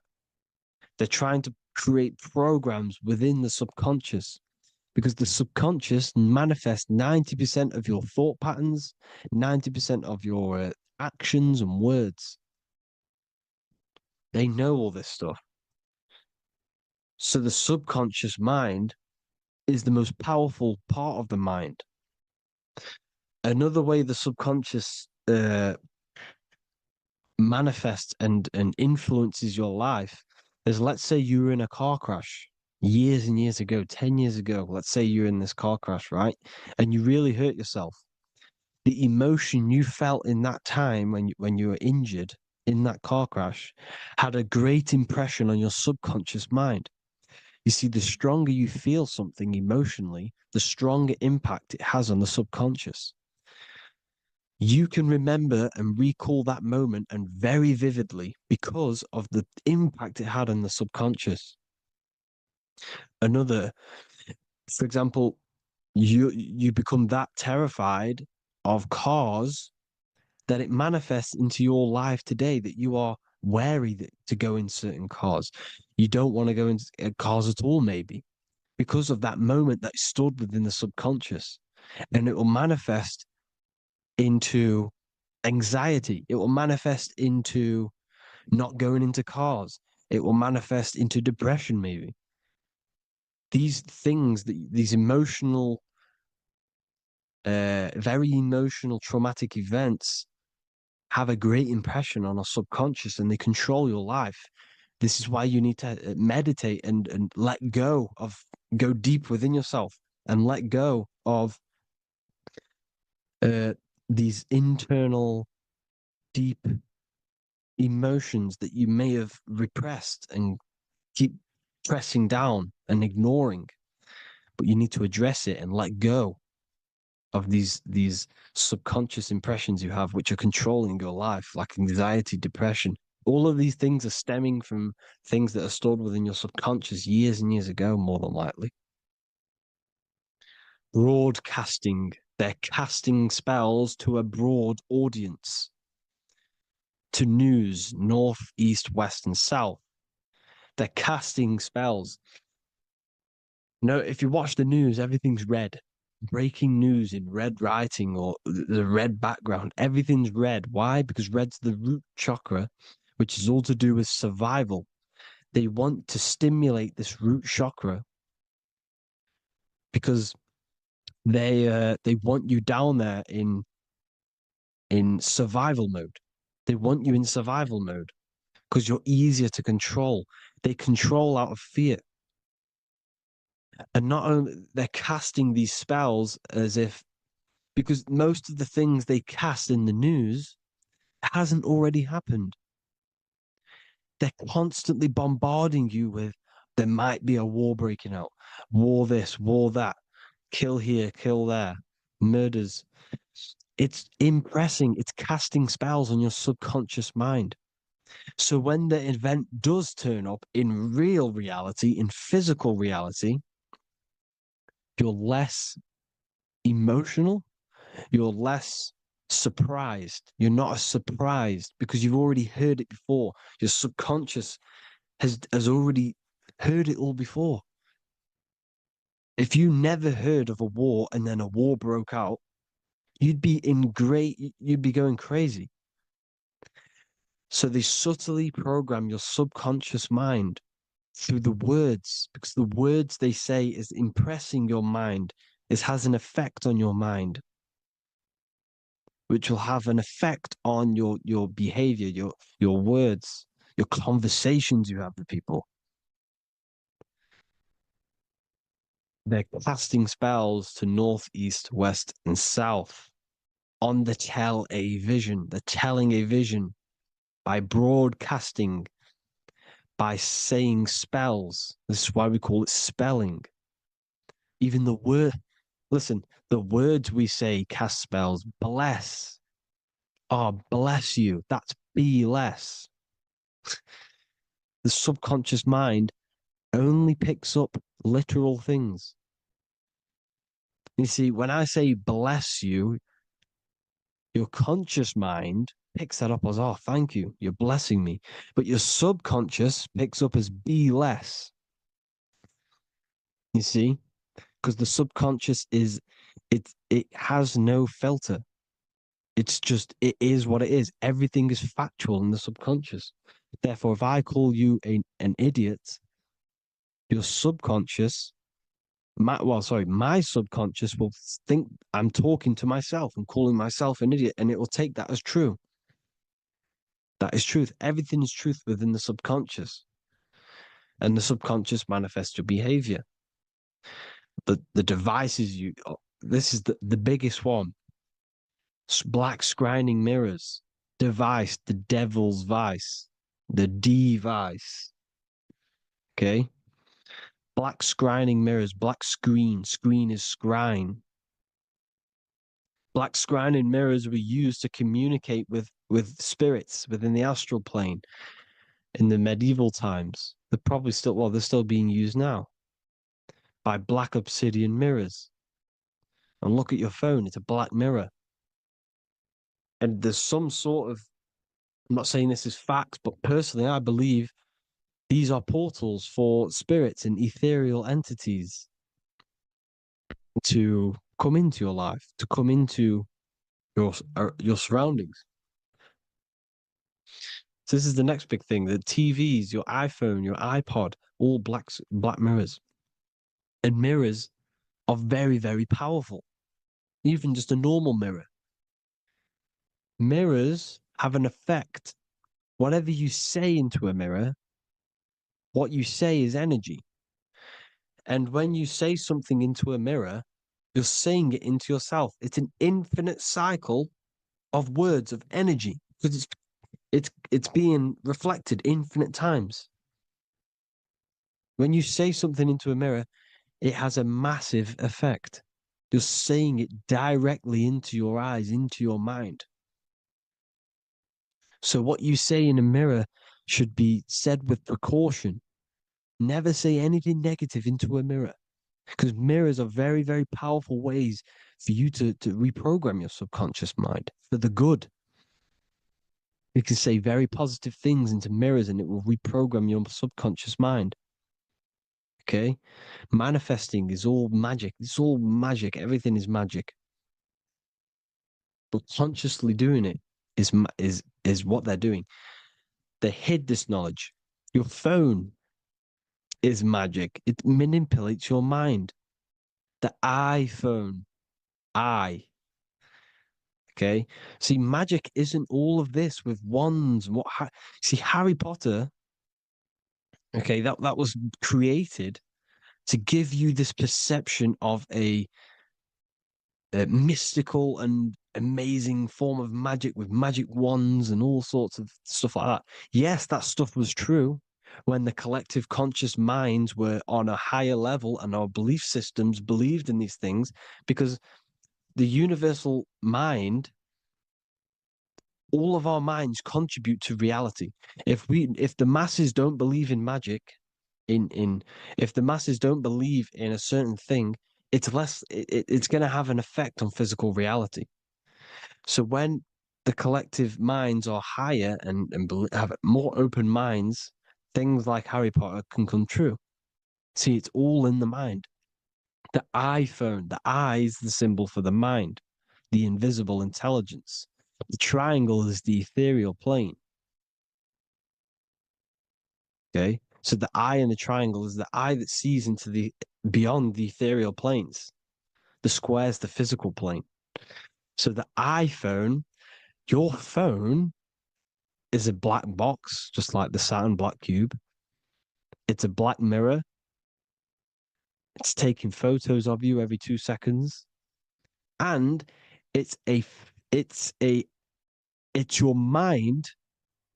Your mind is in that phone.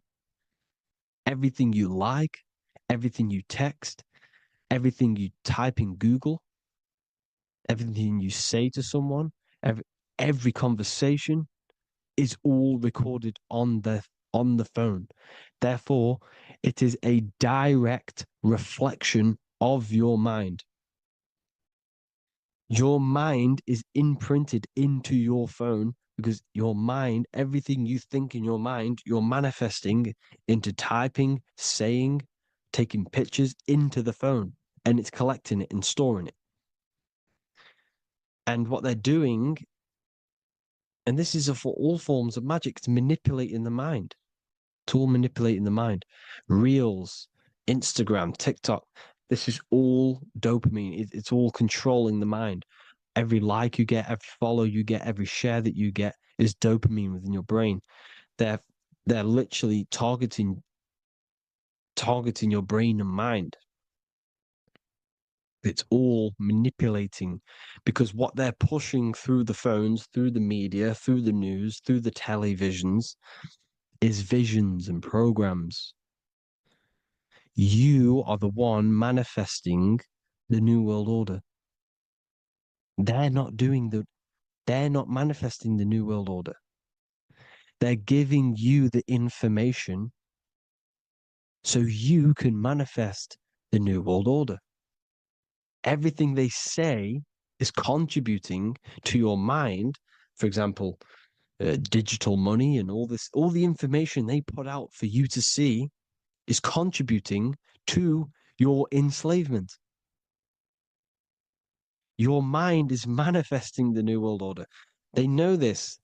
They don't manifest it. There's billions of us. We could easily run over them physically. But on a mental level, these people have the knowledge and they hide it from us and they let us manifest reality because we are the collective. They give us the information which manifests their agenda.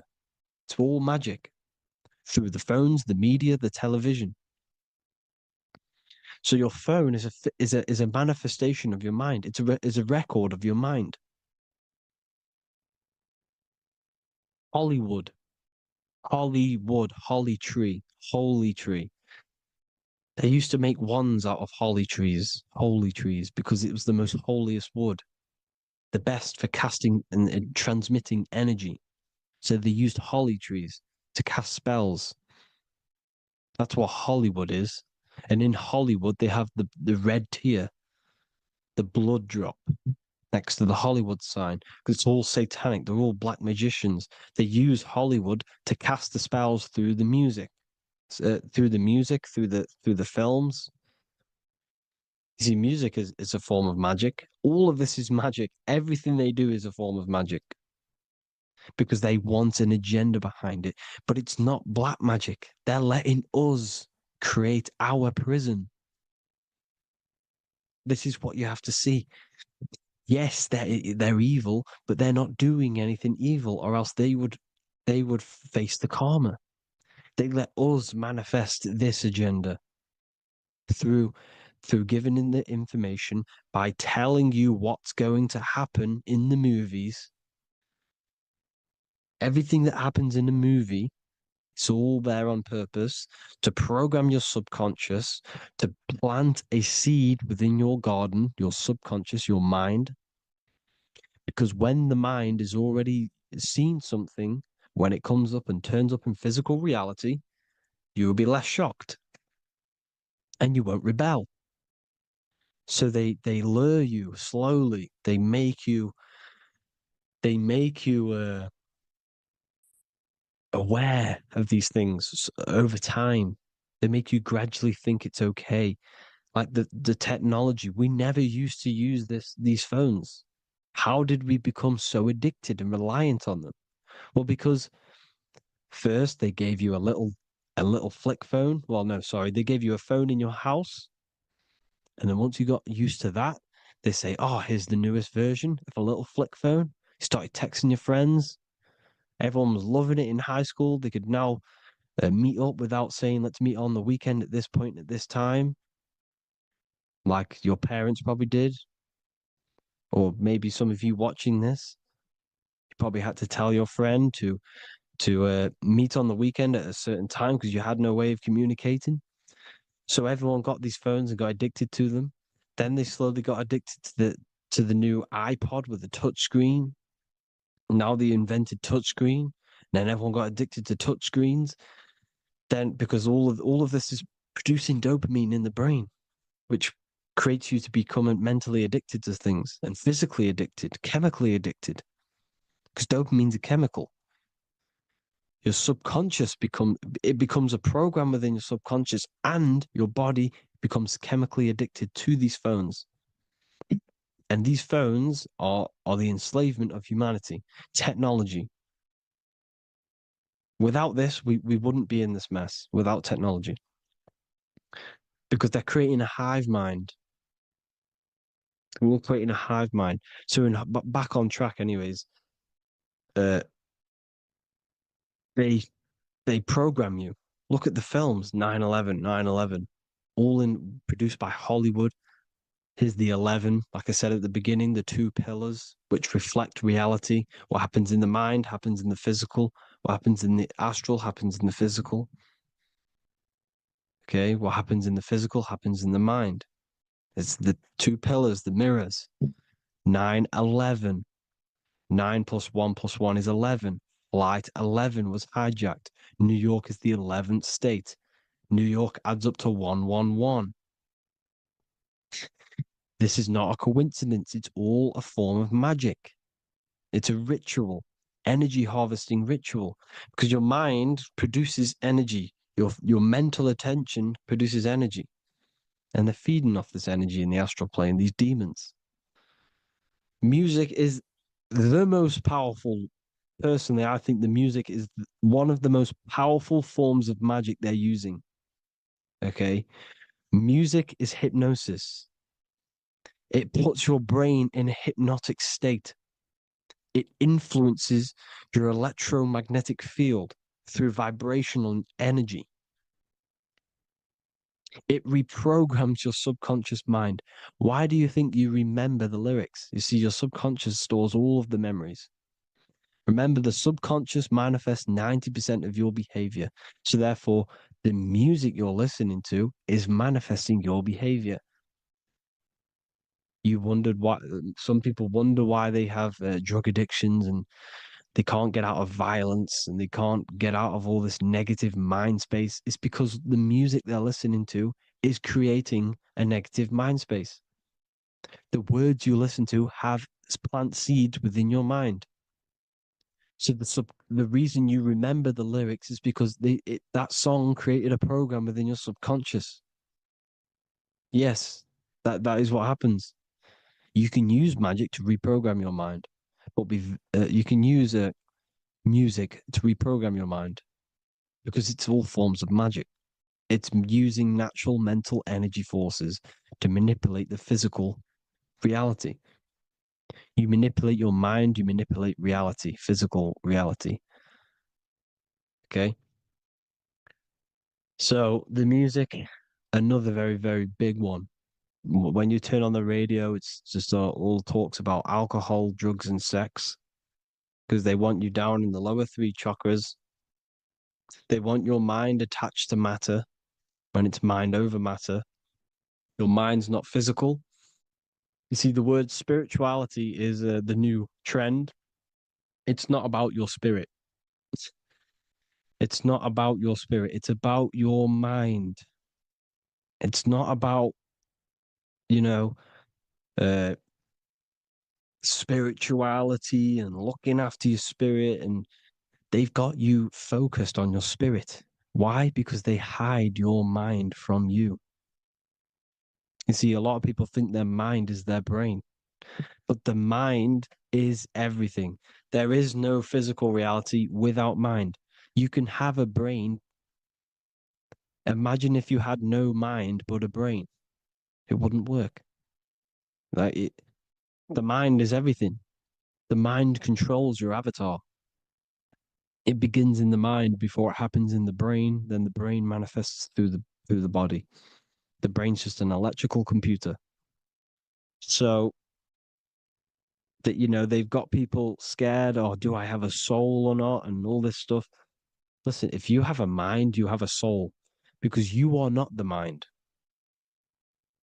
This is why everything is sort of an illusion, because beyond the mind is your soul. But what is the soul without a mind? You can't have a soul without the mind. But if the mind didn't exist, the soul doesn't exist. You are the person listening to your mind. I shouldn't say person because you're not the body. You're the entity behind the mind. But if you didn't have that mind, you couldn't understand what you even were. You would just be an observer who couldn't think. So yes, we all have a soul. If you have a mind, you have a soul. Everything is mind. Everything has mind. Mind creates everything. God is mind. And then manipulating your mind through TV, your phone, uh, every little thing. The school, it's all about the mind, people. Control your mind, you control your reality. Just the last thing, here you go. Aleister Crowley, the dark magician, Kanye West doing the exact same thing because they're implementing magic in the music. Here's the Beatles with Aleister Crowley in the background. Bet you never noticed that. Aleister Crowley was influencing music and placing magic within the music to influence the subconscious. This is what Baal worship was. This is why they kill children. They sacrifice these children. Why?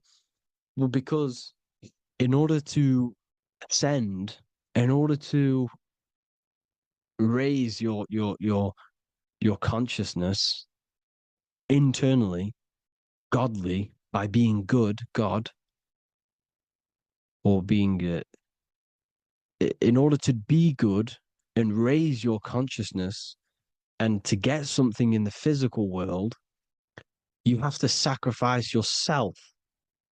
And what do I mean by that?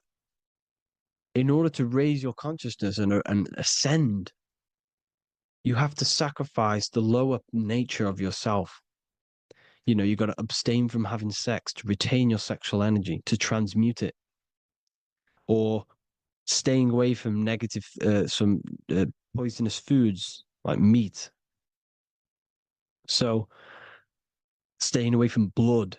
We shouldn't be consuming other animals' blood. We should be keeping our blood pure. We are humans. We shouldn't consume chicken blood, chicken germs. We are the most divine creatures on this creation.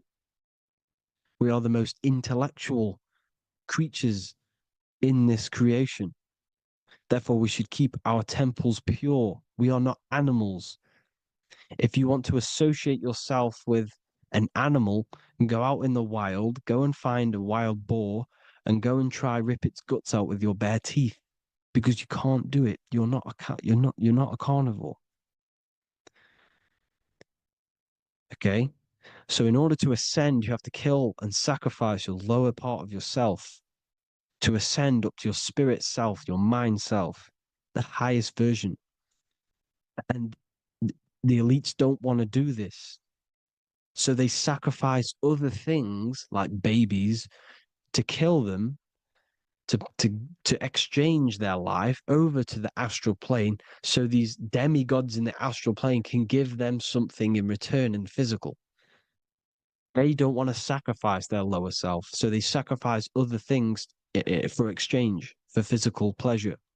But the godly person sacrifices their lower self for their higher self to do good and ascend. So this is what all the Baal worship is, people, and this is why they're doing it. Hope you all had an amazing lecture. If you haven't already, go and get the Book of Wisdom for more information. You know, I don't go into dark stuff in this book, because all I do is enlighten people in this book. You can get it in Spanish, English, German, Italian, and French. Worldwide shipping. You can get the PDF or paperback.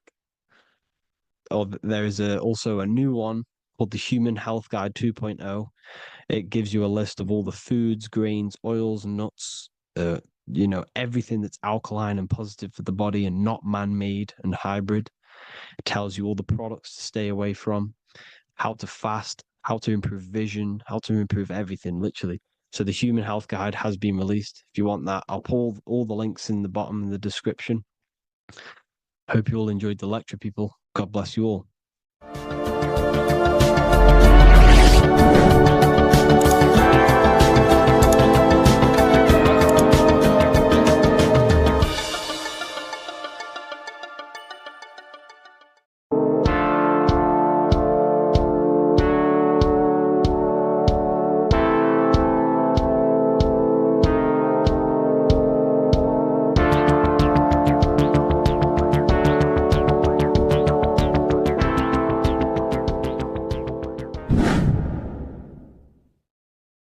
Welcome back, people. We're back with another video.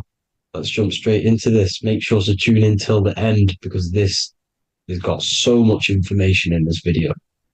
So sit back and enjoy. So everything's torus fields. The Earth's a torus field. Everything's torus, which is electromagnetic field, electric and magnetic. The center of the torus field is where the two opposing forces meet in the center. And this is what creates the plane of inertia, the dielectric plane of inertia. Okay? You got red shift, blue shift, positive, negative, south and north pole, right? This is what the ancients were showing with the tree of life. As you can see here, this is the plane of inertia, and this is the torus field. Everything consists of this. Everything is a torus field. A atom is a torus field. Okay, now the inertia is the 0 point. So this plane is a 0 point. It's the balance between two poles. Okay, now this creates matter, because matter is two opposing forces in motion equalized.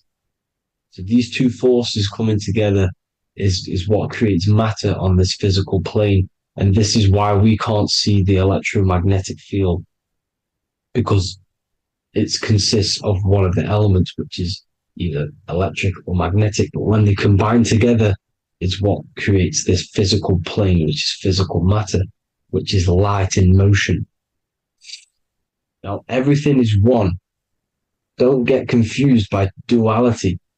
Duality is two opposing forces, but them two opposing forces are created by the same substance. It's two aspects of the same substance.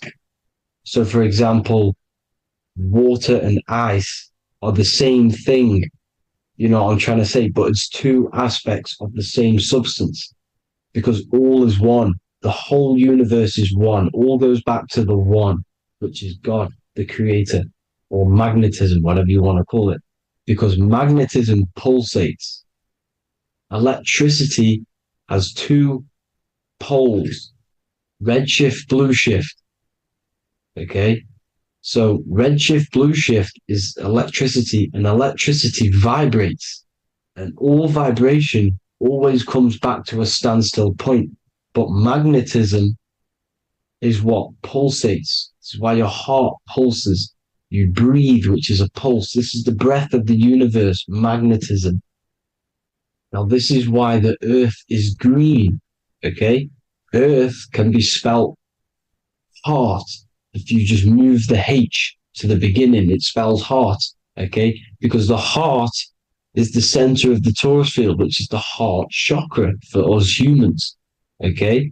We consist of the same field, as you already know. Heart being the center, which is green, which is the center of the seven colors.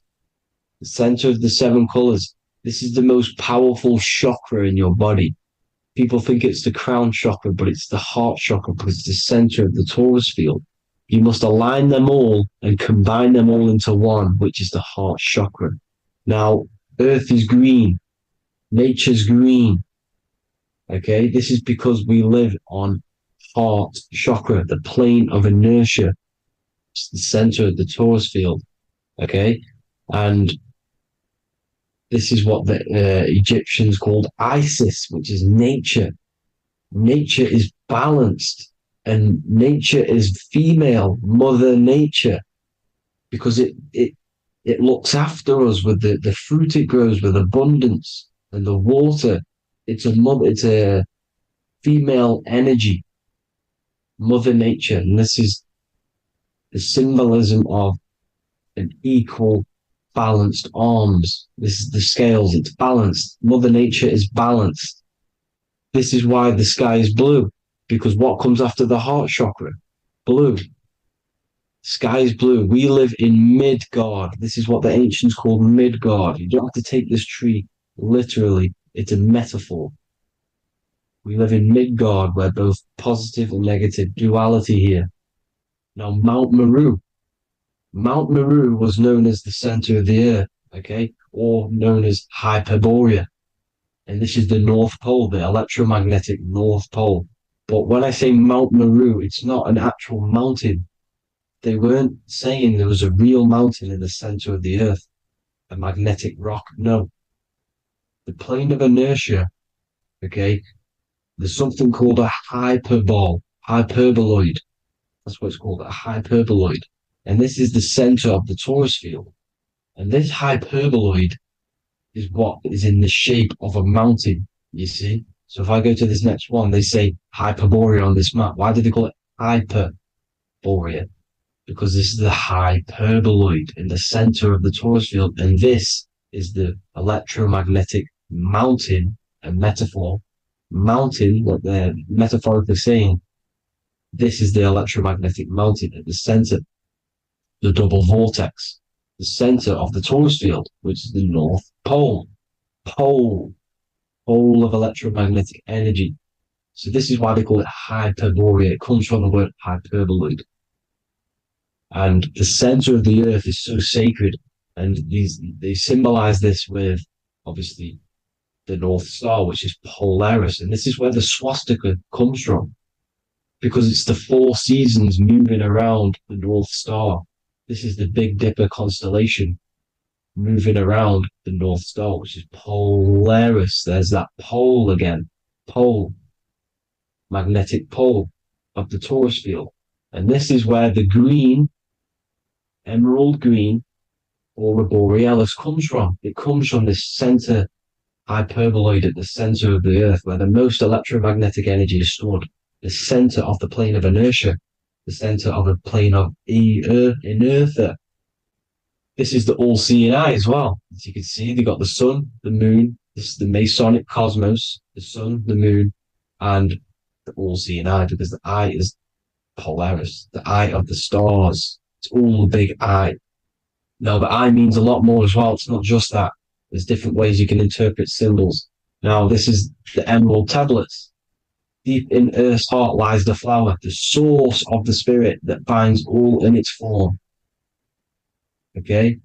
The flower of life is thine own place of thine spirit, and stream through the earth as thine flows through thy form, giving off life to the earth and its children, renewing the spirit from form unto form. This is the North Pole. This is what he's talking about. He's talking about the aurora borealis. Aurora borealis. It's the earth's aura. Emerald green. Heart chakra. Plane of inertia. Green. Earth. Heart. You see? All related. Now, there's many symbolism of this. So much symbolism of the ancients. The 7 layers of heaven. 7 layers of heaven, which are the 7 planets. Okay? These planets are the solar system. It's the solar system because we are the soul. We are the sun, the soul. And we're inside of a solar system, which is the 7 planets. That's why there's 7 layers of heaven. Okay? The rings of Saturn, the rings of the planets are moving around us. Okay? So, this is what the ancients were depicting in their cosmology. Now, this is the Hebrew cosmology of the earth. This is the Mayan cosmology of the earth. You see, it's all an enclosed system. We live inside of a giant torus field. All is atum. It's what the ancients said, ancient Egyptians said. All is atum. Atoms are torus fields. Don't be tricked by the modern science today with the current model of an atom. It's completely wrong. They're hiding the torus field. They're hiding the electromagnetic field, which is in everything. Absolutely everything is in motion, and motion comes from this field. And you see, this is upside down, but this is I think it's pretty sure it's candles, but the 7 candles, the 7 planets, the 7 Elohim. You see, it all goes back to the stars and the heavens. Now, this is how the earth really works, with the stars on the outside of the cosmic egg, and then the torus field spinning around the sun and the moon, the positive and the negative charge. The sun gives you energy, the moon takes your energy. The moon controls monthly cycles. Moon is mon. This is etymology. Mon, month, money, demon, monster. Stir is star, moon star. We are all stars. Youngster, minister, superstar, Hollywood star. We're all stars. We come from the stars, which is heaven. Our soul comes from the stars. You see? We are the universe, the image of man is made in the universe. We are a microcosm of the universe. The universe is a macro, we are micro. We consist of everything. The body, mind, and spirit. The sun, the soul. Moon, the mind. Earth, the body, mind, and spirit. We have 12 systems in the body, which are governed by the 12 zodiac signs. Starting at the Aries, which is the ram, the ram of God, all the way down to Pisces. And Capricorn, kneecap. It all goes back to the stars. We are the stars. We are the universe. Everything is inside of us. Everything. Like they say, the Temple of Solomon, the temple of the soul and man. The soul, the temple is the body. The soul is the soul, and the man is the mind. The temple of the soul and the mind. Body, mind, and spirit. We consist of the 5 elements. Air, spirit, water, earth, and fire. We consist of everything. We are the universe. We're made in God's image, which is the universe. You see? Now, everything goes back to the stars. The ancients worship the stars because the stars govern everything. They govern the systems in the body. They govern your life. This is why your zodiac is so important, your sign. Each zodiac has a specific element associated with it as well. Aries, which is the first sign, the Ram of God, which is a fire sign. Fire, first, F-I-R, this is etymology. The cerebrum, ram, which is in the brain. Aries, the ram, control with the head, the face, and the nose upwards. So it controls the cerebrum, the Torah, which is, I'm pretty sure it's a Hebrew Bible, which is the Taurus. Tornado comes from the Taurus field. You see? Everything's inside of you. It all goes back to the Taurus field, and the Taurus field is everything. Now, like I said, 12 zodiac signs, 12 systems, 12 cranial nerves in the brain, the 12 disciples of the Bible. All symbolic. Have to read the Bible properly. Now, this center at the center of the earth, right? This is what's stirring the ether. And the ether consists of the four elements. Because there's five elements. Spirit can be called ether. People call it spirit or ether. Ether is pure potential, pure energy. It's what connects the astral to the physical. It's the dimension between the physical realm, which we're on, and the astral. So it has pure potential. It's pure energy. This is why we say either. I either want to go there or there. It's connecting two scenarios. That's what the ether is. It's connecting the two worlds, the astral and the physical. The center is like the cosmic womb. There's a black hole in the center. This is the center of the Taurus field. This is the womb of creation. This is the womb of creation. And inside of this black womb are the five elements, and everything's being stirred around. Everything's in motion. Light is motion. Everything's motion. Now, like I said earlier, light crystallizes into physical matter. They are the same substance. Spirit and matter are the same substance, but different variations, different aspects of the same substance. Low vibrational spirit turns into matter. High vibrational matter turns into spirit. Or light, whatever you want to call it. Matter is light crystallized. This is where we get the 7 metals from.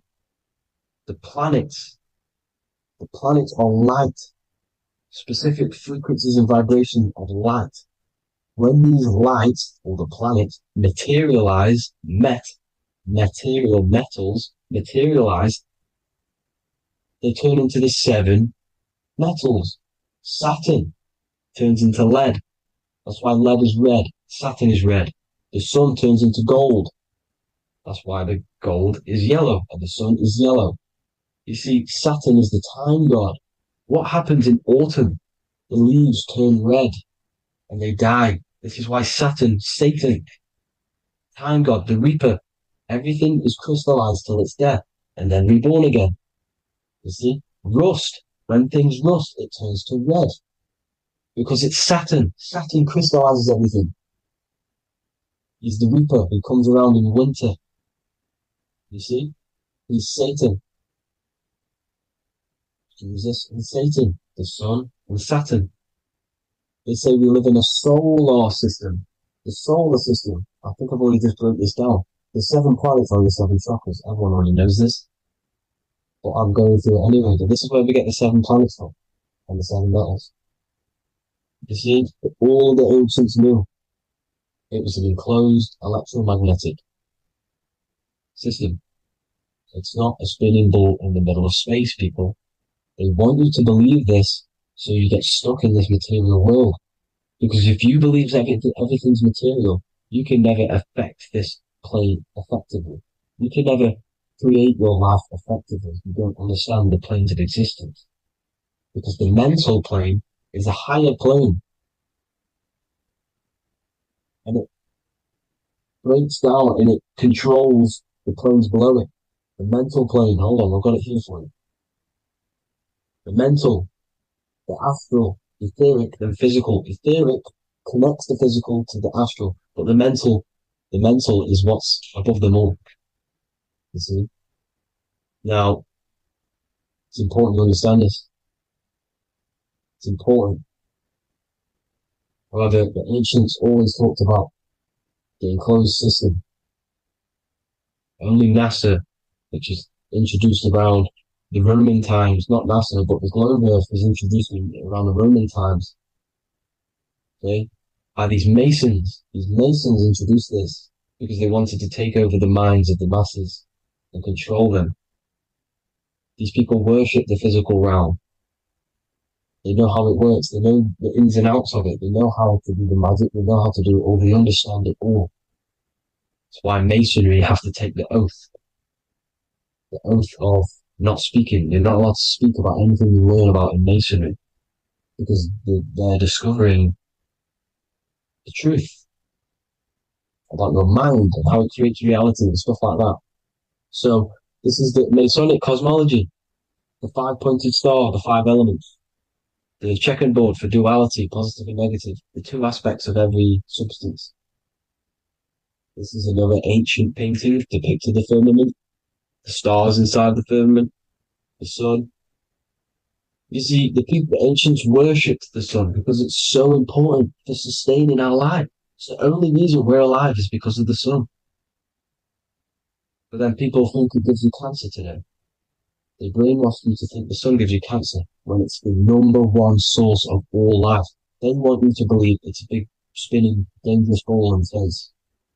It's not. It's here to give us life. It's God's son. That's why Jesus is known as God's son. It is the son of God. God created that to sustain us. You see? So it's important you understand the true cosmology of where you are, because if you don't know where you are depleted of all of your morals. You're depleted. You're demoralized. You're lost. You don't know where you are. You don't know where you exist. Okay? Once you accept the globe model, the heliocentric model, you will subconsciously think that you come from nothing. This is why they implemented the evolution theory just after the globe model was introduced by Charles Darwin. Charles Darwin came in after the globe model. He's a Mason. He was another Freemason, and implemented evolution where we came from monkeys because they want you thinking less of yourself so they can manipulate your mind. You see? They want to manipulate your mind, and they have done since you got here. Since you came through that portal, you were manipulated from that day to believe this, believe that. The true cosmology, the truth will set you free. You will understand things better. You will feel better in yourself when you know the sun is here for you. You'll feel better in yourself that you know that you didn't come from a monkey. You were created as a human, a manifester, a creator. You're so intelligent. Your mind is amazing. It can manipulate matter, mind over matter. See? Thank you all people for tuning in. Tap in with yourself. Love yourself. Find the truth. Spread the truth.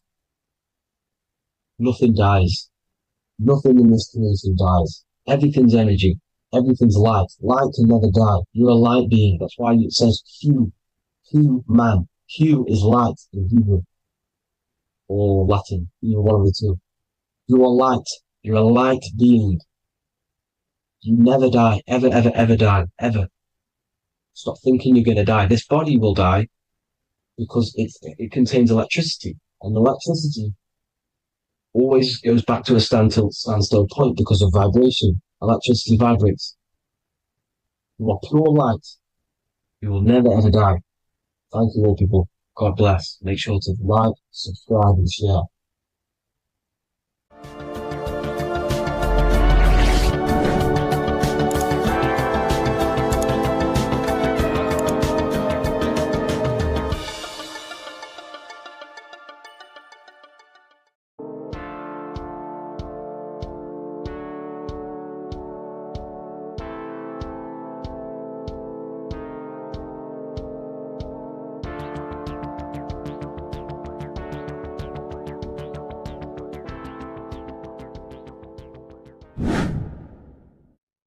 How are we all doing, people? It's Revival of Wisdom from the Wisdom Academy.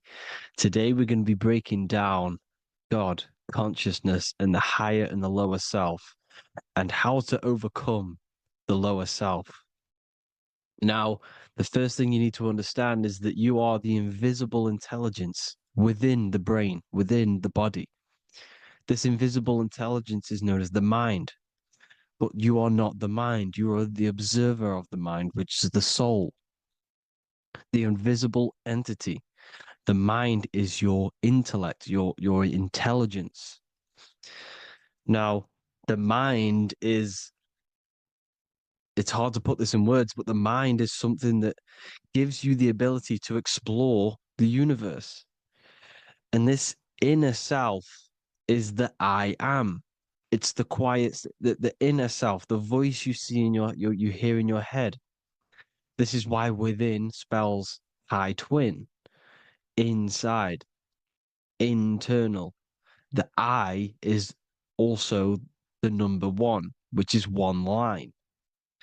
Because the one and only, is the inner self, which is the I am.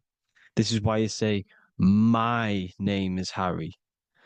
You are not Harry, you are the I, the inner self, the intelligence. Okay, this is why Jesus in French is I am. You look with the two eyes and you see with the inner eye. I and I, the same thing. Okay, because the I inside is what gives you the perception of what you're looking at. So when someone's trying to explain something and then you catch on saying, I see now, it's because you're seeing with your inner eye, the one that gives you perception, gives you intelligence, gives you the the ability to understand things. This is the internal eye, the invisible self, which the physical body is nowhere near as complicated as this inner self. Is in infinite potential, infinite potential. God, God, generator, operator, destroyer, soul, mind, and body. Brahma, Vishnu, Shiva, the Father, the Holy Spirit, and the Son. They're all the reason why you see God is always a triad is because it represents yourself. Your invisible intelligence is God. Me and you are the same invisible intelligence.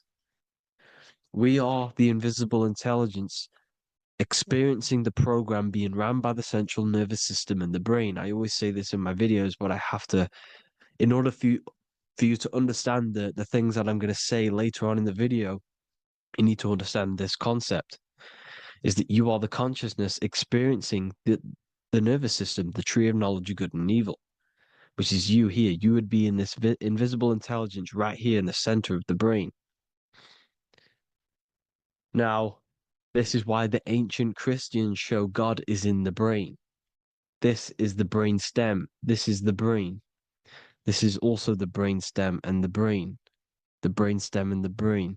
It's all depictions of the brain because the brain's the computer, the electromagnetic computer, which decodes the demands created by the invisible intelligence, the I, the inner self, you, your true self. The person moving, if you observe what someone moving, this is going to sound, but if you observe someone walking, it's not the body. The body is moving, but the thing telling it to move is the invisible intelligence. Before you kick a football, a decision is made within your invisible intelligence, your mind. And this consciousness, this invisible intelligence, is either stuck between the lower self and the higher self. Okay?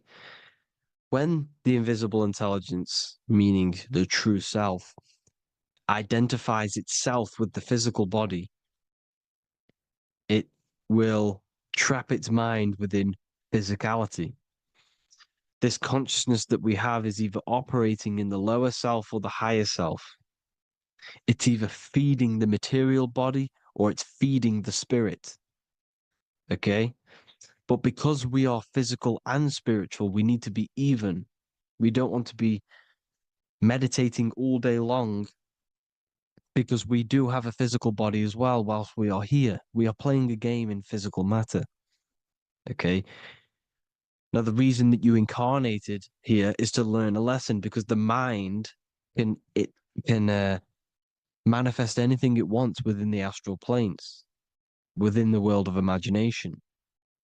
It can manifest anything it likes, but it incarnates into matter, into this game, so we can understand labor, because anything in matter you have to labor to manifest. But in the astral, you can manifest at the click of a finger. You come here to learn the knowledge of good and evil. And your consciousness, I came out a bit off topic there, but your consciousness is experiencing the lower or higher self. The lower self is manifested in the lower parts of the body: sex, food, and power, the lower three energy centers. These centers are like mini brains. You are literally thinking with these centers. And when your mind is stuck within these lower centers, you'll think. Have you ever heard the term of thinking with your penis, or thinking with your, you know what, as a man? Even females maybe, but mainly this is a boy saying you're thinking with your penis. This is a truth. It's truth in plain sight. You think with these energy centers. When you're living off the lower three centers, all you care about is sex, food, and power, eating, sleeping, and greed. Power's kind of like greed. Now, when we move up to the higher parts of the body, when we live our life within the higher parts of the body, this is considered heaven: love, expression, intuition, and wisdom. This is what we need to be aiming to do, moving out of the lower half of the body and living our life within the higher self, the higher parts of the body, thinking with the higher energy centers, thinking with love, expression, intuition, and wisdom, spreading love, expression, intuition, and wisdom to others. Heaven is even. This is why Jesus is pointing at the heart chakra, always pointing at the heart. Earth rearranged his heart, because in earth you're manifested as a physical being. You're in the heart, good and bad. You need to be balanced between the good and bad. Because love can be a demon too. That's a whole nother video, but love can be a demon. Now, the seven chakras are known as the seven seals in the Bible. When the Lamb opened the seventh seal, there was silence in the heaven for about half an hour. This is a verse from the Bible. The Lamb is Aries, which is the higher brain, the cerebrum, the cerebram, Aries. Because when the Ram opens the seven seals, you enter the kingdom of heaven. Because these chakras seal your invisible intelligence. They seal your true self. You are behind these seven seals, your true invisible self, your true consciousness. Because behind these seven seals, you do not think about anything materialistic. Your intelligence is not material. It's not physical. It's not from the physical world. It does not desire the physical world. The body is the beast. The body's the animal, the lower self, which can corrupt our intelligence. It can corrupt the intelligence. Okay? Now, we need to balance these chakras so that we gain a deeper connection between this intelligence and the brain. Because when there's a strong connection between the brain and the intelligence, your body and the intelligence, you have a strong connection. Therefore, you can manifest what the intelligence is saying at all times. Meaning, when, for example, your higher self, this is intelligence, the higher intelligence is always speaking to you. It's always guiding you. It's always telling you the right thing to do. You can feel it when you're doing something wrong. You can feel that you're doing something wrong, because this higher self, this intelligence knows what it needs to do here. And when there's no connection between the body and this our intelligence, our true self, when we strip away, when you close your eyes for long periods of time, you will figure out you are this invisible, infinite creative being. There's no words that I can't describe what it is, but it's the voice inside of your head that you can feel when you close your eyes. You are this being inside of the head heaven, because this is heaven, this intelligence. And when there's a strong connection between the body, you can manifest everything it's saying. When everything is balanced, when you're no longer thinking with the lower centers, when they're all balanced, you're not thinking in particular with every center, you balance them all, you can manifest everything it says. Your body will act out what the intelligence is always saying. This is God in the brain, the intelligence, trying to touch Adam, representing the lower self. This is why they're not touching. Notice how Adam is resting, but the intelligence is always reaching out, stretching, symbolizing metaphorically saying it's guiding. I'm always reaching out. The intelligence, your intelligence is always guiding you. It's always reaching out to you. But Adam is ignorant of it. The lower self is ignorant of it. And that's why he's so relaxed and God is so stretching out. Because at our highest self, that when you think of when you want to better your life, that highest true version of yourself is God. When you're manifesting this, your highest self, this is God.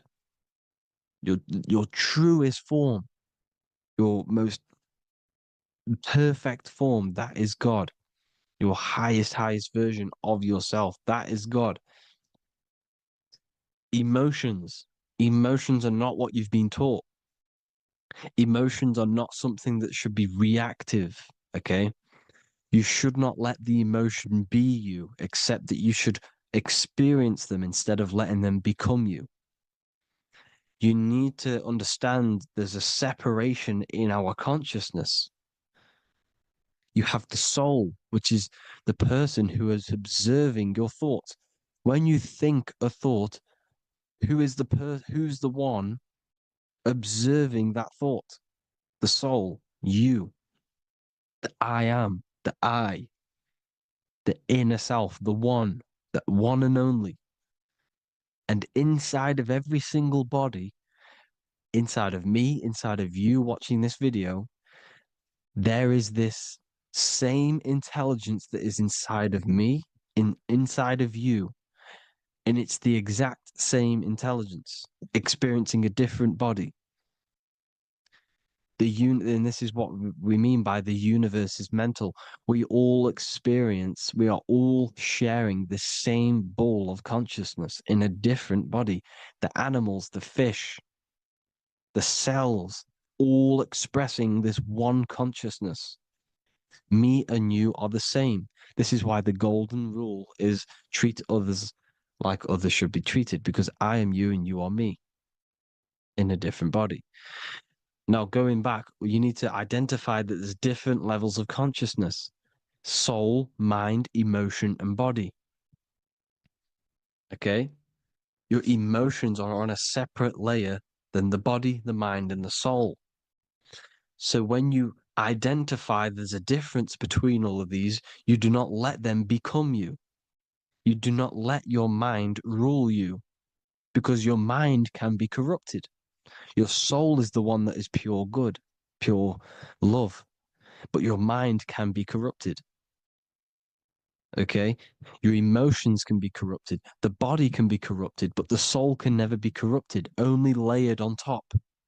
You can only throw piles of programs within the subconscious, layering the soul down, but deep down inside of every single one of you, there is a loving being.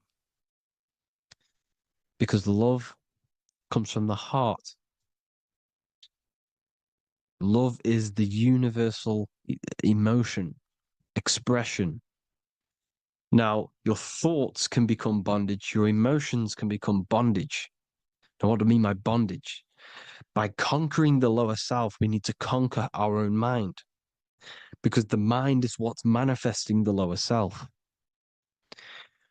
When you're thinking with the lower half of the body, When you're becoming your emotions, you need to experience the emotion, not become the emotion. Do not let the emotion become you. Do not let your thoughts become you, because your thoughts are tools that you can manifest. Your thoughts are the idea. Your emotion is the energy that you can use to manifest that thought. Your emotion is energy in motion, emotion. You use emotion to manifest, to feel as if you already have the thought. Therefore, you become that vibration. Therefore, your emotions are actually a creational force that is given to you to manifest things, because you're a human, a manifester. You're here to manifest things. You're a creator. You are a god.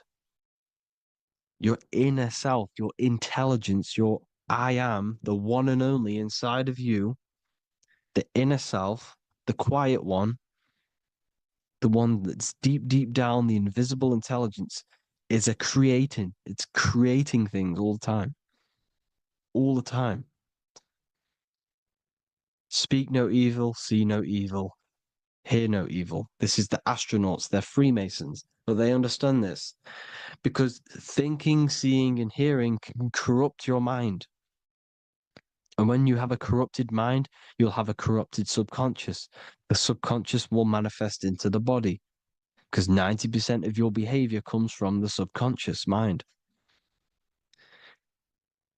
So you got to speak, see, and hear no evil. But sin, what is a sin? To overcome our lower self, to overcome our lower self, the 7 deadly sins are not something that goes against an external God.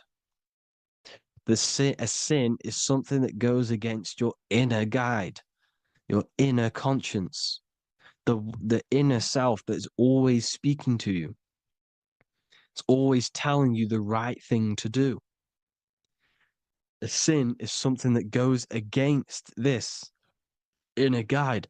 And this is why you can feel something where you can feel you're doing something wrong, because the inner guide is speaking constantly.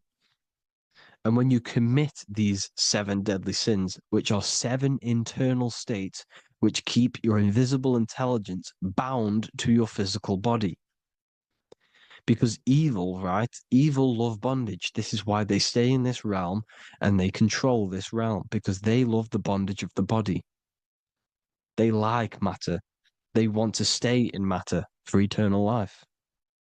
They don't want to ascend back into the heavenly realms where you do not have a physical body. You can explore the universe within the astral planes. They stay bounded to the body, bounded to the 3D construct of the physical world. They have greed, lust, envy, gluttony, wrath, sloth, pride. They want all of this. And if you want that, that's okay. But deep, deep down, you don't want that, because your soul is always telling you the right thing to do. Your soul knows what to do to get out of here. It needs to detach from the external world. Detach from all of these 7 internal states which bound you to your lower self, your lower centers. That's what a sin is. You have a left and right brain. The left brain is always analytic. The right brain is metaphorical. So the right brain is producing a holistic view of reality. Now, what do I mean? And not view, perception.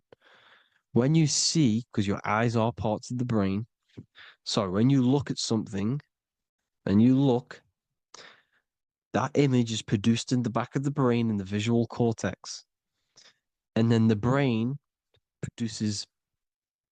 right brain produces a perception, a holistic, it breaks down what you're seeing into a holistic image, a holistic perception. So, for example, if you're in a woods, the right brain sees the whole woods as one big woods.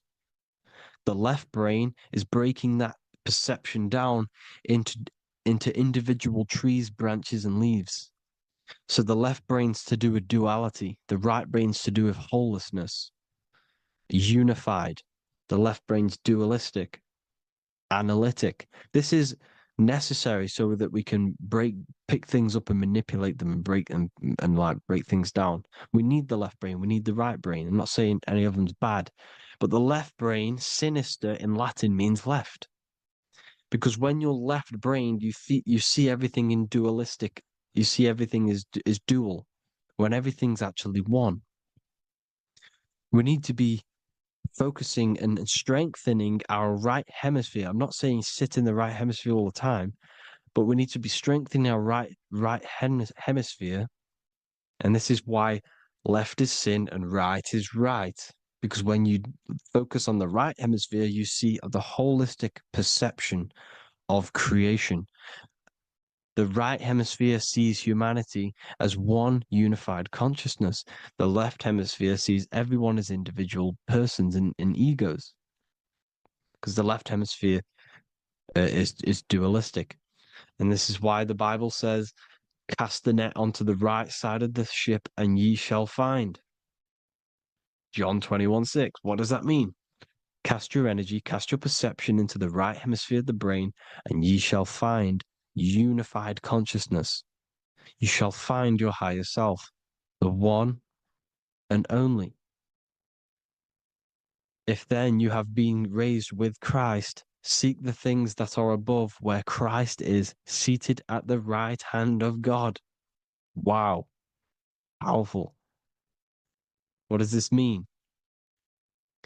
Seek the things that are above, where the Christ is seated at the right hand of God. God is your consciousness, your invisible intelligence between the two hemispheres. The right hand of God is the right hemisphere. Seek the things that are above the heart. Love, intuition, expression, and wisdom. Seek the things that are above the heart, the higher self, the higher part of the body. Because when you seek the things of love, expression, intuition, and wisdom, you create a strong aura. You attract the same frequency. And this frequency is heaven, God. This is the Sumerian artwork showing the Lamb. This is a step symbolizing stepping upwards, raising up. He's stepping over the Lamb up to the bird. His hand is going to the bird. The Lamb symbolizes the lower self. Okay? The bird with the wings is in the sky. It represents the higher self. This is why angels always have wings, because it represents the higher self in the sky. The lamb is a ground animal, symbolizing the lower self. He's stepping over the lamb to the bird, his higher self, his invisible intelligence. Horus and Set, Jesus and Satan. Look, Horus has an evil brother, Set, just like Jesus and Satan. Horus is a bird, higher self. Set is a ground animal, lower self, which is the devil and the angel on your shoulder. You see? The right and the left hemisphere, the two wings. So the devil and angels always speaking to you. The higher and the lower self. It's the battle between the higher and the lower self, between the invisible intelligence and the physical body, because the body's the one that wants the sugar, it wants the pleasure, it wants the sex, it wants the porn, it wants all of the materialistic things, it wants the 7 deadly things. Okay? It wants this. There's a battle between the higher and the lower self, your intelligence and the body. This is why you need to become balanced, so that there's a deep connection between the body and the invisible intelligence that I am. You need to master your mind with discipline, and you gain a connection between the brain, the body and the intelligence. Resurrection, transmuting sexual energy. Okay, this is important. Res is Resh, which is Hebrew. The early Hebrew Resh symbol is the head. This is the head. Resh, erection. Erection is a sexual stimulation. Resurrection is rise erection. You got to raise your sexual energy up the base from the spine to the head. This is the Christ, the Christos. There's a psychophysical psychophysical oil produced in the brain every month. Go and watch my other video on raising the chrism. Okay? And every month there's this fluid produced in the brain, which takes 2 trips because one's produced by the pituitary, one's produced by the pineal, magnetic female, magnetic and electric charge. And it takes 2 trips down the spine to the solar plexus, the bread of life in the Bible, or Bethlehem in the Bible, because the River Jordan's your spine. Goes down to Bethlehem. It gets born in Bethlehem, just like Jesus. Because when this oil travels to the solar plexus, it creates the seed, the seed of life, and it feeds the body, all the central nervous system, all the cells. It regulates the blood, does all sorts of good things for the body, this oil. Now, when you save your sexual energy and you raise your resurrection, you await the Christ, you raise it from the solar plexus or the sacrum bone up to the brain, you activate 100% of the brain, and this is the true resurrection of Christ. Instead of wasting the energy and giving away your sexual fluids, because behind the fluids is the energy. So when you release that fluid, the energy is out there. You've released the energy. Your sexual energy is the most potent emotional force a human could possibly feel. Same with any animal or anything. The sexual urge, the sexual emotion is the most powerful, potent emotion that you can feel. It takes over the whole body. When you feel sexually aroused, it takes over everything because it's so potent. And when you fight the serpent, when you fight the sexual energy, which is shown here in the Egyptians, the cat cutting off the head of the serpent, or Hercules fighting the serpent, or in the Greek mythology fighting the 7-headed dragon, the 7 chakras. The serpent is your sexual energy because it symbolizes your kundalini. When you fight it and you transmute this energy, instead of releasing it, instead of acting sexually on it, you can transmute the energy, transfer it from the solar plexus up to the brain. You can also do this with other tasks. Instead of releasing it, instead of raising it from the solar plexus to the brain, you can use it for other things. So, for example, you want to think critically. You can use it for critical thinking. You can use it for going to do exercise. You can transmute sexual energy into anything. But you can do this. You can raise the sexual energy, and you can use this energy to push the cerebrospinal fluid from the solar plexus up through the spine, up the 33 vertebrae to the brain, and it'll activate 100% of the brain. And this is the resurrection of Christ. Jesus was never dead. Jesus was never rose from the dead. It symbolizes the Christ, Jesus Christ. Christ is Christos, which means oil in Greek. The resurrection of the Christ, the Christos, the oil. When it activates 100% of the brain when it's raised, and it can regulate all the systems, it can regulate all the blood, it can regenerate the body. And this is the true Antichrist. They don't want us doing this process. The Antichrist is not against Jesus, it's against the fluid in our body that makes us live hundreds and hundreds of years and makes us live as gods. This is the true resurrection. And when you fight the serpent, you fight your sexual urges, your sexual emotion, the most strong emotion that you could ever feel. You can do this process. And this is the true secret of transmuting sexual energy. Because when you transmute the sexual energy, you can become a god. And this is why Hercules is fighting the serpent. Notice how the serpent is low. He's reaching down to it. It represents the lower self. Because the lower self wants the lust. It desires sex. The body desires sex. There's a fight between the higher and the lower self. But when there's balance, there's even. Heaven is even. When there's evenness between these, this is the kingdom of heaven. This is when heaven is on earth. So at our highest levels of ourselves, the highest level of our intelligence, this is God. God is something that we manifest. We need to achieve Christ consciousness by battling the body.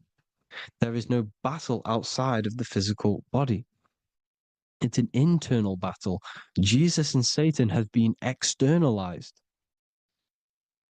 Nothing exists outside of you, because I explained in the beginning how you are the consciousness experiencing the central nervous system. Therefore, there is nothing outside of you. It's all internal. Jesus and Satan have been externalized. Why? Because it's business. The church is a business. It's all a business. They've created these figures to be historical when they're not historical. The Bible's not historical. It's all externalized. It's called exoteric, when the truth is esoteric, internal teachings. So anyways, people, balance the chakras, balance the two hemispheres of the brain, balance the conscious and the subconscious. Balance is perfect, the yin and yang. You are spiritual and physical. You live in day and night. You need to be balanced. Oneness. Seek oneness. And this is the true kingdom of heaven. And when we all realize that we are all the same intelligence, the same consciousness expressed in different bodies, when we all realize this, we all realize we're all one. Doesn't matter what race you are. It doesn't matter what race you are, where you're from, your nationality, because none of you are actually from here. None of you are from the physical world. You're manipulating the physical world through the physical body. You are the I am.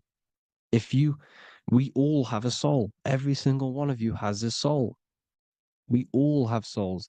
The reason why they say some people don't have souls is because they're trying to suppress your mind.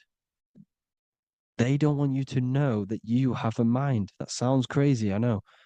But a lot of people haven't realized that they have an infinite intelligence called a mind. And behind that mind, if you can observe your thoughts, the person who is observing the thoughts, you have a soul. Everyone has a soul. Don't listen to all these people saying some people don't have a soul, some people do. We all have a soul. Every single one of us. So anyway, you need to break the lower nature of yourself. At our highest levels, we are gods. Our intelligence, our universal intelligence, the I am, the intelligence that's inside of the brain, is God. Our minds are being corrupted within believing that you are the body, and the result of this is a society like today, because everyone thinks they're the body, and everyone's living in the lower nature of self, where everyone only cares about themselves. But when we realize we're all one big consciousness ball, we're all the same consciousness expressed in different bodies, there will be peace. So thank you all, people. If you do want to learn more, if you do want to read my book, it's called The Book of Wisdom. I'll put it in the description. It's an amazing book, people. It's going to give you the best understanding possible about creation, yourself, and the world. It's amazing. The Bible, everything. I have just launched a new cymatic library. A friend of mine has just added this to the website. He creates beats, and he creates the purest beats. So they are actually the frequency that it tells you. most of the stuff on YouTube and Spotify and Apple Music is all, it says it's a certain frequency, but we know these major platforms are all playing with the frequencies of the app. So if you want a real binaural beats, solfeggio scale frequencies to meditate on or listen to throughout the day, join the Occult Library. You can get a 2-day free trial. I'll put the link in the description. Thank you all, people. Hope you all enjoyed this video. God bless you all.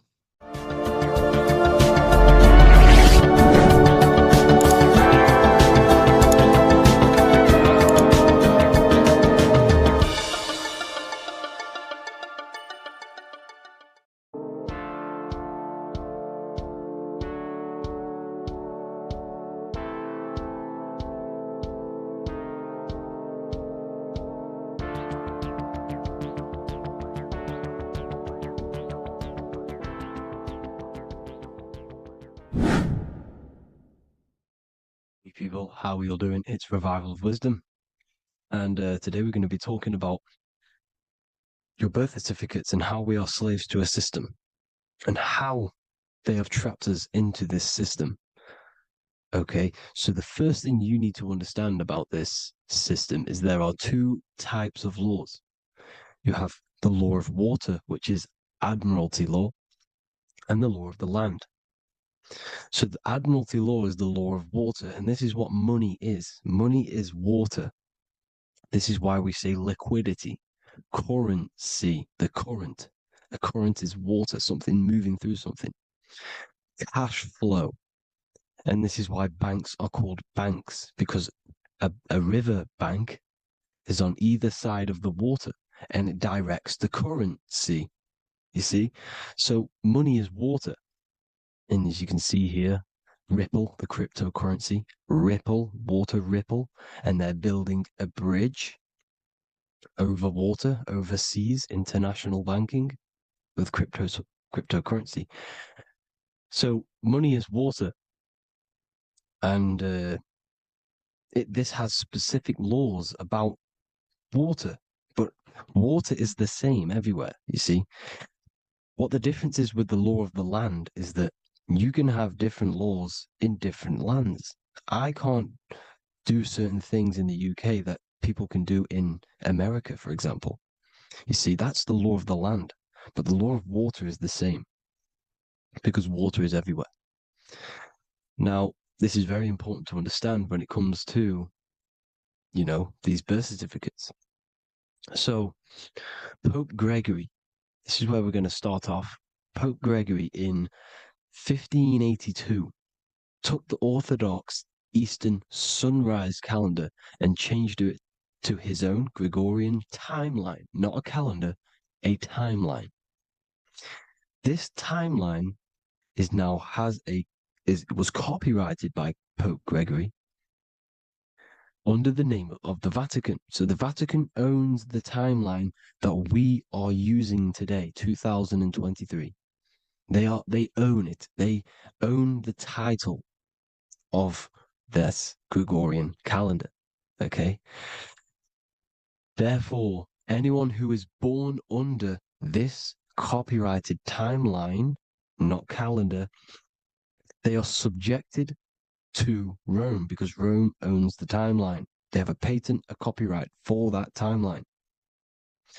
What is on our birth certificates? That timeline. We are born underneath, we are subjected to the Vatican. This is why all birth certificates go to the Vatican. They own every single birth certificate. Okay? So when we use this timeline, we are subjecting ourselves to this timeline. Okay? Which the Vatican has a claim over. This calendar or timeline is set to sunset, not the sunrise, which is associated with death, darkness, and the moon, lunatics. You see, so this is a sunset calendar timeline. Okay, this is now, they've changed a couple things, right? They say that the new year is January the 1st. Okay, when we know this is in winter. January is winter, which is associated with darkness, death, the death of nature. So this is a death cult, people. These people are evil. They're so evil. the Vatican. And this is why we use April Fool's Day, because April is in Aries, and Aries is always the start of the zodiac. This is why Aries rules the head region, 12 zodiacs, 12 systems of the body. Each zodiac is associated with each part of the body, and this is why Aries is the head, cerebrum. But we're not going to talk about it in this video. But yes, that is what April Fool's Day is. They're putting it in your face. April Fool's Day is the real start of the year, when the sun starts to rise again, when the risen Savior is resurrected, when it's born again. This is when the Jews celebrate the Passover. This is when the Christians celebrate the resurrection of Jesus, and they eat lamb. The Jews eat lamb because we're in Aries, the new year. The sun is now born again, our risen Savior, the light of the world. So yes, this is what April Fool's Day is.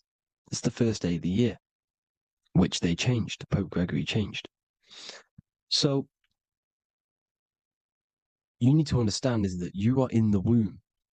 You are inside of a ship, because every ship, literally a ship, every ship is female. This is why they say she delivers the product, because she does deliver the product. You, the baby. Same thing with a ship. They deliver products. They are a she. And when they pull up to the bay, like you can see on this picture, they're pulling up to the bay. This is now called the birth canal. The ship is now in birth on paper. Okay, this is law. And when they pull up, they tie up to the bay, and now they get a certificate of manifest certifying all of the products which are on the ship and what they are bringing into that nation. Okay, so you're bringing in this many of that, everything's on the certificate of manifest. And this certificate as manifest is also your birth certificate, because you are traveling through water when you are in the birth canal of your mother, because you are in water when you are in the womb, and you travel through the birth canal. And when you arrive, you get a certificate of manifest with the name, how many, the quantity, that's your birth certificate. Okay. And this is what it is. We are a well, we're not a corporation, but we represent a corporation, which is your name in full capital letters. That is your corporation. You cannot physically tax a body, but you can tax a corporation. This is why we get charged. This is why we get taxed, because it all goes down to the corporation, which our name represents, which we are subjecting ourselves to. We are my name. I am subjecting myself to this name, and that name has a corporation which I represent, which I subject myself to. You see, this is how we are attached to this straw man, this character that they have built on paper. So it's a character which is on paper. This is what we represent. So when the woman gives birth, she delivers the baby, and then she has another substance. Now I'm going to break down how they attach this name to us, how they do it. Okay. Our mother is carrying us the product in the womb, the water. And it goes, for example, it goes from the United Kingdom into a state-owned, corporate, federal-owned hospital, which is government-owned. She does not declare the package when she enters the building. Aha, so keep that in mind. When she delivers the package in the federal territory, she does not declare the package either when she leaves. Therefore, there is no evidence that we exist when we arrive. On paper. On paper, there is no evidence that we came into the building or left the building. We have not been declared. So we do not exist on paper at this point. When the woman gives birth, she delivers the baby, and then she has another substance, which is called the afterbirth material. Okay? This afterbirth material has the same DNA as our physical body, with the body, mind, and spirit. Okay? This is how they get this corporation. Hold on. The afterbirth material does not get claimed by the mother nor anyone. Therefore, they salvage that substance because we are under the Vatican. Every state is all Catholic. Your birth certificate is Catholic.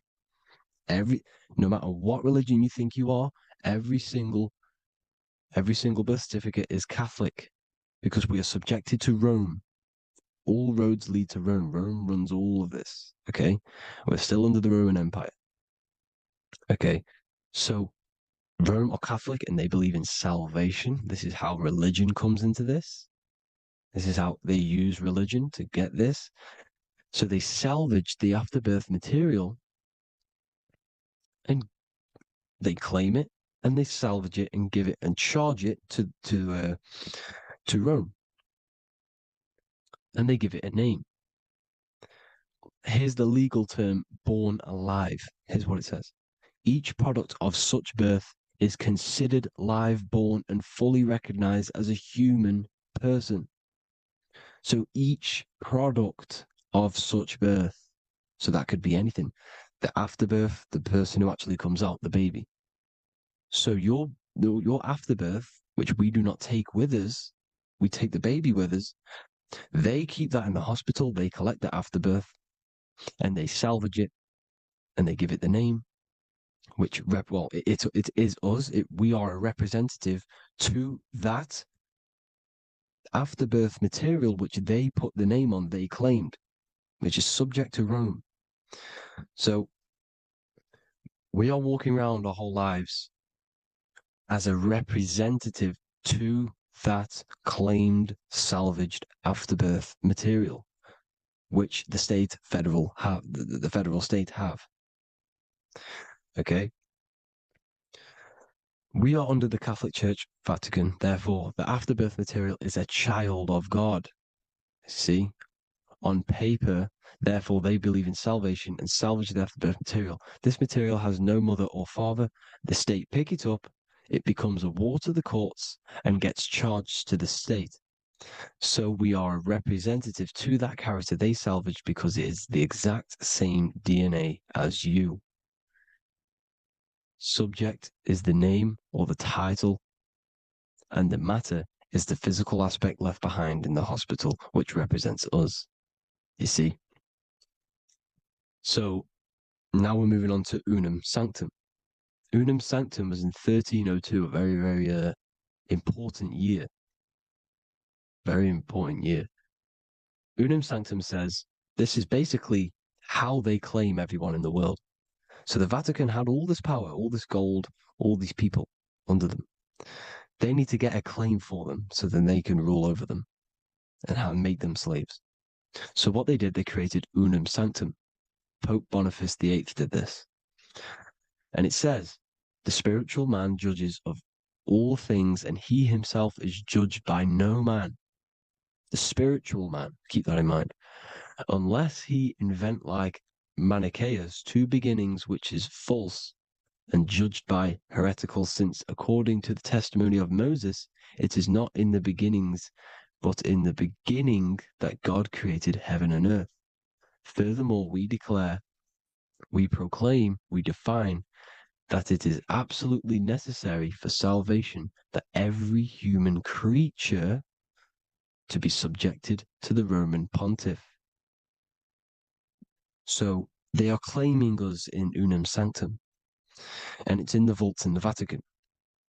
They will put a spell on it because they are sorcerers, they are magicians. They put a spell on it, they lock it up, and whatever goes on that piece of paper goes. And this Unum Sanctum is claiming all of us. So what does it say in the beginning? The spiritual man judges of all things, and he himself is judged by no man. The spiritual man, the man with the body, mind, and soul, the first baby that comes out the birth canal. That's you, your body, body, mind, and soul. You have the Christ, which is I am, which is grace. Grace means here now, in the present. You have the Christ, which means I am. Therefore, you have a soul. If you can say I am, you have the Christ. You have a soul. But a creature can be anything with no soul. You see? So no man can judge the man with the soul. However, as it says in the second part, we proclaim, we define that it's absolutely necessary for salvation that every human creature to be subject to the Roman pontiff. So they are subjecting the afterbirth, not the man with the body, mind, and soul, but the afterbirth to the Roman pontiff, to the Roman Catholic Church. We are the ones who are claiming to be the afterbirth material, which is our birth certificate, which is our representative. We represent that because it is our DNA. This is how we are stuck. We are stuck because we represent this DNA, which is on paper, recorded. You see? So we, being untaught, uneducated in these subjects, we are subjecting ourselves to this system, to this slavery, because we just want to live. We just want to live happily, just peaceful. Think about it. Where's all this coming from? Where's all this war, all this killing, deaths coming from? We just want to live. It's coming from the Catholic Church, these evil death cult, which has subjected us, which has used us as slaves, and we are still slaves, and it's just going to get worse and worse and worse. So this is how we have subjected ourselves to be the slaves to this system. It's a lot to take in, and there's a lot more deeper stuff which goes into this. I'm just going over the surface. I'm going quite deep, but there is little details that I still need to learn myself. But this is the general how that we've been stuck to this slave system. So we are batteries, okay? This is why we get charged. When you go in a court, you get charged, okay? Because you're a biological battery. This is why cities look like motherboards, because we are feeding energy to this matrix. Okay, when we look outside of ourselves, when we give power to so-called Jesus Christ, worshipping idols outside of ourselves, where attention goes, energy flows. We are feeding the matrix with energy. By looking within, placing your attention within yourself, you are taking back your power. Because the I am is Christ. The you, the soul, is Christ. It's God. The awareness is God. Okay? However, we are subjecting ourselves to this system. We're subjecting ourselves to this system and the feeding of our energy.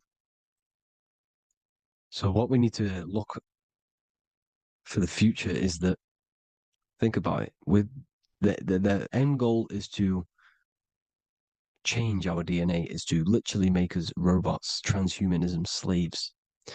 This is why we have smart cars, smartphones, smart watches, smart meters, smart cities.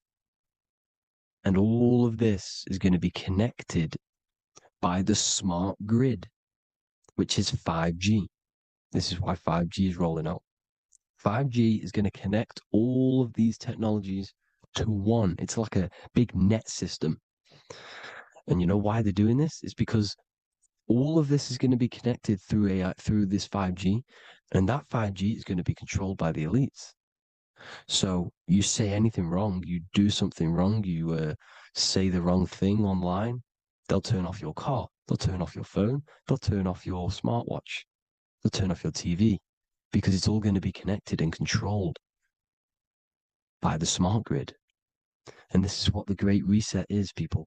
But they're going to trap us inside of these 15-minute smart cities so we can't leave the area, because they're going to use climate change as a tool to enslave us to not travel because of so-called climate change and the fumes that we are putting into the air, which is all BS. They're doing this to push these new cities, to push all of it. But listen, they're trying to get inside of your body. The only way they can do that is to get you addicted and using this technology. First, they got on the body with the smartphone. Well, first of all, we use the technology. We get used to it with it in our hand. The next step for them was to get on the body, which is the Apple Watch, as you see down here. They have now successfully got onto the body. The next thing is to get inside of the body. This is the brain chip. You see how they've slowly lured their way in, slowly got you addicted to this technology, got you dependent on this technology. And what they're going to do is that they're going to mold society to be dependent on the brain chip. So in order, for example, if you want to go and pay for food, you're going to have to get a chip to pay for the food because it's all going to be digital money. And that digital money will be connected to the chip and you'll need the chip to pay for things. You see?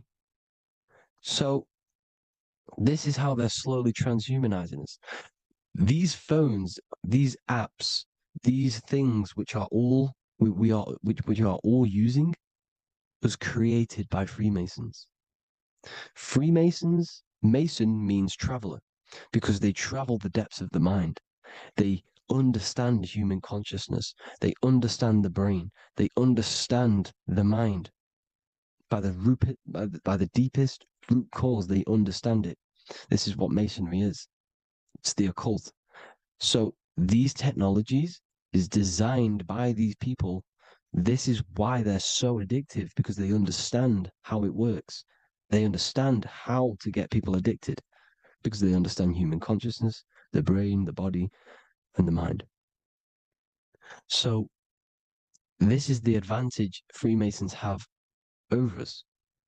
And these secret societies, which have gone through the orders of Freemasonry and progressed onto these secret societies, which are the evil side, because I'm not saying Freemasonry is evil, okay? But the societies which they go beyond Freemasonry, because you can go beyond the 33rd degree into these secret societies, and they use this knowledge for the bad, to enslave people. And this is what's going to happen. Transhumanism. So I hope you all learned some insight for today. Please do a bit more research on, the birth certificate and stuff like that, the straw man. And have an amazing day, people. Please like, comment, and subscribe. Peace.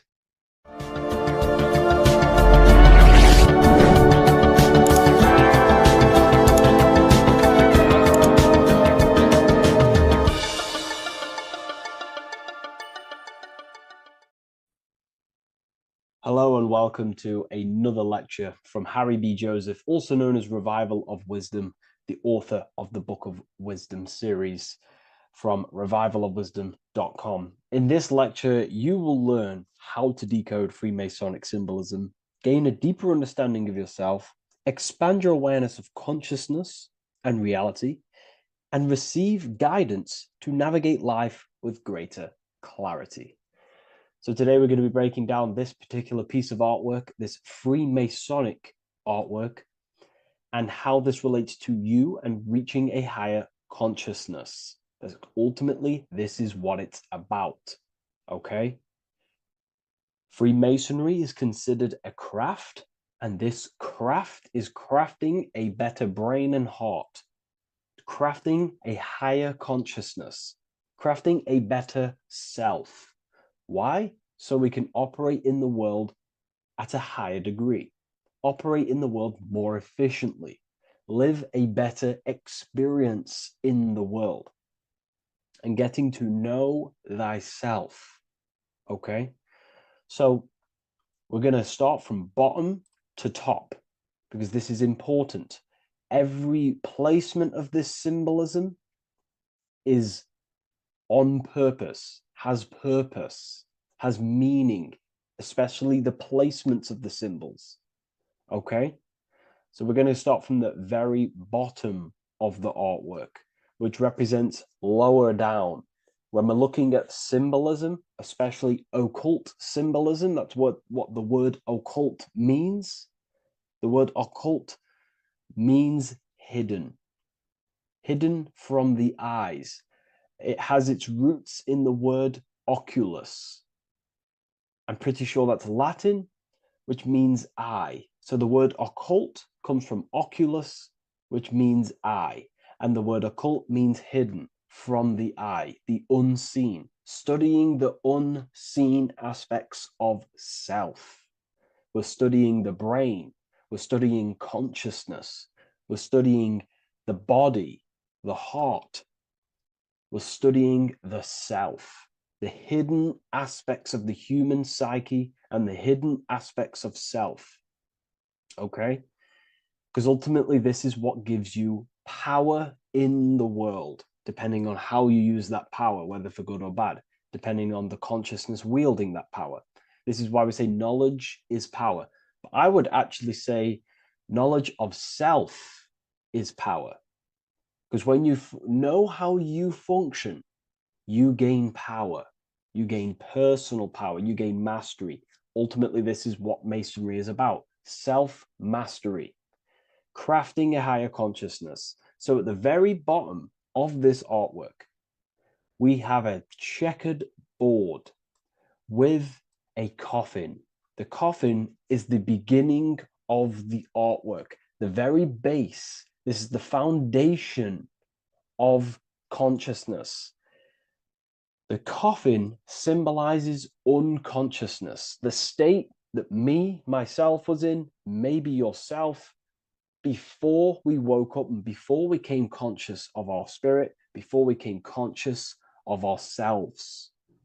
That ignorant state of acting without purpose, acting unconsciously, experiencing the world and not actively living in the world, simply reacting to external circumstances.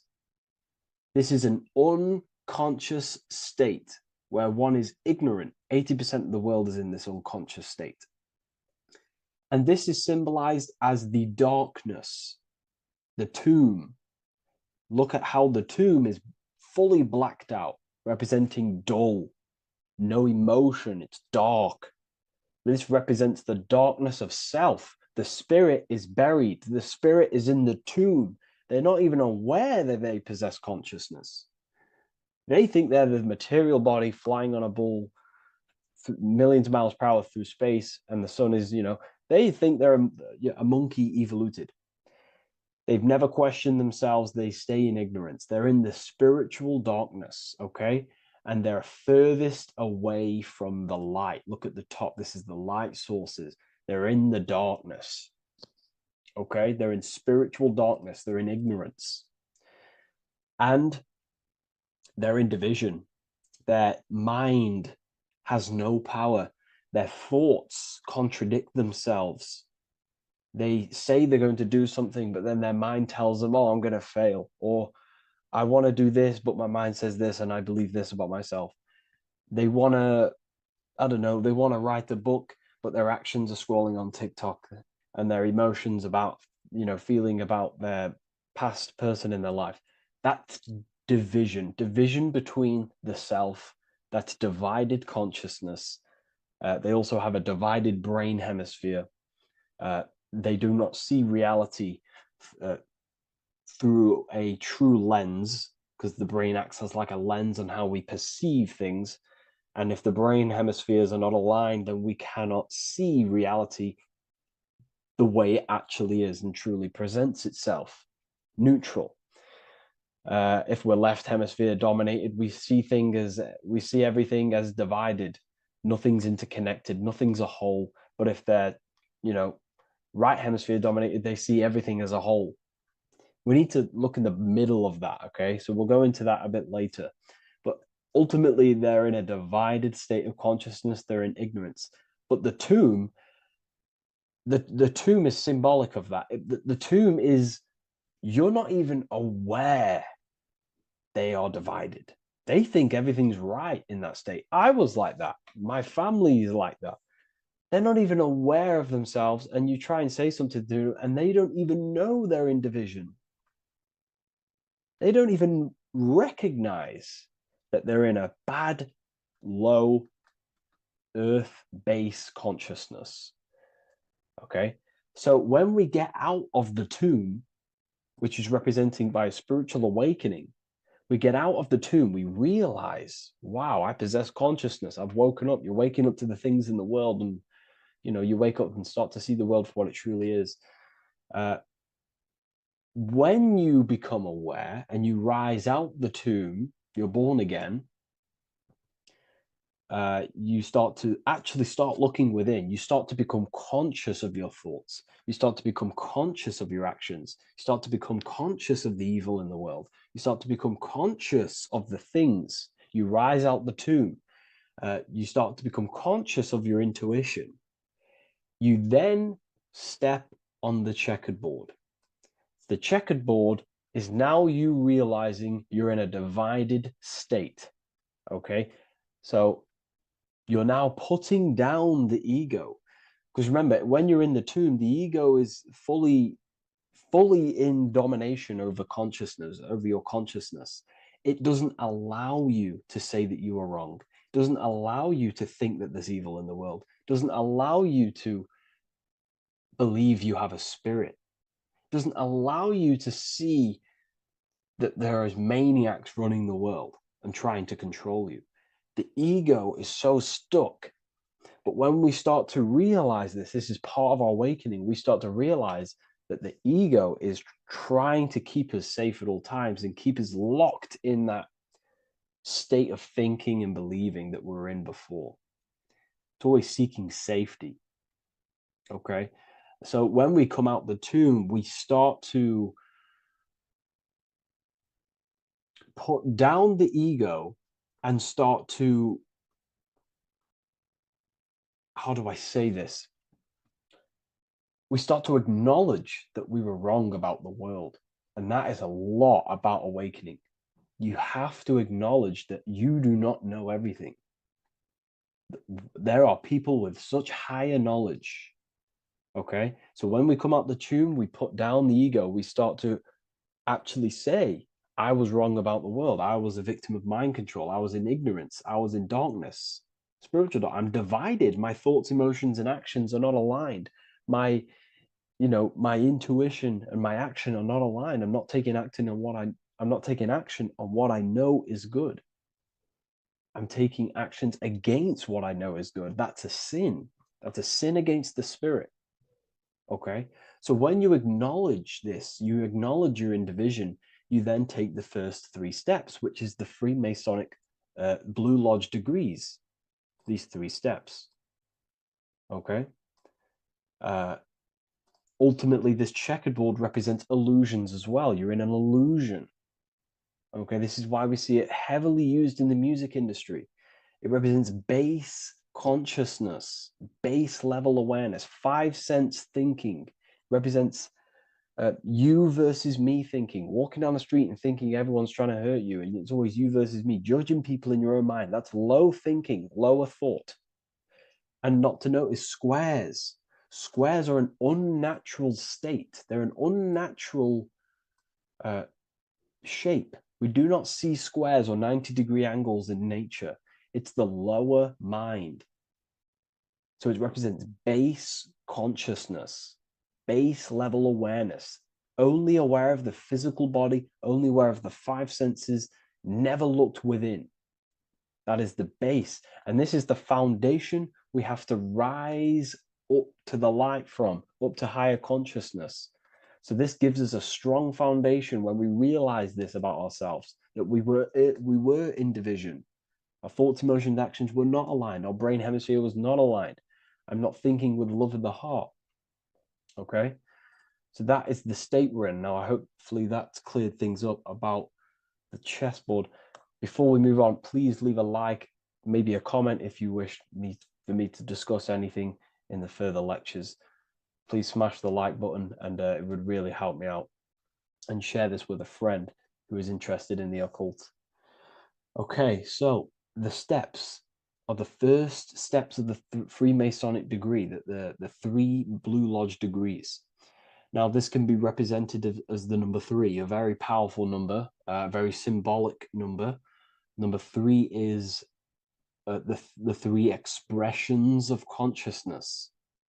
How do we express consciousness? How does consciousness express itself?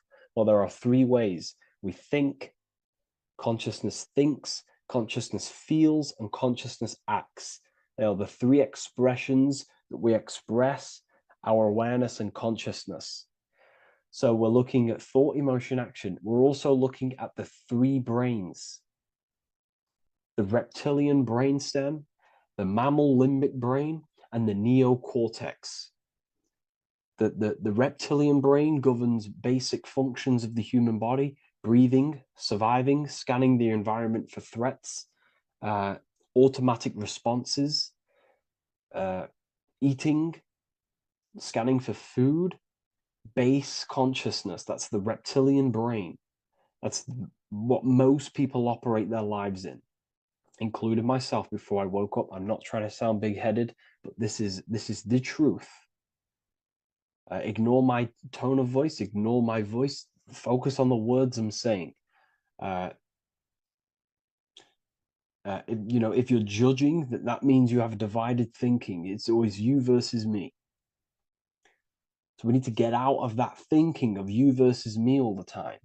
That's lower consciousness. That's animal thinking. That's earth thinking. We're unified. We need to reach a higher consciousness and do not waste our mind's potential on low-level earth divided thinking. Okay? So we're looking at the reptilian brain, the mammal brain, and the neocortex. Now, the neocortex is ultimately what makes us human.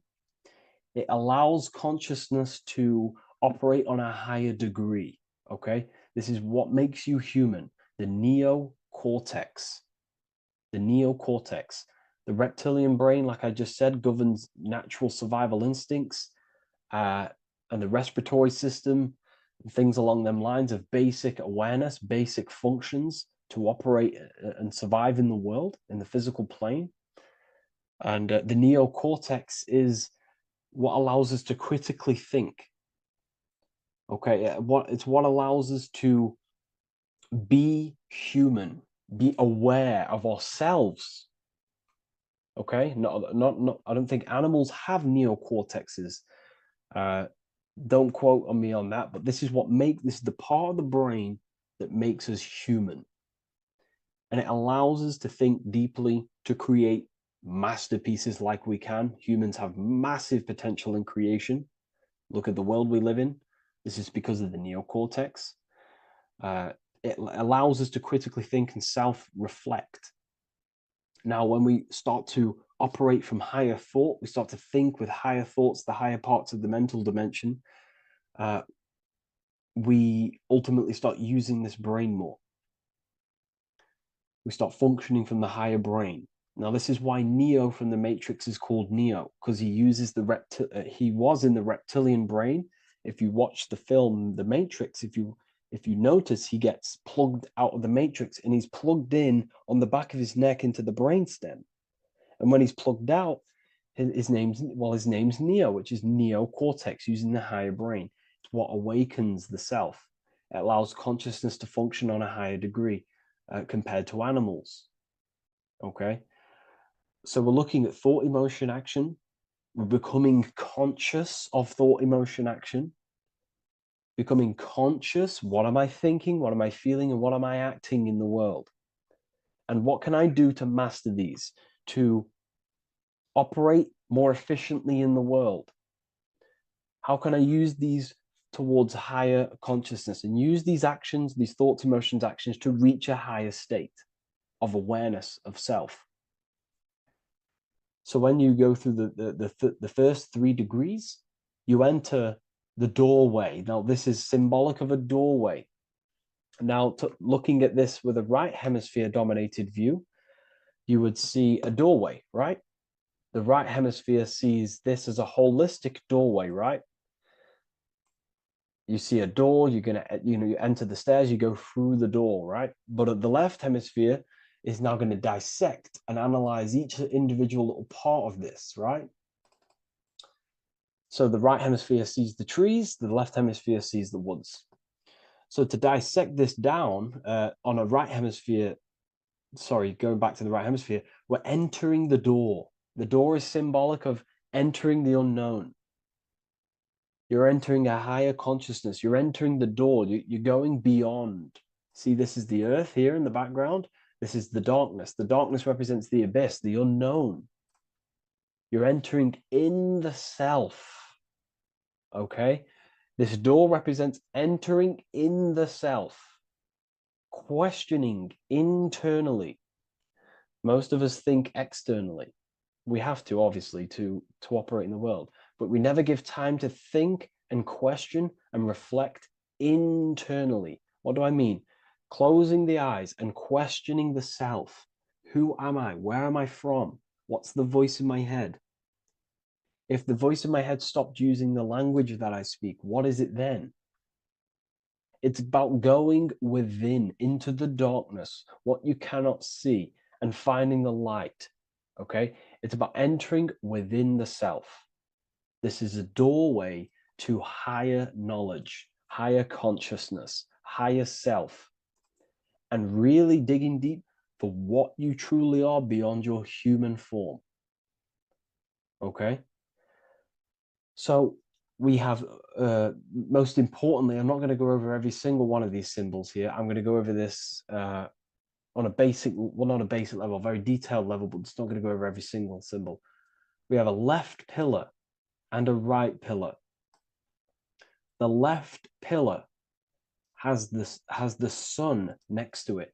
The sun is more electrical energy. It's very dominant. It's a very powerful, masculine force. This represents the masculine quality of consciousness. The masculine qualities.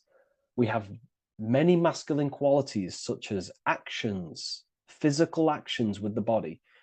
We have thinking. Thinking is a very masculine force. We have the left brain, analyzing brain, the brain that's very logical, that's trying to figure things out. That's the masculine pillar. Okay? So this is the masculine qualities of consciousness. It also represents what we can see, the sun. The sun allows us to see, to visually see in the world. So the sun represents the external world, the world outside the self. When we close our eyes, we have a self, an internal dialogue, an inner voice. We have an inner world, outer world.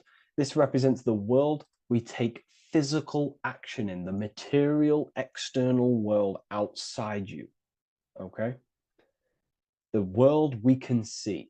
And then on the right pillar, we have the moon, which is associated with feminine qualities of consciousness.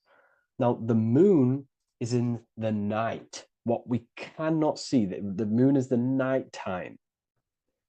The darkness symbolizes what we can't see. So it's representing the internal world, the world of the self, the immortal world. Okay? The self in the mind is immortal. When you close your mind, you go in the mind, that self inside you is immortal. In the mind, you are immortal. Outside the mind, you are mortal. You will die. This body will die. Okay? So this is representing the internal world on a holistic understanding. It's also representing the right brain, the feminine brain. It's also representing intuition, emotion. They're linked. Intuition and emotion. They're a feminine force. Also, we're looking at the heart, the right pillar. So everything that is feminine falls under this right pillar. Now, don't get confused. I know a lot of people can get confused about what I've just said. So this represents the inner world, the outer world. It also represents everything masculine and feminine.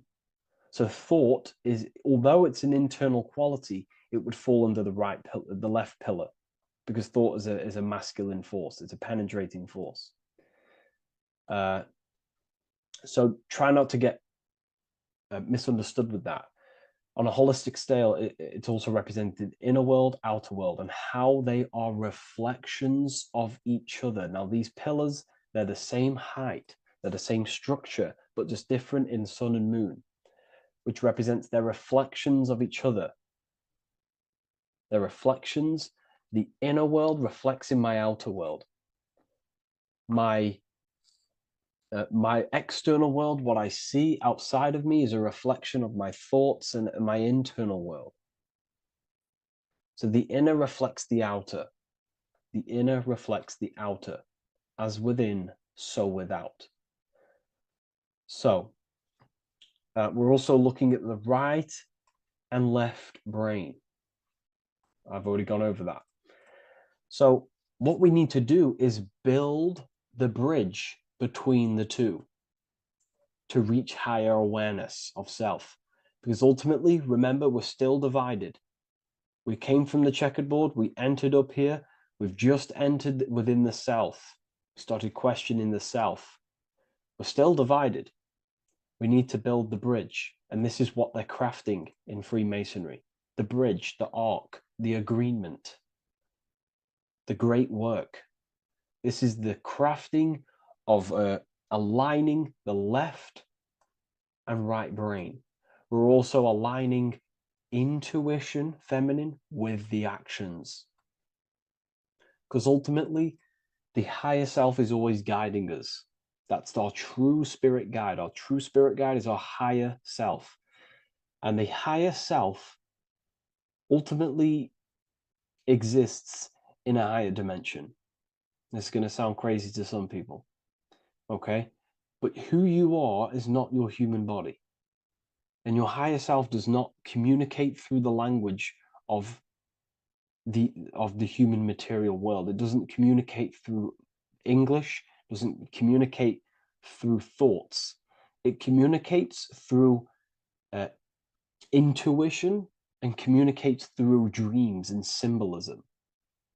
So it's all associated with the right pillar. This is the things we can't see. The higher self is always guiding us to awakening and to our purpose on the earth.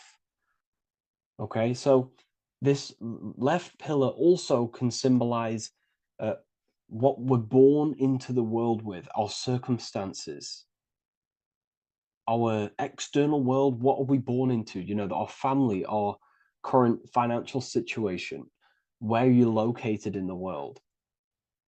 So it's also symbolizing this. It's also symbolizing the qualities you bring here, the natural abilities you have when you're born, and what we need to do with our environment to ultimately reach a higher consciousness and reach our and transmute our environment we're born into to realize who we were and why we came here. Okay. So